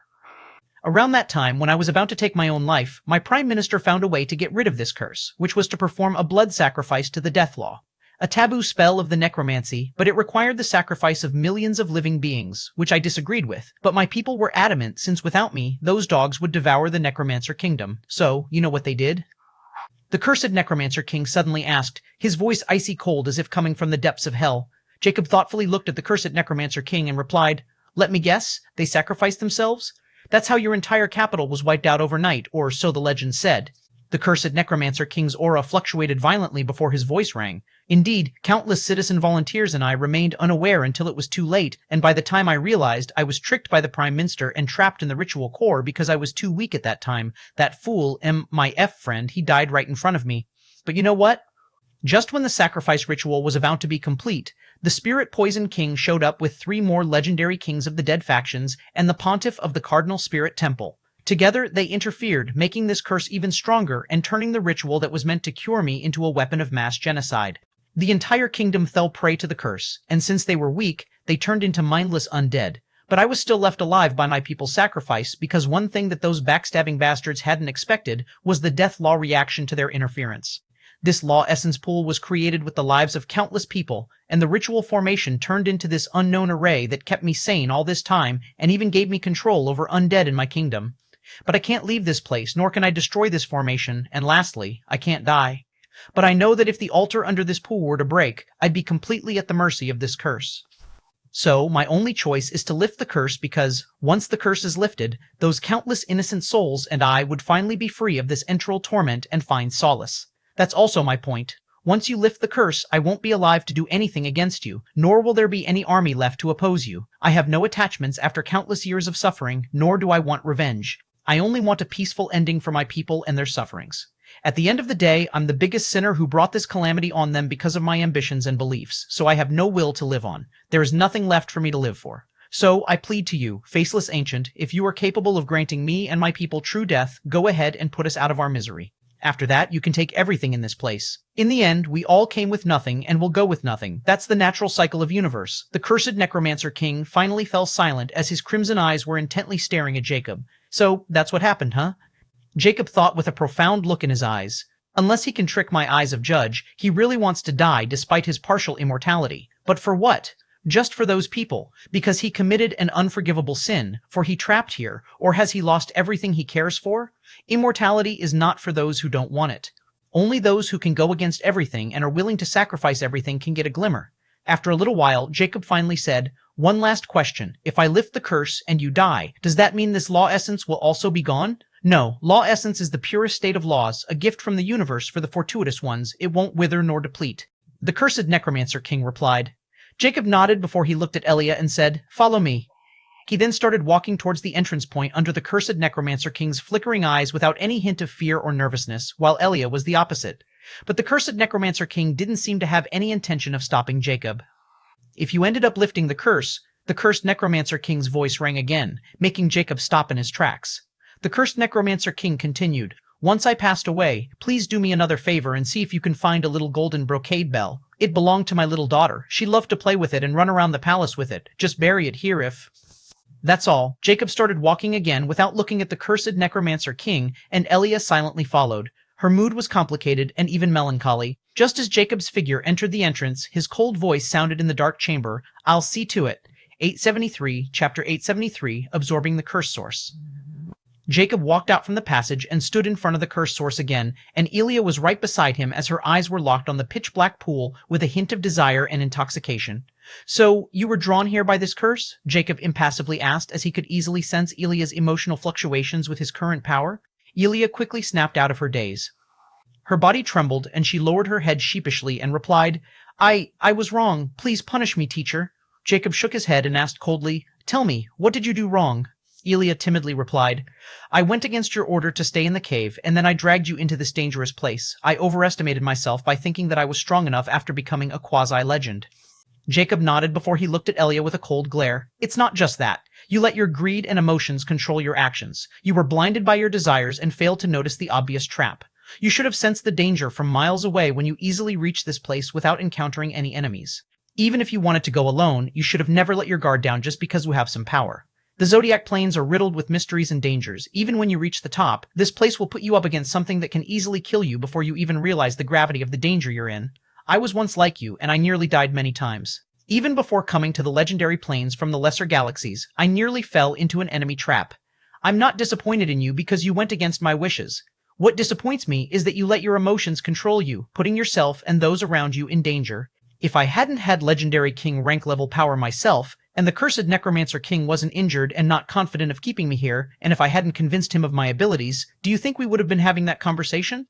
Elia trembled even more, not daring to look Jacob in the eyes, as she knew Jacob was right. Looking at Elia silently, Jacob said, I promised you I won't restrain your freedom, but my words are the law. Since you're still naive and this was your first offense, I'll overlook this incident and take it as a little girl's foolish mistake. But if this happened again, it'll be no longer a mistake but a direct challenge to my authority. As long as you are weaker than me, you will forever listen to me. Only defy me if you have the power to go against me. I'm your teacher, and I want you to surpass me, but if you insist on walking down this path, I'll personally cripple you since I won't associate myself with fools. Are we clear? Elia's eyes were now teary, but she thought that Jacob deeply cared about her. His words might sound harsh, but he also had high hopes for her, so she was moved. Her eyes shone with resolution, and she quickly kneeled and said, I won't disappoint you again, teacher. Tisk, wasn't I supposed to be your only student? And when do you become so gentle? Don't tell me she's even more important than me? Nix's perplexed voice suddenly sounded in Jacob's head. Jacob ignored the jealous nightmare and looked at Elia before he nodded. Good. Get up now and tell me why you want this source curse. Can you even handle it? Elia quickly stood up and collected her thoughts before respectfully replying, I don't know much. I just had this desire and feeling that this pool is beneficial for me, but there is also a fear that I might die if I touch it with my current power. That's why I didn't dare to jump in at that time and were captured. Jacob nodded in understanding. So, you're still weak to take it. If that's the case, I'll take it myself. Once you become a legendary rank, there'll be more chances in the future. Remember, even if you can find treasures, you must be alive to enjoy them. Never let greed cloud your judgment. Afterward, Jacob said nothing else and immediately jumped into the pitch-black pool of the curse source. When Jacob was inside the pool, a terrifying corrosive power hit him, but his hex core trembled excitedly. Jacob didn't reject or fight this energy as he let it in and started to guide it toward his hex core, which started to absorb it on its own at a terrifying rate while the Cursed Path Glory gem glowed brightly. Just as Immortality said, this curse source was extremely beneficial for Jacob. It will also save him the trouble of killing 100,000 Fable legendary rank dark beings. Even if Elia could use this curse source, he was sure she wouldn't be able to take it all with her current power since this curse was a mythical rank 1. Only someone like him with the Cursed Path Glory gem can take it. Moreover, despite being a mythical rank curse source, it can only help his hex core evolve once, which is evidence of how powerful the Cursed Path Glory gem was. As Jacob's Hex Magi core absorbed the curse source, black patterns started appearing on his magic core, completely different from the normal magic core evaluation to the legendary rank. Moreover, the curse source pool started slowly declining and a whirlpool came from above Jacob. Elia also witnessed this scene with reverence, yet a hint of disappointment since she could feel this curse source was quickly becoming weaker. At this moment, a misty silhouette appeared above the pool. Its crimson eyes were glowing with disbelief, but a hint of terrifying joy was present in them. He can really absorb the curse, Cursed Necromancer King exclaimed with emotions.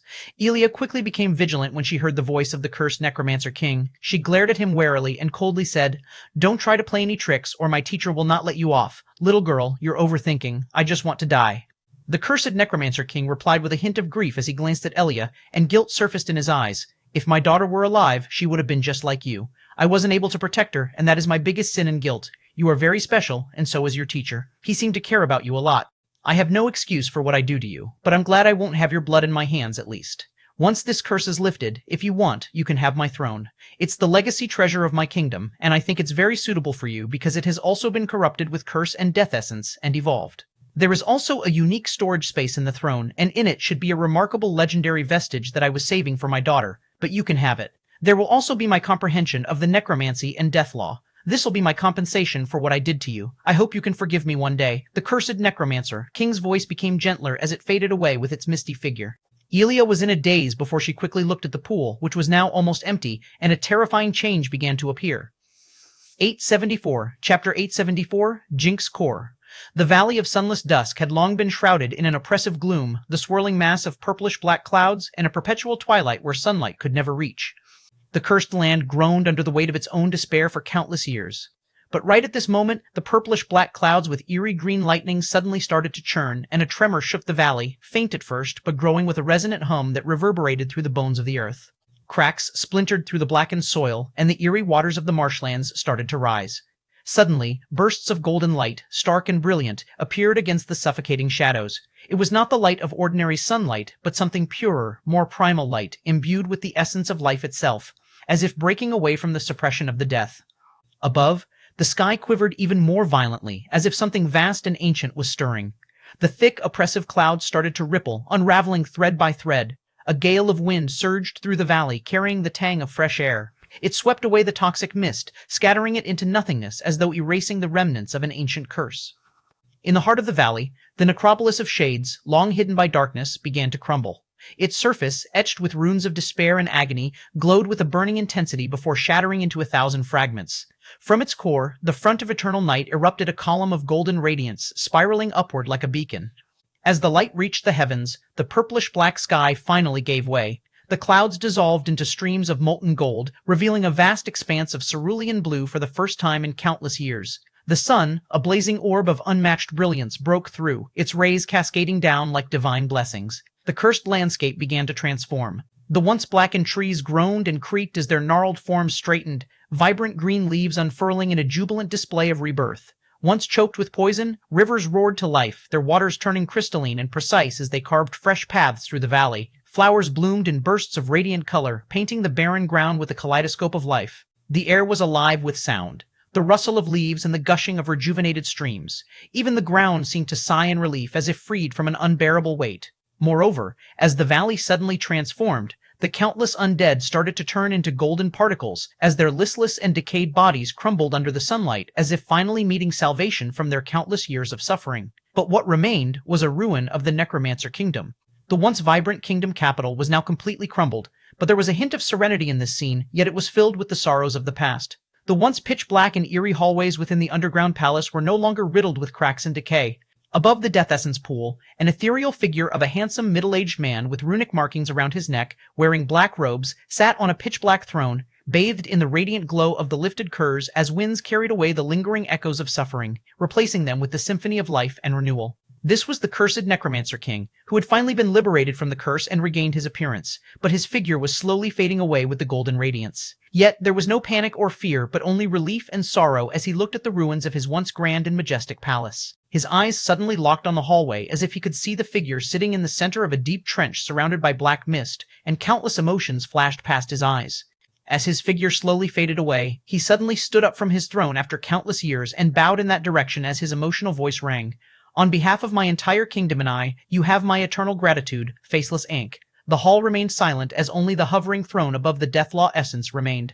Yulia also witnessed this entire scene of the curse being lifted, but she didn't know the situation outside the valley. Her entire attention was on Jacob as the dark mist around him slowly absorbed into his body and his figure became visible. At this moment, Jacob was unaware of what had happened and didn't care even if he knew, since his entire focus was on the hex magic core, which was now pitch black like a black hole and releasing a mysterious power in his entire soul. This evaluation was completely different from the magic cores, and when it was done evolving, he got new information in his mind. At this moment, the mist vanished, and Jacob's eyes opened with a hint of astonishment when he comprehended the information he had just received. The Hex Magic Core has evolved into its following growth form, and now it has become a Jinx Magic Core. Not only that, but the ability I received after its evolution is not a Hex, but a Jinx, which, unlike the Hexes, has an everlasting effect unless I remove it or someone more powerful than me and has high attainment in curses and holy magic removes it. So, this is what Immortica was talking about when it said the evolution of the growth-type magic core could change the element into a higher form. Although I still don't know if the Jinxes are more powerful than Hexes, they are in no way taken lightly. Lastly, my previous Hexes can also be used on the legendary noble rank. At the same time, the Jinx can be used on anyone as long as the other person won't detect it, but its effect will depend on my power. It can be potent or weak depending on the person I used it. However, the most terrifying thing about Jinx is, if it wasn't removed or someone fiddled with it, or it was left as it is, it can grow on its own and become extremely powerful just like the curse on this valley. The more Jacob understood the terror of the Jinxes, the happier he became. He could use them in many different ways, and if his enemies were ignorant, they wouldn't even know how they met their end.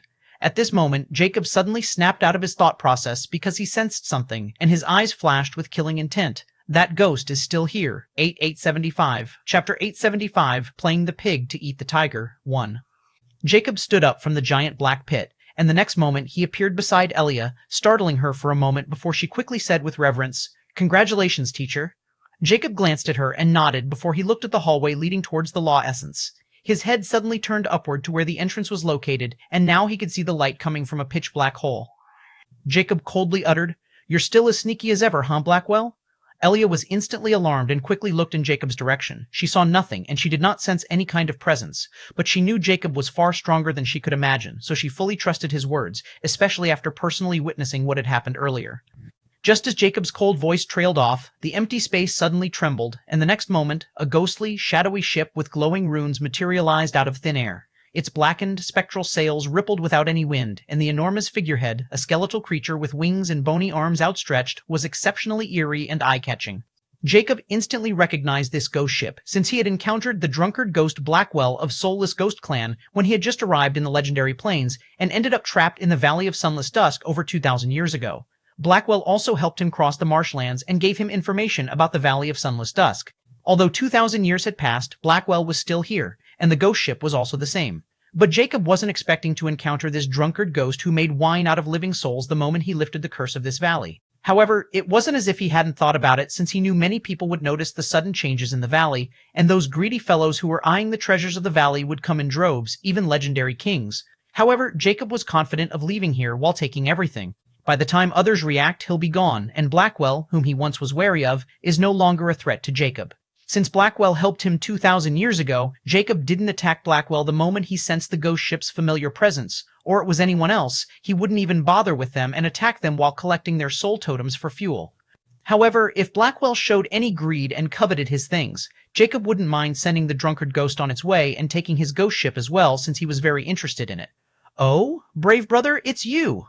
Blackwell's startling voice rang from the ghost ship. It was no longer as carefree as before and contained a hint of confusion.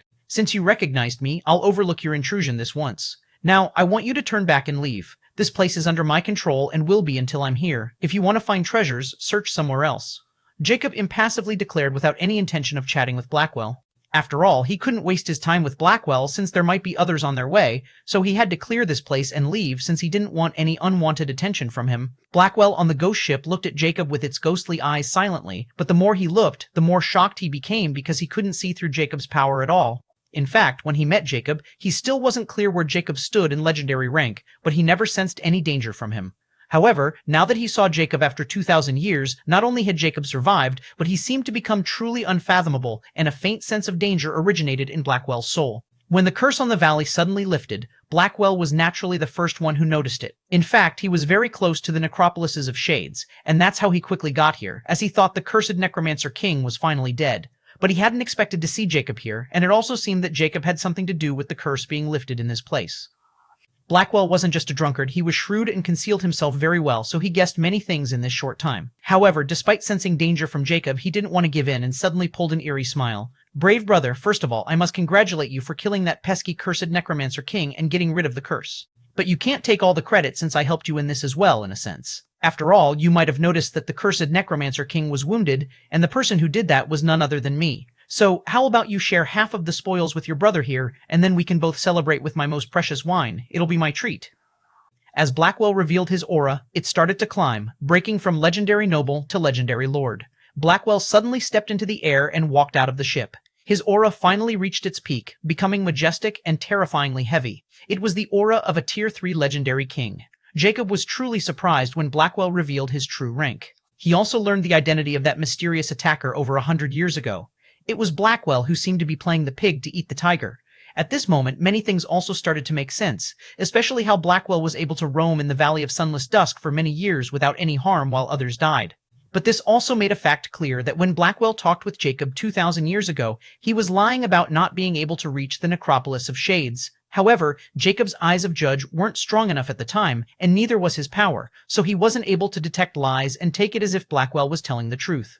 This was the first time the eyes of judge made him judge wrong, and now this variable named Blackwell has appeared. Furthermore, since Blackwell could wound the cursed Necromancer King, this also means that he was terrifyingly powerful. But what Jacob couldn't understand was why Blackwell attacked the cursed Necromancer King at that particular time. Still, Jacob wasn't afraid, since no matter how powerful Blackwell was, he was still forced to flee from the cursed Necromancer King and was only able to wound him. In comparison, Jacob didn't fear the cursed Necromancer King. Jacob's eyes flickered coldly as he finally replied, "One last time, leave before I make you stay here forever." The next moment, a terrifying force burst from Jacob's body, and the oppressive aura of the peak legendary king was suddenly suppressed, making Blackwell, who was confidently standing in the air, tremble as his expression changed significantly. 876, Chapter 876, Playing the Pig to Eat the Tiger. When Jacob released his full power, the infinity symbol on his skull crown shimmered, adding a mystical and terrifying power to his pressure, making it even more overbearing and majestic. This power also suppressed Blackwell's law entirely, or Blackwell mightn't have been at such a disadvantage. After all, Blackwell has yet to summon the manifestation of his soul totem, but so does Jacob.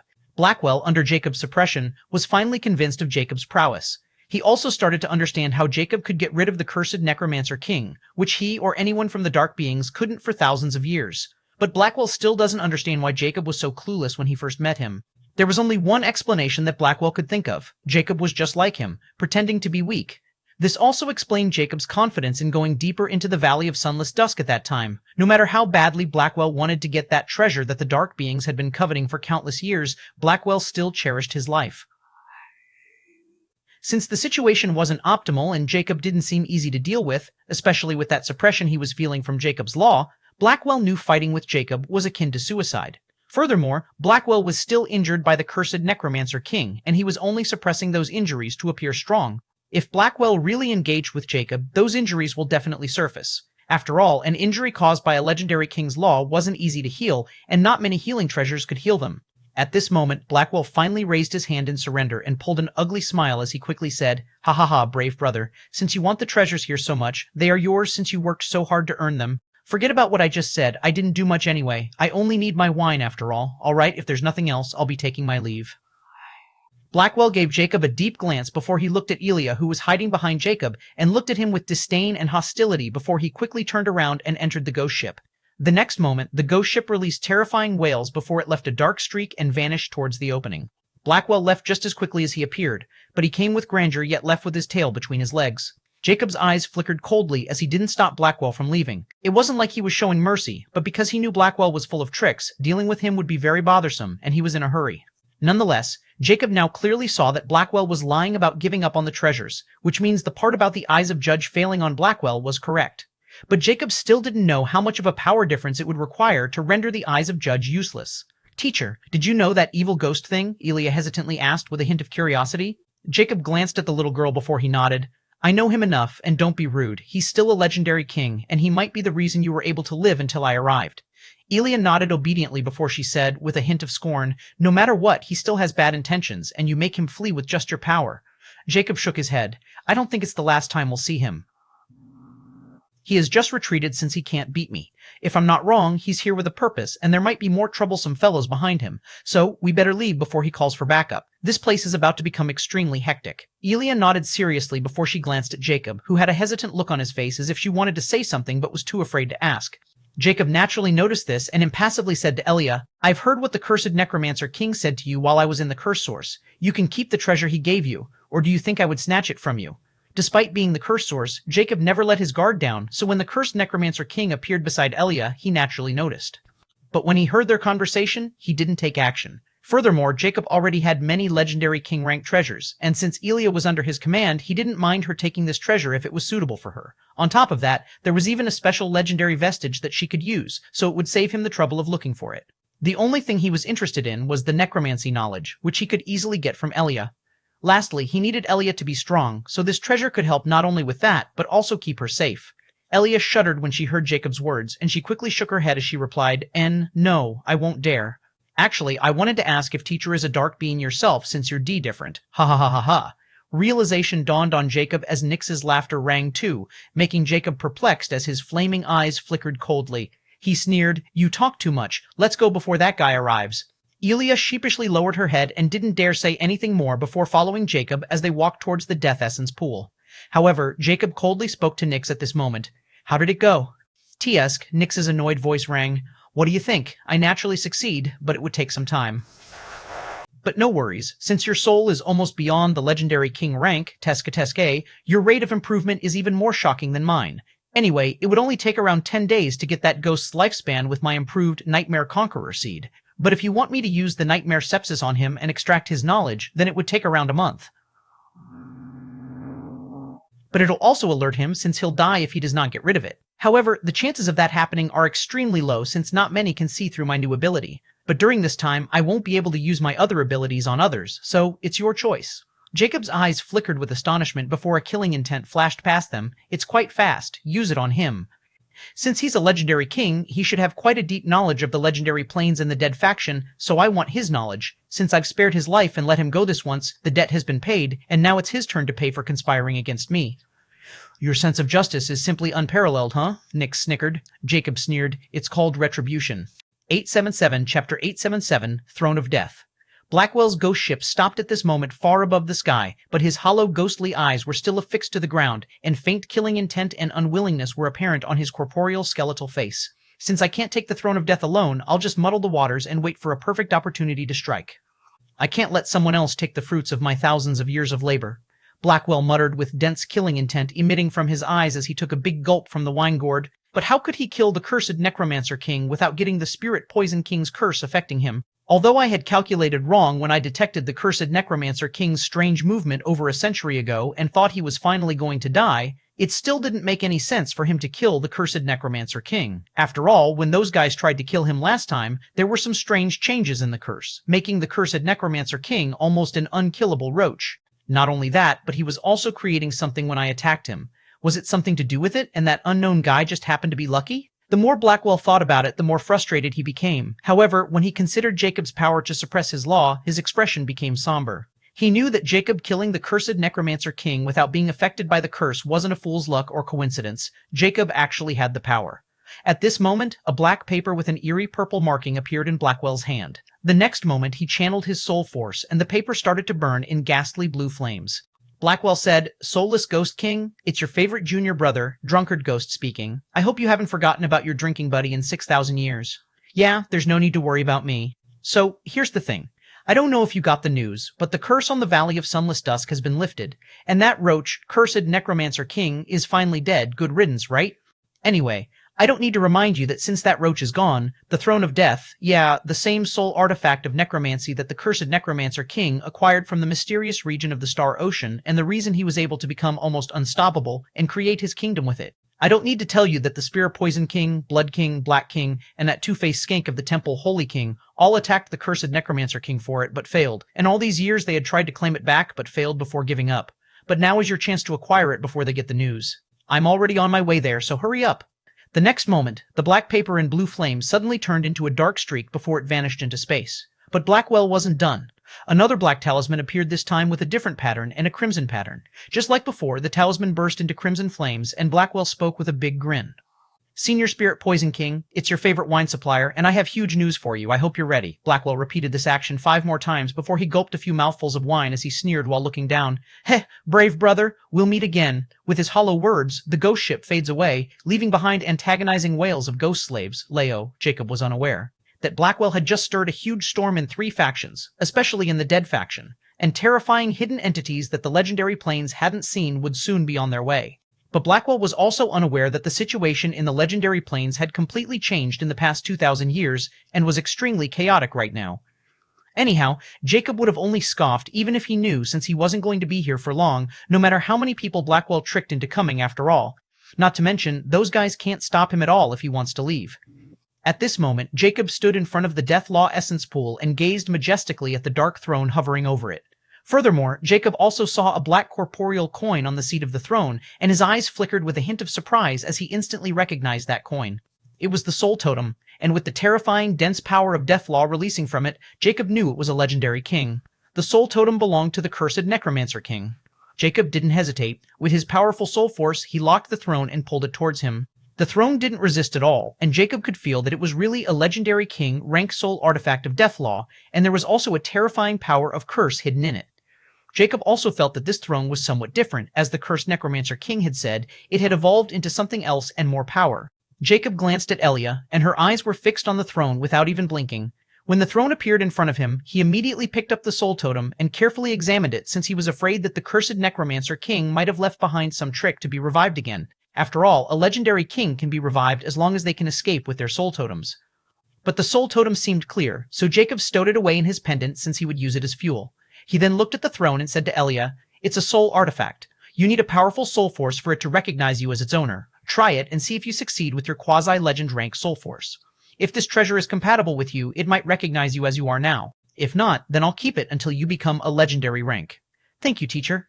Elia's eyes lit up as she excitedly thanked Jacob. Her voice was filled with gratitude as she knew how precious this treasure was, yet Jacob was giving it to her. She felt very moved. Jacob then ignored Elia. While she was trying to tame the throne of death, his focus shifted to the death essence pool, and his eyes flickered. After all, what Jacob actually wanted was this death essence more than anything, since it was one of the materials he needed for the third phase's first stage. Should I try to put the entire pool into the infinite space? Jacob thought before he released his soul force, which started to wrap around the entire death essence pool. Now that the curse was gone, the altar under the pool was also gone, so there wasn't any kind of restraint here. So, when Jacob completely envelops the death essence pool, Jacob tries to shit it into the infinite space. The next moment, the pitch-black pool instantly vanished, leaving behind a black pit with a trace of dense death law. I succeeded. Jacob's eyes shimmered with delight as he saw the death essence pool appearing in the infinite space. However, at this moment, Jacob suddenly turned around when he felt powerful energy undulation. He was astounded when he saw the throne of death had transformed into a miniature version and was hovering above Elia's head as her eyes were closed. She can really tame it? Jacob was again surprised. His expression turned solemn when he looked at Elia, and a hint of coldness crept out. 878, Chapter 878 Wisdom Tomes. 878 Wisdom Tomes. Jacob's thoughts were unknown after he confirmed that Elia was in the process of being recognized by the throne of death. Still, he didn't do anything and waited for her to complete it since he could sense that it was almost over. I wonder what else the cursed necromancer king hid in this throne. Well, she won't hide it from me, she simply can't, even if she wanted to, as long as I have the eyes of Judge, and this is a perfect opportunity to test her again. Furthermore, if there is a legendary vestige in that throne, I don't need to look for one anymore. Once she becomes a legendary rank, I'll start the next phase of the plan and also have her start deciphering the Libra Chaotica for me. Moreover, I also need to help Autark enter the legendary rank. This is more important, and Autark didn't need a legendary vestige either. I wonder if this had anything to do with Autark's being a fantastic insect. Other than that, since law essences are present in the legendary planes, I should also search for the remaining 11 elements law essence and start building my lab in the infinite space. I should also catch up with the profession's requirements up to the advanced legendary king rank. Lastly, I need to increase the rank of my Jinx core as much as I can, and once I achieve everything and reach the standards, I'll leave the legendary planes. The Dead faction is the best place for me to do all of this. Since the Life faction can practice Dead faction professions, the Dead factions should be the same. I've already seen it in the Dark City. But if I really went with the Dead faction, I need more information since I have never really been among them except for a few times. However, that ghost will definitely leak my information to the Dead faction or his friends, and the legendary planes have very close ties with the upper planes and gods. So, I need to be discreet, and the best way to do it is to go to the Dark City of the legendary planes and get whatever is necessary first. Then there is also that woman with the universal godly scripture. Although I don't know where she ended up since the last time I sent her out of the path of legend with a wish, she would hate my guts if she had connected the dots. But the possibility of it happening is very low, so she's not a threat to me right now. However, I need to be careful with the gluttony mask. I can only let it rise to basic legendary king rank to be on the safe side. As long as I have gluttony mask under my control, I can ensure that women are never able to unleash the full potential of their scripture. I'll make sure of that. Jacob's eyes flickered coldly as he made his plan. At this moment, the miniature throne of death above Elia's head suddenly flashed before turning into a dark streak, which entered Elia's forehead and vanished. Elia's eyes opened. At this moment, a dark current flashed past them before elation replaced it. She quickly looked at Jacob and bowed respectfully. Thank you, teacher, for giving me the throne of death. I'll use it to do your bidding. So, this soul artifact is called the throne of death. Jacob's eyes flickered in understanding before he nodded. You tame it with your own effort and talent, but can you fully control it? Elia dejectedly shook her head. No, I can't control it with my current soul force. I can only get recognition because of my special body, but as long as I become stronger, the Throne of Death will reveal its secrets. Right now, I can only use the storage space within the Throne of Death called the Death Space, and it's extremely vast, almost as wide as a small world, but it can only store inanimate items. Jacob was astounded when he heard the size of this Death Space. But since he already had an infinity pendant, he didn't put any space treasures in his eyes, especially with the addition of the infinite space at his disposal. Furthermore, the living space of the infinity pendant was simply unmatched. What is inside this space? He asked while closely looking at Elia. Elia replied without hesitation, Please look at yourself. I don't know much about these things. The next moment, Elia flickered her finger, and a few items appeared in front of Jacob. There were 10 palm-sized tomes seemingly made with exquisite translucent crystals carrying mystical energy. Then, a pitch-black object shaped like a 16-pointer star gave off a terrifying aura of death law. The last object was a palm-sized white stela engraved with mysterious runes, but it didn't have any aura and appeared like an ordinary decorative object. Is that all? Jacob asked, not expecting to find only these items in that vast storage space. Yes, They are the only things remaining in the space. Elia nodded. Jacob knew Elia wasn't lying, so he turned his attention to those 12 items again. He could already confirm that the 16-pointer star was a legendary vestige of Deathlaw, and it seemed very powerful and unique, just slightly inferior to the cosmic legendary vestiges. He summoned Cursed Immortality and asked, "What rank is this legendary vestige? Can't you tell by now?" "It's a peak galaxy rank legendary vestige of an ancient elemental galaxy of Death Element." And before you ask, those 10 tomes are wisdom tomes, which can store vast amounts of knowledge, normally used to store inheritances and knowledge because they can't decay. Furthermore, the more powerful knowledge, the higher rank wisdom tome needed to store it like a law spell can't be inscribed on regular paper, so wisdom tomes are used to store this type of knowledge. As for that stela, hey, now this is quite an interesting thing, and I wasn't expected to see it in this place. You should keep it for now, since you might be able to use it one day if you can reach there. The information about it will also be given to you once you're there, so don't nag me over it. Immortica replied dismissively with a hint of usual teasing. Jacob was surprised when he heard the information about the last item, but since Immortica had already given him a curt yet firm answer, he didn't waste his time. The wisdom tomes should be the inheritance of the cursed necromancer king, and since they were 10, there should be quite a lot of information. Still, this wisdom tome was a new item to him, so he wasn't sure how much knowledge it held, but he wasn't going to complain, for this made things much easier and more convincing for him. Without hesitation, Jacob waved his sleeve, and the wisdom tomes and mysterious stela vanished, and only the galaxy legendary vestige remained.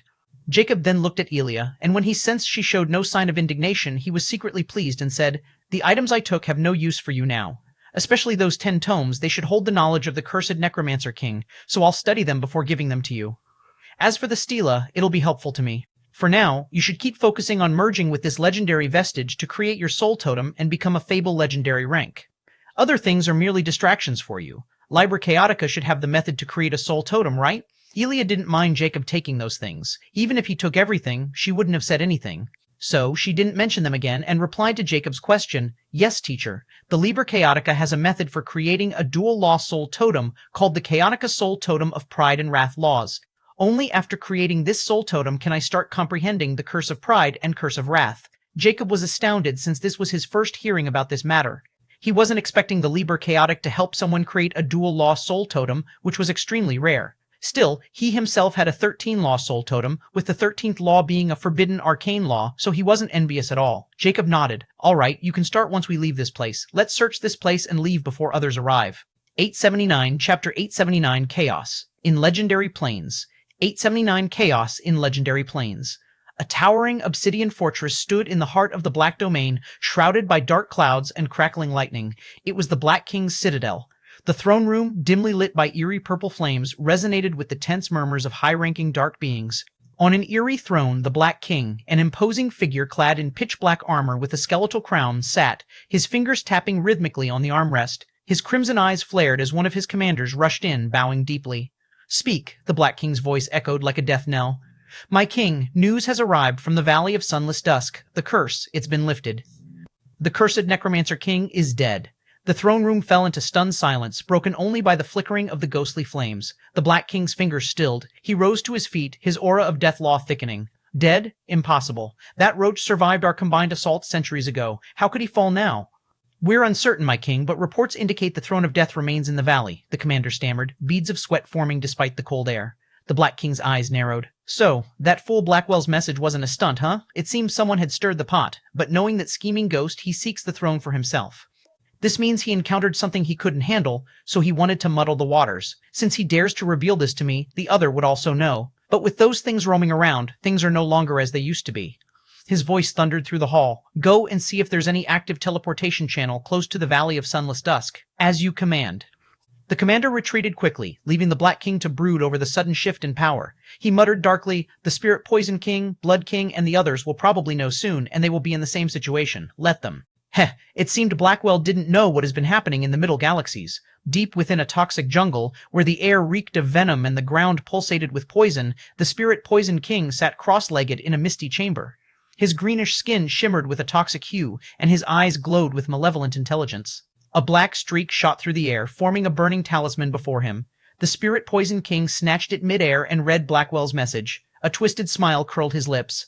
"That drunkard finally did something useful," he hissed, his voice dripping with malice. "The throne of death, unguarded, fate favors me today."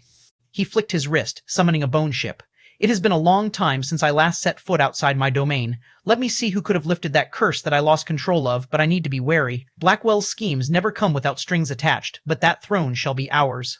In a grand cathedral bathed in radiant light, Eliza, also known as the Holy King, stood before a massive stained glass window depicting the defeat of dark entities. Her serene expression cracked as a messenger whispered in her ear. The curse lifted, the cursed necromancer king, dead, she repeated, her spiral eyes swirled, and that scheming drunkard dare to inform me?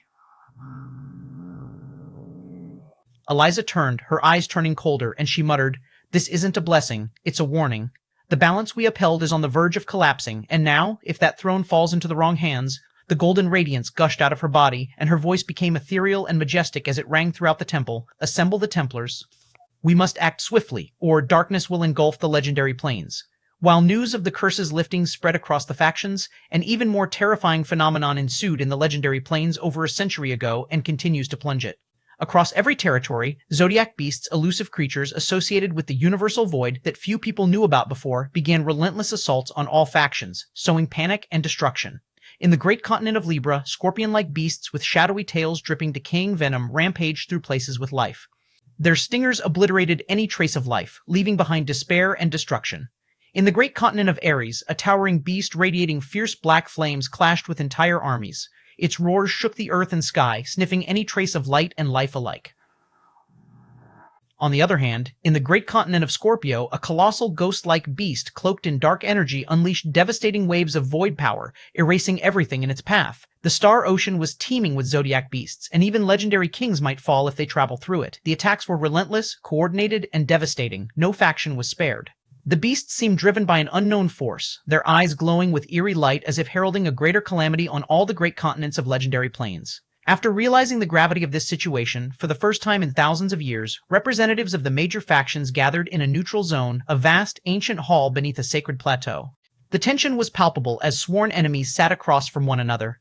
The representative of Dark Kingdom spoke at this moment, her voice calm yet commanding. "We can no longer ignore the signs. The zodiac beasts are not mere coincidences. Someone is harming the entire legendary plains, which has something to do with that phenomenon over 100 years ago. Our Dark King has confirmed it." He was a dark being with an extremely handsome face, yet his eyes were crimson and contained a bloody charm. He was a vampire baron as he sneered. "You suggest we unite? Spare me your sanctimonious drivel." At this moment, a giant with runic markings spoke in his booming voice. "We have no choice. Even your blood legions fall before them. If we continue to fight each other, we'll be destroyed." A tense silence followed until a gentle voice rang. "Then we fight together until this threat is gone. After that, this alliance is over." All eyes turned to this voice's direction and looked at a figure with long white hair wearing a priest robe radiating holy presence. The factions murmured in surprise, but no one objected. Since the situation was dire, a temporary alliance was quickly forming, yet everyone knew betrayal lingered just beneath the surface. As the factions agreed to unite, the legendary plains braced for war, not just against the zodiac beasts, but also against the inevitable struggle for the throne of death. Chaos reigned, and the harbingers of calamity continued their relentless advance. Yet no one thought that the throne of death had already been claimed, and it was also related to another item of interest that even gods covet, the legendary Master Key, which has been almost forgotten because of the emergence of zodiac beasts, and this was also related to him all the same. 888. Chapter 888, Man of His Words. Jacob moved towards the sealed doors in the corridors of the underground palace. Elia followed him closely and looked around carefully at her surroundings. But after the curse on the valley was lifted, the previously sealed doors were razed to dust, and when Jacob scanned inside, there was nothing but decaying ash or broken and corroded items. Jacob knew that this was the aftermath of the curse. Even if there were some valuables hidden in this place, they were deeply contaminated with the curse and death energy, so once the curse was gone, they were destroyed. The only things that could have remained intact were those on the level of the legendary king rank, but since Jacob discovered that the Throne of Death had storage space, he guessed that the cursed necromancer king would have been keeping such items with him. Furthermore, since there weren't any consumables or materials in the death space, Jacob mused that the cursed necromancer king had probably used everything else, especially when he thought about how many formations and that altar the cursed necromancer king was creating would have cost him. So, after going through a few rooms, Jacob lost interest and said to Elia, "It seemed we've already gotten everything valuable in his place. Let's be on our way." Elia was surprised by Jacob's decision, but she had personally witnessed the palace's current state, so there wasn't any need for them to waste more time here, especially with enemies coming there. But Elia showed a hint of hesitation and said, "Teacher, what about the brocade bell?" Jacob halted his action to summon the shuttle and looked at Elia impassively. He knew what brocade bell she was talking about. Before he went to absorb the curse, the cursed Necromancer King had told him about his daughter's favorite toy and told him to bury it if he found it. If that bell really existed, it should have been turned into ashes by now, just like everything else. I understand you are grateful to him since he gave you the Throne of Death and legendary vestige, but he was dead either way. Even if he hadn't given you the Throne of Death, it would still be an unclaimed item, and since it was suitable for you, it would still have ended up with you. Since I get rid of this curse and let him rest in peace, I owe him nothing more, and neither do you. I'm not saying to you that empathy and compassion are wrong, but do not misplace them, or they can be used against you. Jacob coldly said, Still, since I gave him my words and he didn't play any tricks, I'll bury this entire place. It'll be the same thing either way. Elia listened seriously to Jacob's teaching before she smiled when she heard the last part. She was very content with Jacob's arrangements and thought Jacob, despite his cold personality, was still kind enough to keep his word, but she was curious about how he was going to do it before her expression changed. At this moment, with a thought, a shuttle appeared in front of Jacob. It started to grow in size until it was 20 meters in diameter, and the door was open. It was Elia's first time seeing the space travesty shuttle, and she felt this shuttle might be as powerful as the Throne of Death. Jacob then looked at Elia, took out a meter-long cylinder and handed it to her. Elia curiously accepted it and closely looked at the small emerald cylinder filled with glowing translucent liquid and a protruding ring on top of it. She didn't know what it was, and it appeared very ordinary without any traces of magic. This is an atomic bullet shell filled with a cocktail of nuclear matter. Just press the ring on it and throw it away, and this entire underground palace will be crumbled down with half of the city. This concludes my promise with the cursed Necromancer King. You can do it yourself since you wanted to repay the kindness. Jacob dismissively explained before he started walking towards the ship's entrance under Elia's dumbfounded expression.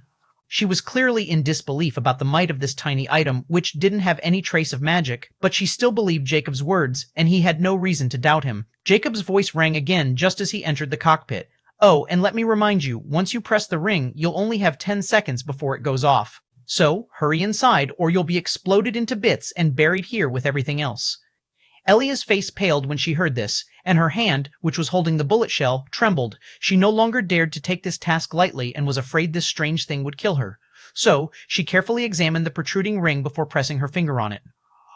The ring instantly sank into the shell, and she instantly noticed that the liquid inside started to churn, and the cylinder started to heat up. Elia didn't dare to observe anymore, and she quickly threw the bullet shell in the corridor and ran inside the shutter. Her actions were extremely comical.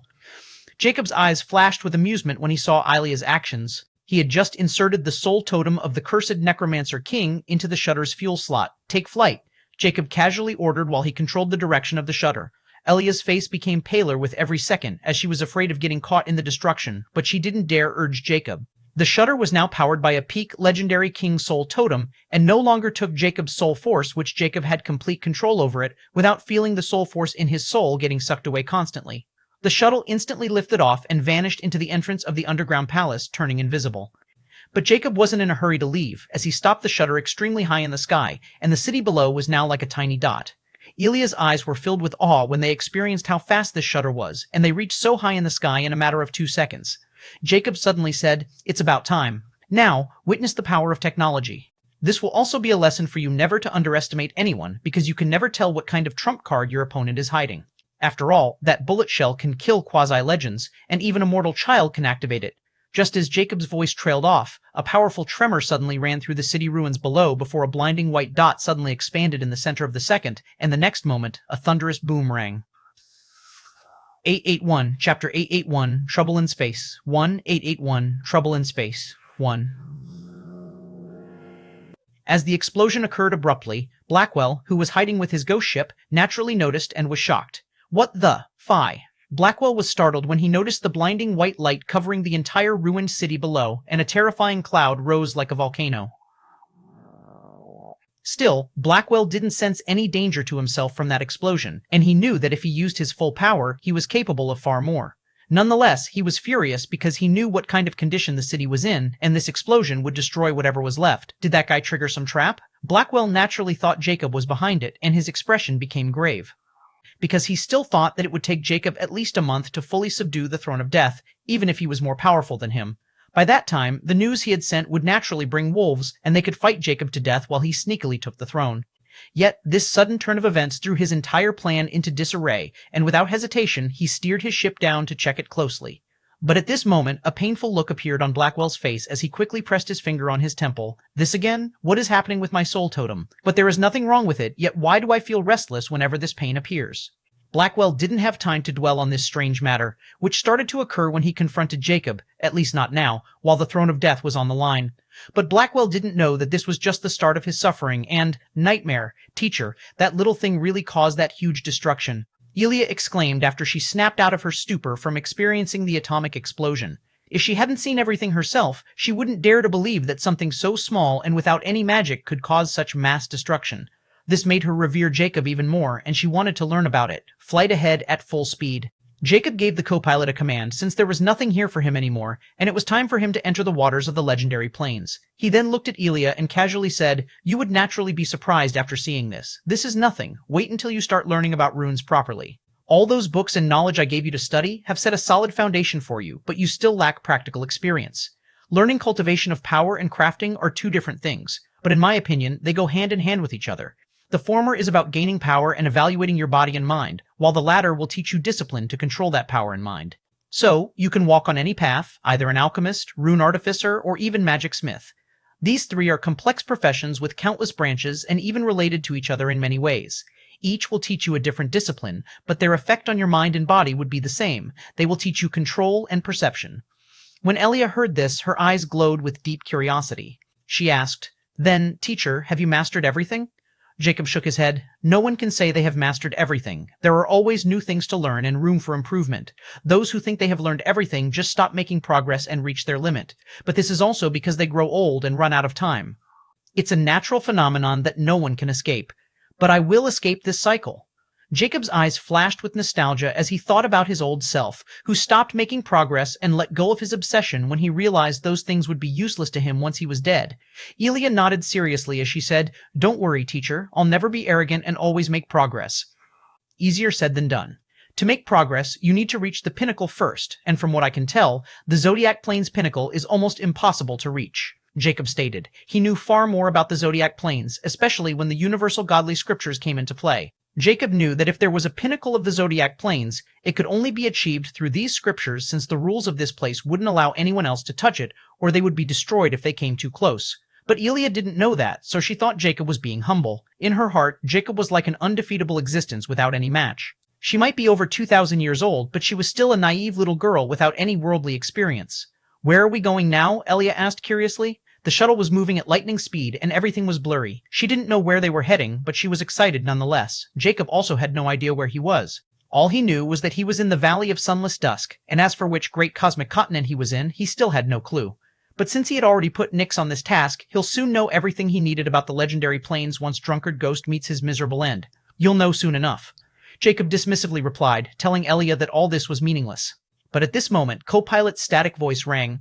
"Warning. Multiple unknown entities are closing in. Suspected power level legendary lords. Permission to use the Dimensional Space King shielding." Jacob was surprised, and a projection appeared in front of him. At this moment, he saw the unknown entities flashing through the sky, leaving behind black streaks in their path. They were extremely fast.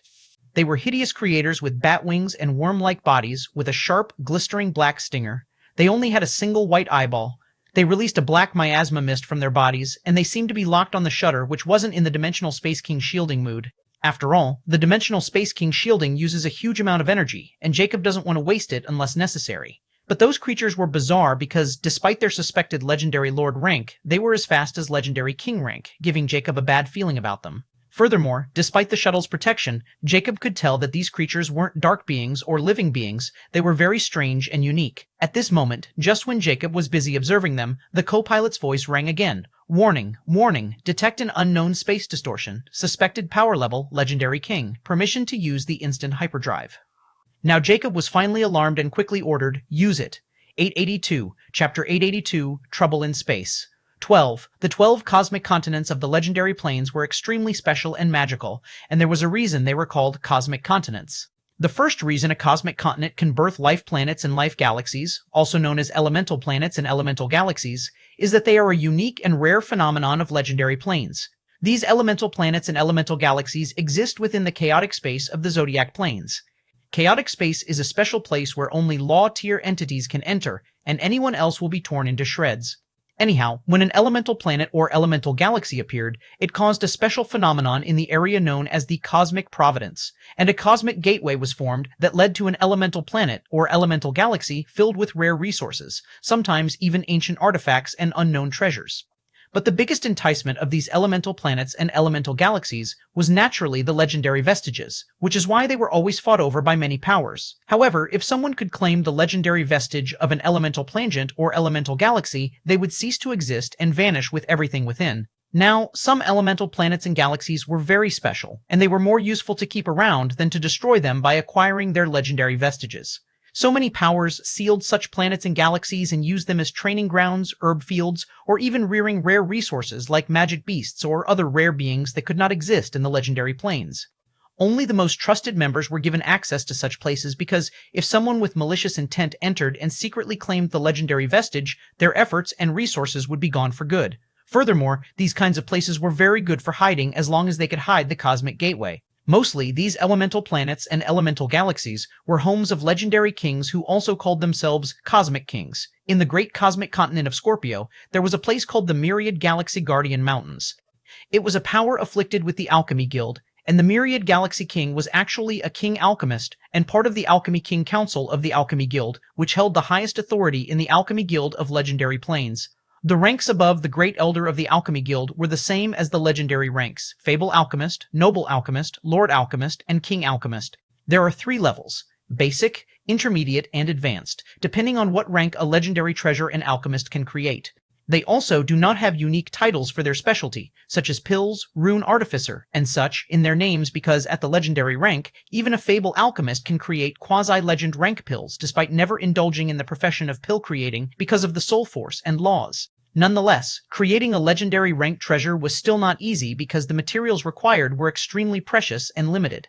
That's why the alchemists of legendary rank were very popular. At this moment, the entire vicinity of the Myriad Galaxy Guardian Mountains was enveloped in a vast corporeal barrier, and zodiac beasts were relentlessly clashing with it. This once peaceful and very lively place had turned into a chaotic battlefield and locked itself because of the zodiac beasts' crisis, just like any other place in the legendary planes.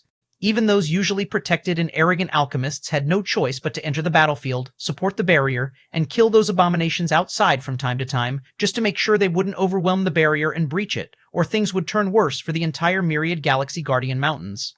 Furthermore, because of the emergency situation, the 3 elemental planets and an elemental galaxy were opened for young and weak members of the Myriad Galaxy Guardian Mountains to seek refuge, while the Myriad Cosmic King was keeping the legendary King rank Zodiac Beast in check. The Zodiac Beast's movements were very strange and unpredictable, especially those of the Legendary King rank because, for some reason, a Legendary King rank Zodiac Beast only attacked places with other Legendary Kings, but never those without one. Furthermore, these Legendary King rank Zodiac Beasts always hide in space and only shield themselves when other Legendary Kings take action against lower rank Zodiac Beasts. This was also why the Legendary Kings were so helpless against them. Even if more than one Legendary King moved to kill a Zodiac Beast, the same number of Zodiac Beasts would appear almost instantly.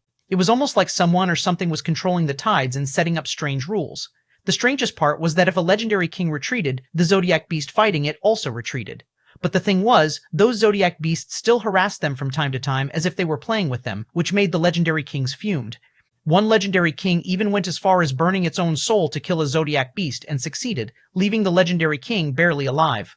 But to this legendary king's despair, another Zodiac Beast instantly replaced the dead one, and this time, the Zodiac Beast didn't stop until it killed and devoured that legendary king as if it were an act of revenge. That's why the legendary kings are now extremely careful and won't throw their lives away, especially not until they figure out how many of these monsters are hiding and what their schemes are. At this moment, within the endless battlefield of the Myriad Galaxy Guardian Mountains, the Space Travesty Shuttle appeared on the horizon, but it was followed by an unknown number of Zodiac Beasts. Jacob, shocked by these beasts and their terrifying numbers, naturally spotted the barrier with the help of the co-pilot. Ilia was also terrified since they just couldn't catch a break from them throughout their journey. In hyperdrive, they might be safe, but since it consumed so much energy, Jacob spotted it. To their surprise, they will meet with more Zodiac Beasts no matter how many times they get rid of them. So, when Jacob heard that there was a place with living beings in the detection range, he instantly came here because he couldn't waste more energy and also needed to figure out what was going on. Now that he saw the barrier blocking those countless beasts, he instantly commanded, "Pass the barrier." 883, Chapter 883, Myriad Galaxy Guardian Mountains. The Space Travesty Shuttle instantly followed Jacob's command. It bypassed the protective barrier of the myriad Galaxy Guardian Mountains without alerting anyone, while all those Zodiac beasts chasing after him directly clashed with the barrier. The next moment, some of the Zodiac beasts in the Horde of Zodiac were directly incinerated. At the same time, those who were legendary nobles started to scream before quickly retreating, and only the legendary lords could retreat with minor damage. Nonetheless, Jacob, who was observing this scene, had a grave expression. After all, with Immortica's help, he already knew who these ghastly creatures were, and had a pretty good idea about the reason for their presence. But even he didn't expect it to be so bad. Now he finally understood what kind of calamity he had provoked, and even those high and mighty experts of the Zodiac Plains couldn't get rid of them in over 100 years. If anything, the current state of the myriad Galaxy Guardian Mountains gave Jacob a pretty good idea about the terror of Zodiac beasts. But what he couldn't understand was why the legendary kings allowed them to harass them so much. However, when he thought about those unknown legendary king rank Zodiac beasts hidden in space, it started to make sense a little. Still, Jacob needed more information about the current state of the legendary plains, and only then would he decide his next course of action. Nonetheless, now that Jacob was inside the barrier, and this place was clearly a region controlled by a powerful entity, it was only a matter of time before he got what he wanted, and the quickest way was through the virtual Star World, the evolved version of Star Network. Jacob quickly found a massive city built in the middle of the mountains. The towering mountains completely surrounded the city like a ring, providing it with natural defense. The city was also enveloped in a translucent barrier, and many powerful guards stood guard on the towering walls of the city. However, for the Space Travesty Shuttle, no defense can stop it unless it is a mythical rank, so the shuttle easily bypassed it, and then Jacob landed the Space Travesty Shuttle in a remote area of the city. Elia, on the other hand, was both terrified and excited about exploring this new place. Jacob also secretly noticed the Soul Totem's energy level, and he was startled to see that 23% of the Soul Totem's legendary rank energy had already been used on this trip.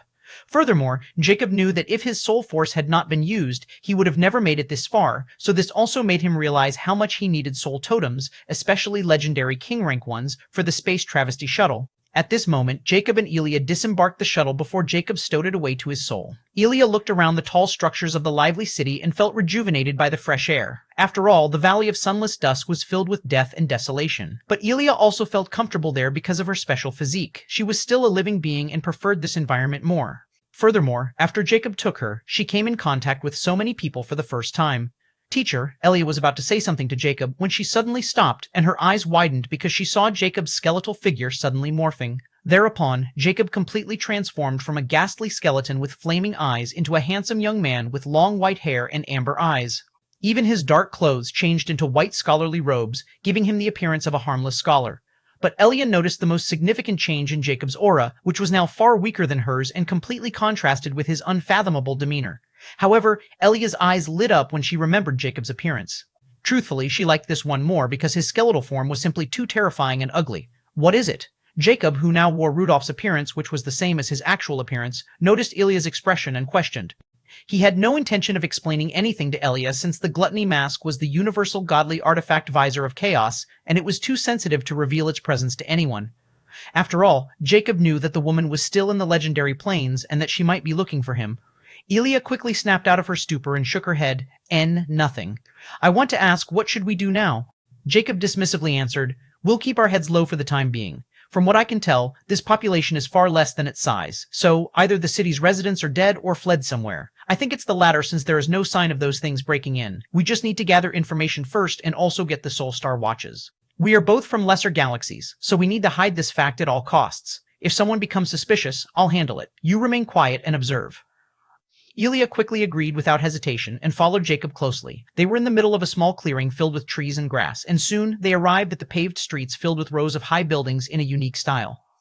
However, just as Jacob said, there weren't any people around, and Jacob had only observed with the soul sensors, so seeing this scene was strange. It was like they were in a ghost city. Some buildings' doors were left open, and the items were in a mess. It was clear that the residents left in quite a hurry, which made Jacob sure that all the residences were evacuated. Furthermore, this area seemed quite luxurious, so those residents here should have some status in this city. At this moment, hurried footsteps were heard from a crossroads. Jacob remained expressionless, while Elia was fully alert and coldly looked in that direction. Thereupon, 3 tall men in silver full-body armor appeared. Their skin was covered in gray scales, and they had horns on their heads with slit pupils like reptiles, and their demeanor was solemn and fierce. They seemed to be patrolling the city, and just when they turned around, they instantly noticed Jacob and Elia and were astounded. One of them quickly asked coldly, "Who are you, and what are you doing here?" 8884, Chapter 884, Ruthless and Overbearing. 884, Ruthless and Overbearing. Who are you, and what are you doing here? Jacob looked at the three scaled men impassively. Even without his legendary king perception, he could quickly tell that these three were fable legendary ranked beings. On the other hand, Ellie looked at them vigilantly, as her naive and curious demeanor was nowhere to be found. The other three were also closely observing Jacob and Elia, but when they found they were below legendary rank, their vigilance greatly decreased, especially when they noticed that Jacob wasn't even in the 3 steps of legend yet. The way they looked at Elia changed subtly. Jacob spoke at this moment. We were hiding in our house under a protective formation, so we were unaware of the evacuation. Only now that we have left do we realize that everyone here is gone. Where is everyone? Jacob made his words as subtle as possible since he didn't want to appear suspicious. The 3 men were startled when they heard Jacob's reply, but when they considered it, Jacob's words also made some sense. They knew how hectic the situation was when they announced the evacuation, and they had found some people who weren't able to make it before this as well. At this moment, the second scaled man with a faint scar on his forehead coldly said, "You seem to be a fairy human. You're long way from Holy Domain." Holy Domain? Is that where fairy human lived? Jacob thought before he impassively replied, "I'm a dark viscount of Dark City, and she is my apprentice. We were here for some business, but then this monster mayhem happened. I will pay you if you can escort us to a secure place." A fairy human member of the Dark Kingdom? A scaled man was startled, and a hint of surprise flashed past his eyes. His companion was the same. After all, fairy humans were one of the top races of the legendary planes. They were all members of the Cardinal Spirit Temple, and were also overlords of the great cosmic continent of Leo. But in the great cosmic continent of Scorpio, their influence was minimal because it was one of the 3 neutral factions, and this was the Domain of Life faction. Dark Kingdom was also in the same situation. They only had dark cities here, but they weren't allowed anywhere near the territories of the Life faction.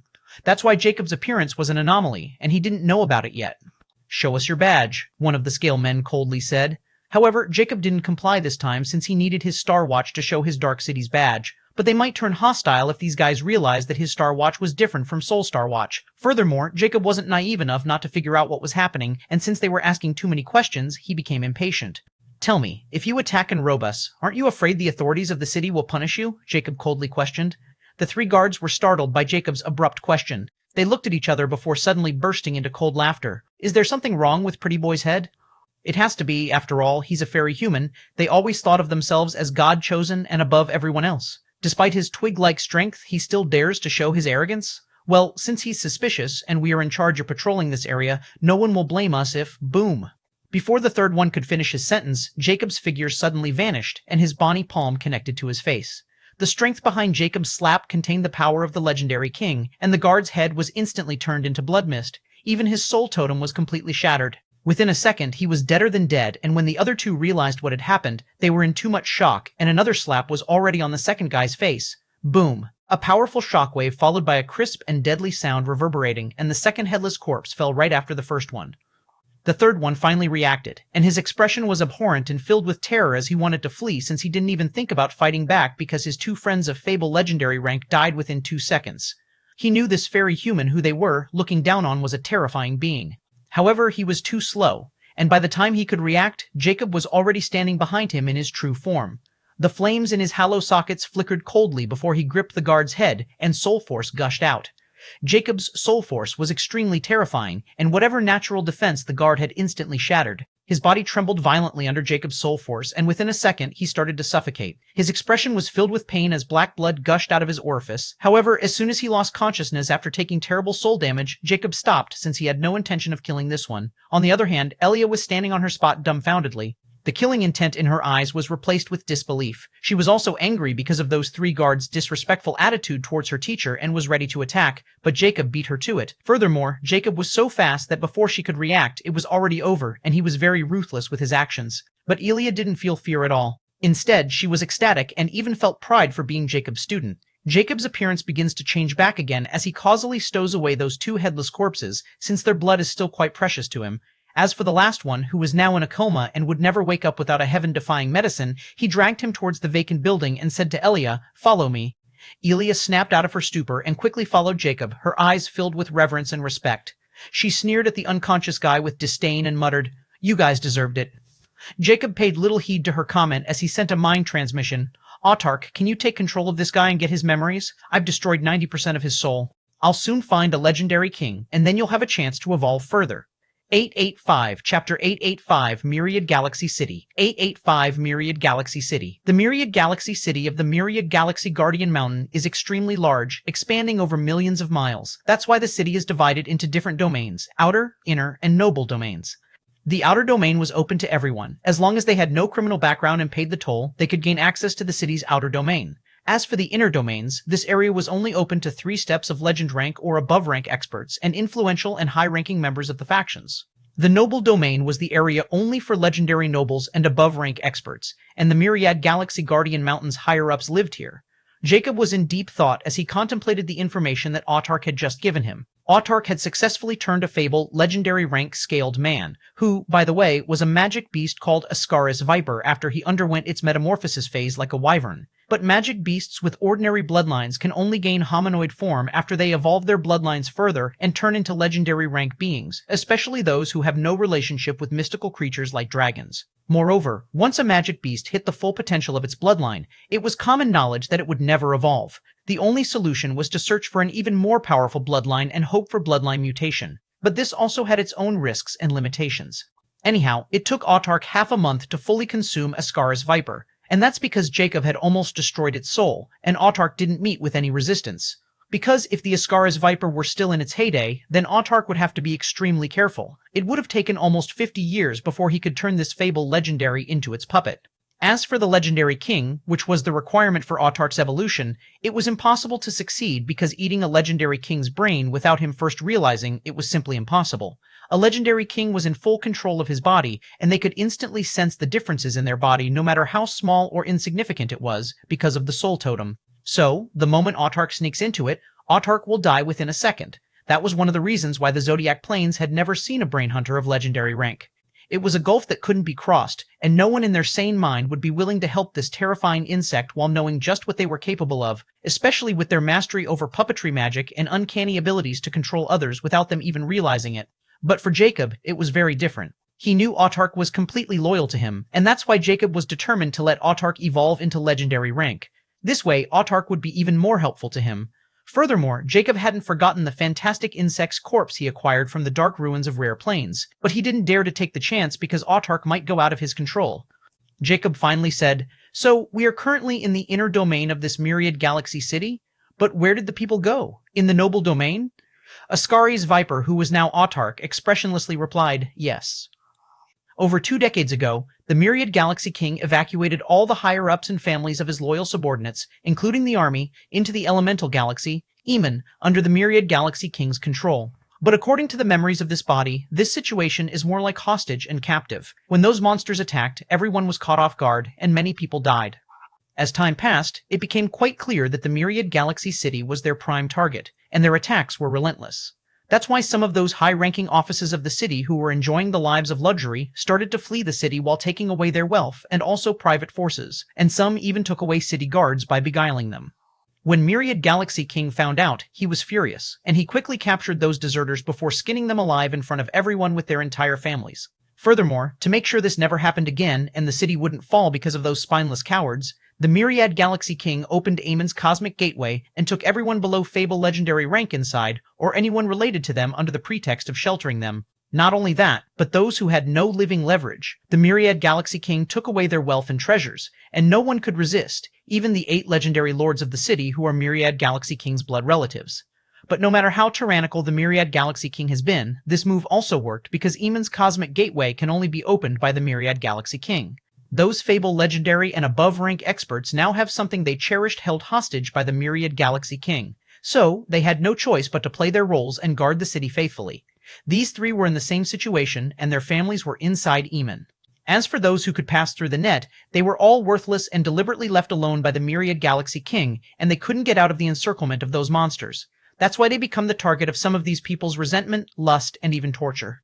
These 3 were planning to rob you and rape Miss Elia to death like everyone else they had found, Autark concluded emotionlessly. Jacob didn't seem surprised or angry. Instead, he asked, "Where is this Myriad Galaxy King now, hiding in this Eamon?" Autark replied uncertainly, "No, the Myriad Galaxy is in the noble domain within his palace, and he's been guarding the city like everyone else from the legendary king rank monster."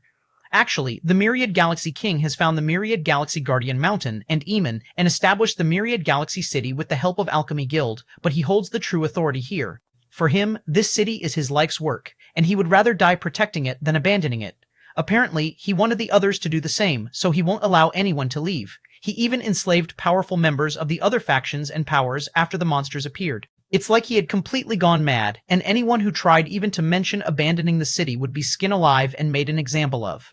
Jacob couldn't help but scoff when he heard this, and a hint of amusement flashed past his eyes. Well, Autarch, I guess we have a winner for your next evolution's victim. 886, Chapter 886, Entry, in Noble Domain. 886 Entry, in Noble Domain. After getting the information he required from Autarch, Jacob also inquired about the Soul Star watches since he didn't find any on these guards. He was hoping to gain access to the virtual star world so he could get a better understanding of the current situation. But to his dismay, he learned that the Myriad Galaxy King had already taken away everyone's Soul Star watches to ensure they wouldn't spread this news outside. He even used a unique formation to cut the connection with the Star Network. After all, if the others learn about the Myriad Galaxy King's actions, the other factions and even the Alchemy Guild will not let him off easily. Nonetheless, Jacob had already decided to get rid of the Myriad Galaxy King and use him as a catalyst to help Autarch evolve. Furthermore, he learns that the Myriad Galaxy King wasn't a peak legendary king. Instead, he seemed to be a Tier 2 legendary king who was a step away from reaching Tier 3, which meant he was far weaker than Jacob. But still, Jacob knew that he needed to be careful since he didn't want others to notice his actions because he was planning to replace the Myriad Galaxy King and his entire wealth and city until it suited his needs. Afterward, Jacob notified Elia, who was staying in a separate room, without any knowledge of what Jacob was up to. When she saw the guard beside Jacob, she was shocked, but the guard seemed extremely obedient, and Jacob only told her that he was now under his control, so Elia didn't ask any questions. But the respect she had for Jacob increased to a new level. Thereby, Autarch took the lead and escorted Jacob and Elia towards the noble domain as he masterfully assumed his identity as a member of the city guard force. Jacob strode with calculated purpose along the paved road leading to the noble domain of the Myriad Galaxy King. The landscape ahead had changed dramatically compared to the chaotic outskirts of the legendary plains. Towering stone walls marked the boundary of the noble domain, their surfaces carved with intricate sigils that radiated a faint, otherworldly glow. The gate itself was massive, constructed from polished obsidian, its surface etched with depictions of stars, galaxies, and a crowned figure wielding a celestial staff. At the top of the wall, rows of guards stood vigilant, their armor glinting in the faint light of the artificial stars overhead. The noble domain stretched far into the horizon, its sheer size dwarfing most other places Jacob had visited. At this moment, the guards guarding the gates, who seemed to belong to another race of magic beasts, for their faces were covered in fur and beastly eyes, when they saw the Ascari's Viper Guard leading two strangers towards them, their vigil decreased slightly. With a burly build and fierce expression on his face, one of the guards coldly uttered, "Stop. What are you doing here, and why are you leading them here?" His aura was deeper and more profound than the Ascari's Viper. He was probably a Tier 1 legendary noble. Autarch recognized this guard from the Ascari's Viper's memories and respectfully reported, "Noble Captain, they are the members of the Alchemy Guild who were left behind, and I've confirmed their identities. They are the guest of Potion Skylord's clan." The guard captain was startled when he heard the Potion Skylord because it was one of the legendary lords of the Myriad Guardian City, and his position was among the top 3 legendary lords. Furthermore, the guard captain recognized Jacob's race as a fairy human, making his claim as a guest credible. But he was also skeptical about why the king would leave a fairy human roam free since he had already enslaved any members of top races. Nonetheless, since this Ascari's Viper was vouching for them and the noble domain wasn't actually a safe place, the guard captain allowed them to pass through with a cold glint in his eyes as if he was looking forward to Jacob's fate. Jacob noticed the guard captain's strange expression, but he didn't react much and entered the noble domain, and Ella vigilantly followed. The city revealed itself past the gate, a breathtaking blend of grandeur and oppression. Towering spires of silver and gold dotted the skyline, their tips glowing faintly with magical energy. The streets were unnaturally clean, paved with smooth, white stone.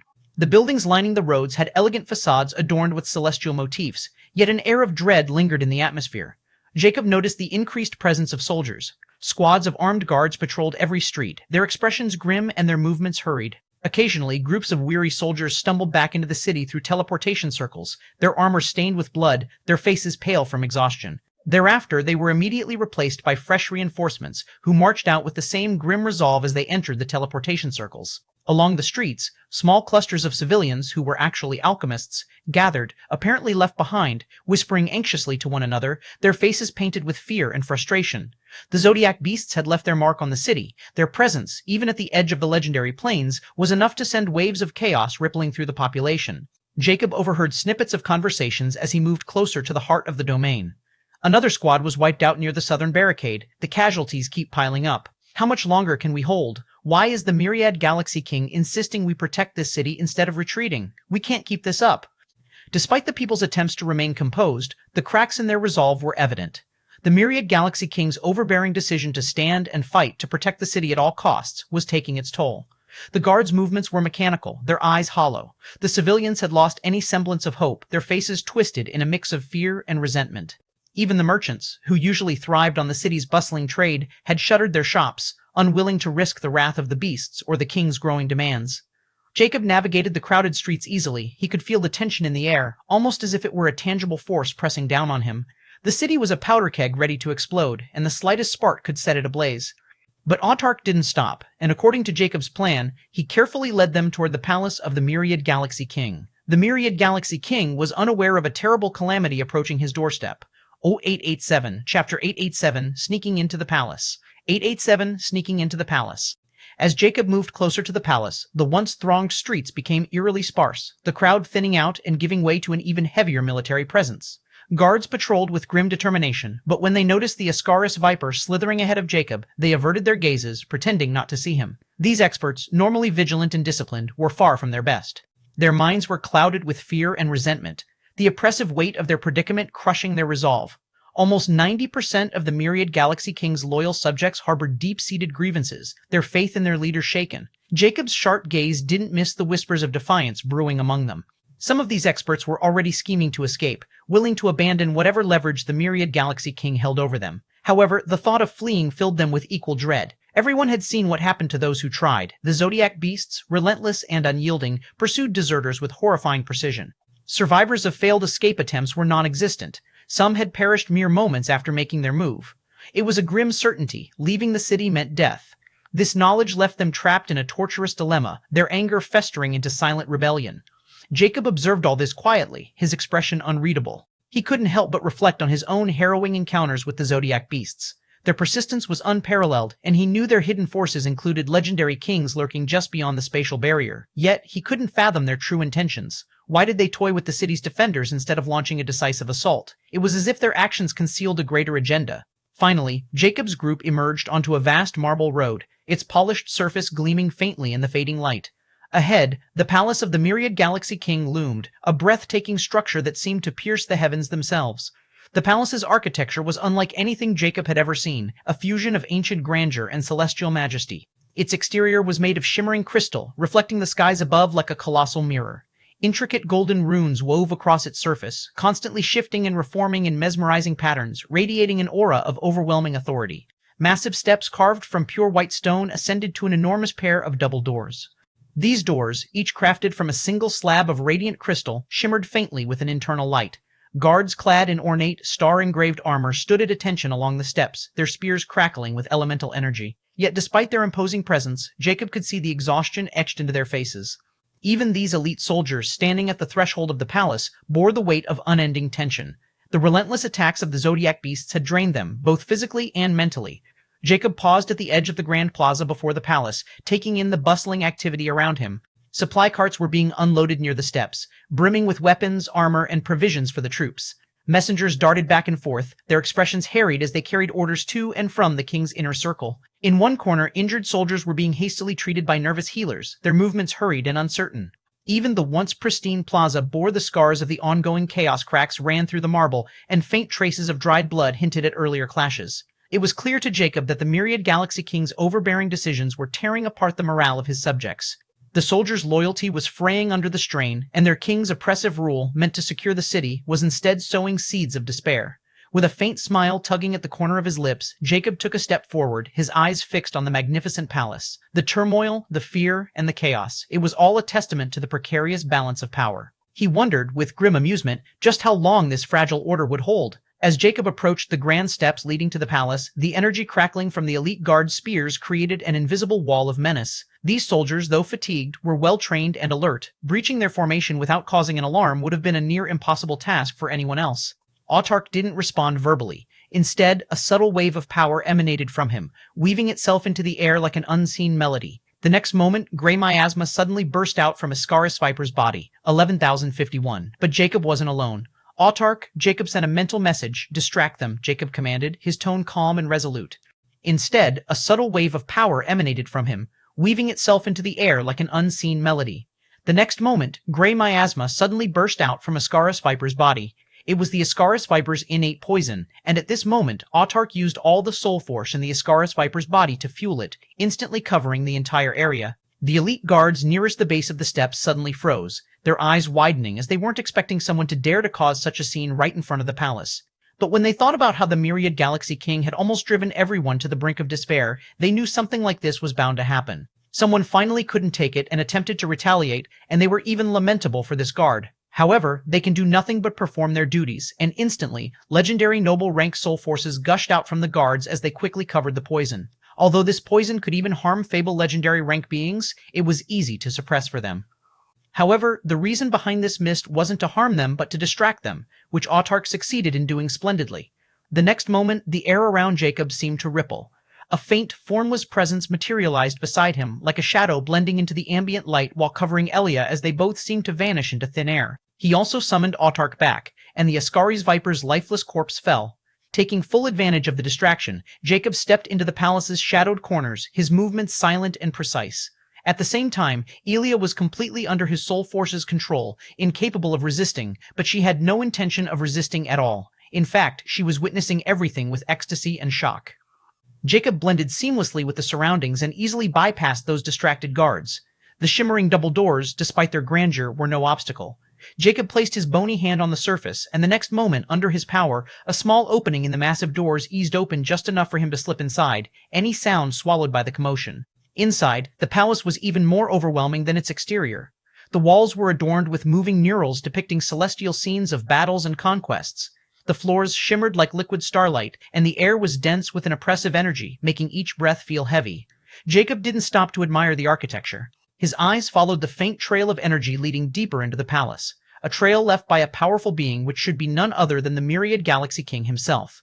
8888, Chapter 888 Mad King. 8888 Mad King. With the eyes of Judge, Jacob followed the powerful trail of energy, which was actually filled with the law. Elia silently followed behind him with a hint of apprehension, but when she looked at Jacob's steady back, she greatly calmed down. Although she didn't know what Jacob planned to do by sneaking here, she trusted him completely. With Elia in tow, Jacob weaved through the labyrinthine halls.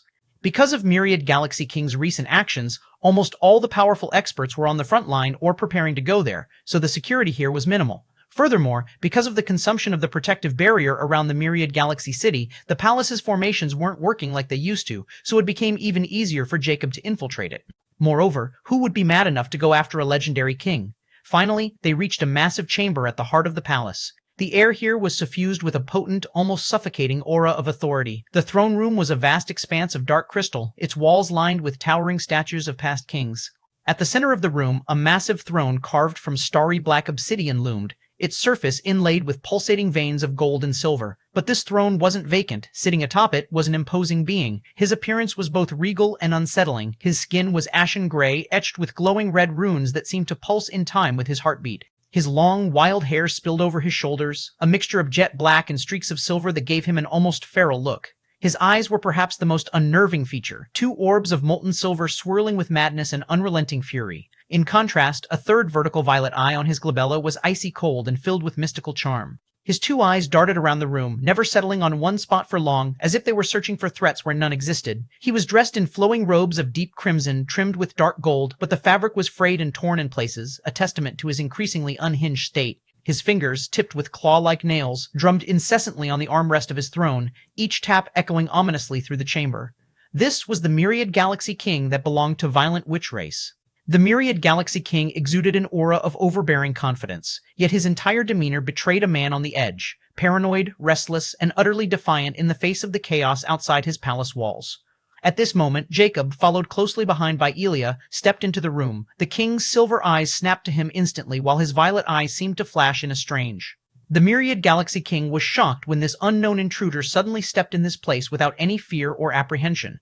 Furthermore, seeing Jacob's ghastly skeletal face with his flaming pale golden eyes, his violet eye, which was his spiritual eye, sent him alarming signals. What was even more alarming, the Myriad Galaxy King's spiritual eye couldn't measure the depth of Jacob's power. In fact, it couldn't see anything but danger. But Jacob was not a zodiac beast, and the Myriad Galaxy King knew those abominations wouldn't pull this kind of trick. He even suspects he is finally starting to lose his mind because of all the pressure. But Jacob is too real to be a nightmare, especially when he notices the elf girl hiding behind Jacob and glaring at him coldly. Calming himself down, a sneer twisted his lips, revealing sharp, fang-like teeth. "I wasn't expecting someone like you hiding in my city. Who are you, and why disturb the sanctity of my throne now of all the time?" The king growled, his voice booming with raw power. Despite his disheveled appearance, the force of his presence was undeniable. Jacob remained silent, his eyes meeting the king's without flinching, and he also confirmed the Myriad Galaxy King wasn't as strong as Blackwell. In fact, he even detects a trace unknown law within the Myriad Galaxy King, which seemed to be chaotic and corrosive. The Myriad Galaxy King was injured. "I wasn't hiding here. In fact, I've been here for just 3 weeks. So, I thought, why not pay my respect to the enigmatic Myriad Galaxy King, and here I am." Jacob impassively stated while his soul force flickered without Myriad Galaxy King's notice. The Myriad Galaxy King didn't believe a single word of Jacob as he leaned forward, his eyes narrowing. "Paying your respect? I know every one of legendary kings of dark beings, and you don't match any of them. But it doesn't matter. I'm willing to look past our faction's enmity, and you waltz in here as long as you can work together with me. I'm sure we can get rid of those vile things. After all, since you showed your face here, it's probably because you are trapped here, and there is no way to escape. If it's an alliance you seek, I'm willing to consider it." The Myriad Galaxy King's eyes shone with a maddening light, as if he had seen hope to overcome this situation. He didn't even consider that Jacob was here to pick a fight, because he thought Jacob was here asking for help, since he was trapped here like everyone else. Furthermore, Myriad Galaxy King was convinced that Jacob was a hidden legendary king of dark beings, drawn out because of zodiac beasts. Jacob's eyes flickered with a hint of surprise because he never thought Myriad Galaxy King would be so obsessed with this city that even his mind seemed affected. He only seemed to be heard and comprehend what he wanted and nothing else, which was quite strange considering the Myriad Galaxy King's power rank. But for Jacob, it was all the same since he knew the Myriad Galaxy King was already injured, and all he needed do was to wipe his soul enough until Autarch could take over. "You're not qualified to become my ally, for you neither have the power nor the mind. The only thing you're good for is to become a meal." Jacob's voice was impassive, but his words instantly alarmed Myriad Galaxy King. His eyes shimmered with madness, laced with equal parts rage and delusion. But before he could react, Jacob suddenly seemed to turn into a streak of black light, and the next moment he appeared right in front of Myriad Galaxy King and transformed back to his real form. But his speed was so fast that Myriad Galaxy King couldn't even react. It was almost like Jacob has just traveled with speed of light. However, it wasn't just Myriad Galaxy King's imagination, because Jacob just traveled at the speed of light by using the aspect of Astral Transcendence's fourth innate ability, Phase Shift. This ability can not only allow him to step between light and space, enabling instantaneous movement through spatial rifts, but also shift between lights, and he can teleport to any visible location at the speed of light. 889 Chapter 889 Kingslayer. 889 Kingslayer. The sudden teleportation, which was even faster than normal teleportation, sent a chill running down Myriad Galaxy King's spine. He would have never anticipated that Jacob would be so brazen as to attack him right in his throne room directly. Furthermore, he was a legendary king, and a fight between legendary kings could shake heaven and earth, raise cities to the ground, cause storms, and even change the weather, turning lands into forbidden zones. That's why legendary kings never fight in public places or even lands. As a matter of fact, they always move high in space because a simple shockwave from their full power attacks can raise a city to the ground. But Jacob clearly had no such qualms. In fact, after observing the Myriad Galaxy City and meeting Myriad Galaxy King, Jacob was completely sure that Myriad Galaxy King wouldn't dare to release his full power in his beloved city and cause harm to him. He was too obsessed with it. Furthermore, Myriad Galaxy King was injured on top of that and far weaker than Jacob, so Jacob won't miss such an advantage and directly mount a surprise attack without holding back. He was betting on the Myriad Galaxy King's obsession and taking full advantage of it. Just as Jacob expected, the Myriad Galaxy King tried to block Jacob's incoming claw towards his forehead as he instantly poured soul force into his spiritual eye. His reaction was also extremely fast, but not fast enough as just his violet eye began to ripple with light. Jacob's hand, like a bone claw, was already on his head. The next moment, Jacob also released his full soul force backed by the full power of his totem as the symbol of infinity on his skull crown started to shimmer with terrifying kaleidoscopic light, and a phantom of infinity bloomed behind him in its full glory. Their exchange was so fast that just a measly second had passed, yet Myriad Galaxy King was already at a disadvantage. When Jacob's soul force backed by his laws came in contact with Myriad Galaxy King's soul force, it was instantly destroyed. Myriad Galaxy King's body shook violently as he felt like the death knell rang. Only now did he understand how terrifyingly powerful Jacob was, especially with all those laws. Ah! Sensing the deadly crisis, Myriad Galaxy King roared, trying to summon his soul totem manifestation to push Jacob away without caring about the aftermath anymore since he cherished his life more, and a moment of clarity returned. But Jacob was like an unmovable mountain, and from the moment he gripped Myriad Galaxy King's head, he had no intention of letting him go since he knew it would be very troublesome once Myriad Galaxy King was freed. However, Jacob didn't know a powerful Law's soul totem had the ability to suppress an inferior Law's soul totem to some degree, and his soul totem was anything but weak. So, the moment he released his full power, and because of Myriad Galaxy King's initial hesitation with Jacob's surprise attack and superior power, the Myriad Galaxy King was doomed never to overcome this crisis. Jacob's soul was forced directly through Myriad Galaxy King's soul defenses and a foreign barrier before it engulfed his soul totem, which was radiating the maddening power of Law. Under his soul force, the soul totem was completely suppressed, and Jacob had even broken a defensive soul artifact. The Myriad Galaxy King's law was utterly crushed under Jacob's laws, and at this moment, Myriad Galaxy King's life was finally under Jacob's control without the possibilities of fleeing with his soul totem. The soul totem was the only weakness of a legendary rank, and that's why they protect it at all costs, especially legendary kings. All kinds of soul artifacts with soul defenses were used to ensure their soul never perished, and that's why legendary king rarely died.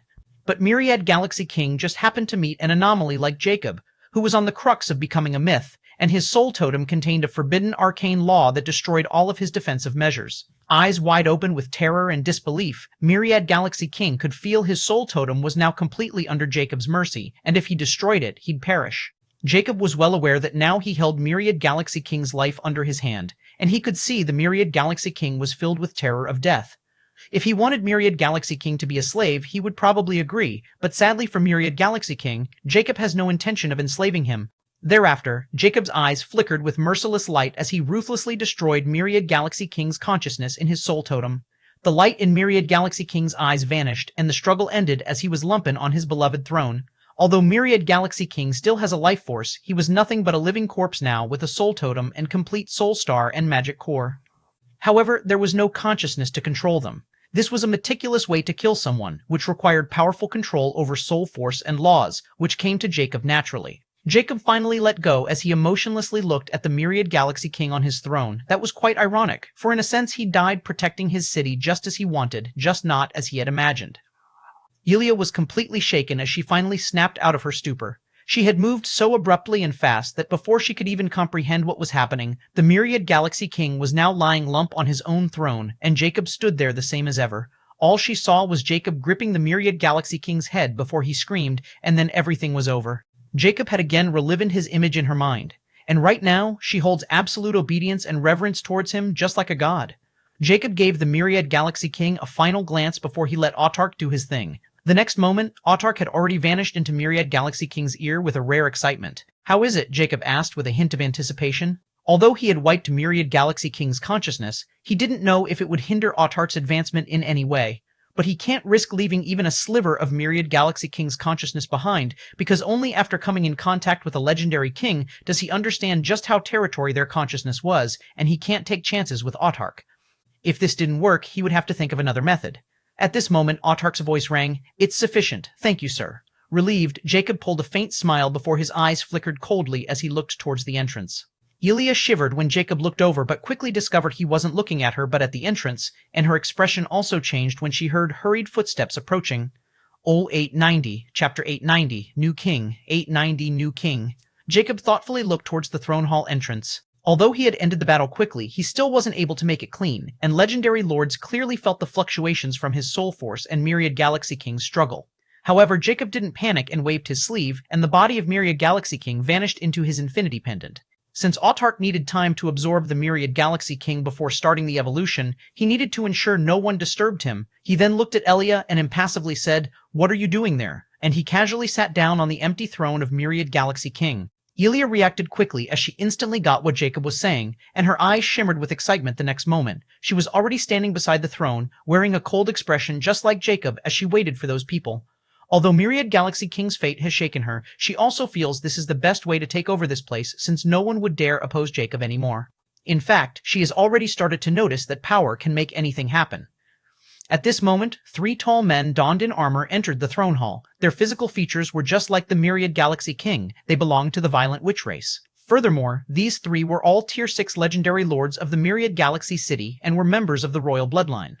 There were others as well, but they were all on the front lines, commanding the army and overseeing the war. But they were all indignant towards the Myriad Galaxy King because he used force and threats to make them fight.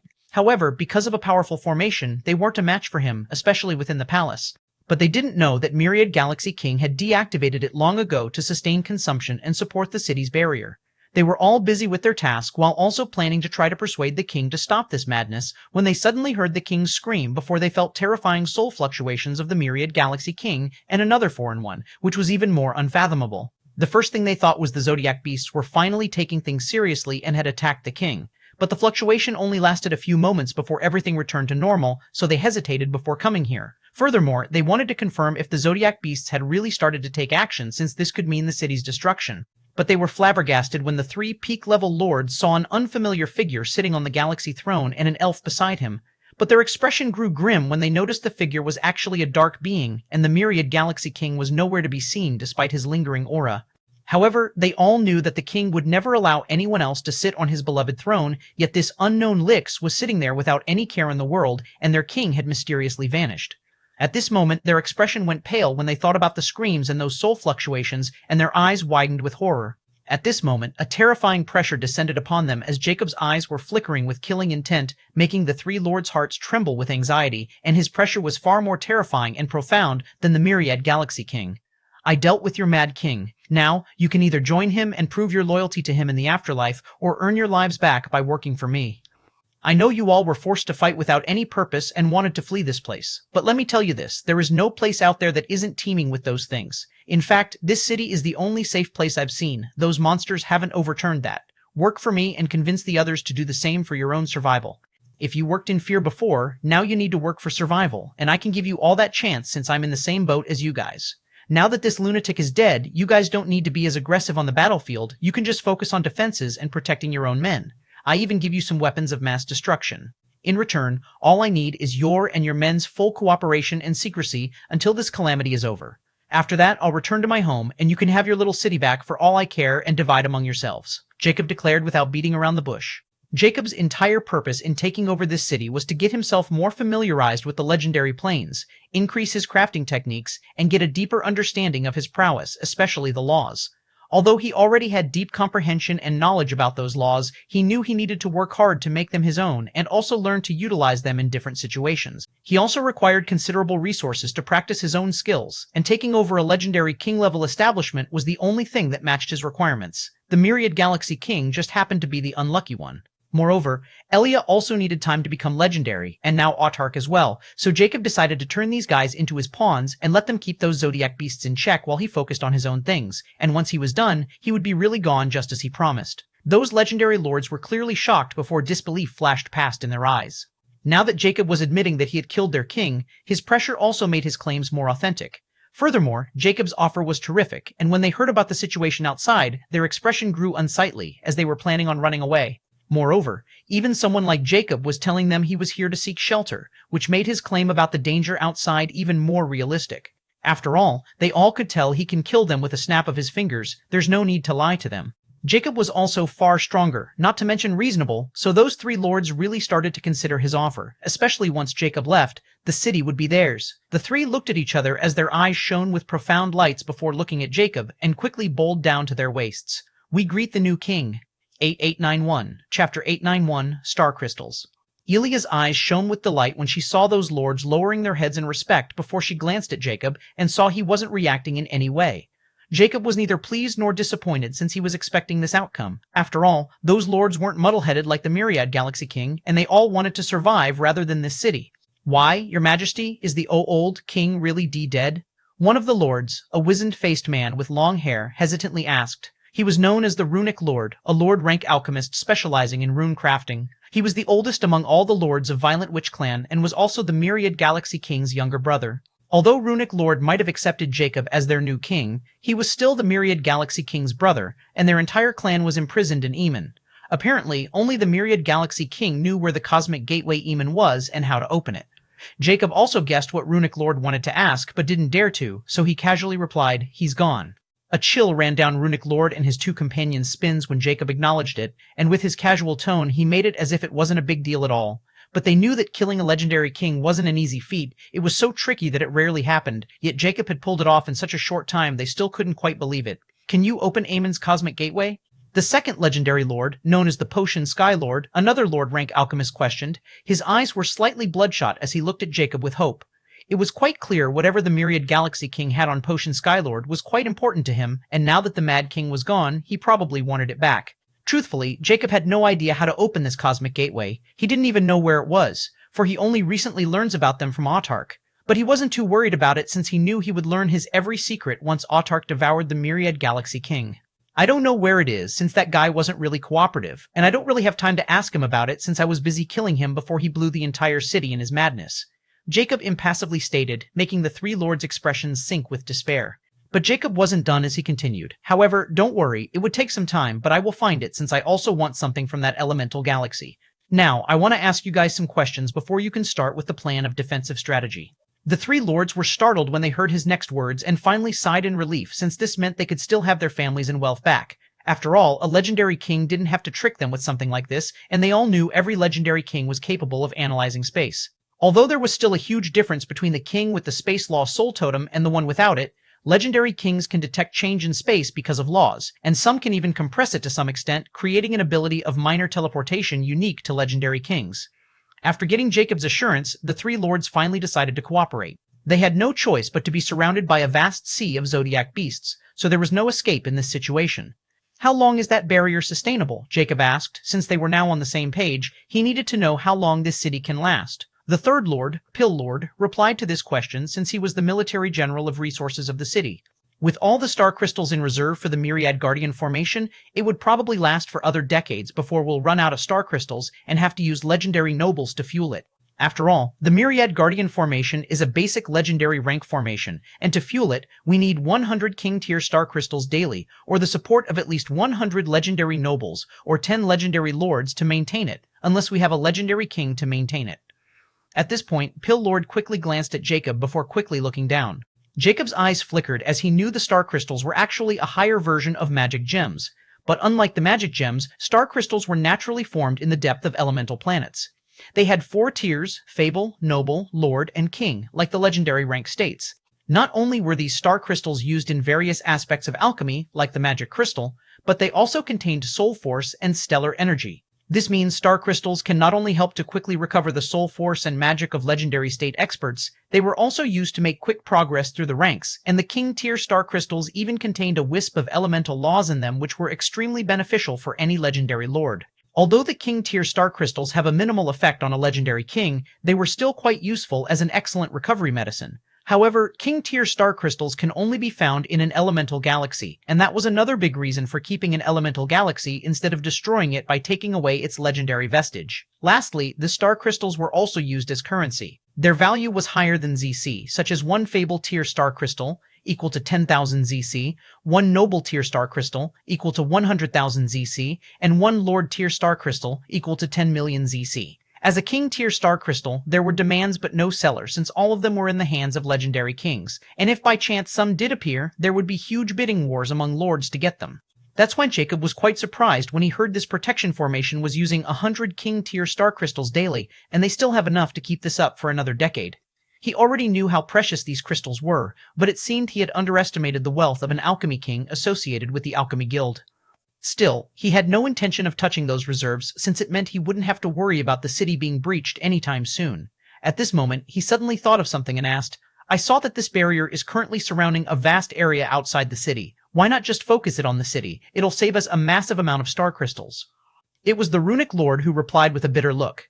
"It's not like we haven't thought about it. But it's impossible because the old king had created this formation using all the lands of the Myriad Galaxy Guardian Mountains as formation nodes, which gives this formation the defensive power of an almost tier 3 legendary king despite being a basic legendary rank. However, this also makes it impossible to control its area of effect and consumption. We can't do anything about it. That guy really deserves to die," Jacob thought as he really started to wonder how the Myriad Galaxy King was able to make it all the way to this point without getting killed by his idiocy. Since he can't cut off the barrier consumption, he has another long discussion with the three lords before they all leave with exhausted yet excited looks in their eyes. They also felt a deep respect for the new king, since he was really different from the old king, and they finally saw the hope of coming out of there alive. Back in the throne room, Jacob looked at Elia, silently observing everything from start to finish, and seemed to be pondering about something. He uttered, "Go and start the breakthrough to the legendary rank. After that, I want you to be at the front line and experience what it's like to be at war and fight with your life on the line." Elia was startled and paled slightly, but her eyes shone with resolution, and she solemnly said while bowing her head, "Order acknowledged, teacher. 892, Chapter 892, Soul Star Watch." After Jacob sent away everyone, he was alone in the throne room and took out the Myriad Galaxy King's body, which now houses Autark.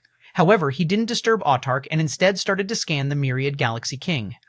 The first thing he noticed was that the Myriad Galaxy King's robes were a treasure, and he directly stripped them off him. Although he didn't have it since he already had the illusionary space symbiont skin, it was still a basic legendary king rank treasure. The next thing he took was a gray ring from the Myriad Galaxy King's finger, and he instantly knew it was a space ring. Jacob easily erased the Myriad Galaxy King's soul totem signature from the space ring, since not only was his own far more powerful, but the Myriad Galaxy King wasn't alive to resist it. Jacob's eyes flickered when he saw the 100,000 cubic meter wide space in the space ring. It was clearly a legendary king rank space ring. Although it wasn't at the level of a soul artifact, it was still extremely precious. Furthermore, this space ring wasn't empty. There were tones of treasures like herbs, ores, special sealed cases, and most importantly, star crystals.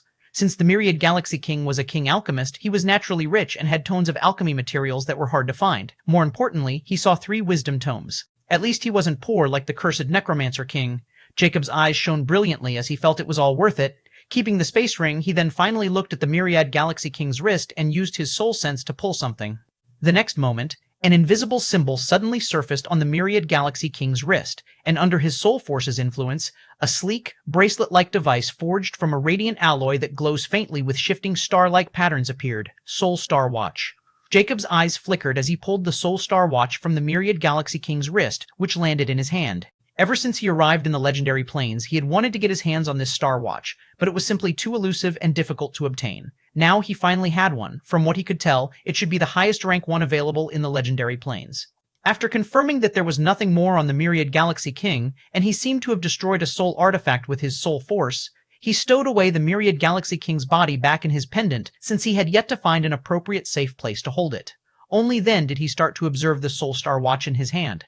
It looked like an ordinary wristband, but the symbols carved on it were extraordinary. He placed it on his own wrist, and it instantly wrapped snugly around his wrist, its surface adorned with intricate celestial engravings that seemed to move like constellations across the night sky the moment it came in contact with his soul force.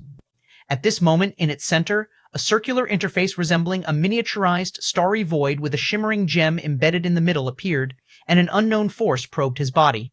Jacob was familiar with this process and knew the Soul Star Watch had started to bind itself. The Soul Star Watch was very different from the ones in the lesser galaxies because there were 2 different ways to bind it. One was with life signature, like in the lesser galaxies, and other and unique binding feature was binding it with soul totem signature, or soul signature unique to legendary totems holders. The former was for others below the legendary rank, while the latter was for legendary rank experts. Furthermore, considering the binding process, there were special privileges. The former was the same, while the latter instantly promoted the user to a 3-star privilege user, and they would appear in the area unique to legendary rank in the Soul Star world. Jacob was naturally considered the latter and was already a 3-star privilege holder in the lesser galaxies. But Jacob didn't know if this Soul Star Watch would be able to find his old star ID because of his transformation. At this moment, the device scans his soul signature, glowing brightly for a moment before dimming to signify successful bonding and integration into his wrist, turning into a symbol like the Myriad Galaxy King's. Furthermore, Jacob wasn't a dark being, so his soul signature didn't have the dark being's mark, which means he could still join the star network. Moreover, he can now even fool the dark network of dark beings, but he doesn't know the medium of the dark network yet. At this moment, a static voice rang in his head, which was also familiar to him. "Welcome back to the Star Network user, Faceless Ancient. Permission to integrate 3-star privilege ID Faceless Ancient?" Jacob was astounded. It still managed to find my star ID. Could it be because my life signature can't be changed, even with the godly scripture involved? He was very interested in discovering this, which made him even more vigilant about the background of the Star Network. But he knew the Destiny Star Corporation had always been mysterious, and he had never had any contact with them directly. Still, he knew he would find out about their secrets eventually, so he continued with the binding process and integrated his star ID. Although he can use the gluttony mask, he doesn't have a legendary rank disguise yet, and his accumulated wealth is still in his Faceless Ancient ID. Faceless Ancient Star ID has successfully activated. Because of your legendary feat, your Star ID has upgraded to 4-star privilege. Star Administrator Artificial Intelligence, SAAI, congratulations, Faceless Ancient, for completing a hidden achievement of crossing the Lesser Planes. Achievement Reward, Legendary Adventurer, Honorary Identity Badge. Legendary Adventurer, an honorary title granted by the Destiny Star Corporation to those who have crossed the path of legend and entered the legendary planes. Honorary Identity Badge effect, increase star privilege, rank by 1 star. Jacob was again surprised, since he wasn't expecting to gain another honorary identity badge by simply coming to legendary planes from the lesser planes. Wait, if I get this badge, then doesn't this mean everyone from the lesser planes who came here will get them? Jacob thought as SAAI's voice continued. Initiating the virtual star world. Your virtual clone is being made using your soul force. Please don't resist the process. We require your soul force. At this moment, Jacob instantly fell. The Star Watch absorbed his soul force, and he could easily resist, but he didn't, since this seemed part of the process. After absorbing a sliver of his soul force, Jacob felt a deep connection established with his Star Watch. Virtual clone has been successfully created. Now you can send your soul force to gain access to the virtual star world through the Soul Star Watch. 893, Chapter 893, Virtual Star World. Jacob's eyes flickered when he heard the notification, and not only that, but other information also suddenly appeared in his head about the use of the Soul Star Watch, which was quite unusual. The Soul Star Watch not only gives access to the virtual star world, but also has the same functions as the Star Watches of the lesser planes. The virtual star world was actually more of a second world where people from all over the legendary planes interact and trade with each other without needing to be physically present there. This virtual star world is just like the Dark Battle Arena of Dark City, but more advanced, since I don't need to be in that pod to enter it. Furthermore, since this is Star Network, they couldn't use it as a soul farm, right? Jacob couldn't help but think about the Dark Battle Arena of the Lesser Planes, which was actually a soul farm. Furthermore, it was because of devouring it that Nyx managed to evolve so quickly, and he also escaped the backlash of Immortica's appearance that day. Nyx, I'm going into this virtual star world and want you to observe it closely. Tell me if this virtual star world is like the Dark Battle Arena or not, he ordered. He. If this is like that soul farm, are we going to grab it? Nyx excitedly asked. Jacob's eyes flickered coldly. We'll see once we determine what it is. But since this is the Star Network we are talking about, it's better to stay off them. They are basically the pioneers in this field, and from the start, they seem to have complete control over this world. Going against them is not worth it yet, Tieski, as if you haven't done anything like this before, Nyx commented sarcastically. Jacob didn't comment on her remark and used his send his force in the Soul Star Watch, and the next moment, he felt like consciousness was being pulled into it, and his vision suddenly shifted. The next moment, Jacob found himself standing on a crystal platform, surrounded by glowing symbols that actually represented different functions of the star world. Furthermore, he saw that his body was actually just a glob of glowing light, and at this moment, a gentle, guiding voice resonated in the void. Welcome, Faceless Ancient in the virtual star world. Do you want your virtual clone to resemble your real body? You also have the option to customize it one time. The next moment, in front of him, the virtual appearance of his skeletal body materialized. However, Jacob was paying more attention to his actual body because despite being here, he could easily shift his vision to his body and feel everything. It was like being in a meditative-like state. How thoughtful this way. I don't need to worry about someone sneaking up on me while I'm here. Jacob was pleased with the situation and preferred it far more than the darkroom setup, where he was completely at the mercy of others. He finally looked at the appearance of his skeletal body. Although it might look the same, it wasn't because it didn't have the runic marking nor the crystal appearance. Upon focusing on it, he discovered he had the option of changing it. The moment he thought about flesh and skin, it instantly appeared, and then he shaped it like his actual appearance. All he needed to do was imagine it. However, Jacob suddenly thought of something and changed it again, and his overly handsome face became more mature until a wrinkle appeared on it. His hair turned gray with sword-like eyebrows and sky-blue eyes, and he adjusted his height to 6'2" feet. He looked at the widened man with a sturdy, aged body in his late 60s with a hint of nostalgia. This was his old appearance. Use this appearance, Jacob ordered without hesitation. He didn't want to appear as a fairy human from the lesser planes, and even if someone he knew were here, they wouldn't be able to connect the Faceless Ancient to old Jacob Steve. The moment he gave his confirmation, the gentle voice rang again, integrating Virtual Clone into Virtual Star World. You are a legendary rank user, thus you will appear in Legendary Spectrum Sky City of the Virtual Star World. As a 4-star privilege user, you'll be entering the 4-star region. You are a member of Dark Kingdom, thus you are allowed to enter the Dark Kingdom's virtual domain in Legendary Spectrum City. Do you want to enter the Dark Kingdom's virtual region? No, Jacob replied without hesitation despite being intrigued by this revelation. He wasn't expecting there would be such an arrangement in this virtual star world, and from what he could tell, those factions seemed to have their domains in here, just like their servers on the network. Nonetheless, Jacob wasn't interested in using his Dark Viscount identity unless he had to, since it would be like revealing himself, especially since he knew about the involvement of the Dark Prince in that attack. After receiving his confirmation, Jacob instantly vanished from the platform, and the next moment he appeared in the virtual star world in his old body, wearing plain white clothes. But when he saw the surroundings, he was amazed by a stunning and expansive realm of pure wonder, resembling an endless, star-filled void almost like the nightmare dreamscape realm. The sky was a swirling canvas of vibrant nebulae and constellations, each shifting slowly as if alive. Shooting stars streak across the horizon, leaving trails of sparkling energy in their wake. Furthermore, on the far horizon, Jacob saw a grand floating structure shaped like a neon eye and shimmered like starlight as if it were the epicenter of this entire world. Below this eye were smaller floating islands like stars scattered in the infinite space, with massive, rune-etched archways floating in front of them like portals within the virtual star world. Jacob finally averted his eyes and looked around and found himself standing in a huge plaza. The ground was made of translucent crystal that reflects the stars above, making it feel as though he was on the fabric of the cosmos itself. Furthermore, he saw many other people dressed far more imposingly appearing there before they hurried towards different directions, and some instantly vanished after muttering something, leaving behind a flash of light. Jacob's eyes flickered as he observed his surroundings, the virtual star world.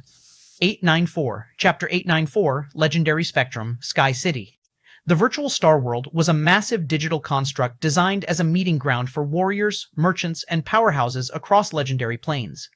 Its expansive design was divided into 3 distinct realms, each reflecting the status and progression of the great cosmic continent's inhabitants.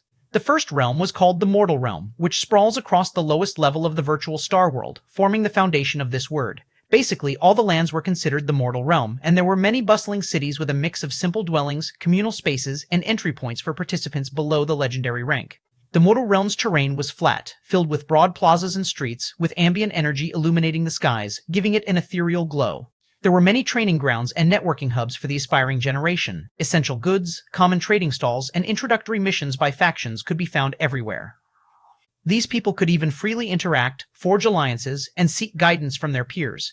However, despite the vastness of the Mortal Realm, they all longed to go to the sky because suspended in the skies above the Mortal Realm, the legendary realm takes the form of a sprawling, majestic city, the legendary Spectrum Sky City. From the outside view, this dazzling city is built of radiant, otherworldly materials, shimmering with hues that shift under the light. Floating bridges connect various sections of the city, with glowing spires piercing the sky. The city exudes a sense of grandeur and exclusivity. But this place was only reserved for legendary rank experts and those who have ascended beyond mortal limitations. It represents status and power, a realm where only the elite mingle. Here, resources, opportunities, and secrets coveted by the masses were readily available. The legendary experts dominate this realm, each carrying an air of authority.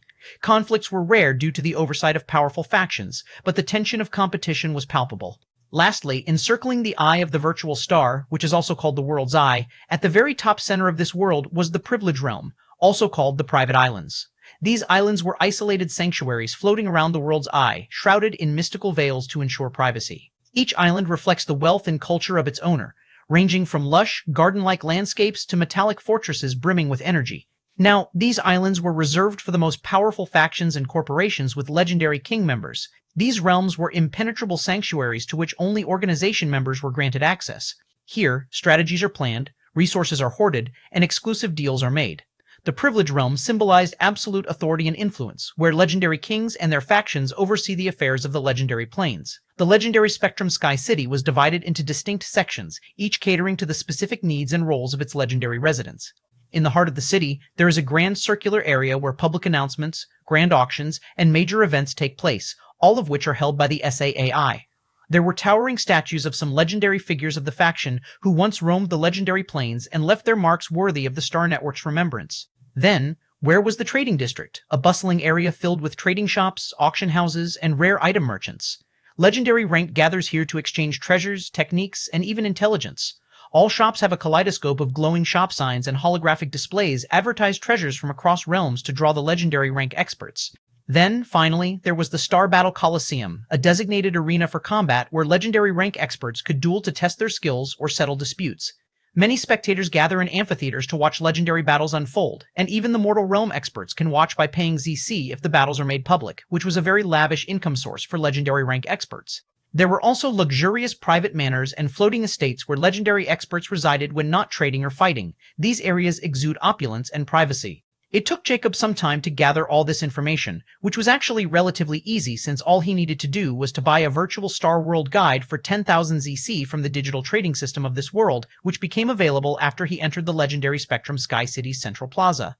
As he wandered, Jacob observed the towering spires, the grand statues in the central plaza, and the bustling energy of the trade district. The sights and sounds captivated him. A legendary expert was even haggling over an item, an auctioneer shouting bids for a fable legendary weapon, and whispers of secret deals for techniques. The hum of activity naturally drew Jacob, and he soon found himself in the trade district, where rows of trading shops glowed like stars in the night sky. He noticed stalls offering rare herbs, scrolls, and intricate artifacts radiating powerful auras. Some shops had private chambers for high-level dealings, guarded by holographic sentinels. Jacob's gaze flickered as he scanned the area, his mind already planning how to take advantage of the opportunities the trade district offered. The possibilities seemed endless, and he felt the weight of his ambitions pressing against this legendary realm's vibrant atmosphere. But he also noticed that those legendary experts were giving him wired, scornful glances as he walked on the vibrant streets of the trade district, and he instantly figured that it was because he was wearing plain clothes while others were adorned with luxurious, imposing robes befitting their legendary statuses. He knew he could buy virtual clothes for his clone from shops, but he found this a waste of time since he wasn't in the real world. Jacob also heard some conversations about the current situation of the legendary plains, and he found zodiac beasts plagued every inhabitant area. He was astounded when he heard even the legendary kings were helpless against their relentless assaults. Most of these people were here to buy supplies from the city because outside trading was almost impossible, and even private islands were offering treasures because of the gravity of the situation and some treaties made recently. Night. With a serious expression, he thought, I've underestimated the zodiac beasts. I thought the legendary kings would be able to handle them when I causally unleashed them, but I was wrong. Just how many are in the universal void, and why can't they enter the plains under normal circumstances? It's almost like those beasts are natural enemies of the zodiac plains, and they are clearly outnumbered by the zodiac plains, at least in the legendary plains. Well, this has nothing to do with me since I was raising my strength, and anyone else in my shoes would have done the same. Still, those beasts would be a problem if I wanted to move around. But at the same time, those legendary kings were completely bound by them in their respective territories. So, even if someone wanted to cause trouble for me, they must go through the sea of zodiac beasts first. Jacob's lips curled slightly in a cold smile as he looked at those legendary experts who were nothing but ants in front of him because they were all below the legendary king state rank since all those legendary kings had their own private islands. Even he could claim one as long as he took a test and proved he was a legendary king rank expert. But he knew it wasn't a time since once he revealed his actual strength, the virtual Star World would directly make a world announcement since a new legendary king's appearance was a huge event all over the legendary plains. 895. Chapter 895, Prehistoric Taboos. In the boundless void, a realm devoid of light and sound, an enigmatic figure sat motionless. Cloaked in ethereal black mist, the being seemed both a part of the void and separate from it, a dichotomy of existence. Suddenly, 6 radiant neon silhouettes materialized around the black mist. Their presence illuminated the darkness with a kaleidoscope of shimmering colors, shattering the oppressive silence. The black mist churned in response, and an eerie, oppressive presence awakened. A glowing dark purple eye emerged at its apex, devoid of emotion or time, as if mirroring the void itself. Yet its malevolence was palpable, a force so profound that even the 6 figures trembled despite their terrifying might.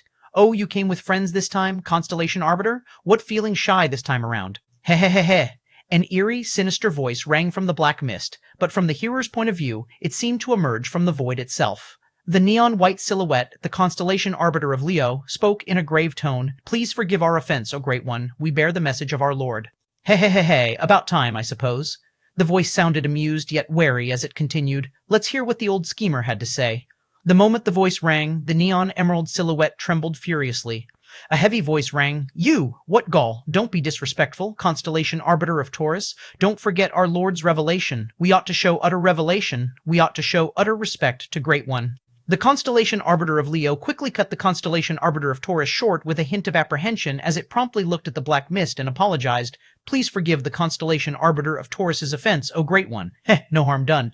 I can understand your loyalty to the old schemer since you are his children, or should I say experiments. After all, I have my own subjects. Want to mingle with them? The voice playfully questioned with apparent derision. As the voice trailed off, countless glowing eyes blinked open in the void, followed by an eruption of bloodthirsty roars. The 6 constellation arbiters froze as a tidal wave of malice surged toward them. The 6 constellation arbiters were shaken as they sensed mortal danger. At this moment, a neon-black silhouette quickly bowed and said, "Please quell your anger, Great One. We mean no disrespect." The other constellation arbiters quickly followed suit, even the constellation arbiter of Taurus, who offended this terrifying existence on the spur of the moment because he dared to be disrespectful to their lord. Yet only now did they understand why even their lord was wary of this ancient monster and told them to be highly respectful. However, despite their plea, the glowing eyes seemed to grow nearer, and the pressure kept increasing while the voice owner remained silent as if enjoying the show. Just as their luminous forms began to flicker, a gentle sigh echoed through the void. The pressure vanished instantly. The glowing eyes halted, and the 6 arbiters froze as if turned to statues, their forms emitting strange mystical power, forming an ethereal white eye. Sigh. A gentle sigh rang. Although this sigh sounded harmless, the moment it surfaced, the pressure seemed to have completely gone, and those looming eyes seemed to halt. He he he he he he he. I knew you were here, old schemer. After all, those experiments of yours are too precious to you, or how are you continuing to play your schemes? But you have some guts by entering my domain, I give you that. The voice rang again with apparent hostility. Tisk, tisk. The gentle voice sounded with clear annoyance as the white eye flickered. I don't mean to intrude, but I need 6 of them present to speak with you, and I respect my boundaries since I'm not present in person. However, it seemed you have forgotten yours by invading the Middle Planes. Now that's just an unjust accusation. I gave you enough face by not sending my god-rank subjects, and even keeping those little guys in check by not destroying the entire Middle Planes from the get-go. Furthermore, I don't think you didn't know I didn't invade out of boredom to tease you, and it wouldn't be so easy to come here if the boundary wasn't weakened. So, tell me, old schemer, why am I here? The voice playfully questioned. The other voice owner remained silent for a while, as if contemplating something before the white eye glowed briefly. Finally, it spoke solemnly. So, it's the cursed one, huh? Hee hee hee hee hee, the one and only. The voice burst into eerie laughter filled with mirth and killing intent before it said, Now, let's not play these meaningless games since we both know it'll only waste time and benefit the cursed one. It's back, and weakening the boundary temporarily is just the tip of the iceberg. As the cursed one matures, the rules shatter until nothing is left, and I'm the only one who has been preventing it from happening for a very long time. In fact, you should be grateful to me since I'm saving everyone. So, how about you stay put in your little turtle shell and let me focus on the cursed one? Don't blow your own horn, immortal Nimrod, by martyring yourself. I know hunting the cursed one is not a selfless act, but your need. I admit the universe fears the cursed one's Perusia, which should never be allowed. The voice stated without any hesitation or fear of this immortal Nimrod. However, you are just as vile and a threat to the universe as the cursed one, so I'm afraid this time you won't be able to succeed in your venture. After all, the problem on our side should be handled by us, not the void. For the first time, the purple eye flattered, and a terrifying aura surfaced, making the entire void shake. Immortal Nimrod's eerie voice, filled with defiance and killing intent, reverberated. You dare, destined saint. At this moment, the white eye shone brilliantly, turning into a white flash of blinding light, and the statue-like figures of the constellation arbiters started to fade away despite the terrifying power of the immortal Nimrod. Just before they fully vanished, Destined Saint's powerful voice rang, filled with provocation. We won't let you do as you please, immortal Nimrod. While you were growing up in secret, we are the same, and I know you are aware of it. Let me show you by returning your little army to your trash land. But of course, if you want the Cursed One so much, you are free to enter the plains by yourself, if you have guts, that is, since we all know you are nothing but a coward in the end. Oh, and you only have a little time to decide since we might have found the Cursed One already. As Destined Saint's voice fades, the constellation arbiters are completely gone, and there are no traces of them leaving the immortal Nimrod and countless zodiac beasts alone in the endless void. Immortal Nimrod was left reeling in fury as cracks began to surface in the void as it roared, Destined Saint. No one can come between Cursed One and me. No one. 896. Chapter 896, Nightmare Sepsis. Jacob's eyes regained focus, and the next moment, the Soul Star watch on his wrist vanished into his infinity pendant. The first thing he did after he exited the virtual star world was converse with Nyx as he questioned, So, how was it? Although the virtual star world was fascinating, Jacob wanted information about the legendary planes and its current situation, in addition to how this world works, which he finally had after spending a few hours. Not only that, but Jacob also found that those merchants in the legendary Spectrum Sky City weren't selling anything to those independent legendary rank experts because of the decree of the top powers, which was the result of the current emergence of zodiac beasts. If he wanted to buy something, he needed to be a member of those powers or be a legendary king, which Jacob didn't want to reveal at that moment. After all, Jacob had the myriad Galaxy King's wealth, and since he was a king alchemist, he should also have cutting-edge equipment that he could use for now. That's why, after gathering information, he decided to call it a day and exited the virtual star world since he didn't want to waste time, especially with the ambiguous situation with the Zodiac beasts. Nick spoke at this moment in a mischievous tone. Well, it seemed you were right this time. This place isn't like that soul farm. Although some element of soul is involved, it's completely different from that place. Furthermore, its structure is almost flawless, and even with my current power, I can't mess with it or will be discovered.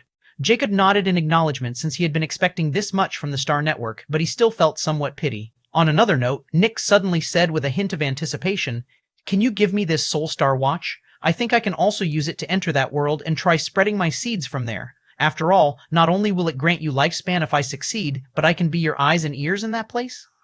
Jacob was astounded by this unexpected request as he asked with a hint of suspicion, "I was under the impression that you can't have your physical body. How are you planning on binding the Star Soul Watch?" Who said anything about needing a body to use that toy? From my analysis, that thing will work if it has a different soul signature, so all I need is for you to wear it. Let me try using my soul force. If it works, I'll consider a new user and can also enter there, Nick stated with evident excitement. Jacob was amazed since Nix's words made sense, and the more he mulled over them, the more doable it seemed. But he wasn't going to allow it so quickly as he questioned coldly, "Tell me the truth, you just want to play around, don't you? Oh, come on." Nix wailed with indignation. "What's wrong with having some fun? I've been nothing but faithful to you and follow your every command without any hesitation. You can at least grant me this much as a reward, right? Please? Look at the bright side. If I am really able to use my prowess there, I'll be like fish returning to the water and think about the lifespan we'll gather this way. I'm a legendary king-rank nightmare for God's sake, and no legendary king will be able to discover me just like that shifty ghost guy who is about to die a horrible death. By the way, the nightmare sepsis is almost complete, just like you wanted, and I promise to behave and I'll be discreet." She tried to sound pitiful and cute, but it was the last thing that would work on Jacob. But his eyes still flickered when she mentioned the lifespan, and he knew this was an excellent opportunity to replenish his lifespan. Furthermore, he knew as long as Nyx only used the Nightmare Conqueror seed, not the Nightmare Sepsis, no legendary king would be able to discover her. However, he also hesitated because it was the Star Network, and it was still unclear if she could even use her abilities in that virtual world. No, it's too risky. Jacob shook his head. "I don't trust the Star Network completely. I have too many enemies, especially because of the damn key in possession. Although the Zodiac beasts might have diverted their attention from it, I have a feeling that those guys are still looking for it. Moreover, they don't even know what it is, yet the chaos it had caused is enough to tell that someone knows, and there are too many uncanny abilities that can reveal it's in my possession. They may not work on me, but you, on the other, won't be able to escape if someone suspects you. After all, I know how much you like to have fun. Once you reveal you're a legendary king, you'll be under everyone's scrutiny. I'm especially wary of the Holy King of the Cardinal Spirit Temple. She's one of the strongest and most mysterious among the legendary kings, and there is even a rumor that the Holy King can find anyone and nothing can escape the Holy King's eyes. Most importantly, the Holy King has a connection with gods," Jacob stated in a grave tone, and this was just a fraction of the knowledge he had gathered. "Well, you don't know that," Nyx retorted. "Can you please trust me just once? I'm not an idiot to cause trouble, especially when I cherish my life as much as you do. I won't reveal anything. Just give me a chance, please? Or I'll nag you to no end." Jacob's expression turned cold. "You're not going to listen?" "No," Nyx shouted. "I also won't give you the Nightmare Sepsis fruit. Just give me a chance. It isn't clear if I can pull this off, yet you're so stubborn." A flash of anger appeared in Jacob's eyes.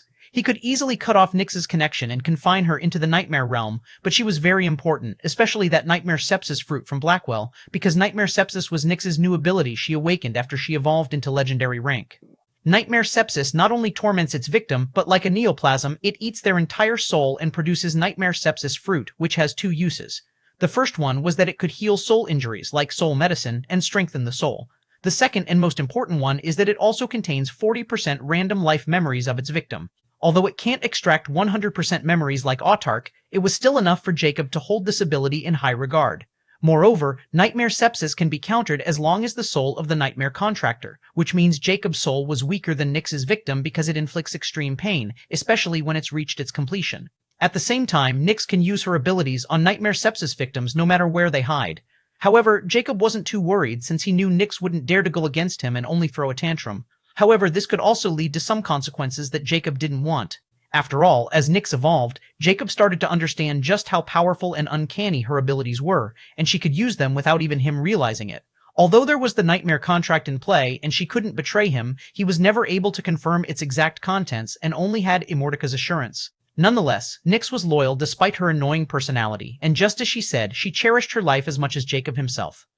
In the end, Jacob decided to give in since it wasn't clear if she could even do this in the first place, but he wouldn't show any weakness, or she would think she could get whatever she wanted by simply throwing a tantrum.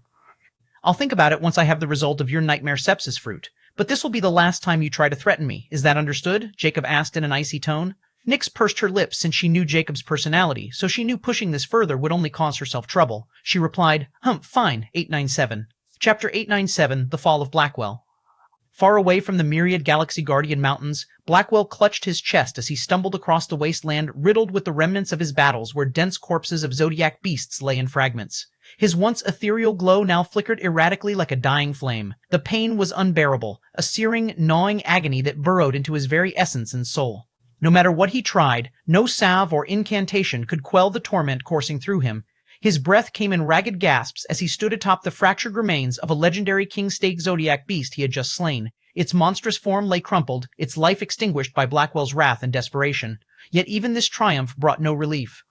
The same unknown malady continued to consume him, tearing him apart from within, and he could feel it was reaching a critical point. He didn't know the name of his affliction, but its symptoms had manifested shortly after his encounter with Jacob in the Valley of Sunless Dusk, and since then he knew no peace, as if he was being cursed. That treacherous bastard. Blackwell roared as his hatred for Jacob boiled over, reaching the level of madness. Blackwell had never expected that a mere distraction in the grander scheme of things, a minor annoyance to his plans, would be the end of him. He had survived far worse than Jacob and was very careful, but he still ended up in this statue and didn't know how Jacob did it. Now, as Blackwell's body rotted from the inside out and his soul totem was filled with cracks and had almost lost its luster, he couldn't shake the gnawing suspicion that Jacob had cursed him in some way with the help of none other than the cursed necromancer king. But Jacob was long gone, vanished into the ether, leaving Blackwell to suffer and die alone. It wasn't like he didn't try to search for him, but the moment he left the Valley of Sunless Dusk, he was greeted by hordes of zodiac beasts, and even a legendary king appeared to attack him, which now lay under his feet after a long and ghastly battle. However, just when he thought it was over, more zodiac beasts surged around him in endless waves, their primal roars echoing through the mist-shrouded wastelands. Damn these insects! Blackwell roared in indignation as he pressed onward, carving a bloody path through their ranks. His spectral blades shimmered with ghostly light as they cut through flesh and bone. Even in his weakened state, he was a force of destruction, a wraith incarnate, a worthy legendary king. Blackwell only had a single destination in mind, the Spirit Poison King's domain. Only he can salvage this cursed existence, Blackwell muttered through clenched teeth. His voice trembled with a mix of determination and despair. He knew the Spirit Poison King resided in these lands. He was a being known for his unparalleled mastery over toxins and curses, and he was the one behind the cursed Necromancer King's demise.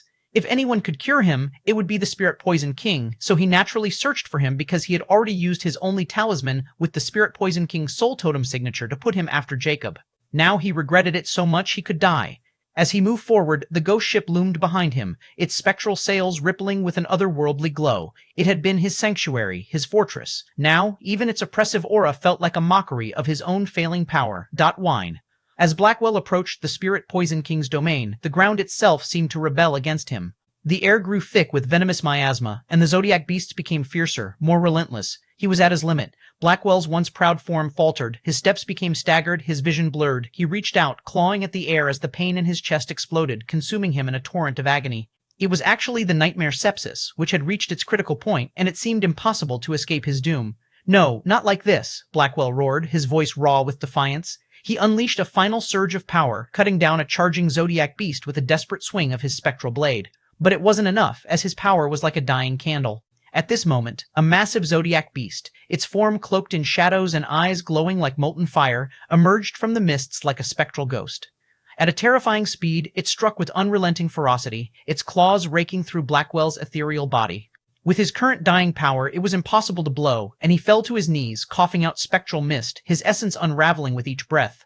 "I won't die," he whispered, his words fading into the howling winds, still unwilling to die like this, yet the zodiac beast in front of him was another legendary king. In his final moments, Blackwell's thoughts were consumed by hatred and regret. Jacob's face flashed before his eyes, and he felt Jacob sneering at him. "This is because of you," he roared with terrifying killing intent, filled with unwillingness as he tried to break free. Yet the beast struck again, and with a final, bone-crushing blow, Blackwell's form shattered like glass. His soul totem scattered into the void, consumed by the very zodiac beast. As Blackwell's soul dissipated, the ghost ship began to tremble. The glowing gem embedded in its figurehead cracked, and the entire vessel erupted in a cascade of ghostly light. The specters that had been bound to it were freed, their hollow eyes filling with relief as they ascended into the void, their chains of servitude finally broken. The ship's destruction sent shockwaves through the wasteland, and the Zodiac beasts recoiled, momentarily stunned by the sudden surge of law energy. Blackwell's death was the end of an era. A being who had defied death multiple times had finally been claimed by it, leaving behind only echoes of his torment and the liberation of those he had enslaved. Yet, the moment Blackwell met its demise, a tiny black spot appeared, and the next moment, it suddenly vanished. Even the Zodiac beasts failed to notice it, and its current location is unknown. 898, Chapter 898, King Alchemist Workshop. At this moment, Jacob stood in front of a wall in the underground section of the Myriad Galaxy Palace, and his eyes of judge were flickering as he could see through behind the wall. After days of scouring, this is it.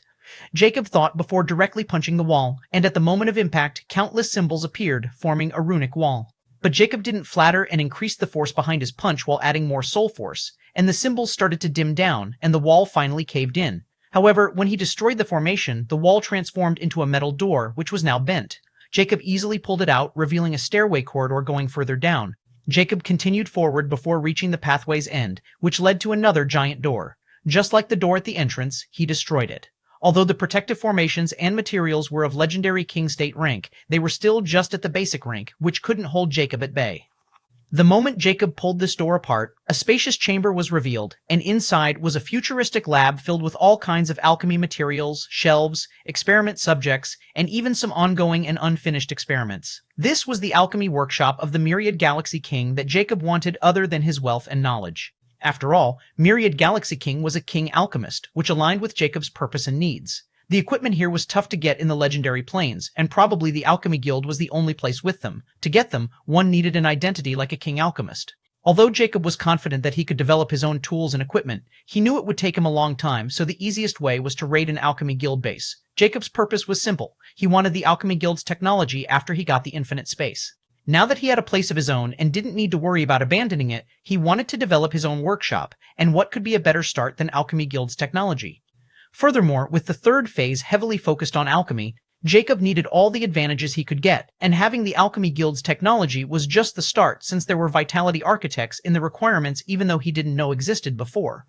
Lastly, this workshop was only a part of his plan because the Myriad Galaxy King's expertise was rune crafting, and his workshop was mainly filled with equipment and research on rune crafting. This means he only got his hands of rune artificer knowledge and tools up to basic legendary king rank. He still required magic smith and that mysterious profession, Vitality Architect.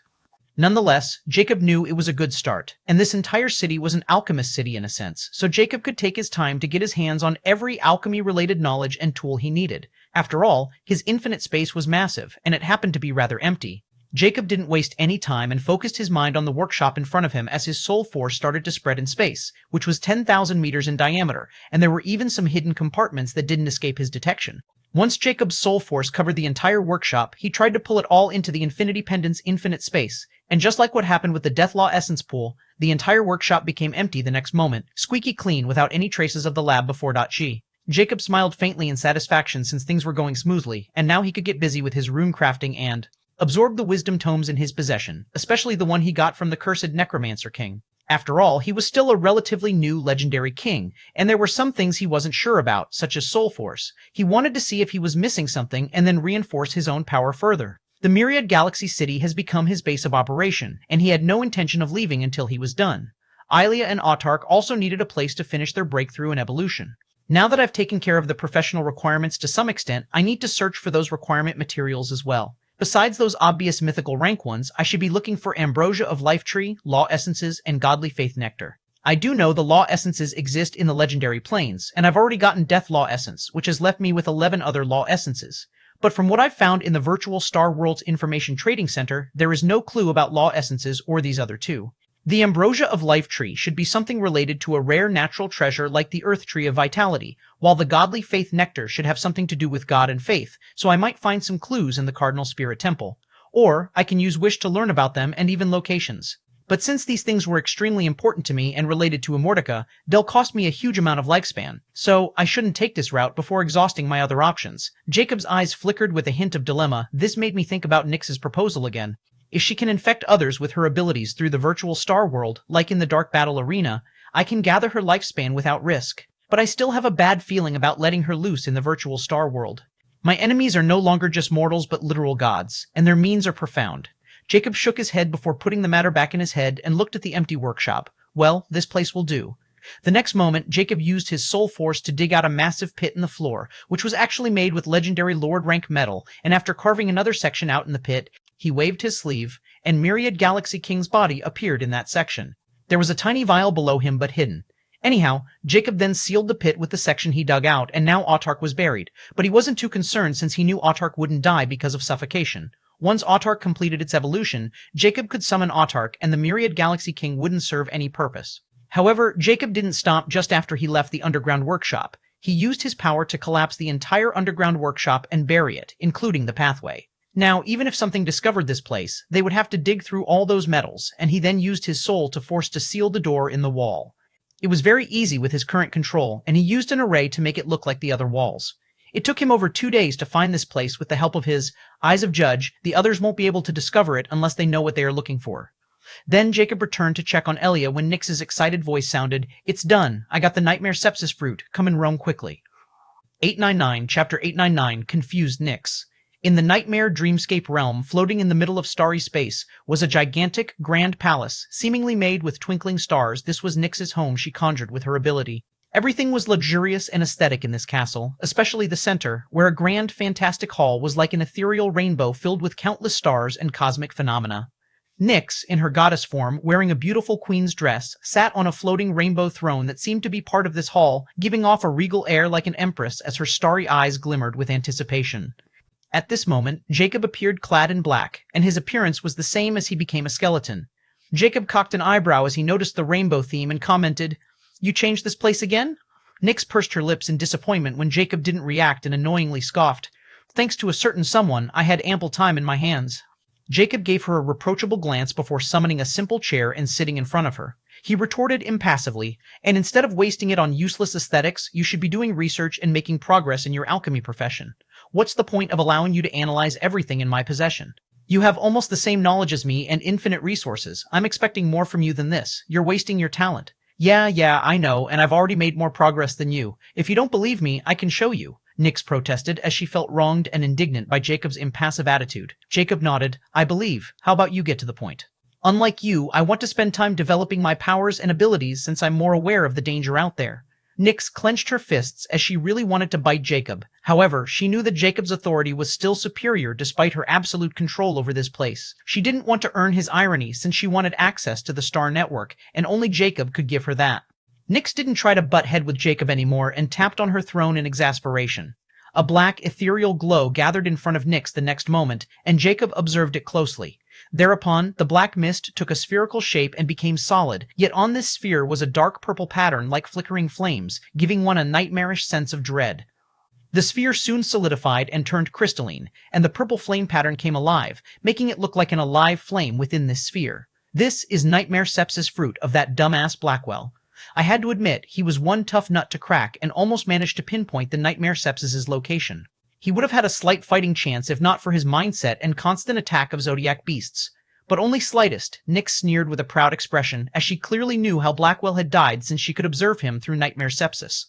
Jacob's eyes were locked on the Nightmare Sepsis fruit as he nodded. "You did well. That ghost can only blame himself for crossing me." "So, how should I consume this fruit?" "Eat it," he asked. Nyx pursed her lips and replied, Tesk, you still like to eat everything, huh?" "But no, this Nightmare Sepsis fruit can only be consumed through my power or the holder of it, and it needed to be consumed in my realm. If it appeared outside, it'll be destroyed. Since you are my Nightmare contractor, you meet all the conditions to consume it. But you even need an ability related to me. Currently, you have the Nightmare Eater ability, which makes it perfect to consume this fruit. Such a waste, though, you never used it on others." She muttered softly at the end before quickly saying, "Anyway, just hold it and activate the Nightmare Eater ability. You know how to." Within an hour, not only will your soul force reserve increase, but you'll also get 40% of random memories of that ghost. So it can't be consumed by others, but only Nyx and I can consume this fruit, Jacob thought as he finally grasped the complete function of Nyx's new abilities and their limitations. Nonetheless, Jacob was pleased since he didn't have any intention of letting others consume his benefits. With such thoughts, Jacob raised his hand to grab the Nightmare Sepsis fruit, but just as he was about to touch it, Nyx tapped her finger on her throne handle, and it instantly vanished, and Jacob grabbed nothing but air. Jacob's expression sank, and he looked at Nyx coldly. "You're still on it?" Nyx's heart raced widely under Jacob's icy glare, but she tried her best not to show and quickly said, "You promised." "I said, I'll think about it." Jacob replied matter-of-factly in a cold tone, "And I've also told you I won't be threatened into it." Nyx bit her lips as she gathered her courage and stood him from her seat, and under Jacob's cold glare she came close to him before she shakily sat on his lap, but Jacob didn't even flinch and remained stoic. A hint of disappointment yet anger flashed in her eyes as she wrapped her hands around his neck, looked him dead in the eyes, and softly said, "I'm not threatening you, I'm just asking you to grant me this reward. It'll be the first and last time I'll ask of this. You meant more to me than anything else in this world. I would never jeopardize you, jeopardize US." Jacob frowned, seeing Nyx's resolute front and her bold actions. Although he didn't want to give in, Nyx could be helpful if her schemes became reality. The most crucial point behind his hesitation was his lifespan, and now, Nightmare Sepsis fruit is another precious resource that Nyx can create. Although he didn't want to admit it, Nyx was tremendously valuable to him, even more than Autark, since she could directly affect him.